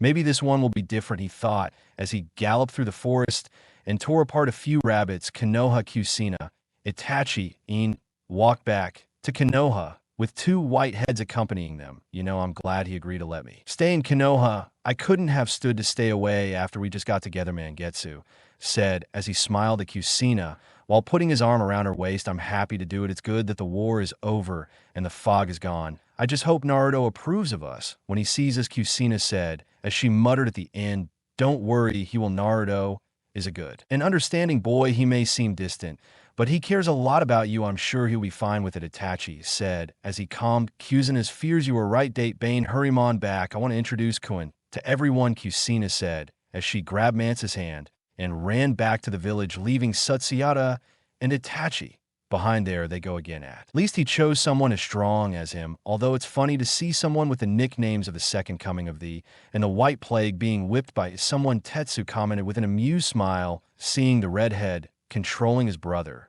Yeah, but you're forgetting that the person who has him whipped has the nicknames of the Red Death. And Benam somehow, it makes them feel like a natural couple, Hinata said. With a giggle, you got it. Right, not to mention that even you have whipped me between your fingers, Satsu said teasingly as he kissed Hinata on the cheek, causing the previously pompous girl to blush cutely. As she tapped her fingers, Itachi could only smile at the scene in front of him. In a year, a lot had happened. The Civil War had ended with the victory of the rebels. Itachi, Kushina, and Nada had helped in the fight as a result of working together for a long time. Mezu and Kushina had fallen in love with each other and were now dating. The same happened with Nada. UJSU, understanding the circumstance, Meal Godei Mizuki had allowed both MTSU and Satsu to live in Konoha as a sign of goodwill. Itachi, however, couldn't help but feel sad for his sister. She had taken the dark route and abandoned the village to flee to Orochi. No one knew of her current location. She had been classified as a B-rank missing nin with a bounty of alive wanted on her head. He sighed in hopes that one day everything would fall into place again. His last thoughts were of his student and younger brother figure. Knowing Naruto, Itachi was sure that he was already much stronger than last year. It would be interesting when the boy returned home with and the twins. So I think that was enough kinjutsu practice for now. Now I will begin to teach you some of my personal jutsu, after which it will be a full year of chakra control. Jiraiya announced while the twins were working on their jutsu skills. Okay, Arrow Senin, we want to be almost as strong as On and Chan will be when we return, so you better plan on make sure that happens. He said, Mito, well, my training will make sure that you reach Kakashi's level by the time we get back. Naruto, however, I have little doubt that he will be of rank NS. At least he has your father's talent when it comes to learning. So if you want to be of rank, that you will have to learn an art that is your own or make something of your own. Jiraiya answered wisely, what does it mean to make something of your own? Heroes. Senin asked Narumi, take a single branch and make it your own. Become a specialist. Your mother is a kinjutsu specialist. My old sensei was a ninjutsu specialist who mastered the 5 natures of the chakra. Tsunade is a taijutsu specialist. Your father and your brother were and are specialists in fuinjutsu along with ninjutsu. However, your brother has also taken a deep interest in kinjutsu. It wouldn't surprise me if he specializes in 3 or 4 shinobi arts in the future. Jiraiya and Ichan explained. It's incredible. No, in that case, we will become masters in ninjutsu, kinjutsu, and fuinjutsu. You better tell us a way to speed up our training. Heroine and not castrate you, declare Mito while looking at Jiraiya. Yes, Arrow Senin, if you don't speed things up, we'll castrate you, said Narumi while nodding in agreement with her sister. They look too much like their mother. It seems that I will also have to detail the secrets of the shadow clone jutsu. Jiraiya thought before speaking and said, okay, I will bite. We will use the Kai Bunin no jutsu to speed up your training, said Jiraiya. Why not? We thought about that. Mom told us how it helps with the memory transfer. Narumi said giddily, yeah, let's go. Mito agreed. While Jiraiya sweated, the next 2 years were going to be very troublesome. Return to Naruto. Time skip 1 year. A whole year had passed since Naruto had spoken to Kurama.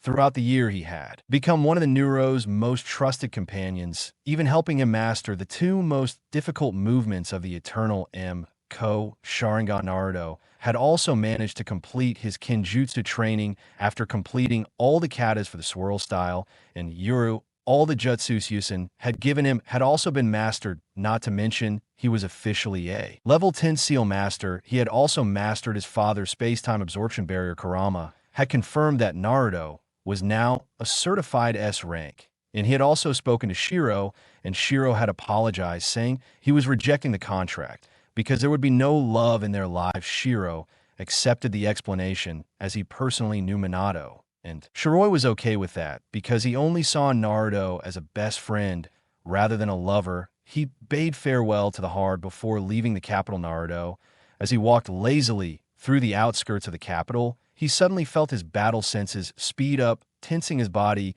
He continued walking with one hand on the hilt of his sword. As he walked, 4 figures jumped out of the trees and stood in front of him, all wearing the headband. Odo, who are you, and what do you want from me? Asked Naruto lazily. Greetings, Namek, I yield. We are the Sound 4 of Otoge Kira. Our leader Orochimaru has requested your assistance, said the figure with 4 arms. I refuse. I am Conan. Why would I join forces with the greatest traitor of Konoha? Asked Naruto rhetorically. I am sorry, you have no choice in the matter, the same figure said, as the 4 of them launched themselves at Naruto, who simply pulled out his sword, and in 4 quick slashes left the San 4 incapacitated. He gave them a cold look and said, "Yes, they survived. Tell their leader not to come for me. He will regret it," saying that he disappeared in a shuin and decided to visit Kumo. After all, it had been a while since he had last seen his beloved. Summoning a messenger toad, he sent a letter to both AA and Tsunade telling them of his visit, although he told AI not to inform Samui of his visit, as he intended to surprise her. He received responses from both boxes almost instantly, with Tsunade agreeing and giving him a month off to rest,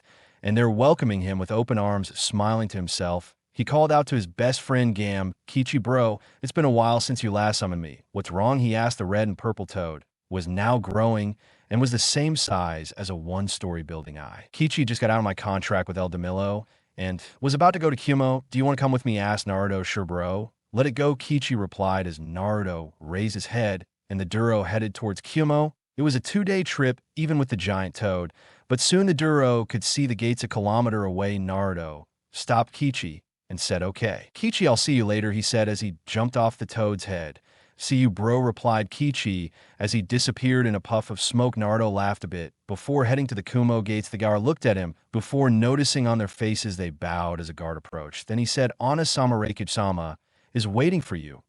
Please make way to the Reikage office. It's the central building, which is among the largest here." Naruto nodded in response before entering the village. After a few minutes of walking, he reached the Reikage building and jumped down, opting to enter through the window instead of the door sitting on the windowsill. He said, "Good morning, Reikage Dano. Somehow, I saw that coming." "You have a mischievous side, no?" he asked in an amused tone. What gave him away? Naruto asked in the same tone. "You're jumping. Somehow. Samui will return from her task with the little guy in a couple of hours. What are you going to do?" "Asked to go to her house and then surprise her," said Naruto with a smile. "That's good," and almost hurt her and gut you so much that you want to die. "We have it clear," he said. "They're all filtering some K crystal now. I can get the keys." Answer Naruto gave while scratching the back of his head. "Here you go," said as he threw a pair of keys to Naruto, who grabbed them and jumped out the window, running towards the address that AI had given him about 2 hours later. A tired Samui headed to her apartment. She had handed in her report and wanted to rest. However, more than anything, she needed Naruto's massage again. God, she missed his touch, his mere presence. Maybe she should visit Konoha, she thought as she arrived at her apartment and found it open. Squinting her eyes and taking out her sword, she silently entered her apartment. As soon as she closed the door, she felt 2 arms rest on her shoulders and gave them a small squeeze. She immediately recognized him touch. Since Naruto's, after all, no one could have the perfect mix between softness and firmness. He dropped his sword and leaned back, knowing who Naruto was. He pushed the Samui's hair down her waist to her left shoulder while he kissed her softly on the neck. His hot breath, along with the warmth and softness of his lips, made the girl shudder. He turned her around, and they both looked into each other's eyes. It seemed to Naruto that the girl had become even more beautiful. Her body had developed even more, with Samui having breasts only surpassed by the likes of Tsunade. Samui was of a similar opinion. When she saw Naruto, Naruto leaned down and gave him a passionate kiss, showing all his emotions that had been repressed due to the distance between the two lovers. Samui wrapped her hands around his neck and returned the kiss. Piggyback, deepening it. She replied, "Come on, Yu-chan, you promised." Naruto moaned as he followed Samui, who was huffing and had her arms crossed. No, it's okay," Samui replied. "But Yu-chan," Naruto moaned. The entire village of Kumo looked on amused. It was rare for the Reikage's daughter to show any emotion, and now seeing her snort in annoyance over a boy was entertaining. The village had been surprised when they saw the closeness the two shared. No boy in Samui village had ever given her the light of day. Seeing someone so close to her was surprising.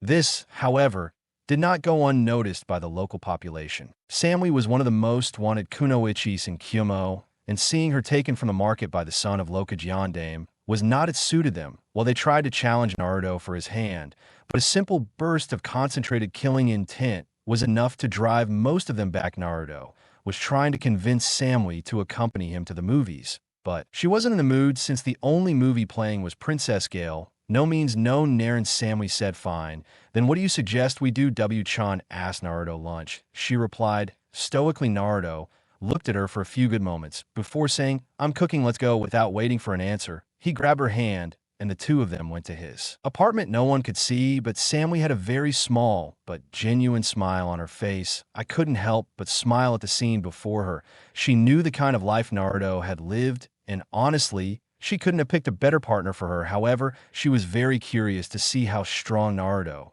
had become since the Chunnin exams. Because of this, she decided to organize a test to see how far Naruto had come. However, she asked Tsunade for permission, who readily agreed on the condition that the fight take place in an area where no one else could gain information about her abilities. She then called her secretary and said, "Maui, bring me be in Konoha." "I can't believe it," muttered Kushina as she sat in front of Tsunade in the hospital. "Well, this is how it really is. You're 3 months pregnant. What are you going to do?" Tsunade asked. "I'm going to put it Mansu, and I are already married due to the peace treaty with the I love him as much as I love Minato. All those years ago, the two of them were perfect," Kushina said with a small smile before standing up and heading back to the Uzumaki estates. Once inside, she sighed a little as she felt the slight emptiness. Her daughters still had over a year of training left, while her son had been granted some travel rights and was sent to Kumo to act as an exchanger for a time. He would return a year. He soon saw MSU, who was sitting and reading a scroll. As she approached him, she felt her excitement coming back in full force. "Manakun, I have something to tell you." "Date Bane." "What is Kushina-chan?" asked Mansu. "I'm pregnant," Date Bane said. Excitedly, Mansu stared at her before squirming once, then blinking twice, then jumped up and asked excitedly, "Does that mean I'm going to be a father?" "Yes, it does, Databane," Kushina replied with excitement and drabs. MTSU at this point couldn't handle anything and jumped on top of Kushina as he lifted her into the air. While spinning after a few, he turned and left her on the ground before planting a passionate kiss on her lips, then rubbed his forehead against hers and said, thank you so much. You don't know how much this means to me. I promise I will protect you both, even if it costs me my life. I love you, Jet Sukun," whispered Kushina. "I love you so much, Kushina-chan," said Mansu, as they hugged each other from afar. Both Shigetsu and Hinata watched the scene with a smile adorning their faces. I'm kind of glad that Nissen has finally found someone meant for him. His life has been too hectic. Satsu commented, "I agree. Even Sensei has had a hard time since Yandame's death until Naruto's abandonment, going on to come back and trying to earn his trust, even helping me learn the importance of being on a team and a family," Hinata said before both fell silent and looked ahead, otherwise where it was seen that Itachi and Jiraiya were sparing at high speeds. "Okay, that's enough, Itachi. You've been progressing. Well, let's take a break." "Yeah, you keep progressing, so we can do it in 2 months. Thanks for your help, Jiri-sama. This will help me immensely," replied Itachi, "though I am curious why you are learning Sage Mode and training with Kurenai these days," asked Jiraiya. "I overused them Sharingan on our long-term mission and missed my body needed healing, and not at the ordinary level due to overuse. I have been losing my sight," Tsunade-sama suggested. "I learned Senjutsu here from you. I have also made arrangements for a couple of eyes for when I go blind. I'm training with Sina, and to bring out my illusions, even without the Sharingan. I'm also training to gain versatility to put back on when I lose my Sharingan," explained Itachi. "Why don't you use those eyes?" asked Jiraiya. He killed the clan going made because of his power. I can't take the risk. Besides, those eyes were stolen from where I see them," said Itachi. With a sigh, Mikoto, who listened from a distance, felt her eyes open wide at the difficult situation of his son, jumped and landed in the clearing, causing both Itachi and Jiraiya to turn towards. She looked at Itachi sternly before moving and hitting him hard on the head. "You insolent idiot cow. What the hell were you thinking hiding that information from me?" Itachi roared, before looking down and saying, "I didn't want you to worry. I know how hard Sori's defection hit you, so I wanted to spare you from giving you any more headache." Mikoto's eyes softened as she hugged Itachi, and he said, "You could never overwhelm me now. I also have them Sharingan. And since you are better at using it effectively, I want you to take my eyes. No, that will cripple you, Kachin. You also have to worry about your career," Itachi replied forcefully before Mikoto could respond. Jiraiya interrupted and said, "How about you swap eyes? Itachi can take Mikoto. If Mikoto can take Itachi's, that way you both will be fine." Both Uchas looked at him once and then twice before giving him their usual HN. Mikoto then turned to Jiraiya and said, "Where are Mito and Narumi? Are they doing well?" "Really, I don't know. I sent them to the kingdom of the Detrain." Uchi nodded before disappearing and going to the hospital to book a surgery. Jiraiya then pulled out his notebook before laughing, wickedly muttering about some important research after a long time back. With Naruto was humming softly as he stood in Samua's kitchen, cutting the vegetables for the meal he was about to cook at that moment. She was wearing her civilian clothes with all her equipment aside from the storage seals on her body. Samon Mui then left the room to find a pleasant aroma food in progress. At that moment, she was wearing one of Naruto's shirts and a baggy pair of pants. She approached him and hugged him from behind, absorbing not only his smell, but also the aroma of the food. Naruto blushed when he felt that her breasts were more than ample and touched his back. Her blush was something that Samui. She caught him, then smiled a little before moving closer to his neck and giving him a lick that made him shiver. Then she brought her mouth close to his ear and said, "You smell so good, Chunnin," before she nibbled on his ear, making the poor boy turn tomato red. Naruto then shook the blush off his face before holding back the vegetables. He then turned around and took Samui in his hands and brought her closer to her. He stared into her blue eyes before leaning down and kissing her softly. The kiss materialized into a full-blown make-out session. After a few minutes, Naruto broke the kiss before brushing Samui's hair aside, and then proceeded to kiss her bare neck. Samui moaned in pleasure as she felt his lips on her neck, with his warm breath caressing her. Teasingly, he then broke the kiss and once again stared at her with warm eyes. Samui blushed when she saw the look of love in his eyes. He moved his lips to her ear and said, "I love you, Samu-chan," then proceeded to nibble on her ear before beginning to kiss her again. However, they were forced to stop when they called out to the door. Naruto looked at a blushing Samui and said, "We'll continue this later." "Great," she replied, trying to hold back her blush. Naruto smiled before kissing her once more. He then headed towards the door, only to find a killer bee standing there with a stupid grin on her face. He sees she was someone Naruto had come to respect over the past week. He usually hung out with the bee. When Samui was busy, "It's you, what you do?" Naruto asked. "Okay, bro," blonde bee replied in a rapping manner, making Naruto smile. He found the man's rap funny rather than annoying. He, for his part, knew it was a way to deal with the mental pressure that the path of the shinobi brought. Naruto himself found solace in cooking and recently in painting. "How can I help you with the hachi?" asked Naruto with a smile. "I want to train. It would be nice to test your skills against someone far away." "Go," he rapped clear. "But how about tomorrow? I'm cooking after all," Naruto replied with a smile. "We see, silly," said the bee before disappearing. With that, Naruto went back to the apartment to finish cooking and play a bit with Samui. The next day, Naruto was seen standing against Bee on the moving island where Bee normally spent his days. At that moment, they both had battle grins ready to test their mettle against each other. Naruto was shaking with excitement. He was finally going to fight a box-level opponent today. Was a test to see how far he had come in his training. "Okay, brother, how do you want to do this?" he asked to be free for all, everything but kill and maim. Naruto replied, "Go." He nodded before all emotion left their faces. Both wore a serious and battle-hardened look. A tense aura suddenly flooded the clearing. Naruto summoned both swords and held them in a basic dual-wielding stance. In response, he unsheathed his 7 swords, showing how serious he was. Naruto narrowed his eyes, then closed them, widening his chakra and releasing his chains. He opened his eyes to reveal 3 spinning tomes. Bee wasn't surprised, as he had fought Minato during the 3rd Shinobi War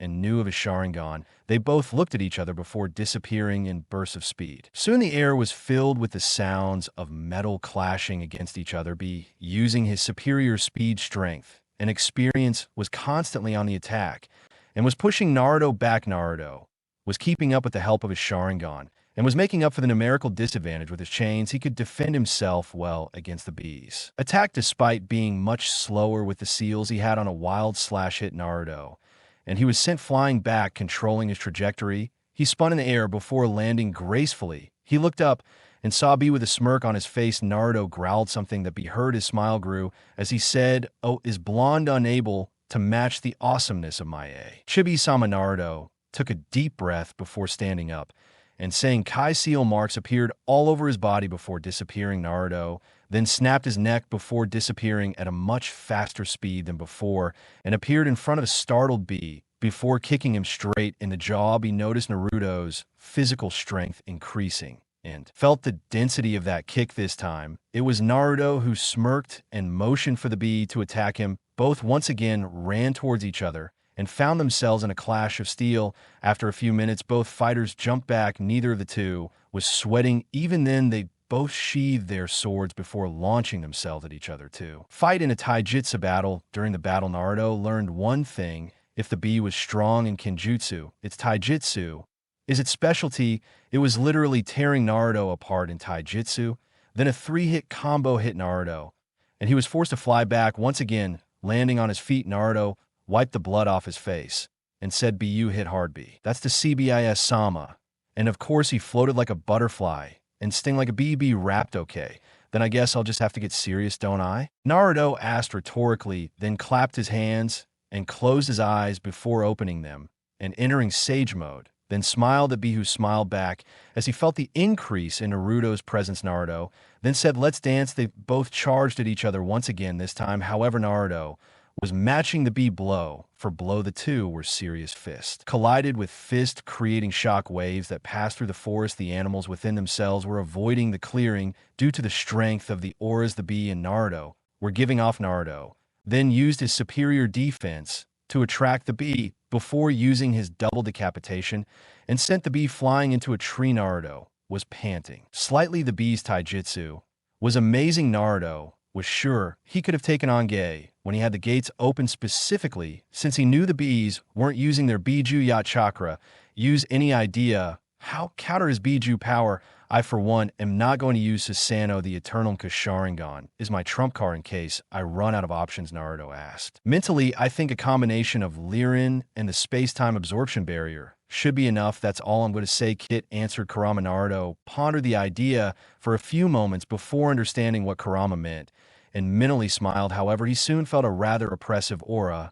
Turning towards B, Naruto saw who was entering his Biju beast mode. Sighing tiredly, Naruto took out the 3-pointed iron kuna before creating the shadow copies ready for Flash to pass by. However, before they could continue, he landed between the two with his lightning armor on. Isama, how can we help you? I came here to prevent your little mass from getting out of control. When they authorized, I didn't think you would reach those Kuno, that he would reach sub Biju. The fight is over and it's a draw, I announced, but brother was getting well be grown, but shut up when it hit him in the head. Naruto then sighed before exiting sage mode and dispelling his kunai clones, then picked up the original before walking away. And then turned to Bai. He said, "And how did you rate him?" "He's at the elite honing level in his base form, and with Senjutsu, he's definitely an S rank. Ning, to be honest, we're lucky that he's an ally and someone who's in a serious relationship with one of our best kunoichis," replied B in an unusually serious voice. "See, that's what I was hoping. I guess I should tell him and Tsunade about the honing exams coming up in 2 months. He said he's more than ready, and I know this problem wasn't us going all out. Neither of us used ninjutsu." He said, "Be how interesting." AI mused before leaving the next day. It was early morning, and we found Naruto and Samui sleeping peacefully together. Naruto had his hands wrapped protectively around her waist, while Samui had her face in the crook of her neck there. Without, however, the dream came to an end when there was a knock on her door. Samui groaned at the sound and reluctantly left the warmth of her boyfriend and fiancé before grumbling and heading towards the door. Opening the door with an irritated expression, she found Yujito in front of her. "It wasn't great of you to come so early, sensei," said Samui in a stoic monotone. "Well, I didn't come to disturb your alone time with your boyfriend. Reikage-sama told me to tell you that he needs you, Naruto, in his office in an hour. He has something important to tell you," Yujito said, amused. Samui complained about the annoying parents before nodding. She then closed the door and went to wake Naruto up. When she opened the door, she found that he was already sitting up and was looking for her. She sighed before going back to bed and snuggling up to him. She then proceeded to tell Naruto what she was told. Naruto, however, smiled in response and created 2 shadow clones. One of them got into Samui.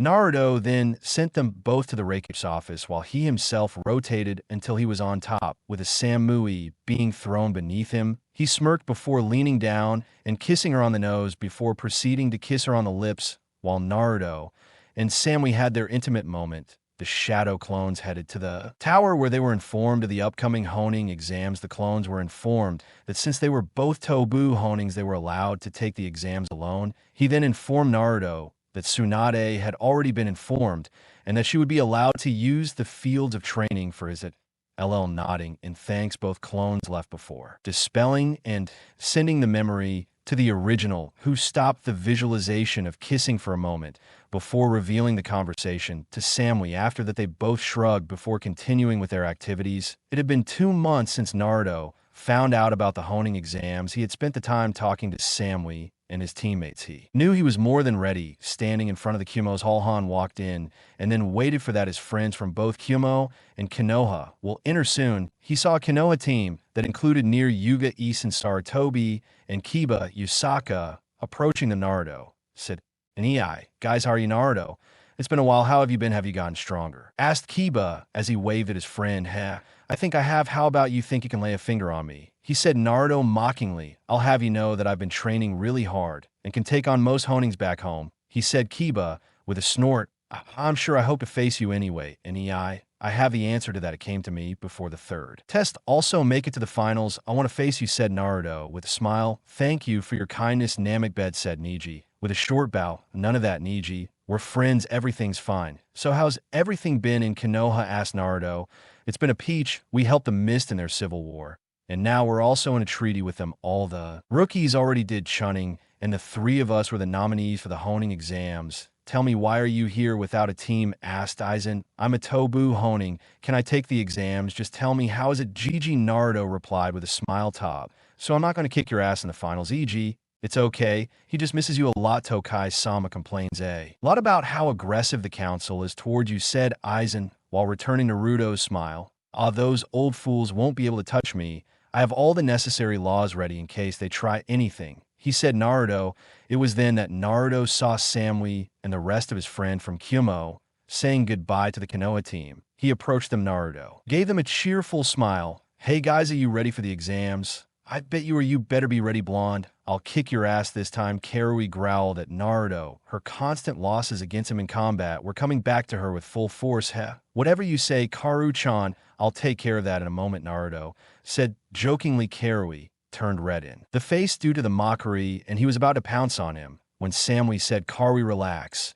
And stop antagonizing. It's not cool. Oh, but it's fun, Oops-chan, said Naruto with a small groan, causing said girl to smack him in the head. With an emotionless look on her face, Naruto smiled at that and raised his hands in a placating manner. The rest of the friends looked at the scene with smiles etched on their faces. Kiba then approached Naruto and said, hey, if you'll step aside, I need to tell you something important. Naruto nodded, hearing the serious nervousness in Kiba's voice. What is Kiba? Naruto asked in a low voice. Some are private. We're the only ones who can know are you and me, said Kiba, making Naruto nod. He channeled his chakra and activated his eternal M Sharingan and said, Tsukuyami.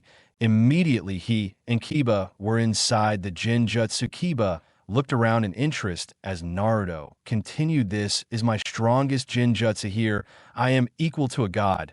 Now tell me what you wanted to tell me. Sayuri deserted the village to join Orochi, said Kiba in a voice monotonous.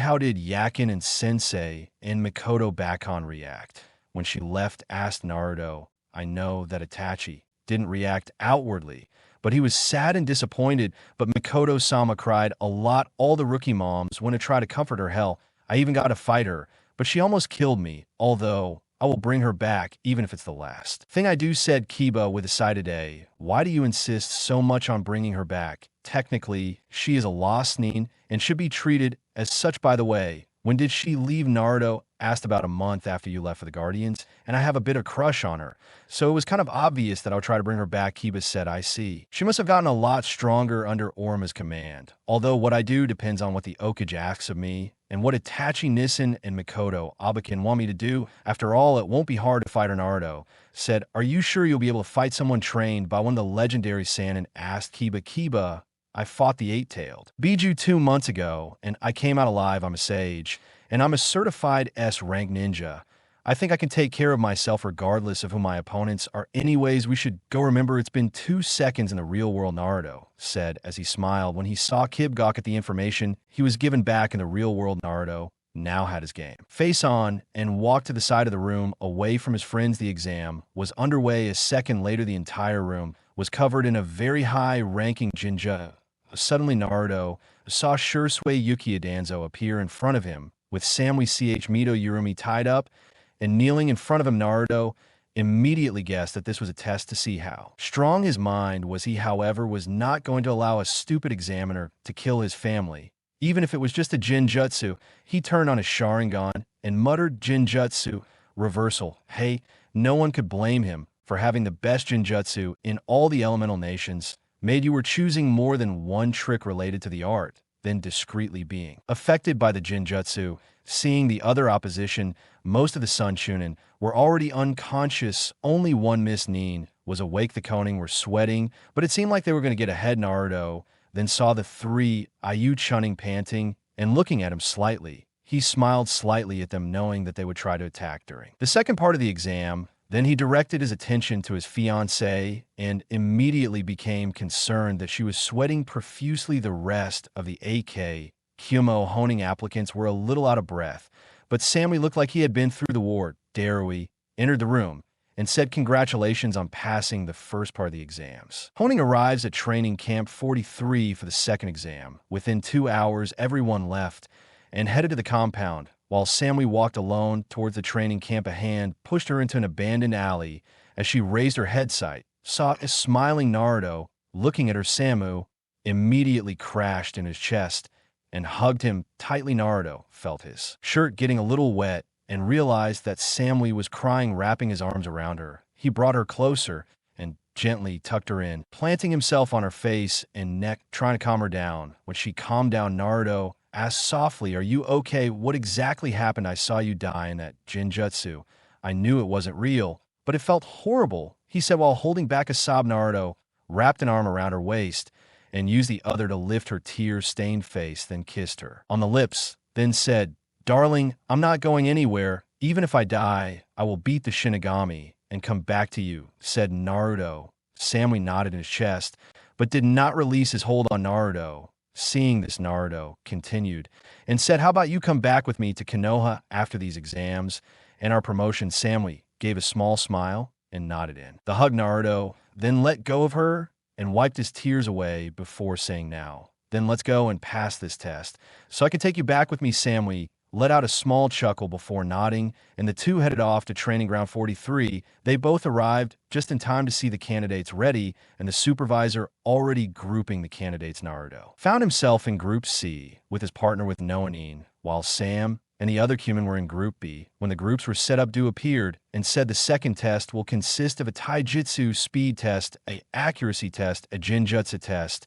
and any other fields you wish to add. Now, I would like you to step forward when your name is called. Groups A and B quickly passed with Lone, Misty's, and Nin along with from Kumo, all ranked in the top 5 of the day and the top 20 of all time. He was in Neuro's group. The first to leave was Aizen. Naruto was positively surprised when he saw Aizen activate his monkey sage mode and pass the taijutsu test. He channeled his fire chakra to melt the target while throwing Sukuna and Shuriken. He was ranked number 1 after successfully displaying a wide range of ninjutsu. He was tested in the art of Bojutsu. As an additional art, Naruto smiled at his best friend. Once again, he had managed to cover the distance between the two. Naruto was sure that if the third test was a one-on-one fight, he would end up facing Aizen in the finals, and boy, was that a fight. Kiba and Nei were ranked 4 and 6 after Chojuro of Miss Nin, and Samui next was Naruto. As he approached the Darui, he was asked, "What style of taijutsu will you use?" "A mix of Kumite of Rama and the Hummingbird," said Naruto, as he released his resistance seals and entered his sage mode. Darui nodded and motioned for Naruto to begin and run through the obstacle course that had been prepared for the test. Naruto, using his speed, easily went through the course and set the fastest record in the history of the test, beating the Yondaime Raikage and his father-in-law scores for 2 seconds.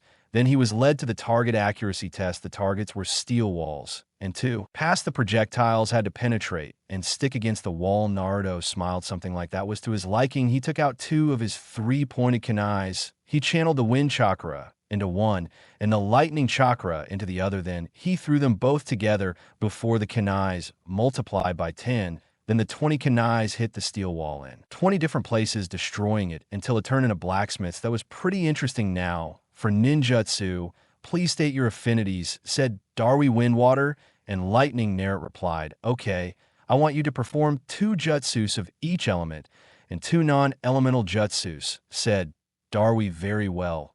Then Naruto said, as he made a cross sign in 3. Solid clones burst into existence. The shadow clone to a good-be rank Kenjutsu, Darui commented as he wrote something down in his notebook before motioning for Naruto to continue. Naruto then created a Rasengan perfect and hit a training dummy. Nodded again with a bit of wonder in his eyes and asked Naruto to continue with the elemental techniques. Nodding his head, Naruto channeled his wind chakra and made some hand seals while shouting True Lion King Jilly Wall of Force. A giant tornado was created in the room, and it was so strong that it managed to dismantle almost the entire room. Even Darui had to use a lot of his chakra to stay on the ground. Naruto didn't stop and immediately went through the hand seals again and yelled True Lion King. Heartbreaking explosion. Another tornado appeared that was a bit smaller than the first one. This one, however, was sending strong blades of wind in the directions Naruto wanted. When the wind calmed down, Adaru,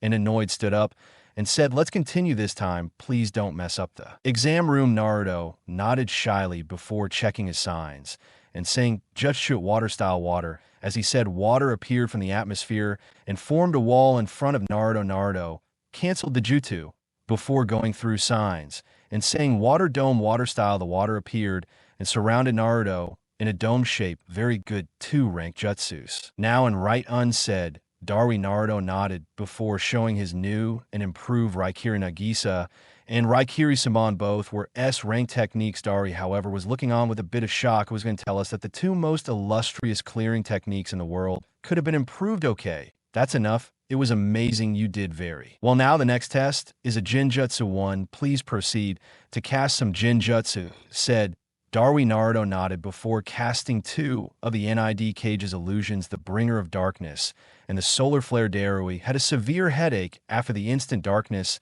and then a bright flash of light. After a few minutes of rubbing his eyes, he looked at Naruto and said, "Do you have any additional arts you want to try?" Kenjutsu and Fuinjutsu. Naruto replied, "Okay, then we will test what jutsu you will have to survive against me for 5 minutes," said Darui before charging and attacking Naruto. Naruto, however, easily blocked that attack, although it took both of his swords to do so. The next few minutes, Naruto learned one thing. Darui was a Kenjutsu specialist on his own. The way he moved and channeled his lightning into his sword was incredible. However, he fought Darui on equal terms, and soon the 5 minutes were up, indicating that Naruto had passed to the next test.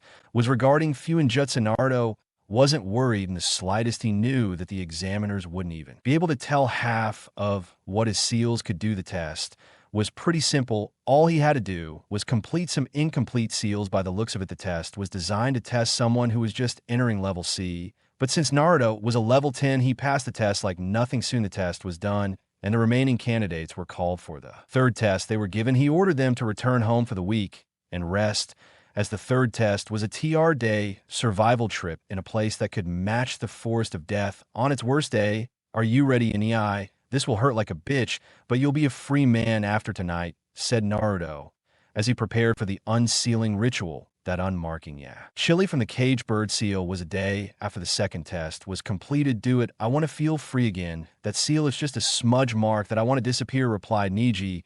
"Okay, go to the center of that array and take off your shirt and headband. While you do so," instructed Naruto. And Ei felt before removing her shirt and headband before sitting in the center of the arrays Naruto had made. As she sat, Naruto took a deep breath and said, "No way here." Nothing. Then stood in front of Niji and began to perform a very long sequence of hand seals. Niji could barely keep up with the speed at which Naruto performed them. As soon as the 100th seal came, Naruto made a ram sign and shouted Lamech style, "Eternal seal, removal seal." The seal arrays with began to scream when Niji suddenly began to feel a slowly increasing pain that spread throughout his body. He soon began to scream in agony, but his will to continue kept him standing. After 30 minutes, the seal was removed, and an Ei was falling to the other side of life due to the enormous strain on his body. Naruto then began another set of seals, this time going even faster than before. After hitting the 97th seal, he made a dragon sign before grabbing the magical healing Genesis seal. This time the set glowed. A beautiful green light emerged before completely covering Niji. The light continued to work on Niji for about 45 minutes, after which Niji suddenly opened his eyes and began gasping for air. Naruto soon released the jutsu and dropped to his knees as he began to pant. That seal takes a lot of chakra. I'm completely exhausted, Naruto groaned. Nei, who was now a free and unmarked person, stood up and began to walk toward Naruto. She put one of the Naruto's arms around him and helped him back to his hotel room. Naruto, thank you so much. I don't think I'll ever be able to repay your kindness. You already are, since you're helping me walk back to my room, Naruto said with a fox smile. You're impossible. Can you at least take things seriously? No, life is too short to deal with technicalities. Be happy. And if you ever want to see me, seriously, see it when me and Yin face off during the finals, said Naruto. Hey, you shouldn't rule it out. I'm just as strong as Yin, said Neji to him. Wow, I didn't get to see you fight in the Chunnin exams. Well, I guess a fight is in order, said Naruto. I'm looking forward to facing you guys in these exams, Neji replied as they reached Naruto's room and knocked on the door, which was opened by Samui. His eyes immediately widened as he saw Naruto's condition before they returned to their stoic look. Then he helped Nei to sitting Naruto on the couch before saying goodbye to Nei and closing the door. She then plopped down next to Naruto and wrapped her arm around his shoulder before snuggling into him. Are you okay? She asked worriedly. Yes, I'm fine. Just a little tired removing the seal. Nei was a real pain in the ass, said Naruto as he planted a soft kiss on her forehead, then smirked playfully and said, have I ever told you how much I love your tits? She asked Naruto. No, you didn't, Samui replied stoically, but had a bit of a blush on her face. Okay, so let me give you an example, Naruto said before pulling Samui onto his lap and placing his face into her large breasts before snuggling into them. This action made Samui's blush deepen, but she didn't comment. Instead, she began to play with Naruto's hair. Soon, however, she felt his breathing had become rhythmic and saw that Naruto had fallen asleep on her tits. She smiled before tucking them both in a bed on the bed. She removed Naruto's shirt before wrapping her arms around his neck arms and tucked him further into her breasts as she fell asleep from afar. I watched the scene with anime tears. Her 15-year-old daughter was very close to a boy in her opinion. She was growing up too fast, sees Namek. Naruto screamed as tears began to pour out of her eyes in a fast, giving a strong impression of a waterfall.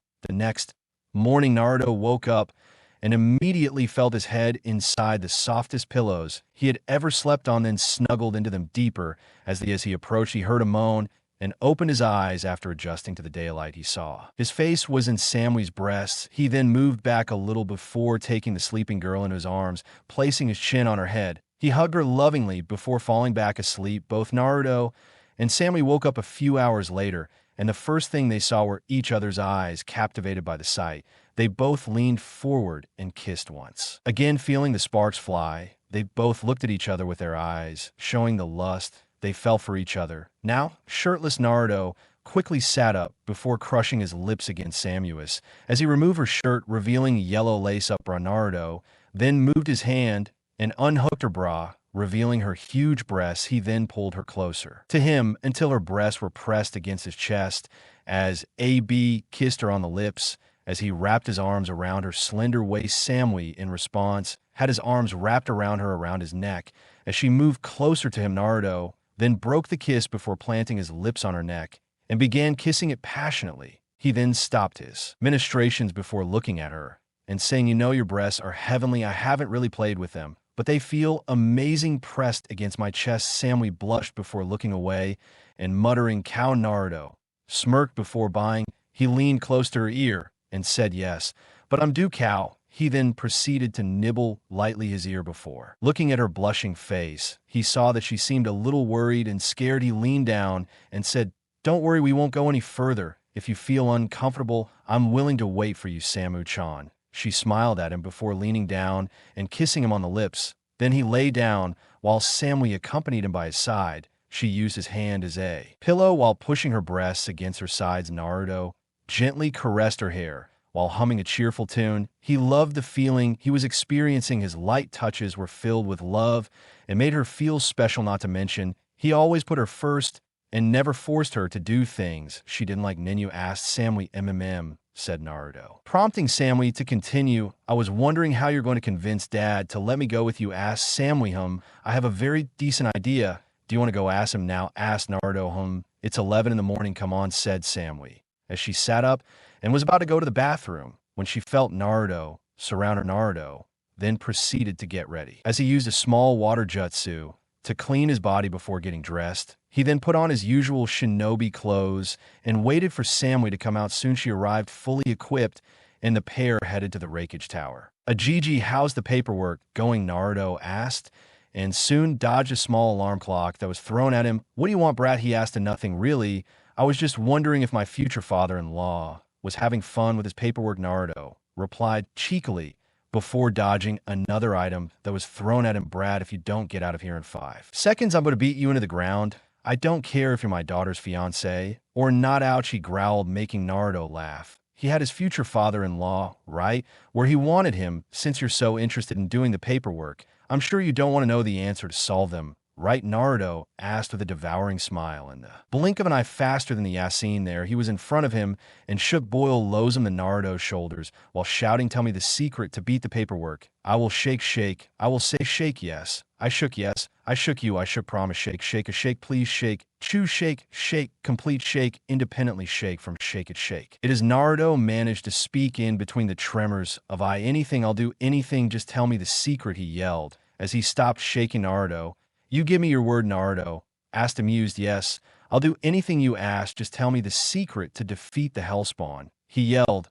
Have you ever thought of using clones, even though lighting clones are weaker than shadow clones? I'm sure you can get some lighting clones to work on the papers for you, Naruto said with an amused smile as he saw the shocked expression appear on a Samui's face, who had been standing silently. He pulled a camera out of his gun holster before capturing a Samui's shocked face in a picture. However, he didn't put the camera away, as if he was waiting for something to happen, and soon it was revealed what had happened there. He began to bang his head as he screamed, stupid, stupid, stupid. Samui, being the person Serena, continued taking the photos with a stoic look on her face there. He then looked at the photos of the rake of Sandame and laughed madly before yelling, take that, bastard. I know how to beat the opponent you lost, shove it up your ass. Naruto laughed at the reaction and wondered if all the cages reacted the same way. Soon, he would have to try it with the others, specifically his friend Gaara, who had sworn as the Godame Kazekage, had also heard that the rebels in the mist had won the civil war thanks to the intervention of the Kohas. Decided that it would be fun to tell it to the Godame Mizuki as well. Samui once again captured Ace's moment of madness on camera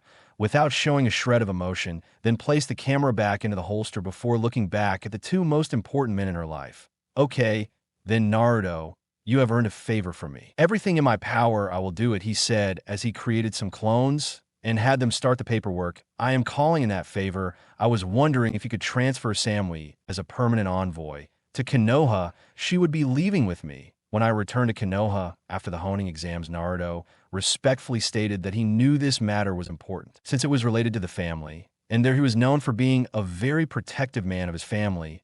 Correct me if I'm wrong, but you suggested that I send my daughter to a foreign village before her wedding date. Asked, yes, and you agreed to do a favor that I asked of you regardless of what it was. Naruto replied. He remained silent for a few minutes before looking his daughter in the eyes. He mentally asked her what he wanted, and Samui responded, taking a step closer to Naruto. Naruto looked at that before holding one of Samui's hands in his and gently rubbing the back of her hands, getting her answer. He turned to Naruto and said, all right, I will send her as a permanent envoy. However, you have to get Tsunade to sign these papers. I'm sure I don't need to tell you, but if you make her cry, I will kill you. He ended with a warning. Seriously, Gigi, we have been together for years. Do you really think that will I do something to hurt her? Naruto asked, exasperated. I opened his mouth to retort, but couldn't find an answer. He knew how much Naruto had kept in touch with Samui. He had told him everything that had happened during their time apart through letters. He doubted Naruto would ever make Samui cry. It's okay.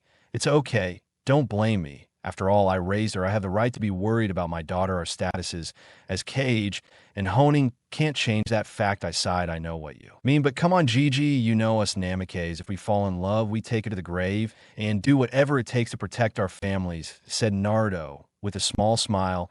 He snorted before saying, burn and plow. You guys are incredibly talented and loyal to the bone. It's a shame there aren't many Namek out there. Oh, you know, we're a one-man clan. One trained Namek is equal to 1,000 fighters on the battlefield, said Naruto with a smile. Yeah, whatever, get going, Brad. I'll have the necessary paperwork ready for when you return, he said to her with a dismissive wave of his hand. Naruto nodded with a smile before leading Samui out of the room. See you later, Hige, and thank you, said Naruto as he stopped and smiled at her. before walking out with Samui. He smiled when he saw the smiles on both boys' faces. They were moments that filled your life, and I'd be damned if I let the council ruin this with Naruto.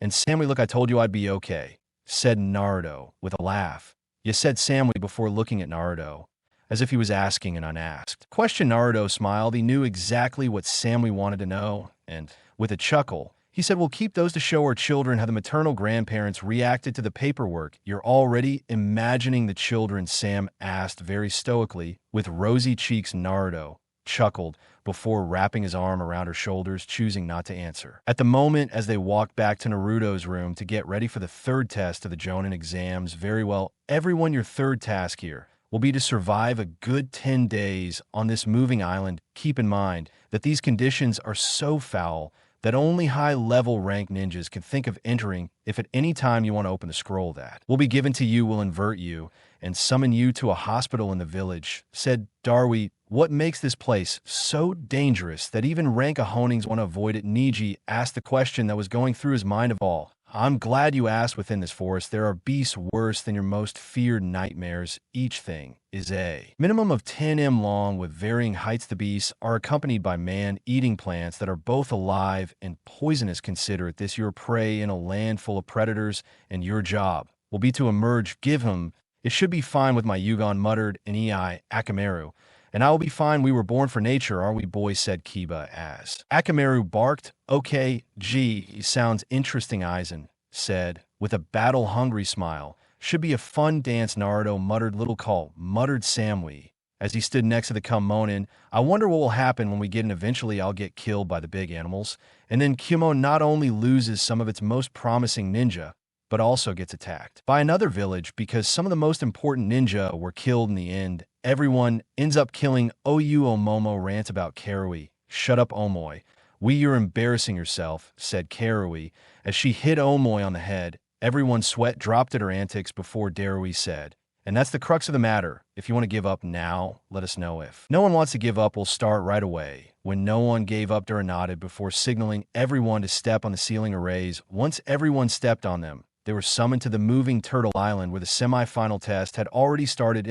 Interesting. I should join the other from Konoha. That will increase everyone's chances of survival, said Naruto, as he used his sensory abilities to locate Niche Chakra's signature before running towards it. Moving towards the signature, he soon saw Niji and threw some shuriken that hit a plant that was coming from behind him. Niji looked back and said thanks, nodding his head. Naruto said, Nani, let's gather the other guys and form a team. I can play some seals that will help us survive against this place. I'm of okay. So what should we do? Niji asked. I want you to use your Yugon and find Yin and Kiba. They're out of my sensory range, Naruto instructed, while Nei nodded before turning around and saying Byakugan. As he activated his eyes, he sent more chakra to them and began to increase his range of vision. About 3 kilometers later, he found Kiba and said, I have found Kiba. He is 3 kilometers north of us, and he is in trouble. Well then, let's go see, said Naruto, while both he and Niji disappeared in bursts of speed. A few minutes later, they come across a clearing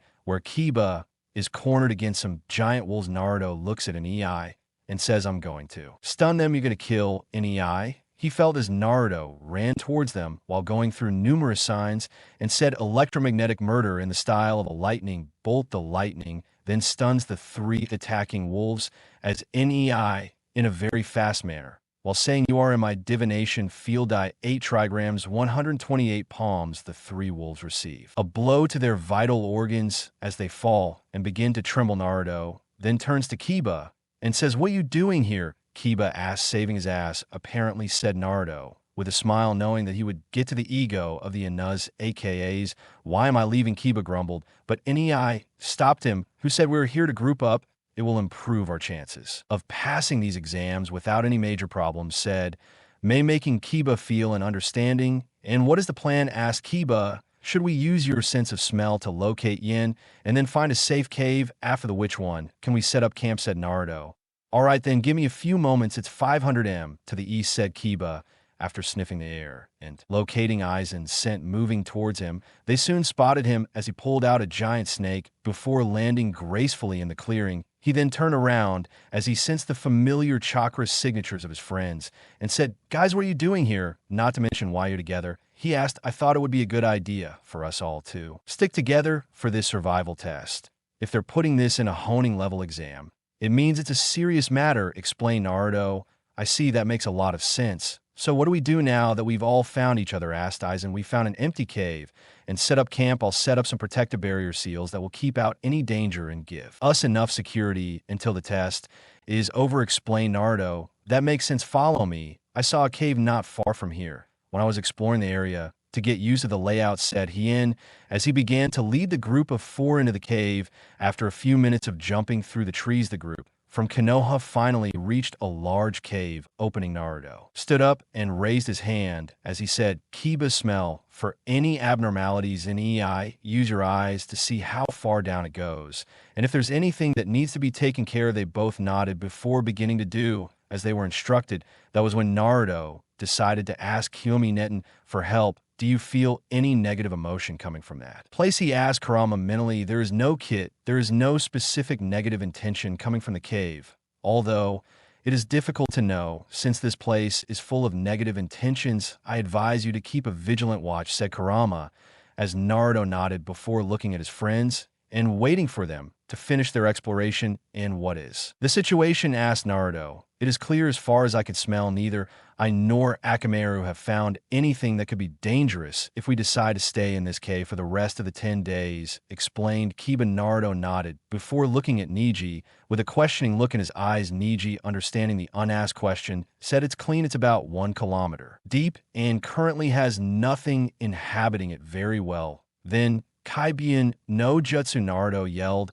As 20 clones were born, he looked at the clones and said, "5 of you are going to explore the grounds of the cave, while the remaining 15 begin working on Seal's protective barrier. Make them all around level 6 or 7. The clones nodded before beginning their work, and in a few minutes, everything was ready as the seals were applied. Naruto clapped his hands and said, "Barrier." It was in Lamech style. The seals glowed for a moment before an invisible barrier was erected. He turned to his makeshift team and said, "Make yourselves at home. I doubt there's anything on this island that can break this level 7 barrier. The Fuinjutsu is really great, Remy. Let's start it when go back to Konoha." Aizen commented as Kiba and Nei entered the cave, leaving the 2 best friends alone. "I'll be happy to teach you if you call me Naruto-sensei," said Naruto with a smile. "I have no problem with that. At least I can claim to be the student of the Osas when you finally get that hat," said Aizen with a matching smile. "You know, thanks, Aizen, for everything. You've been by my side since I was a child. I don't think I would have survived if you weren't there for me, and especially for recognizing my dream and not making fun of it," said Naruto with an honest voice. "Hey, it's no big deal. I got a brother, and there's nothing else that matters in the end. We'll be known as the strongest tough guy in the history of Konoha after the Showdown era. Heal me," said Aizen with a smile as they both bumped fists and began to walk towards the opening of the cave. Suddenly, Naruto stopped and looked towards the forest. Aizen, seeing that, raised an eyebrow and said, "What's wrong?" "I felt a disturbance in the seal, so I put my fiancée in it. She's in danger, and no, for something in the forest. Take this. I'm going to rescue her," said Naruto as he handed her in a 3-pointed kunai before he disappeared here in a yellow flash in other places. "Okay, let's take these 2 to Orochi," said Sayuri, while she and 2 of her 2 teammates had an unconscious Samu and Whack Kuno-chi tied up, and on their shoulders, imagine an adult female version of Sasuke from Shippuden. "Why do I have to carry them?" asked a white-haired boy with shark teeth. "Because Sayuri started but couldn't finish," as a bright yellow flash lit up the area as Naruto appeared before knocking Satsu out and grabbing both Kunoichis as he jumped back. "Well, look what the cat dragged in. What are you doing here?" Namek asked Sayuri with a crazed grin. "You know, you're closing all the doors for a possible return to Konoha with this incident, right?" Naruto asked as if he wanted to go back. "Orochimaru is giving me power, a power that Konoha didn't give me. Now go away before we kill you," Sayu growled at him. "Hey, you're acting pretty powerful. If you think you can beat me aside from your tracker, you're both rank Nin. I'm a rank that's certified you can't beat me," said Naruto with a smirk, knowing it would get under Lukia's skin. "How dare you?" She roared as she lunged at Naruto and passed the Kusanagi to him. Naruto simply opened his sword as he stopped her blow before kicking her in the stomach. He then looked at her and said mockingly, "How pathetic. You haven't back at all, Itachi-sensei. We'll kill you if that's all you have to offer, Naruto finished with a scoff. Sayuri growled in frustration and was about to use the curse seal, but was stopped when the red-headed girl from their group said, "Stop. If you use that seal, we'll attract more ninjas. It's strong enough on its own that we won't need any more interruptions. You know, I'm curious as to what the little snake pets are doing in a place like this. I'm sure you found plenty of experimental subjects in other areas. So why here?" Naruto spoke thoughtfully as he created several clones and had them protect Samui, the Kuno Chua, who had just woken up. "I don't see why you're saving them. They're not from Konoha," said Satsuha. "I don't need a reason to save someone from that snake. If I could help him, I wouldn't have anyone to experiment on," said Naruto. Both Kunoichis had a similar thought process. "Narukoin, I knew you would come for me," Samui thought warmly. "I was wrong about him.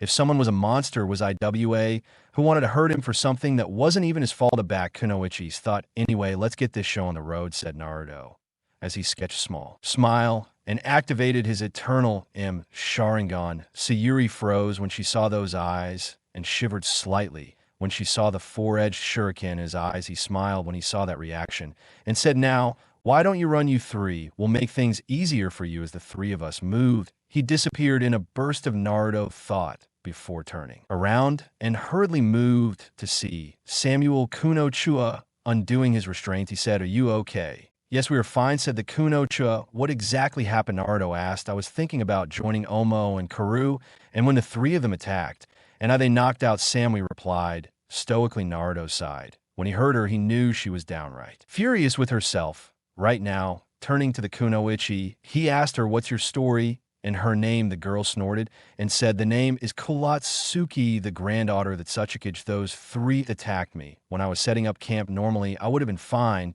but I lost my equipment, which made me lose. I see here you go," Kuro-chan said. Naruto, as he threw 2 scrolls to Curious Shuchi, who she blushed at the use of the pet name, before asking, "What's in these scrolls?" "Oh, some extra gear I packed should last the 10 days, Naruto said as Kuratsuchi nodded in gratitude before turning around and skipping off into the distance.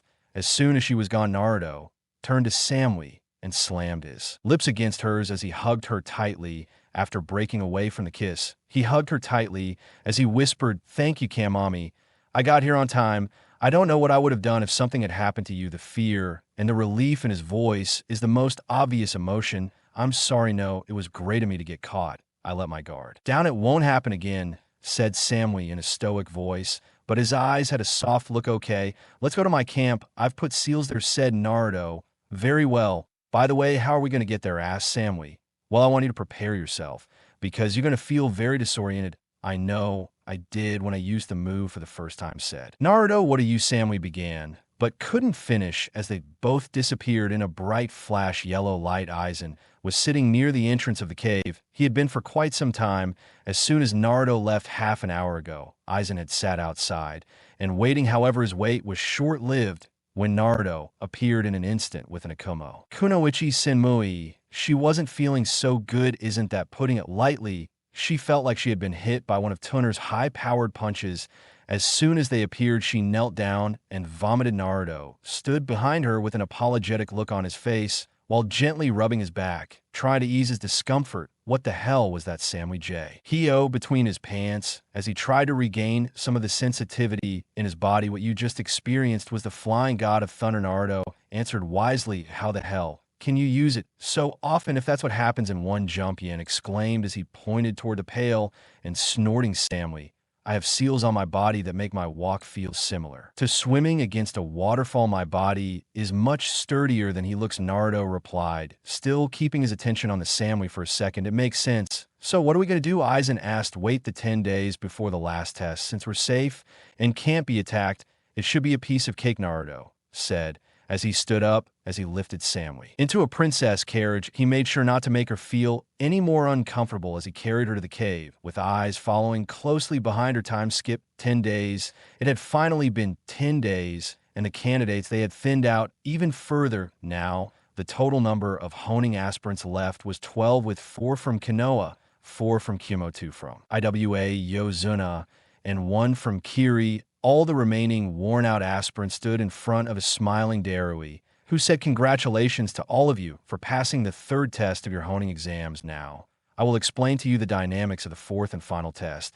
Then he paused for a few moments, looking around to see if there were any questions from the candidates in front of him. When none came, he cleared his thoughts and continued. "The fourth and final test will be a recap of the third exam of the Chunnin exams. It will be like a tournament where I will face you some questions," asked Darui. "Only one. Will there be a preliminary round like last time?" asked Naruto. "No, since the number of candidates we have is within the minimum requirements, there will be no need for any preliminary round," answered Darui. "When does this tournament start?" asked Kuratsuchi while standing next to the other Na inside. 2 months, Darui answered in a simple tone. "Can we know why it will take so long?" asked the Kirin Nin Shogur Gyro. "Yes. The honing exams are on a completely different horizon compared to the Chunnin exams. The varied raw power during a battle can also destroy an ordinary stadium.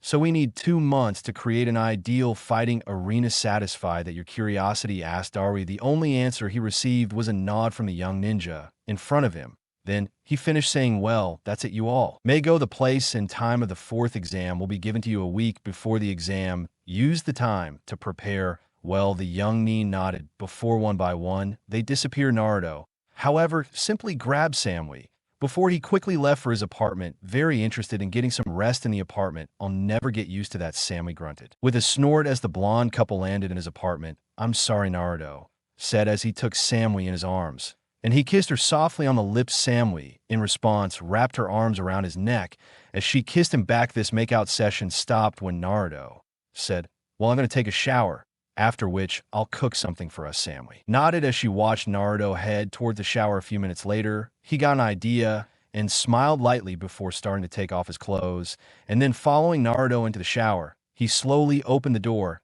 and saw Naruto standing under the shower back. She jade softly after seeing the scars on her back. Naruto heard her gasp, but didn't turn around and kept looking forward. He knew that one day he would have to reveal his scars to the Sammy. So why not now, instead of the future soon? After he felt 2 soft, large mounds pressing against his back as a warm, soft body wrapped around him, Samui then whispered softly, "What happened to you? These scars were a result of me being the Jinchuriki of the Kyuubi's soul. The people of Konoha saw me as the reincarnated devil and tortured me. When I was a child, the Sandame protected me well after the last session, but the scars never faded," replied Naruto in a soft voice. "Why didn't you tell me?" asked Samui. "He was scared. You were the best thing that ever happened to me. I didn't want to lose you. I was scared you would leave me if you knew what was in it," he replied softly. "I could never hate you. I have a sensei.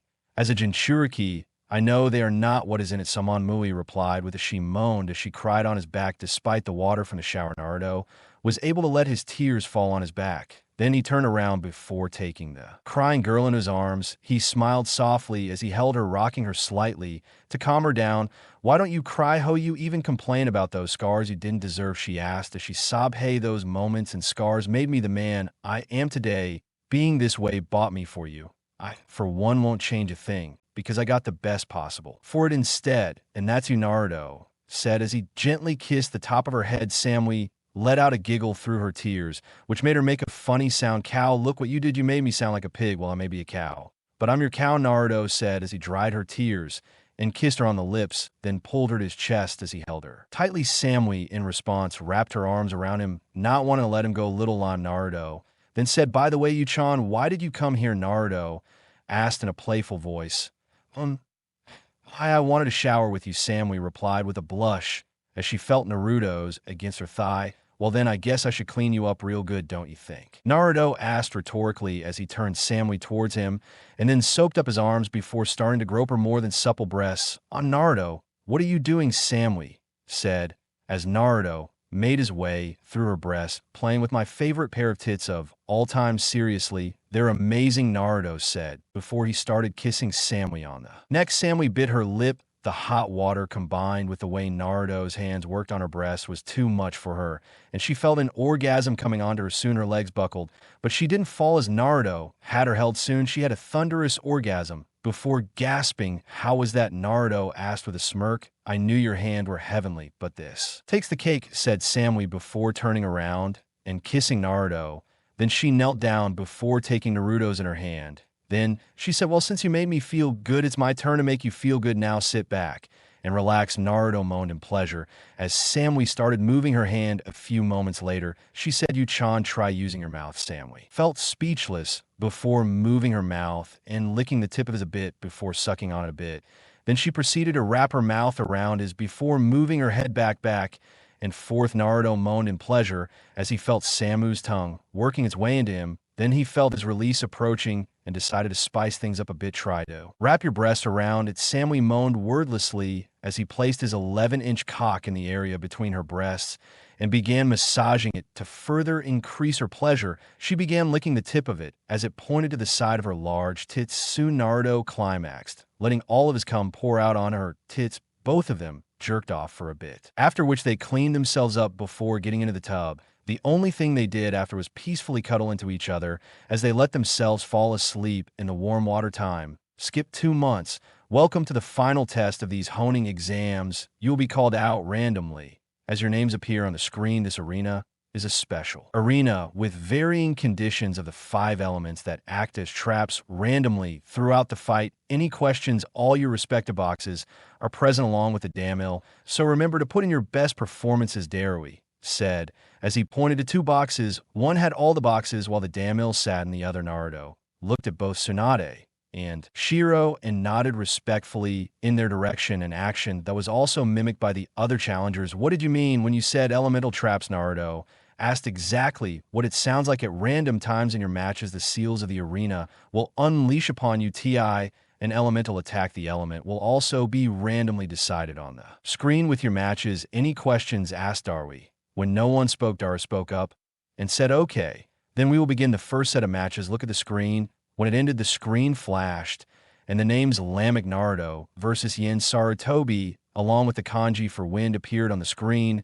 "What do you know?" Naruto said with a huge, awesome smile. Aizen said as they both jumped into the arena and began snapping their necks and fingers, preparing for combat. Looking at Naruto, he said, "How much power are we going to show?" "Anything except Sage Mode." "Okay," replied Aizen Darui. Then he made a signal for the match to begin and quickly jumped out of the way. He noticed that the 2 young men in front of him were both S rank and had no interest in getting caught in the crossfire of their battles. Immediately, the excitement melted from both ninjas' faces, and they looked at each other with battle-hardened expressions. After a few moments of stillness, both disappeared in bursts of speed and found themselves in the center of the arena as they engaged in a high-level taijutsu match. Naruto was focusing on fast strikes at high speed while dodging Aizen's powerful punches. They both had the arsenal to switch when they needed to, but he didn't. After all, it was the start. Aizen then managed to land a strong punch, which Naruto blocked as he crossed his arms over his chest. They both separated, and they created a little distance between them. All the other aspirants, except Niji,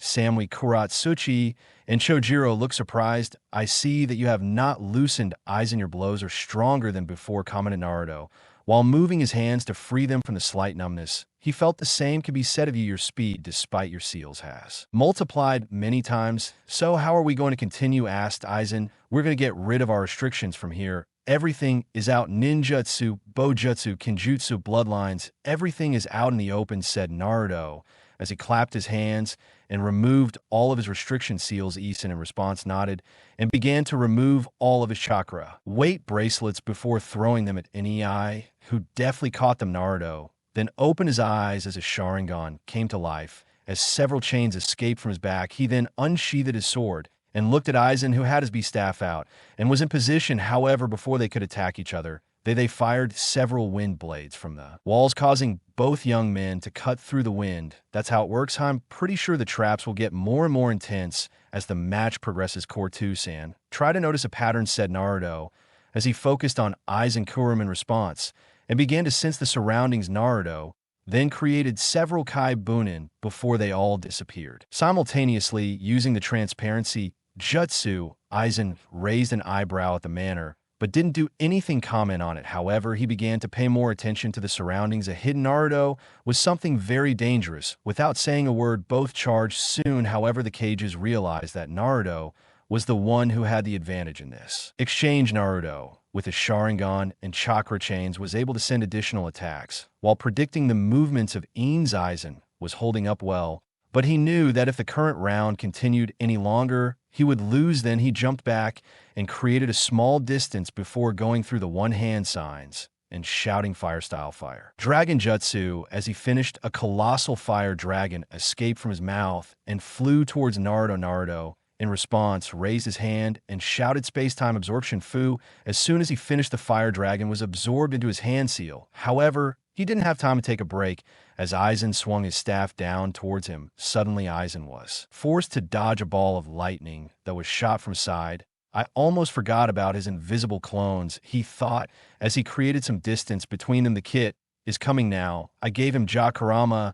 As Naruto nodded before jumping. As soon as the air blast was released, Naruto released the fire dragon and created a collaboration as he fired it at Aizen, who channeled chakra into his staff and cut the dragon in half. However, before he could react, he found a cold steel on his back and saw two of Naruto's clones holding kunais at his neck. He sighed, knowing he had been defeated. He then raised his hand in surrender and sealed his staff. Naruto smiled at his best friend and rival and offered her a hand. Queen took it wholeheartedly. I knew I shouldn't have held back, said Aizen as he was pulled back. Don't look at me. I told you to do it, Naruto replied as the duo walked back to the contestant room cash box. It was a very good fight, he commented there. I agree. They both showed a splendid amount of skill and planning. He said, I both have proven enough to promote, although I'm a little upset that Konoha has another yellow flash and an unchanged shinobi in the making. Inoki said, drawing a small glare from Tsunade, who said nothing. Both have my vote for promotion, Gaara said,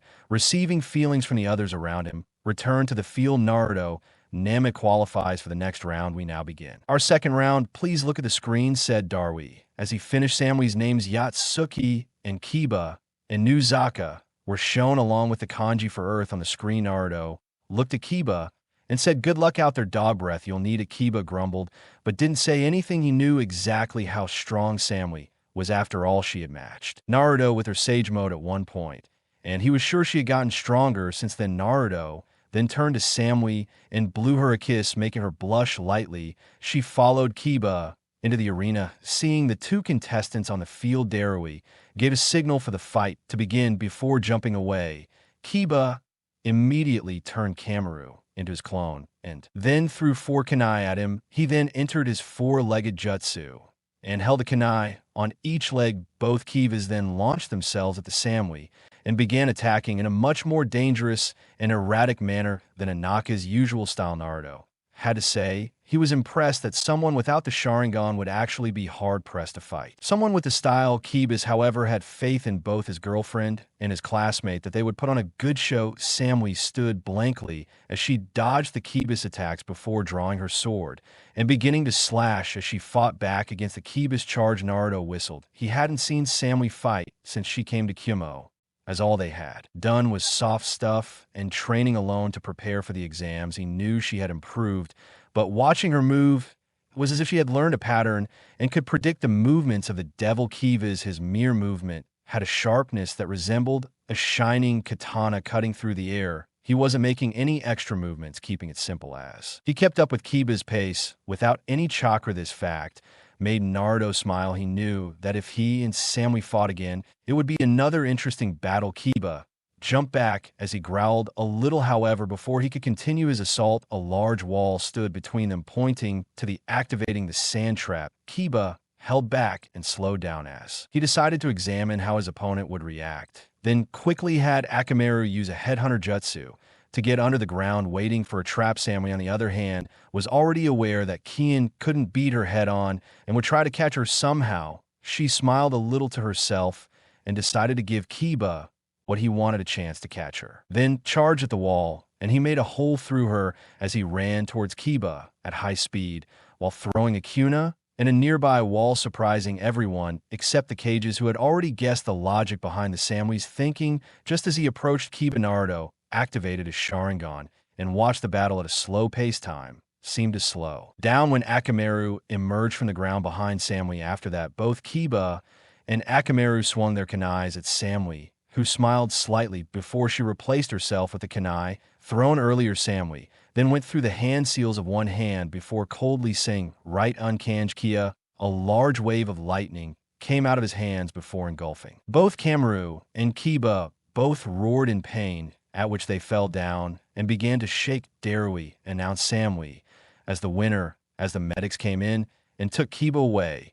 Then Samui coldly walked back to the contestant room box of boxes. I must say your daughter has improved by leaps and bounds since the Chunnin exams, Raj Donogara said. Naturally, she is a kunoichi who takes her training very seriously. I dare say she is among the favorites to win this tournament. She said with a smile. Kuro-chan will be the winner today, said Nuki with a confident smile. I wouldn't rule out Chojuro. He is still a member of the Seven Swordsmen of the Mist and was personally trained by me. Mai intervened, although I would love to continue with this penis measuring contest. We have to decide on the promotions for the second fight. Tsunade calmly interrupted. Okay.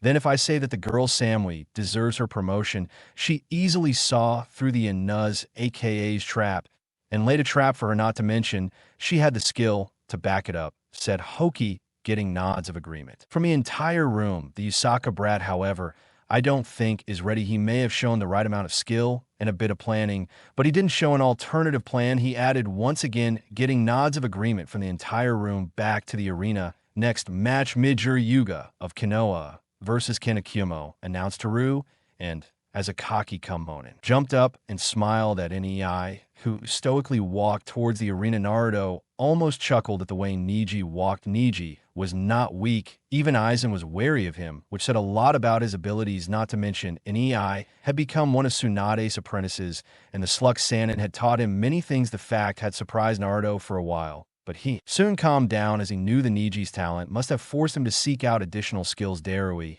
then announced the start of the match. As soon as Niji jumped, he disappeared at speeds that matched Naruto's and reappeared in front of Ken. He then pulled back his fist and threw a punch at Ken. However, he stopped his punch just inches from Ken's face as he did so. A strong gust from the sheer force of his punch blew Ken's guard away. Ken's face had turned a ghastly white as he turned around, trembling, and validate further on the wall was a handprint of Nice that had been caused by the sheer force of his punch. Ken knew that if he continued, he would be in a world of hurt. He then quickly raised his hand and said, Proctor, I quit. How do you expect me to fight something like that? Darui nodded with a sigh and said, Winner Niji Yuga. Niji gave him a cocky smirk before walking back into the contestant room. Inside the room, a rain Jikuin, what were you trying to do? Naruto asked in a mocking tone and a wicked smile. I don't know what you are trying to do. You mean Naruto? Kuiniji replied in a similar tone. You know, I want to fight you after the incident you just did, Naruto said as he looked out at the field.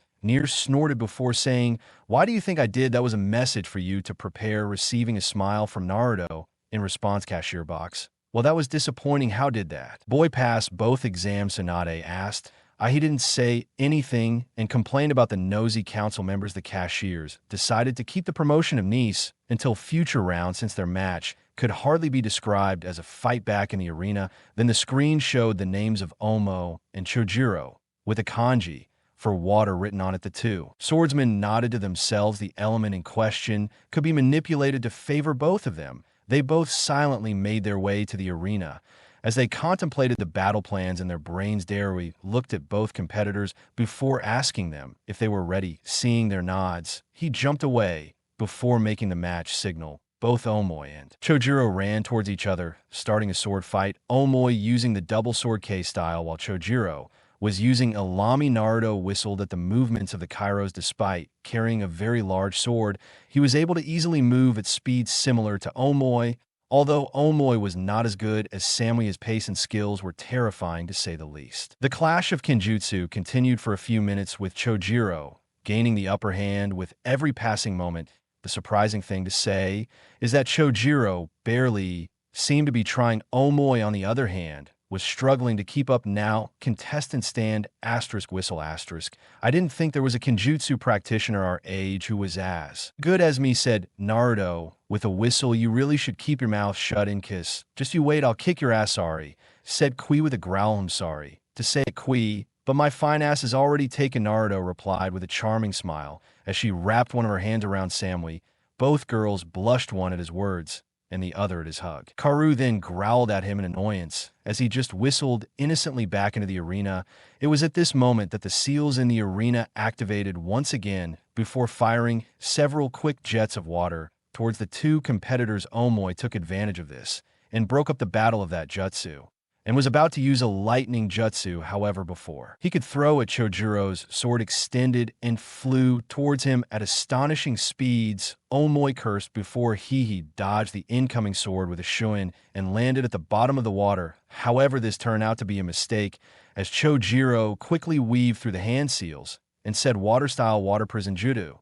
And so before Chojiro could react, he was trapped in a circular water prison, sighing internally. He nodded towards Darui, noting that he had lost, and the match being granted, Darui accepted the call and greeted Chojiro. As the winner, Chojiro nodded before heading back to the contestants' box. That was very impressive of Ton Ninja Muka. Dano, his control over his ability definitely justifies his promotion, said Gara, eliciting nods of agreement from the other boxme. However, he had a very pleased gleam in his eyes. He returned to the arena. The screen once again flickered, revealing the names of Karui and Matsuri. The kanji revealed was once again the win. Naruto, being the genius, had already decided who would be the winner. The whole match had points for Matsuri's victory. She was a cage apprentice. She had an affinity with wind that was superior to that of the lightning kiss. Not to mention, she could also use traps to her advantage. When they got into the mix, in short, Karui suffered a disappointing defeat down in the Daru arena. And after the contestants gave their consent to begin the match, the match began when Matsuri opened her assault with a wide array of wind jutsu, showed its mastery with the fact that Karui was soon overwhelmed and had lost the match when a powerful thrust sent her into the wall. The impact was enough to send her into the folds of blissful unconsciousness. Darui then jumped up and began checking on Karui. After confirming her unconscious state, he called for the medics to take her to the medical tent. He then announced that Sir was the winner, causing the bubbly Sunin to jump back into the contestant room with a hiss box of Kage. You have taught your apprentice. Well, Casey Kage Dano Karu. He was one of my best shunins to Guru. No, indeed he is. I was just hoping his attitude would have changed a bit, said Gara stoically. Now a little cheer is needed in a dark world like ours, said Tsunade, getting an enthusiastic agreement from Mei, as the three male cages just grunted in response back to the arena. Since the last two Yanim were the last two competitors for the last two spots, they both qualified automatically for the semi-finals. Darui then stepped forward and said, from now on, we will follow the traditional tournament style. The names will be lowered to find their matches for the quarterfinals, after which they continue, and after each round, the number of elements in a single match will increase. Come back tomorrow for your matches. To begin, thank you, said Darui before waving to the young Nings. Everyone left the arena, wanting to get some rest before tomorrow's tournament. Naruto simply he grabbed Samui by the waist and disappeared in an instant, leaving his friends shaking their heads at the antics. The next day, welcome to the last day of the Jonin exams. Please step forward when your names are shown on the big screen, said Darui as he called out to all the normal civilian boxes. Everyone waited in anticipation to see what kind of moves would be seen today. The board started to function, and soon the first battle was announced. It was going to feature Naruto versus Matsuri. Our first match, it will be between the Mick Naruto of Konoha versus Matsuri of Suna, announced Darui, a lady of the wind. I wonder what she has also taught. I always wanted to test myself against someone who had similar elements to mine. Naruto thought to himself as he let a small smile break out on his face. Without saying a word, he stood right in front of Du and calmly waited for his opponent Matsuri to arrive. Soon stopped, as she had opted to take the longer route instead of the shorter one. As she had Naruto, Darui stared at the two before lowering his hand and saying, begin Futon Kazan.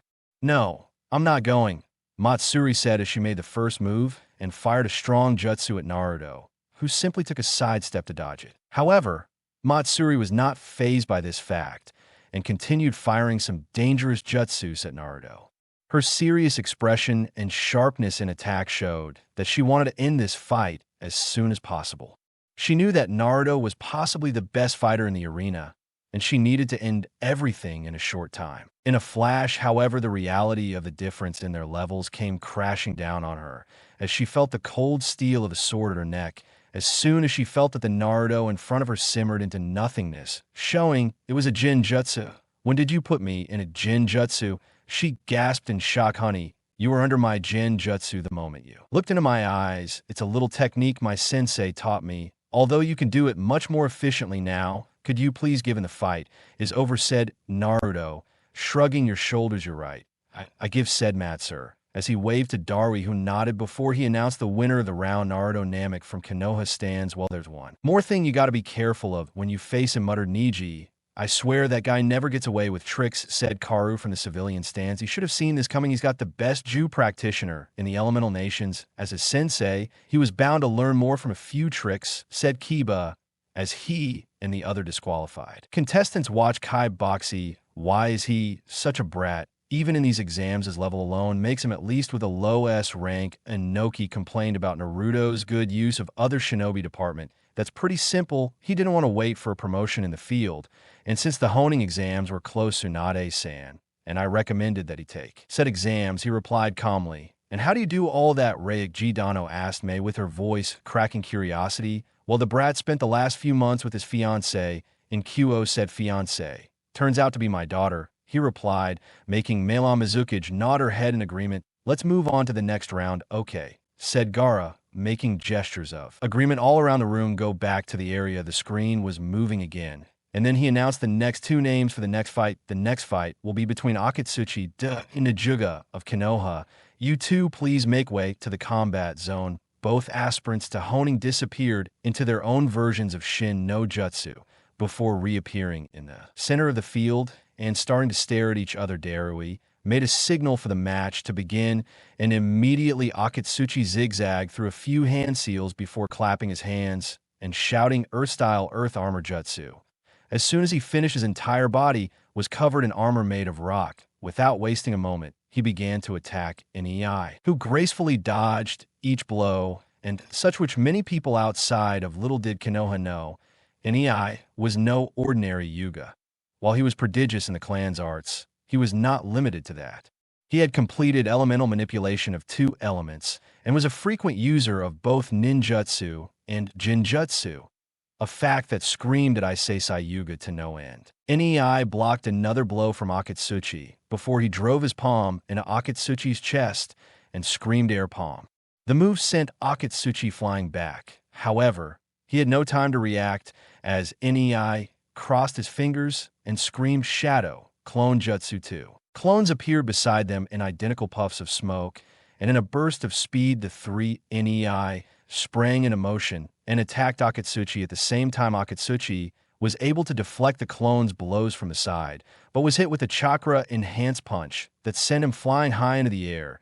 Then the 3 Nei leapt into the air before weaving. Through hand signs, a lightning bolt connected between the 3 of them before growing even brighter and brighter before abandoning the 3 Nei and arriving at Katsus, who roared in pain as the lightning cascaded down his armor and hit him head on. The attack caused Akatsuchi to lose consciousness, and Nei landed in front of the unconscious Yin and looked down at his fallen body before saying, "Lightning released Death Zone winner by no Ini Huga of Konoha," said Darui, as the medics carried Akatsuchi to the infirmary up in the contestant stands. "And normal, that's some unusual Yuga," said Naruto, with a chuckle. "Is that so?" said Samui, nodding. "I never thought I'd ever see a Yuga resort to ninjutsu," muttered Uchi. "And here comes the man of the hour. It seems you are as strong as he said Surgi ninjutsu. You have me stumped, bro," said Naruto good-humoredly as Nei climbed back up to the contestant box. "What can I say? I'm not used to giving empty statements, and the fact that my style pisses off the Yuga elders is an even bigger plus in my books," and Nei said, shrugging cash box. "I never thought I'd see a Yuga be so with a ninjutsu. I have to say, Color, I was impressed," he said, causing some hollow laughter throughout the room. "Believe me, it's really funny to see the Yuga elders shudder at the mere mention of it," said Tsunade, with a smile.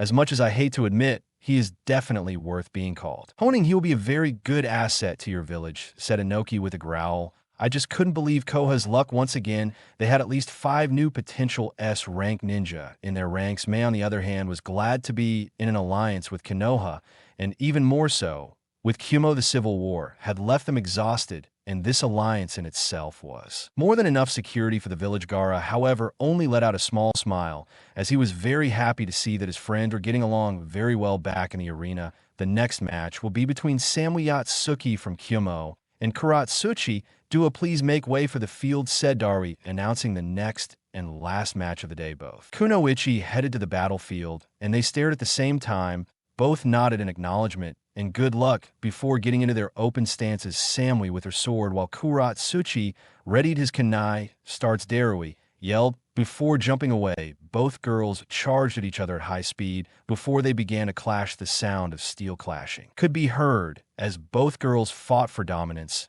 and tried to overpower the other. This continued for a while, after which Samui took the lead due to her kenjutsu and started pushing Kuratsuchi back. Kuratsuchi decided to create some distance between herself and Samui, an intret gei with one hand before whispering Earth-style rock club jutsu. Kuratsuchi then stopped one of Samui's strikes to the side with her kuna, and before she hit her fist, which was now covered in stones at Samui, in a flash of speed and flexibility, pushed her sword forward and intercepted the ha. This saved her from some of the damage, but it wasn't enough to keep her close to Kuratsuki as she was pushed back due to the force of the blow. Both girls stared at each other before weaving hand signs. Water-style water dragon jutsu, yelled Samui. Tear-style earth dragon jutsu. Kuratsuchi, both respective elemental dragons, collided head-on, causing an explosion and resulted in dust floating around. However, both kunoichi ran out of said dust at the same time and began firing their just each other. Clarification-style wolf clarification jutsu,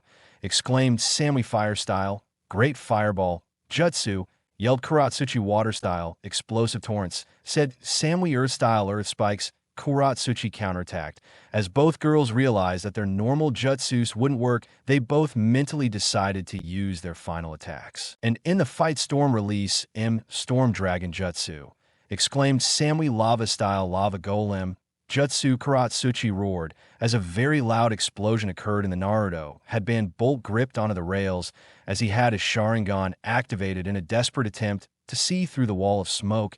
As the smoke cleared, both kunoichi were seen on the ground. Unconscious Naruto in a yellow flash was next to Semu and had a shadow clone go to Kuratsuchi. He picked up the two girls and ran to the infirmary, hoping to avoid serious damage. The two jutsus used were at the limit of S rank and could have killed if they hit from front. After a prompt response from the medics, Naruto returned to a rather quiet field. ST that was quite intense, and EI commented, making Chojiro as feel thoughtful. He was glad he didn't have to face either kunoichi. That display showed that either match would have been quite even now. He would have to focus on just one more match, but his opponents themselves would be none other than box monsters. I have to say I'm very glad that was one of the best fights I've ever seen, said Tsunade in an impressed tone. I agree. It is quite rare to see kunoichis with that amount of power. She commented in a friendly voice, yes, it is true, but they did not have to exert themselves that much. I hope their injuries are not that serious, she said with a hint of concern in her eyes. Inoki, however, did not respond and kept his eyes fixed on the field stoically. In the end, however, it was decided to mark the match as a draw and have the final as a three-way match. Back on the field, the final match will be a fight to three-way match between Naruto Namek of Konoha versus Nara of Konoha versus Chojiro of Kiri. The match, however, will be held tomorrow, as the stadium will require a number of improvements. Good morning, shouted Darui, putting an end to the events of the day. In the competitors' box, the three remaining competitors were fixed in a downward gaze. A contrasting feature was the cold look in Naruto's eyes. He was ready and intended to end the fight as soon as possible. Time skip of a few hours. Samui woke up with a groan, but kept her eyes closed. It took her a few minutes to remember her match against Kuratsuchi. However, that was in the back of her mind at the moment. She was more focused on the hand that was gently caressing her head. When she opened her eyes, she saw Naruto lying with her in what was a hospital bed. What happened? She asked him with her memory still a little blurry. Your match ended in a draw. Your injuries were slightly serious, but Okagesima was more than happy to heal you. And now you just need some rest back to being completely healthy. How do you feel, darling? He finished softly. I'm fine, she replied simply, and looked at Naruto with a questioning expression, knowing the question that was on her mind. Naruto replied, the finals are going to be a three-way fight between Niji, Chojiro, and I will take place tomorrow. After that, a small ceremony, and then we will go home, replied Naruto. As he wrapped his hands around her, Samui allowed a small smile to appear on her face as she thought about having a home with Naruto. Yes, the idea seemed right to me. Amazing. The next day, the stage was set. The crowd was buzzing with anticipation and excitement. The betting booths were packed to the brim, with everyone trying to get a good bet or two in the cashier's box. Even the four cashiers couldn't help but wonder who would win. Each of the three competitors was ranked in at least one shinobi department, so the fight was bound to be very high class in the G competitor bracket. You can literally feel his excitement, Naruto commented amused as he looked at the crowd outside. What do you expect from our previous performances, and the fact that you are well-liked in Kyumo was bound to draw quite a large audience, Mei said as she glanced at Naruto. Out of the corner of her eye, not only that, but a Yuga who has no qualms about using ninjutsu, and one of the 7 swordsmen of the mist in a 3-day battle is quite a juicy event, Chojiro said in a rather serious voice that contrasted with his usual shy stutter. No, I've thought in that context, Mei said, shrugging as silence fell over the group. Down on the field, welcome to the finals of the annual honing exams. Today's finals will be a 3-way battle. It will be Namek Naruto from Konoha versus Hyuga from Konoha versus Chojiro from Mizu. The three of them appeared on the field with their own personal shins and looked at each other. Darui looked at the three of them before jumping to safety, before sliding his hand down and saying begins in EI, and Chojiro jumped before turn around and faced Naruto, who simply raised an eyebrow at the 2-against-1 situation. I'm sorry about this, Naruto, but you're the biggest threat in these exams, so it is imperative that we work together to eliminate you first, Niji said with an apologetic look on his face. That's fine. It was all part of your strategy after all. But don't worry, I'll still come out victorious, Naruto said with a smile as he unsheathed his sword and created a shadow clone without seals.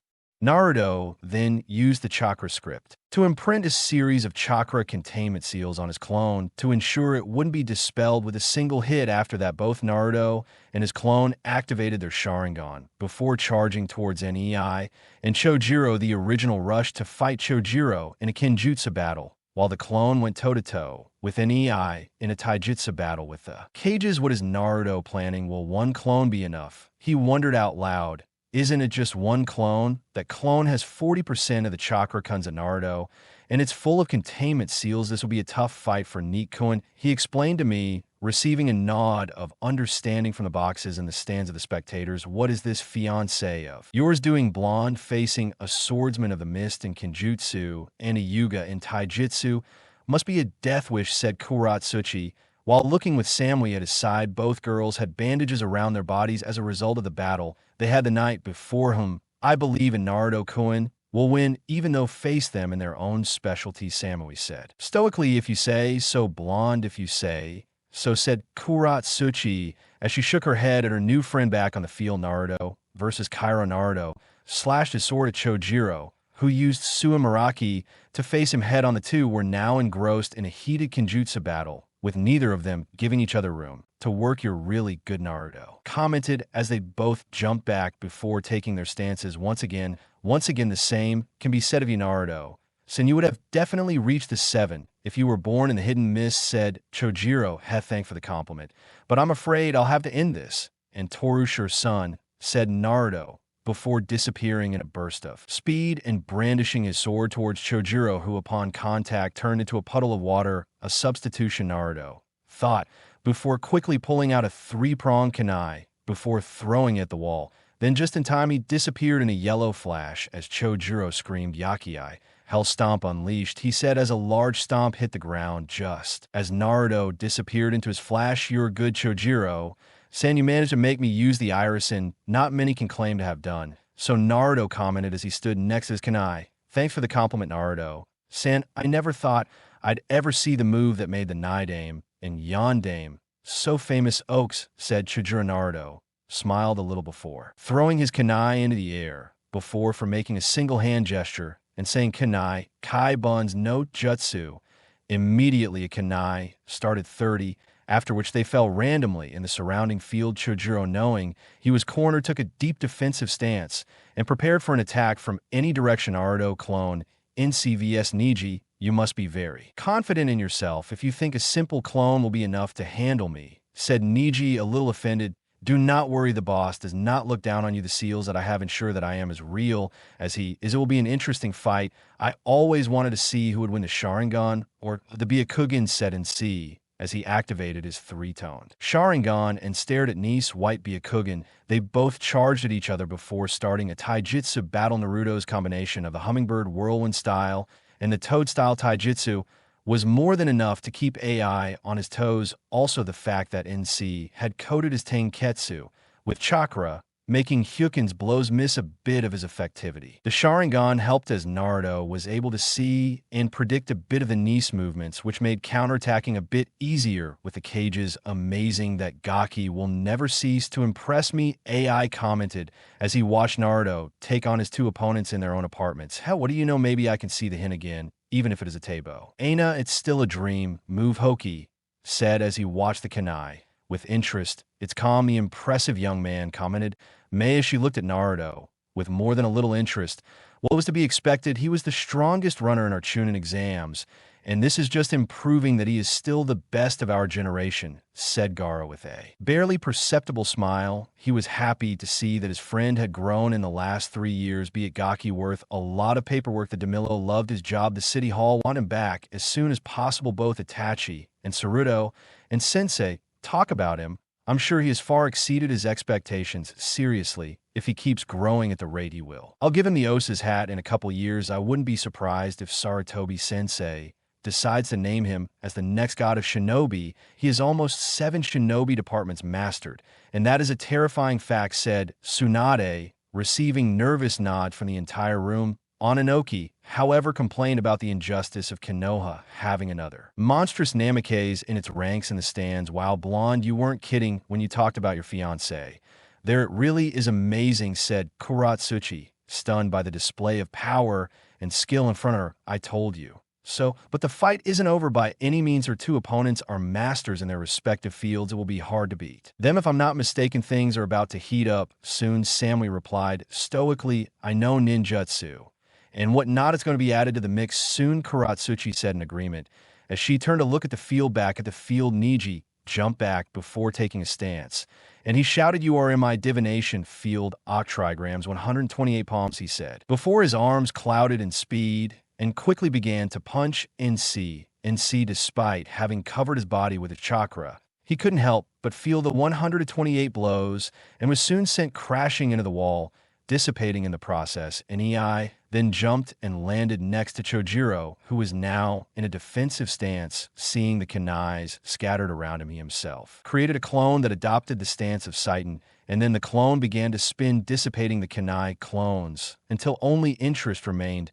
Thank you for pointing out a flaw in my technique, Niji. I will be sure to work on it in the near future, Naruto said as he stroked his chin thoughtfully. However, he soon turned his attention back to his opponents as he created 2 shadow clones, and the 3 of them began to make hand signs for 3 separate elements, one for each of his hands. Wind, water, and lightning. His action sent Niji Chojiro into action, and they both began to make their own hand signs. Soon all 3 competitors had fired their own set of jutsus. Lightning style lightning wolf jutsu, Niji yelled. Water style water dragon judo, Chojiro yelled. Wind style wind dragon judo, water style water dragon judo, lightning style lightning Iber, jutsu collaboration jutsu Shin, and tri-headed elemental dragon. Naruto yelled, releasing all 3 jutsus. At once a colossal 3-headed dragon soon appeared in the arena before it let out a loud roar. The dragon, he then proceeded to attack Ania Chijo, only to be met with a significantly smaller single-headed dragon. Naruto's dragon soon overpowered his opponent before it attacked Niji Chojiro.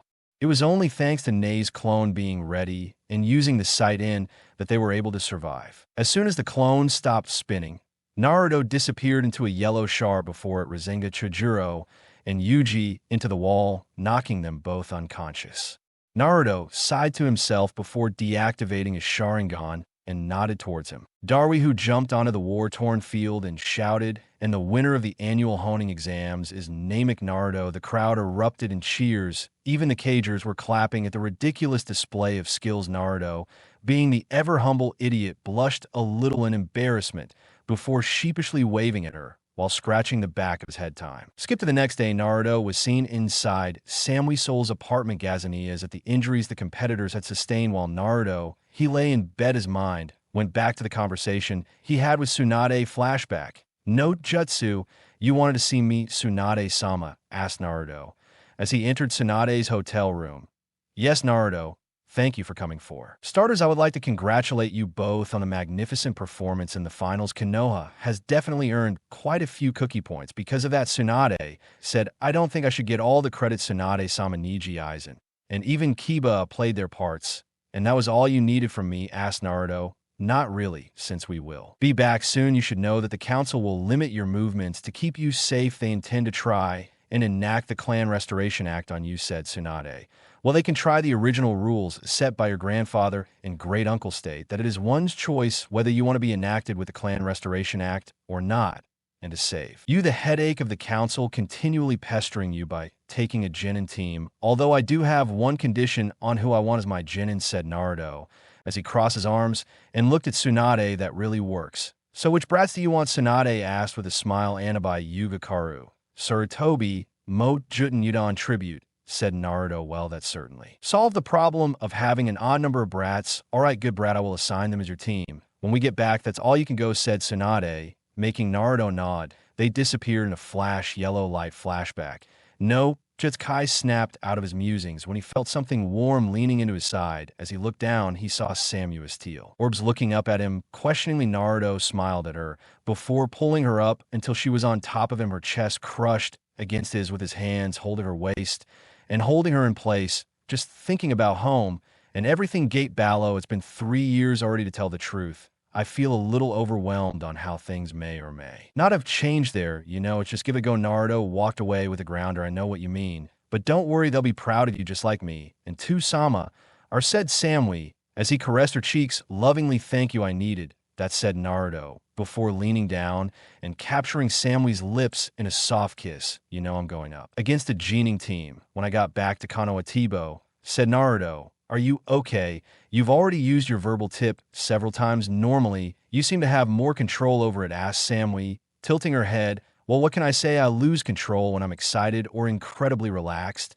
and I'm always incredibly relaxed in your presence. Go, Naruto finished as she changed her position so that they were both on the bed, and Naruto was caressing her head with his DD cup tits. This is definitely the definition of heaven. Naruto's muffled voice reached Samui, making her blush before she giggled lightly and wrapped her arms around his head, bringing him closer. She both let out sighs of happiness before letting sleep claim them. Next week will be good. Otherwise, how far are you all ready? A blank voice asked aloud to a group of 9 astral figures. Yes, we have the necessary fund for the operation. A cold and harsh voice answered the first. Very well. After we receive the locations for the Jinchuriki to show some purple rings that shone with power. Time skip of a week. It was an ordinary day in Konoha. The singing of the birds showed a rather peaceful atmosphere. Near the 2 huge wooden doors, we found 2 of our eternal favorite Chunnin gate guardians, Izumo and Kotetsu. It's too damn boring, Izumo groaned as he banged his head against the table. I know very well. Nothing interesting ever happens here, Kotetsu said. Okay, however, he got no response from his partner. Looking up, he saw Izumo looking towards the road, following his line of sight. He saw Lokage and the rest of the aspiring Chunnin returning. He also noticed the presence of a blonde male and female. Upon seeing Naruto, they both felt their jaws drop, as Naruto looked like a carbon copy of the Okage. Yandame, welcome back, Okage-sama. How was your trip to Kyumo? Asked Izumo as he waved to Tsunade. It was good. 3 of our 4 ninjas obtained the rank of Honin, Tsunade replied, as she pointed towards Naruto. Eiji, it's good to have you back, Namek, said Kotetsu, giving Naruto a playful bow. Timeout, no way, you two are going to call me Nog-sama. I've had enough of that civilian stuff, as it is I don't need my fellow shinobi calling me that, said Naruto, while crossing his arms in front of him. Hee. We're just messing with you, Naruto. It's good to have you back. It's nice to see you again. To Mrs. Namek, said Izumo, with a giggle. Thanks for the welcome, said Samui, showing off his most impressive control with his stoicism. Anyways, let's get them all settled in. Naruto, you must go to Saruto, and Sensei, he wants to meet you. He was pretty adamant that you see him as soon as you get back. Tsunade said, okay, then I'll be to Dio Kajama, where our Mito Narumi and Kachan is also. Itachi Sensei in the village, asked Naruto. Itachi is on a mission currently and won't be back for a week. Mikoto is staying with Kushina nowadays since she recently gave birth, while your 2 knuckleheads are due back from their training trip in a month. The academy will be handing over the newly graduated in 2 weeks now. So, Aunt Salad Sensei, said Tsunade. Wait a minute, stop.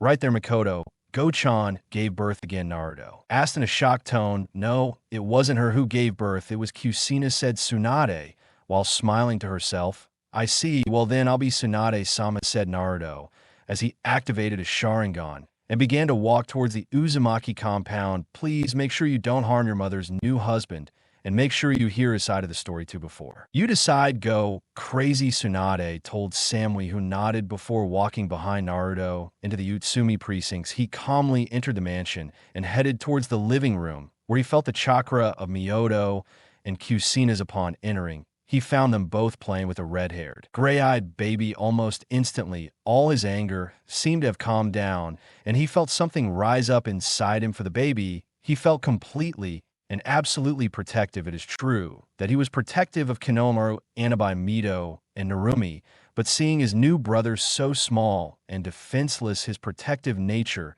soared through the clouds. Oae. Kazano Basin, who do you have there? He said in a neutral voice. Kushina shuddered a little when she heard Naruto's voice, but before she could answer, Makoto said, that's your brother Naruto. When did you come back? Just now. And they told me that Kazan had a baby. Then Obasan, who do I have to kill? Naruto asked his flaming Sharingan. There will be no. Manase, young man, your mother finally found love after 16 long years. You should be happy for her. Now, come meet your little brother, said Miyoto, sternly, making Naruto sigh a little before he consented and walked over to the baby. He gently took the baby from his mother's hands and was surprised to see the baby had immediately snuggled into his arm. While giving a smile, young Naruto couldn't help but smile at that before turning to Kushina and saying, who is the father man, Suzuki?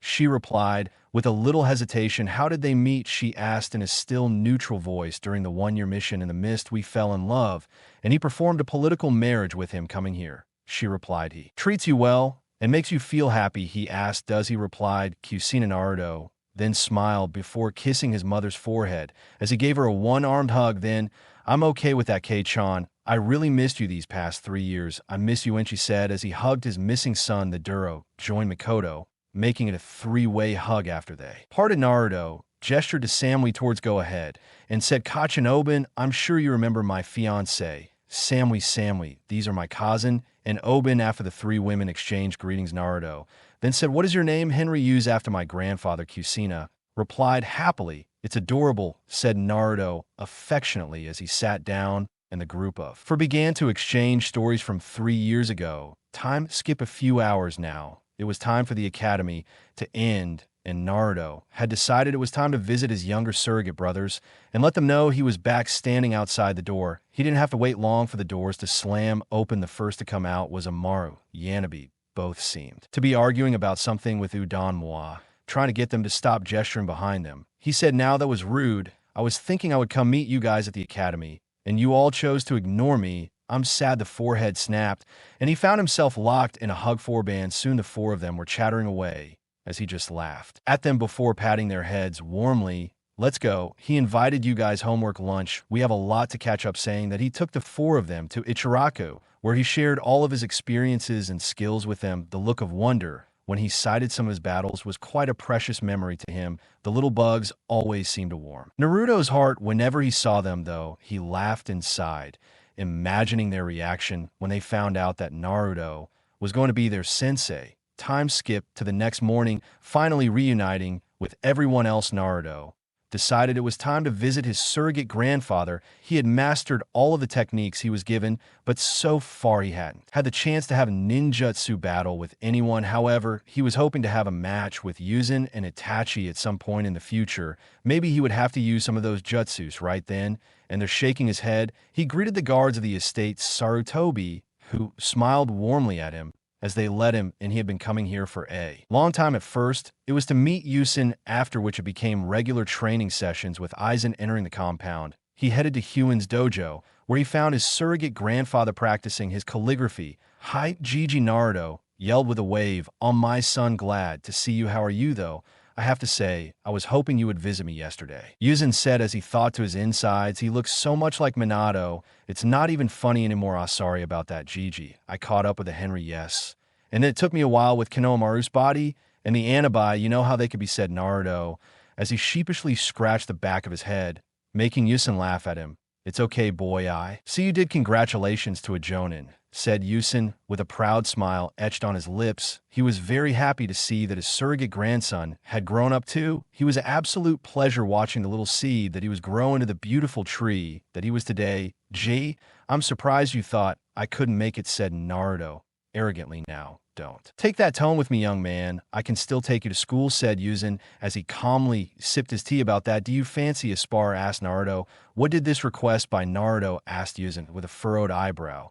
Well, I'm classified as that in the bingo books, and I train with B, but it was too much restricted. I want to fight someone like you to see where I stand, said Naruto in an honest voice. Very well then. When do you want to fight, asked Yusen. 12 days. Since it is known one day before Konohamaru, an Anabi's core graduate from the academy, said Naruto. Very well. Then I will be there at our Chunnin exam stages. It will be a good show for the next Gening to see what levels are out there, said Yusin. Not only that, it will be fun to see the expression on Konohamaru's face when she finds out that I'm going to be her sense honing, said Naruto with a certain gleam in his eyes. Oh, this is something new I'm hearing, said Yusin with interest. Yes, I promised Tsunade-sama that in order to get her counsel back, I would take a Gening team with 4 Genins. My options are Konoha and Anabi.